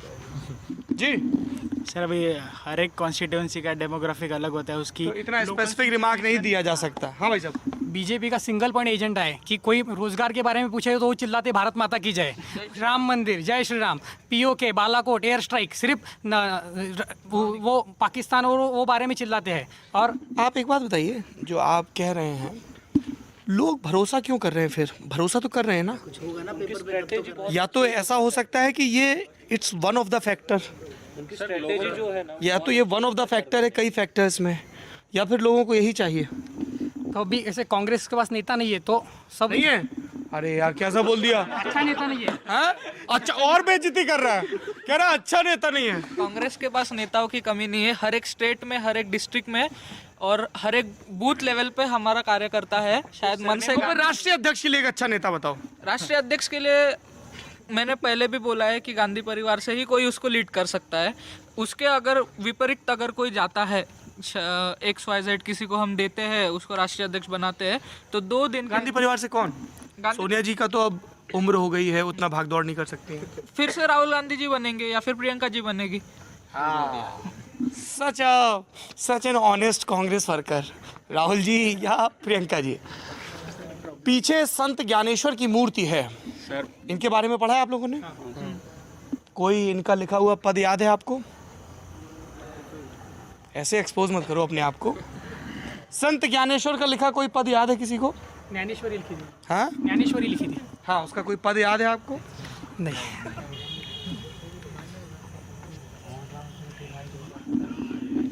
मुझे भी नहीं याद है। मेरा ये एक्सक्यूज़ हो सकता है कि मैं मराठी भाषा में निष्णात नहीं हूँ, पर ये दलील भी कमज़ोर होगी, क्योंकि ज्ञान को भाषा की चौहद्दियों के पार जाके हासिल करना चाहिए। मैं आज से ही संत ज्ञानेश्वर के बारे में अध्ययन शुरू करूँगा। इस बात के साथ अपनी इस बात को ख़त्म करूँगा कि यदि करुणा, अध्यात्म, दूसरों का भला करने की प्रवृत्ति सियासत में, राजनीति में नहीं है, तो सिंहासन पर कोई भी बैठे, प्रजा की स्थिति में कोई बदलाव नहीं होना है। इस पूरी बातचीत के बारे में आपकी जो भी राय हो कमेंट बॉक्स में ज़रूर दर्ज करवाएं। आप देख रहे हैं ललन टॉप की चुनावी यात्रा। जो नहीं देख पा रहे हैं वो हैं 2 मजबूत हाथ मेरे साथी राशिद के, जो इतनी देर से धैर्य से कैमरा और लाइट थामे हुए खड़े हैं। शुक्रिया।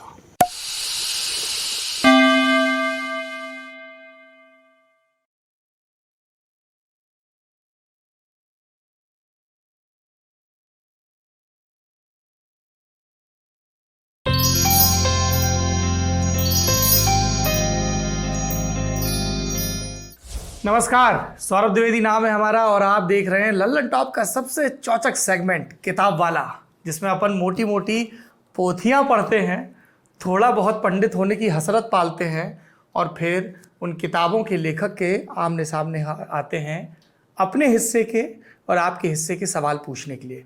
किताब वाला में आज के मेहमान हैं पूर्व ब्यूरोक्रेट, पूर्व राजनेता और सक्रिय समाज सेवा कर्मी, जैसा जेपी को प्रॉमिस किया था है, उसमें अभी रुकावट नहीं है। यशवंत सिन्हा, जिनकी ऑटोबायोग्राफी आई है ब्लूम्सबरी पब्लिकेशन से। किताब के कवर पे यशवंत सिन्हा की श्वेत श्याम तस्वीर है, आधी नज़र आती, और शीर्षक है रिलेंटलेस एन ऑटोबायोग्राफी। और इसी शब्द पर ऑटोबायोग्राफी खत्म भी होती है फिलहाल। इसका जब भी संशोधित संस्करण आएगा तो कुछ और चैप्टर जुड़ेंगे। मेरी एक पत्रकार के तौर पे आपके साथ कुछ पहले की भी स्मृतियां हैं, जो जाहिर सी बात है आपको याद नहीं होंगी क्योंकि मैं छौना था। आप उन दिनों विपक्ष में थे और कुशक रोड पे आपका घर था और मैं नवभारत टाइम्स के लिए रिपोर्टर था, तब आपसे भेंट हुआ करती थी। और फिर यशवंत सिन्हा का एक बड़ा चर्चित भाषण था जिसका जिक्र मैं इंटरव्यू शुरू होने के पहले भी कर रहा था। बलूचिस्तान के मसले पर भारत ने जो स्टैंड लिया, जिसमें पहली बार स्वीकारा था कि वहाँ कोई भारतीय भूमिका है और पाकिस्तान को राजनयिक बढ़त मिली थी, तो उसमें विपक्ष की तरफ से, भारतीय जनता पार्टी की तरफ से अपना पक्ष रखते हुए यशवंत सिन्हा ने जो कहा था कि शर्म अल शेख में जो शर्मनाक चीज़ हुई है, 7 समंदरों का पानी भी उसको नहीं मिटा सकता। शुरुआत से शुरुआत करते हैं। मुझे जो पहली तस्वीर याद आ रही है इस किताब को पढ़ के वो ये है कि आप देहरादून में हैं और आपके पिताजी, चूँकि देहरादून में अंग्रेज़ी का अखबार एक दिन लेट आते हैं, आप IAS का इम्तिहान दे चुके हैं, इंटरव्यू दे चुके हैं, जिसमें एक जवाब तो प्रकट तौर पे ही गलत दिया था कि पहली राउंड टेबल कब हुई, और आपने किंग ऑर्थर की जगह किंग जॉन कह दिया था, और पिताजी ने डपटा भी था। But you were very confident about your IAS interview. और फिर पिताजी दौड़ के आते हैं, मुकुंद तुम IAS बन गए। Tell you about it. जिस पृष्ठभूमि से आप आए, बाबा अल से रईस थे, अच्छे उसमें थे, पिताजी की तबीयत खराब रही, आप लोगों ने आर्थिक मुश्किलें देखी, और उसके बाद इतने भाइयों की कोशिशों के बाद आखिरी में 90 नंबर के जो बच्चे हैं उनका IAS बनना। उस ज़माने की जो बात हम लोग कर रहे हैं, लेट 50s, क्योंकि मेरा बैच IAS का था 1960 का, तो जाहिर है कि मैंने परीक्षा दी IAS की 1959 में जी।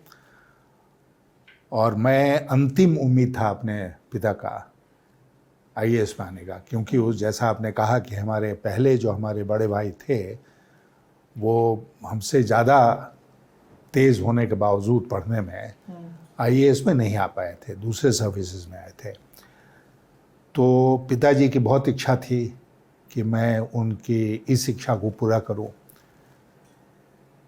और मैंने अपना जो कॉलेज का करियर रहा, जैसे मैंने लिखा है कि मैंने हिस्ट्री में ऑनर्स किया पटना विश्वविद्यालय से, उसके बाद पॉलिटिकल साइंस में MA किया, केवल इस दृष्टिकोण से कि मेरे पास IAS के लिए सब्जेक्ट्स जो होंगे उसका संकट नहीं रहेगा। जैसे मेरे बड़े भाइयों के साथ था कि उन्होंने मैथमेटिक्स पढ़ा और उसके बाद फिर कौन सा दूसरा सब्जेक्ट लें जी। तो किसी ने लॉ लिया, किसी ने एंथ्रोपोलॉजी लिया। मेरे पास 8-10 सब्जेक्ट्स के बीच में से 5 सब्जेक्ट चूज़ करना था, तो इसलिए मेरे को कोई दिक्कत उसमें नहीं आई। तो रिटन में तो अच्छा कर गया, लेकिन इंटरव्यू का जैसा आपने कहा कि मैं बेहद कॉन्फिडेंट था, बेहद, हद से भी ज़्यादा। और मेरे बाद जो सज्जन इंटरव्यू मूसा रज़ा, हाँ, जो बाद में भारत सरकार के सचिव हुए, बहुत अच्छे अफसर माने जाते हैं, गुजरात काडर के। तो मूसा रज़ा बाहर वेट कर रहे थे कमरे के जहाँ जिसमें इंटरव्यू हो, धौलपुर हाउस में, और मैं बाहर निकला इंटरव्यू ख़त्म करके। डिज़ास्टर्स इंटरव्यू था मेरा। उसके बाद भी मैं जब बाहर निकला तो मैंने उनसे कहा कि आई सी यू इन मसूरी। बाद में जब उनसे हमारी मुलाकात हुई मसूरी में, तो उन्होंने कहा कि भाई तुमने जो कहा उससे आई फील्ड कम्प्लीटली डेवस्टेटेड कि ये आदमी देखो इतना कॉन्फिडेंट है और मैं नर्वस होकर यहाँ बैठा हुआ हूँ। तो मैंने उनसे मजाक में कहा भी इस बात को कि हम लोग 10 लोग एक साथ इंटरव्यू के लिए इकट्ठे हुए थे और 2 ही सिलेक्ट हुए। तो मैंने आपको क्यों कहा? इसलिए कहा कि I was confident about my self and also confident about you. तो खैर इंटरव्यू मेरा अच्छा नहीं गया एंड आई नंबर भी खराब आए थे। हाँ, 35%, 140 आउट ऑफ 400।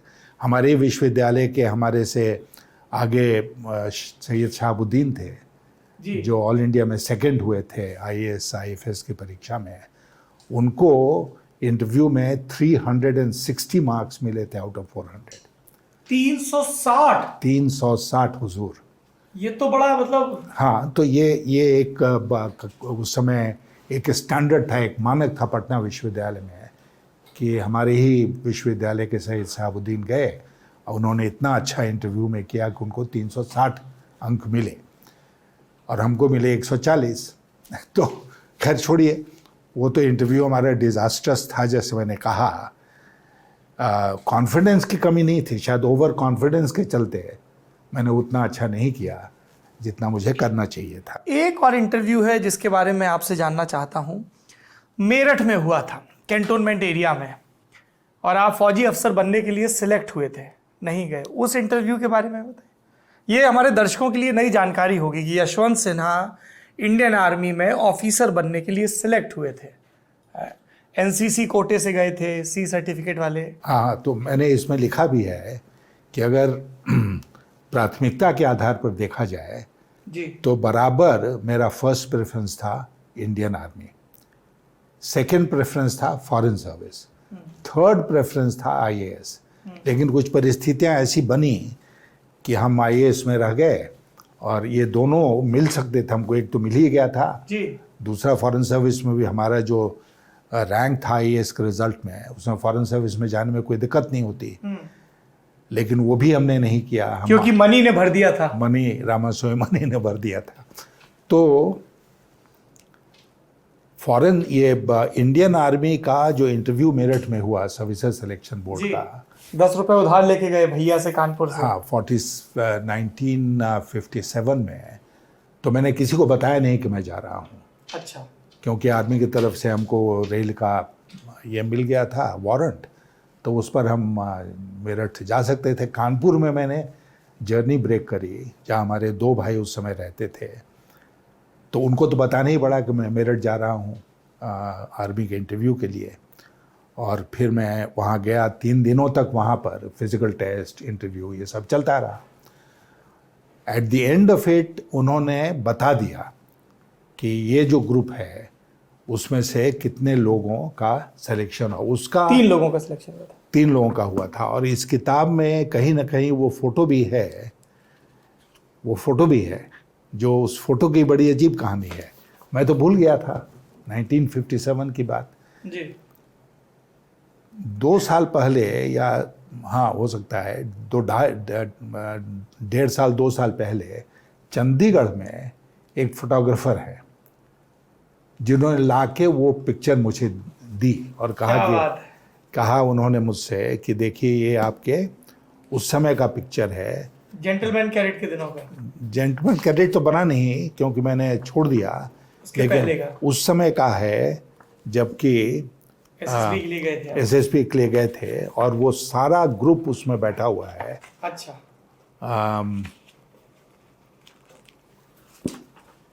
शुरुआती उसमें होगा। हाँ, सारा ग्रुप, ये देखिए, ये देख रहे हैं। अच्छा, हाँ, ये है। तो ये है वो ग्रुप जो इंटरव्यू में एक साथ थे, और इसमें 3 लोगों का सिलेक्शन हुआ, जिसमें एक मैं भी था, और मैं बहुत कीन था। चेस्ट नंबर 7 जाने के लिए मैं बहुत कीन था कि मैं आर्मी में चला जाऊं, क्योंकि 1 साल की ट्रेनिंग के बाद सेकंड लेफ्टिनेंट बन के आप निकलते जी। अब आप सोचिए कि मेरे बैकग्राउंड का व्यक्ति आगे क्या होगा नहीं होगा कोई ठिकाना नहीं है, और एक बढ़िया आर्मी की नौकरी मिल रही है। लेकिन मैंने इसमें लिखा है पुस्तक में कि मैं जब वापसी में बनारस में रुका, जहाँ मेरे एक दूसरे भाई पोस्टेड थे और उन्हीं के साथ मेरे पेरेंट्स रहते थे, और वहाँ पर जाकर मैंने उनको बताया कि मैं तो आर्मी के लिए सेलेक्ट हो गया हूँ, तो हमारी माँ की प्रतिक्रिया तो ये थी कि भाई पलटन में मत जाओ, पलटन बहुत ख़तरनाक चीज़ होती है। इससे उन्होंने उस आइडिया को तो सिरे से खारिज किया। लेकिन हमारे पिताजी ने कुछ नहीं कहा, उन्होंने मना नहीं किया हमको कि मत जाओ, लेकिन उनके भाव से मैं समझ गया कि वो खुश नहीं है, और इसलिए शायद खुश नहीं है कि वो उम्मीद लगाए बैठे थे कि मैं आईएएस की परीक्षा दूंगा, और अगर मैं आज आर्मी की नौकरी मान लेता हूँ, स्वीकार कर लेता हूँ, तो उनका वो ड्रीम जो है वो रखा का रखा रह जाएगा। उसको मैंने याद किया, और जिस दिन वो हमारे एक बड़े भाई जो आईएएस में सब लोग उम्मीद लगाए थे कि आ ही जाएगा, उस दिन रात को उनको मैंने सिसकते सुना था, वो दिन मुझे याद आया, और इसीलिए बहुत वेदना के साथ और भारी हृदय से मैंने मना कर दिया कि मैं आर्मी में नहीं जाऊंगा। तो इस तरह हमारे फर्स्ट प्रेफरेंस की कहानी समाप्त हुई। एक आपके मना करने से मुझे दूसरा मना करना याद आ रहा है। तारीख थी 5 दिसंबर 1989। टीएन सेशन के दस्तखत वाला जो कैबिनेट सेक्रेटरी थे, आपके पास लिफाफा, आपको शपथ लेनी है, आप राष्ट्रपति भवन में दाखिल हो चुके हैं, परिवार साथ में है, बाहर मीडिया कर्मी है, सब जगह खबर है कि वीपी सिंह की सरकार में यशवंत सिन्हा चंद्रशेखर कोटे से मंत्री होंगे। आप लिफाफा खोलते हैं और वापस लौट जाते हैं बिना शपथ के, क्योंकि वीपी सिंह ने आपको राज्य मंत्री का पद दिया था और आपको लग रहा था कि आपको कम से कम कैबिनेट मंत्री मिलना चाहिए। हाँ, वो वाकया ऐसा था, और ये कुछ समझाने की और समझने की बात है, नहीं तो बहुत लोग समझते हैं कि बहुत अक्कड़ वाला ये आदमी था। अब मैंने लिखा 84 में आईएएस छोड़ा, इस्तीफा दिया, और 88 में राज्यसभा में आया, और अगले ही बरस राज्य मंत्री बनने को राजी नहीं है। तो एक सामान्य दृष्टिकोण से अगर आप सोचें तो ये बिल्कुल ही मूर्खतापूर्ण फैसला माना जाएगा। लेकिन हुआ ऐसा कि मैं राष्ट्रपति भवन पहुंचा, मेरे घर पर वो चिट्ठी नहीं आई थी कि सब कुछ अफरा तफरी में हो रहा था। वहाँ पर उन्होंने मुझे वो सेशन वाला पत्र दिया, और ये देखने के लिए उत्सुकता से, जिज्ञासा से कि मंत्री के पद का जो अपॉइंटमेंट लेटर होता है उसमें क्या लिखा होता है, मैंने उसको खोला लिफाफे को और पढ़ा। जब पढ़ा तो उसमें मैंने देखा कि ये लिखा हुआ था कि the president is please to appoint you as a minister of state of the union. तो मुझे बड़ा धक्का लगा। क्यों धक्का लगा?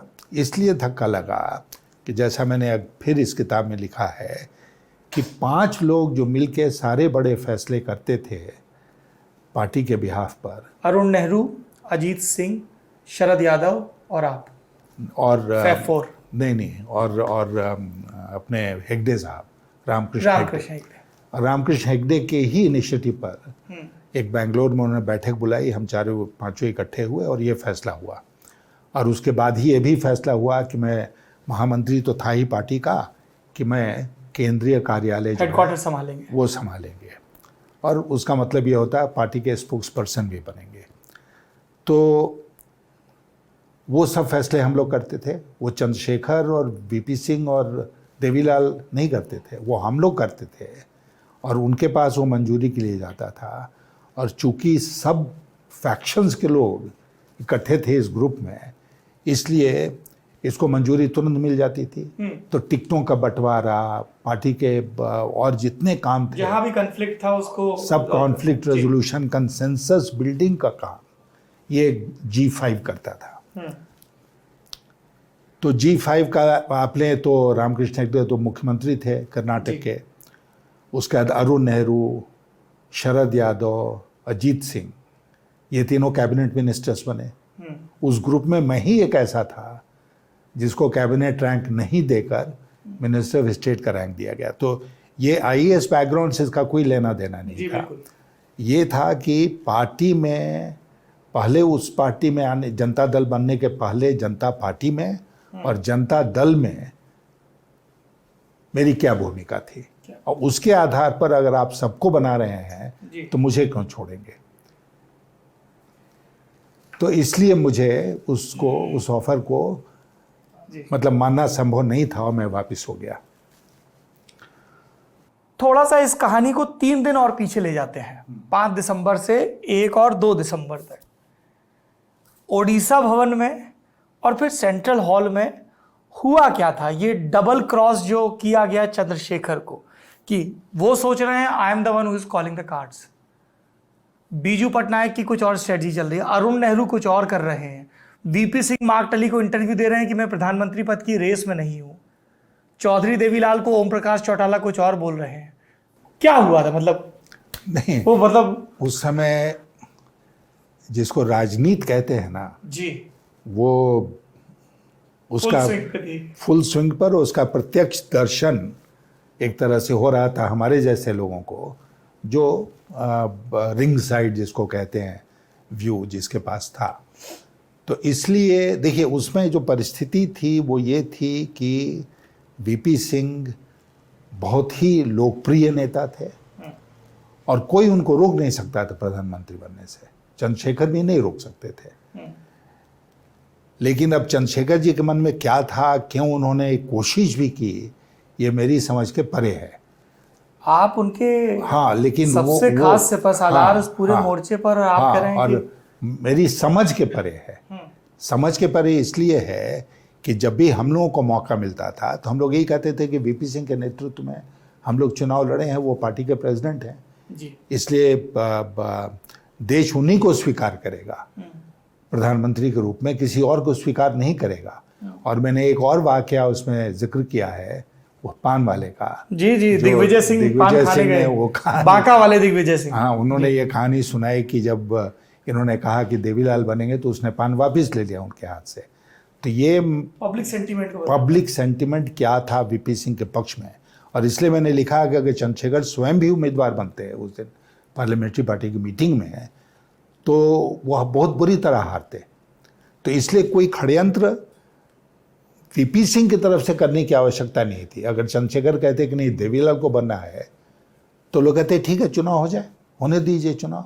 और शायद देवीलाल चुनाव के लिए तैयार नहीं होते, शायद चंद्रशेखर स्वयं भी चुनाव के लिए तैयार नहीं होते, और वीपी सिंह बनते ही बनते देश के प्रधानमंत्री। इसलिए ये षड्यंत्र उड़ीसा भवन में करने की कोई आवश्यकता नहीं थी कि सब लोग मान गए चंद्रशेखर के सामने कि हाँ देवीलाल प्रधानमंत्री बनेंगे, और उसके बाद वहाँ उनके पक्ष में उनका नामांकन भी हुआ और स्वीकार भी कर लिया गया, और तब उन्होंने उठ के कहा कि नहीं मैं नहीं बनूंगा और वीपी सिंह को आप लोग बनाओ। इसको करने की कोई ज़रूरत नहीं थी। और जैसा मैंने लिखा है कि सारे राजनीतिक दलों पर ये लागू होता है, क्योंकि सारे राजनीतिक दल एक वॉलंटरी ऑर्गेनाइजेशन है जी। तो इसलिए वहाँ पर जो काम हो वो सहमति के आधार पर होना चाहिए। धड़ल्ले किसी की कोई ऑर्डर चल जाए इस आधार पर नहीं होना चाहिए, सहमति के आधार पर काम होना चाहिए। जब तक जनता दल, जो कई दलों का एक समूह था, उसमें सहमति के आधार पर काम होता रहा, तब तक जनता दल में सब कुछ ठीक ठाक रहा। पर ये तो जिस दिन सरकार ने शपथ ली उसी दिन फूट के बीच पड़ गए। उसी दिन, इसलिए मैंने लिखा है कि ठीक यही हुआ कि उस दिन कंसेंसस समाप्त हो गया और फूट के बीच जैसा आपने कहा पड़ गए, और जो डिसइंटीग्रेशन था, बिखराव था जनता दल का, वो उसी दिन शुरू हो गया। चंद्रशेखर का बार बार जिक्र आ रहा है बातचीत में, और मुझे आपकी किताब के ही हवाले से आप कर्पूरी ठाकुर को देखने गए थे एम्स में, तब चंद्रशेखर से पहली मुलाकात हुई थी। उनके साथ एक महिला भी थी, ज्योतिषी थी। हालांकि एक ज्योतिषी वो भी थे जो आपको पटना में मिले थे जब आप पूछने गए थे कि आईएएस में होगा कि नहीं होगा दोस्त के साथ, और उन महिला ज्योतिषी ने कुछ कहा था और आप बिफर पड़े थे, पर उनकी बात सत्य साबित हुई। सरोजनी महिषी जी, कर्नाटका से। हाँ, मैं उनको जानता नहीं था, चंद्रशेखर जी को मैं जानता था इन द सेंस कि मुझे पता था कि वो कौन है, कैसे दिखते हैं। तो इसलिए वहाँ हठात जब कर्पूरी जी के कमरे में एम्स में चंद्रशेखर जी से मुलाकात हो गई, तो उनको तो मैं पहचान गया। उनके साथ दो लोग और थे जिनको मैं पहचान नहीं पाया था, एक महिला थी, एक पुरुष थे। तो पुरुष जो थे वो बापू कालदाते थे, अच्छा, जो उस समय जनता पार्टी के महामंत्री थे। जी जी। और महिला बाद में मुझे पता चला कि वो सरोजनी महिषी थी। और सरोजनी महिषी जी कुछ भविष्यवाणी भी करती थी। तो इसीलिए जब मैंने कहा कि नहीं मैं समाज सेवा में जाऊंगा, एनजीओ वगैरह कुछ बना के, तो उसके पहले उन्होंने कहा, जब चंद्रशेखर जी ने पूछा कि आईएएस छोड़कर क्या करोगे, तो उन्होंने कहा कि पॉलिटिक्स में आएंगे और क्या। और मैं बिफर पड़ा था। आपने बिल्कुल ठीक कहा कि मुझे अच्छा नहीं लगा, क्योंकि मेरे दिमाग में था ही नहीं पॉलिटिक्स में आना। वो तो बाद में तय हुआ जब चंद्रशेखर जी से एक लंबी मुलाकात हुई है, 1 घंटे हम लोगों की चर्चा हुई, तब मैंने तय किया कि हाँ ठीक है, चंद्रशेखर जी से मैं प्रभावित भी हुआ और कन्विंस भी हुआ कि उनका बताया हुआ रास्ता ही सही है। तो इसलिए फिर पॉलिटिक्स में आने की बात आई। एक शब्द है जो बहुत ही गली मोहल्ले के लहजे में कहें थोड़ा हल्का भी लगता है, पर बड़ा फबता है चंद्रशेखर के ऊपर कि यारबाज आदमी थे और यारी खूब निभाते थे।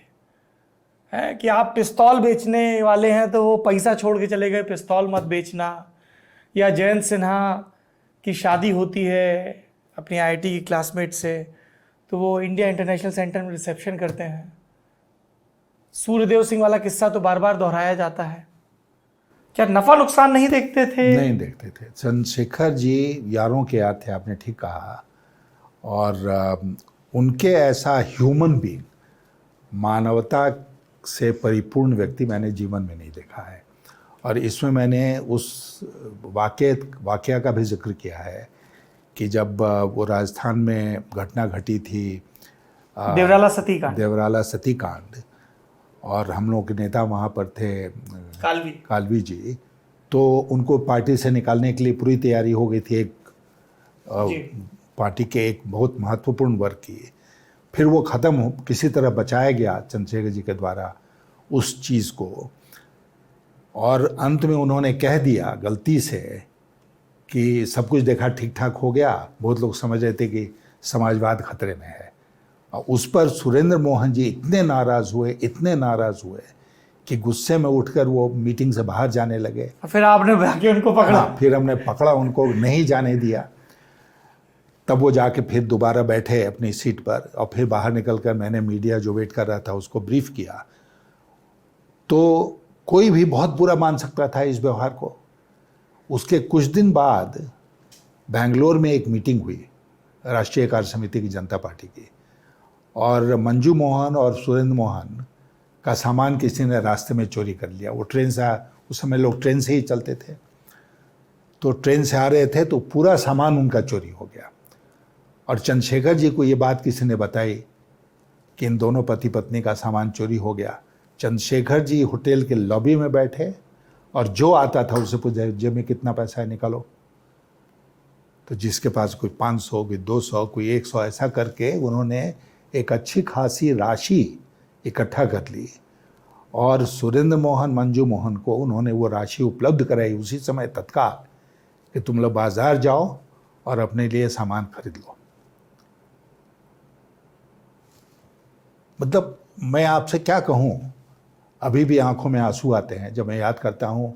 आपने वो पिस्तौल की बात करी, एनी नंबर ऑफ ओकेजन्स जहाँ पर कि चुनाव लड़ने आप जा रहे हैं तो हाँ, पैसे की ज़रूरत, वो भाप गए, मैंने मांगा नहीं, हाँ, भाप गए, और जितना पैसा उपलब्ध था उनके मित्र के पास, दयानंद साय के पास, वो उन्होंने मुझे दे दिया। फिर वो हमारे चुनाव में आए 84 में, जबकि मैं बिल्कुल कंगाल हो गया था और कुछ आगे बढ़ाने की स्थिति में नहीं था अपने चुनाव प्रचार को। हजारीबाग से आपका पहला चुनाव 1984 का चुनाव जनता पार्टी के चुनाव निशान पर। जी, तो वो आए तो उन्होंने फिर पैसे हमको उपलब्ध कराए, तब फिर हमारी गाड़ी आगे बढ़ी। तो चंद्रशेखर जी के मानवीयता के बारे में, ह्यूमनिज्म के बारे में जितना कुछ कहा जाए वो कम होगा, क्योंकि ऐसा व्यक्ति हमने देखा ही नहीं है। हमने इसमें शायद उसका भी जिक्र किया होगा कि एक दिन हम अपने हमारे एयरफोर्स में मित्र थे, अनवार साहब अभी भी हैं, तो वो पति पत्नी और हम दोनों इकट्ठे खाना खाने गए थे। उसके बाद हमने उनसे कहा कि हम 2 मिनट के लिए चंद्रशेखर जी से हमको ज़रा ज़रूरी मिलना है। गर्मी का दिन था तो उनको मैंने बाहर छोड़ दिया गाड़ी में, और उसमें एयर कंडीशन गाड़ियाँ नहीं होती थी, वो शीशा नीचे करके बैठे हुए थे वो लोग, और मैं गया चंद्रशेखर जी से मिला। चंद्रशेखर जी बाहर निकले कमरे से अपनी झोपड़ी के, क्योंकि वो गाड़ी तक छोड़ने आते थे। अडवाणी जी भी ये काम करते हैं, छोड़ते हैं गाड़ी तक। तो वो बोले कहाँ है तुम्हारी गाड़ी? तो हमने कहा कि नहीं वो बाहर है। तो बाहर क्यों छोड़ा? तो मैंने कहा कि वो असल में हमारी पत्नी और हमारे एक मित्र, उनकी पत्नी, लोग सब ऐसा नंगे पाँव थे, पाँव में चप्पल भी नहीं था। उसी तरह वो वहाँ से चल पड़े, गेट से बाहर आए मेरे साथ, और इनको, मेरे मित्र को, जिनको वो पहचानते नहीं थे पहले से, और हमारी पत्नी को उन्होंने कहा कि अजीब अहमक आदमी है ये यशवंत, आप लोगों को इस गर्मी में इसने गाड़ी में छोड़ दिया है, आइए आप लोग। खैर उन्होंने कहा कि नहीं आपका बहुत धन्यवाद। वो हमारे मित्र जो हैं वो इतने प्रभावित हुए, उन्होंने कहा कि भाई ऐसा कौन करता है आज के युग में, इतना बड़ा नेता और पांव पैदल चल कर आ गया, नंगे पांव चल कर आ गया, और हम लोग कह रहा है कि आओ अंदर ठंडा पी के जाओ, चाय पी के जाओ। तो वो जो पक्ष है चंद्रशेखर जी का, वो बहुत कितना उजागर हुआ है मैं नहीं जानता हूँ, लेकिन इस किताब में मैंने उस पक्ष को उजागर करने की पूरी चेष्टा की है कि एक सिर्फ इस दृष्टिकोण से देखें तो चंद्रशेखर जी का कोई दूसरा मुकाबला नहीं है। थोड़ा सा अब आगे बढ़ते हैं, तो किस्से तो बहुत हैं चंद्रशेखर जी के। एक किस्सा है जिसमें एक संभावना ये बन रही थी कि आप आईएएस से राजनेता बनने के बजाय आईएएस से धर्मगुरु बन गए होते, क्योंकि आपको एक रिलीजियस सेक्ट की जो मुखिया थी, माता जी थी, उन्होंने कहा था आओ मेरे नंबर 2 बनो, कमांडर इन चीफ बनो। तो क्या देख के वो अभिभूत हो गई थी यशवंत सिन्हा में निर्मला देवी? मैं इस प्रश्न का उत्तर नहीं दे सकता हूं कि वो देख के क्या अभिभूत हुई, लेकिन मेरी उनकी मुलाकात हुई थी लंदन में। जी, आप आईएमओ की मीटिंग के लिए गए थे और उनके जो पति थे वो चंद्रिका प्रसाद श्रीवास्तव, जी, सीपी श्रीवास्तव, एक बहुत सेलिब्रेटेड सिविल सर्वेंट थे इस देश के, और वो उसके डायरेक्टर जनरल, सेक्रेटरी जनरल वगैरह होते थे। तो वहीं पर उनसे मुलाकात हुई। फिर उन्होंने घर बुलाया, मैं घर गया। उसके बाद एक ताल्लुकात शुरू हुआ। जब वो लोग उसी साल या अगले साल भारत आए, तब उनको कहीं नहीं पता चला होगा कि मैं नौकरी छोड़ रहा हूँ। तब उन्होंने मुझे बुलाया, नासिक में गया, उनसे मुलाकात बात हुई। मैंने 2-3 दिन उनके साथ बिताया भी। और उनके जो सहज योग नाम की संस्था चलती थी, उसके बहुत सारे विदेशी शिष्य थे, वो लोग आए हुए थे। और मैं माता जी ने मुझे ये ऑफ़र दिया कि तुम आ जाओ, इसमें कहाँ राजनीति में फंसोगे, इसमें आ जाओ और हमारे नंबर 2 पोजीशन पर आ जाओ और चलाओ इसको। बहुत बड़ी संस्था है, दुनिया भर में फैली हुई है, स्पिरिचुअल काम है। उसकी इंटरेस्टिंग जो बात है, जिसका मैंने जिक्र भी किया है, कि वो इतनी कीन थी कि मैं ज्वाइन करूं, कि वो हमारे घर पर आ गई। मैं सत्य मार्ग में उस समय रहता था और मेरी माँ हमारे साथ रहती थी। तो उन्होंने आके मेरी माँ को ये कहा कि आप यशवंत को मेरे हवाले करिए, ये हज़ारों साल पहले से तय है कि वो मेरे साथ जुड़ेंगे और वो आके अच्छा काम करेंगे मेरे साथ। तो हमारी माँ ने इस बात को सुना, ध्यान से सुना। लेकिन जब मैं लौट कर आया तो मैंने इसका जिक्र किया है कि उन्होंने हमसे और हमारी पत्नी से ये कहा कि इनके भोजपुरी में, क्योंकि हम लोग घर की भाषा भोजपुरी थी, तो उन्होंने ये कहा कि देखो इनके जो पति हैं वो तो रिटायर होने के बाद भी नौकरी कर रहे हैं, और हमारे बेटे को ये कह रहे हैं कि रिटायर होने के पहले तुम, जब रिटायर होने के बाद ये नौकरी कर रहे हैं और रिटायर होने के पहले तुम रिटायर हो जाओ, तो क्या मतलब है? तो ये था उनका, आप क्या कहेंगे उसको, दुनियादारी। हाँ, दुनियादारी। अच्छा, तो आप वहाँ नहीं गए। पर यशवंत सिन्हा जी, आप एक जगह गए जहाँ आपकी जान पे बनाई थी, मॉरिस नगर, दिल्ली नॉर्थ, जहाँ आपकी तरह बहुत सारे नौजवान आईएएस की तैयारी भी करते हैं। मुखर्जी नगर का वो पूरा इलाका, और आरक्षण को लेके जो मंडल कमीशन की संस्तुतियाँ लागू कर दी थी आपके नेता वीपी सिंह ने, प्रधानमंत्री वीपी सिंह ने, उसको लेकर बड़ा जनाक्रोश था। देशबंधु कॉलेज के राजीव गोस्वामी ने खुद को आग लगा ली थी, और वहाँ आप एक हिंसक भीड़ के बीच घिर गए थे।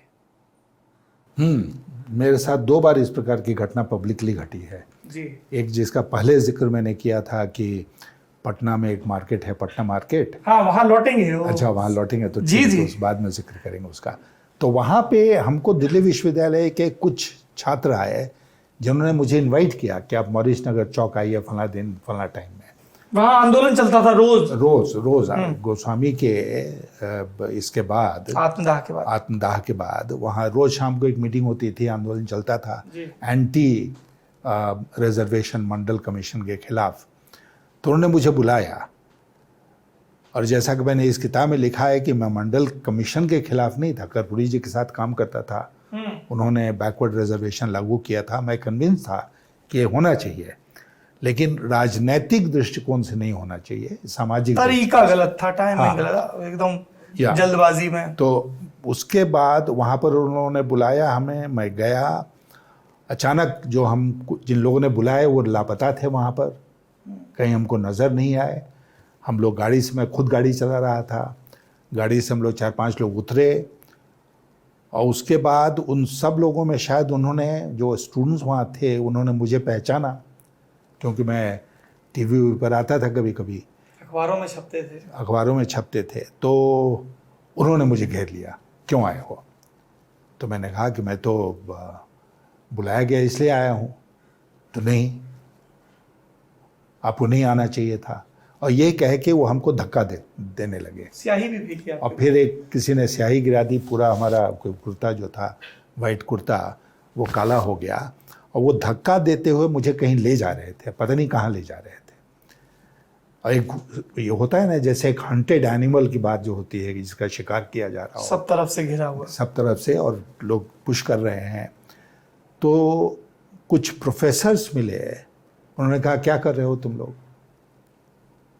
तब वो लोग थोड़ा ठिठके, और उसके बाद एक पेवमेंट था, सड़क का किनारा, वहाँ पर उन्होंने मुझे खड़ा किया और कहा कि अब आप बोलो कि आपने जनता पार्टी से इस्तीफ़ा दिया, जनता दल से इस्तीफ़ा दिया, आप बोलो कि आपने राज्यसभा से इस्तीफ़ा दिया, और तब हम लोग आपको जाने देंगे, बोलो। तो मैंने बोलना शुरू किया, मैंने कहा कि मैं ना राज्यसभा से इस्तीफ़ा दूंगा, ना मैं जनता दल से इस्तीफ़ा दूंगा, मैं आपके बीच में घिरा हुआ हूँ, आप जो चाहो मेरे साथ बर्ताव कर सकते हो, लेकिन मैं यहाँ कोई ऐसा वादा नहीं करूँगा जो यहाँ से मैं जब सुरक्षित निकल जाऊँ तो मैं उससे मुकर जाऊँगा, ये मैं नहीं करूँगा। तो इसका शायद असर पड़ा होगा उन लोगों के ऊपर, तो उन्होंने मुझे फिर छोड़ दिया, और छोड़ दिया तो मैं फिर अपने गाड़ी के पास वापस गया जी। जो भाग्यवश गाड़ी जो है वो सही सलामत थी, सुरक्षित थी। उसको क्षति नहीं पहुंची थी, और फिर अपने साथियों को इकट्ठा करके मैं वहाँ से चल पड़ा। एक वायदा आपसे गुजरात के मुख्यमंत्री चिमन भाई पटेल भी कर रहे थे। चिमन भाई पटेल, अरुण नेहरू, अजीत सिंह, कि यशवंत सिन्हा को बिहार का मुख्यमंत्री होना चाहिए। वीपी सिंह सरकार बने कुछ महीने हुए थे और मार्च 1990 में बिहार विधानसभा का नतीजा आया था, पर चंद्रशेखर ने मना कर दिया। आपका मन था क्या? नहीं, अगर चंद्रशेखर कहते कि चले जाओ तो मैं चला जाता। आपका मन था? हाँ, अगर मौका मिलता तो मैं ज़रूर जाता, क्योंकि उस समय और बाद में भी चंद्रशेखर जी का नेतृत्व ही नहीं बल्कि कंप्लीट मार्गदर्शन जिसको कहते हैं उस पर मैं चलता था। और चंद्रशेखर जी जानते थे कि शायद ये स्टेट की जो राजनीति होती है, मैंने लिखा भी है इसमें कि ऊपर की राजनीति जो केंद्र की है वो उतनी बुरी नहीं है, स्टेट की राजनीति उससे ज़्यादा थोड़ी गंदी है, और सबसे गंदी है ज़िले की राजनीति। तो चंद्रशेखर जी हमको बचाना चाहते थे, इसलिए उन्होंने कभी हमको स्टेट की राजनीति की तरफ नहीं भेजा। बचाना चाहते थे या चंद्रशेखर को ये समझ में आ गया था कि यशवंत की आड़ में वीपी सिंह हमको प्लेट करना चाहते हैं कि भाई जो 3 महीने पहले हुआ संसदीय दल के नेता चुनाव, नहीं, अब पता नहीं उसमें बाद में चंद्रशेखर ने तो लालू यादव की मदद के लिए वहाँ पे कैंडिडेट खड़ा किया ताकि राम सुंदर दास जो वीपी सिंह कैंडिडेट है वो हार जाएं, और वो हारे भी करीबी मुकाबले में। देखिए, ऐसा है कि अब जैसे अरुण नेहरू ने इस बात की ताकीद मुझसे की कि तुम चले जाओ वहाँ पर। अरुण नेहरू बहुत ख़ास थे वीपी सिंह के, लेकिन मेरा ये था कि जब चंद्रशेखर हाँ कहेंगे तभी मैं अपनी उम्मीदवारी रखूँगा लोगों के सामने। उनसे पूछने चिमन भाई पटेल गए, उनके पूछने चिमन भाई पटेल गए, और उन्होंने आके मुझसे कहा कि चंद्रशेखर इस बात के लिए तैयार नहीं है, मामला वहीं ख़त्म हो गया। मैं पटने गया, मुफ्ती साहब उस समय होम मिनिस्टर थे जी। स्पेशल प्लेन से हम लोग पटना गए, और वहाँ पर जैसा आपने कहा कि लालू यादव थे एक उम्मीदवार, और राम सुंदर दास थे दूसरे उम्मीदवार, और चंद्रशेखर जी ने रघुनाथ झा को खड़ा कर जी। तो हमसे जब मैं पटने पहुंचा तो चंद्रशेखर के जितने समर्थक थे उन्होंने हमसे पूछा, भले ही फ़ोन करके पूछते रहे कि भाई क्या है चंद्रशेखर जी का मन, क्या है इरादा, किधर हम लोग वोट दें। जब रघुनाथ झा को चंद्रशेखर जी ने खड़ा कर दिया तो मुझे भी लगा कि शायद ये ठीक नहीं हो रहा है, इसलिए पटना पहुंचने के बाद जब इन लोगों ने मुझसे संपर्क किया तो मैंने कहा कि आप लोगों के मन में जो उचित है वही करिए आप लोग, और इस बात तो मत जाइए कि रघुनाथ झा चंद्रशेखर के द्वारा खड़े किए गए हैं इसलिए। लेकिन तब भी रघुनाथ झा को इतने वोट आ गए कि त्रिकोणीय मुकाबले में लालू का काम बन गया, वो चुन लिए गए। मंशा भी यही थी अध्यक्ष जी की? शायद हो सकता है, मैं जानता नहीं हूँ, लेकिन उनकी मंशा लालू बनाने से ज्यादा। बाकी कई पॉलिटिकल अकाउंट्स में आया था कि हाँ, लालू ने फोन करके आग्रह किया दखल देने का और उसी के तहत रघुनाथ झा को लड़ाया गया। हो सकता है, मेरी कोई व्यक्तिगत जानकारी इसकी नहीं है, लेकिन मुझे लगता है कि उस समय चंद्रशेखर जी का मुख्य उद्देश्य था कि रामसुंदर दास नहीं बने, जो वीपी सिंह का आदमी नहीं बने। और बाद में रामसुंदर दास और चंद्रशेखर बहुत निकट आए एक दूसरे के। दूसरी बात है, राजनीति में सब कुछ होता है, लेकिन उस समय रामसुंदर दास रुक गए या उनको रोक दिया गया और लालू प्रसाद यादव बिहार के मुख्यमंत्री चुन लिए गए। लालू और आपका बड़ा दिलचस्प है मामला, चाहे वो 1991 का लोकसभा चुनाव हो, पटना की लोकसभा सीट, आप समाजवादी जनता पार्टी जो 5 नवंबर 1990 को बनी उसके कैंडिडेट, इंद्र कुमार गुजराल जनता दल के कैंडिडेट, शंभुनाथ श्रीवास्तव थे भाजपा के, नहीं शैलेंद्र श्रीवास्तव बीजेपी के सिटिंग एमपी और कैंडिडेट, और सीपी ठाकुर थे कांग्रेस से। और आप ही के शब्दों में कहूँ तो लालू प्रसाद यादव के कार्यकर्ताओं ने जमकर बूथ कैप्चरिंग की, चुनाव कैंसिल हुआ, और फिर भी चंद्रशेखर से मिलने के लिए लालू पहुंचते हैं एयरपोर्ट पर और आप पहुंचते हैं। आप लोग की आपस में बातचीत हुई या दोनों लोगों ने चंद्रशेखर से शिकायत की? नहीं, हम देखिए, लालू प्रसाद उस समय थे बिहार के मुख्यमंत्री, चंद्रशेखर जी थे प्रधानमंत्री। हालांकि वो चुनावी दौरे पर आए थे, और कहीं नॉर्थ बिहार में पूर्णिया वगैरह ख़त्म करके वो आए थे पटने, और वहाँ से प्लेन पकड़ कर लौटते दिल्ली। तो एक तरह से देखें तो प्रोटोकॉल के दृष्टिकोण से मुख्यमंत्री का वहाँ पर होना प्रोटोकॉल के दृष्टिकोण से सही था। मैं गया था इसलिए क्योंकि मैं चंद्रशेखर जी के पार्टी का उम्मीदवार पटने में था, उसी दिन चुनाव हुआ था। तो मैंने चंद्रशेखर जी को बताया जब हमारी मुलाकात हुई, और जब लालू वहाँ पर आया तो चंद्रशेखर जी ने उनसे कहा कि क्या किया तुमने? तो उन्होंने कहा कि नहीं, यशवंत तो जीतने वाले नहीं थे, इसलिए इनसे कहिए इनको कोई चिंता करने की ज़रूरत नहीं है। मुझे अच्छा नहीं लगा, और एक तरह से मैंने उस बात को गांठ में बांध ली कि और बाकी लोगों को भी हराने के लिए, मुझे भी हराने के लिए उनकी पार्टी जो थी जनता दल, वो इस हद तक गई। और फिर जब हम सब लोगों ने शिकायत की तो सेशन थे उस समय चीफ इलेक्शन कमिश्नर, उन्होंने तत्काल उसी दिन शाम को चुनाव रद्द कर दिया। तो आप समझ सकते हैं किस पैमाने पर चुनाव में धांधली हुई होगी कि इलेक्शन कमीशन को ये कदम उठाना पड़ा।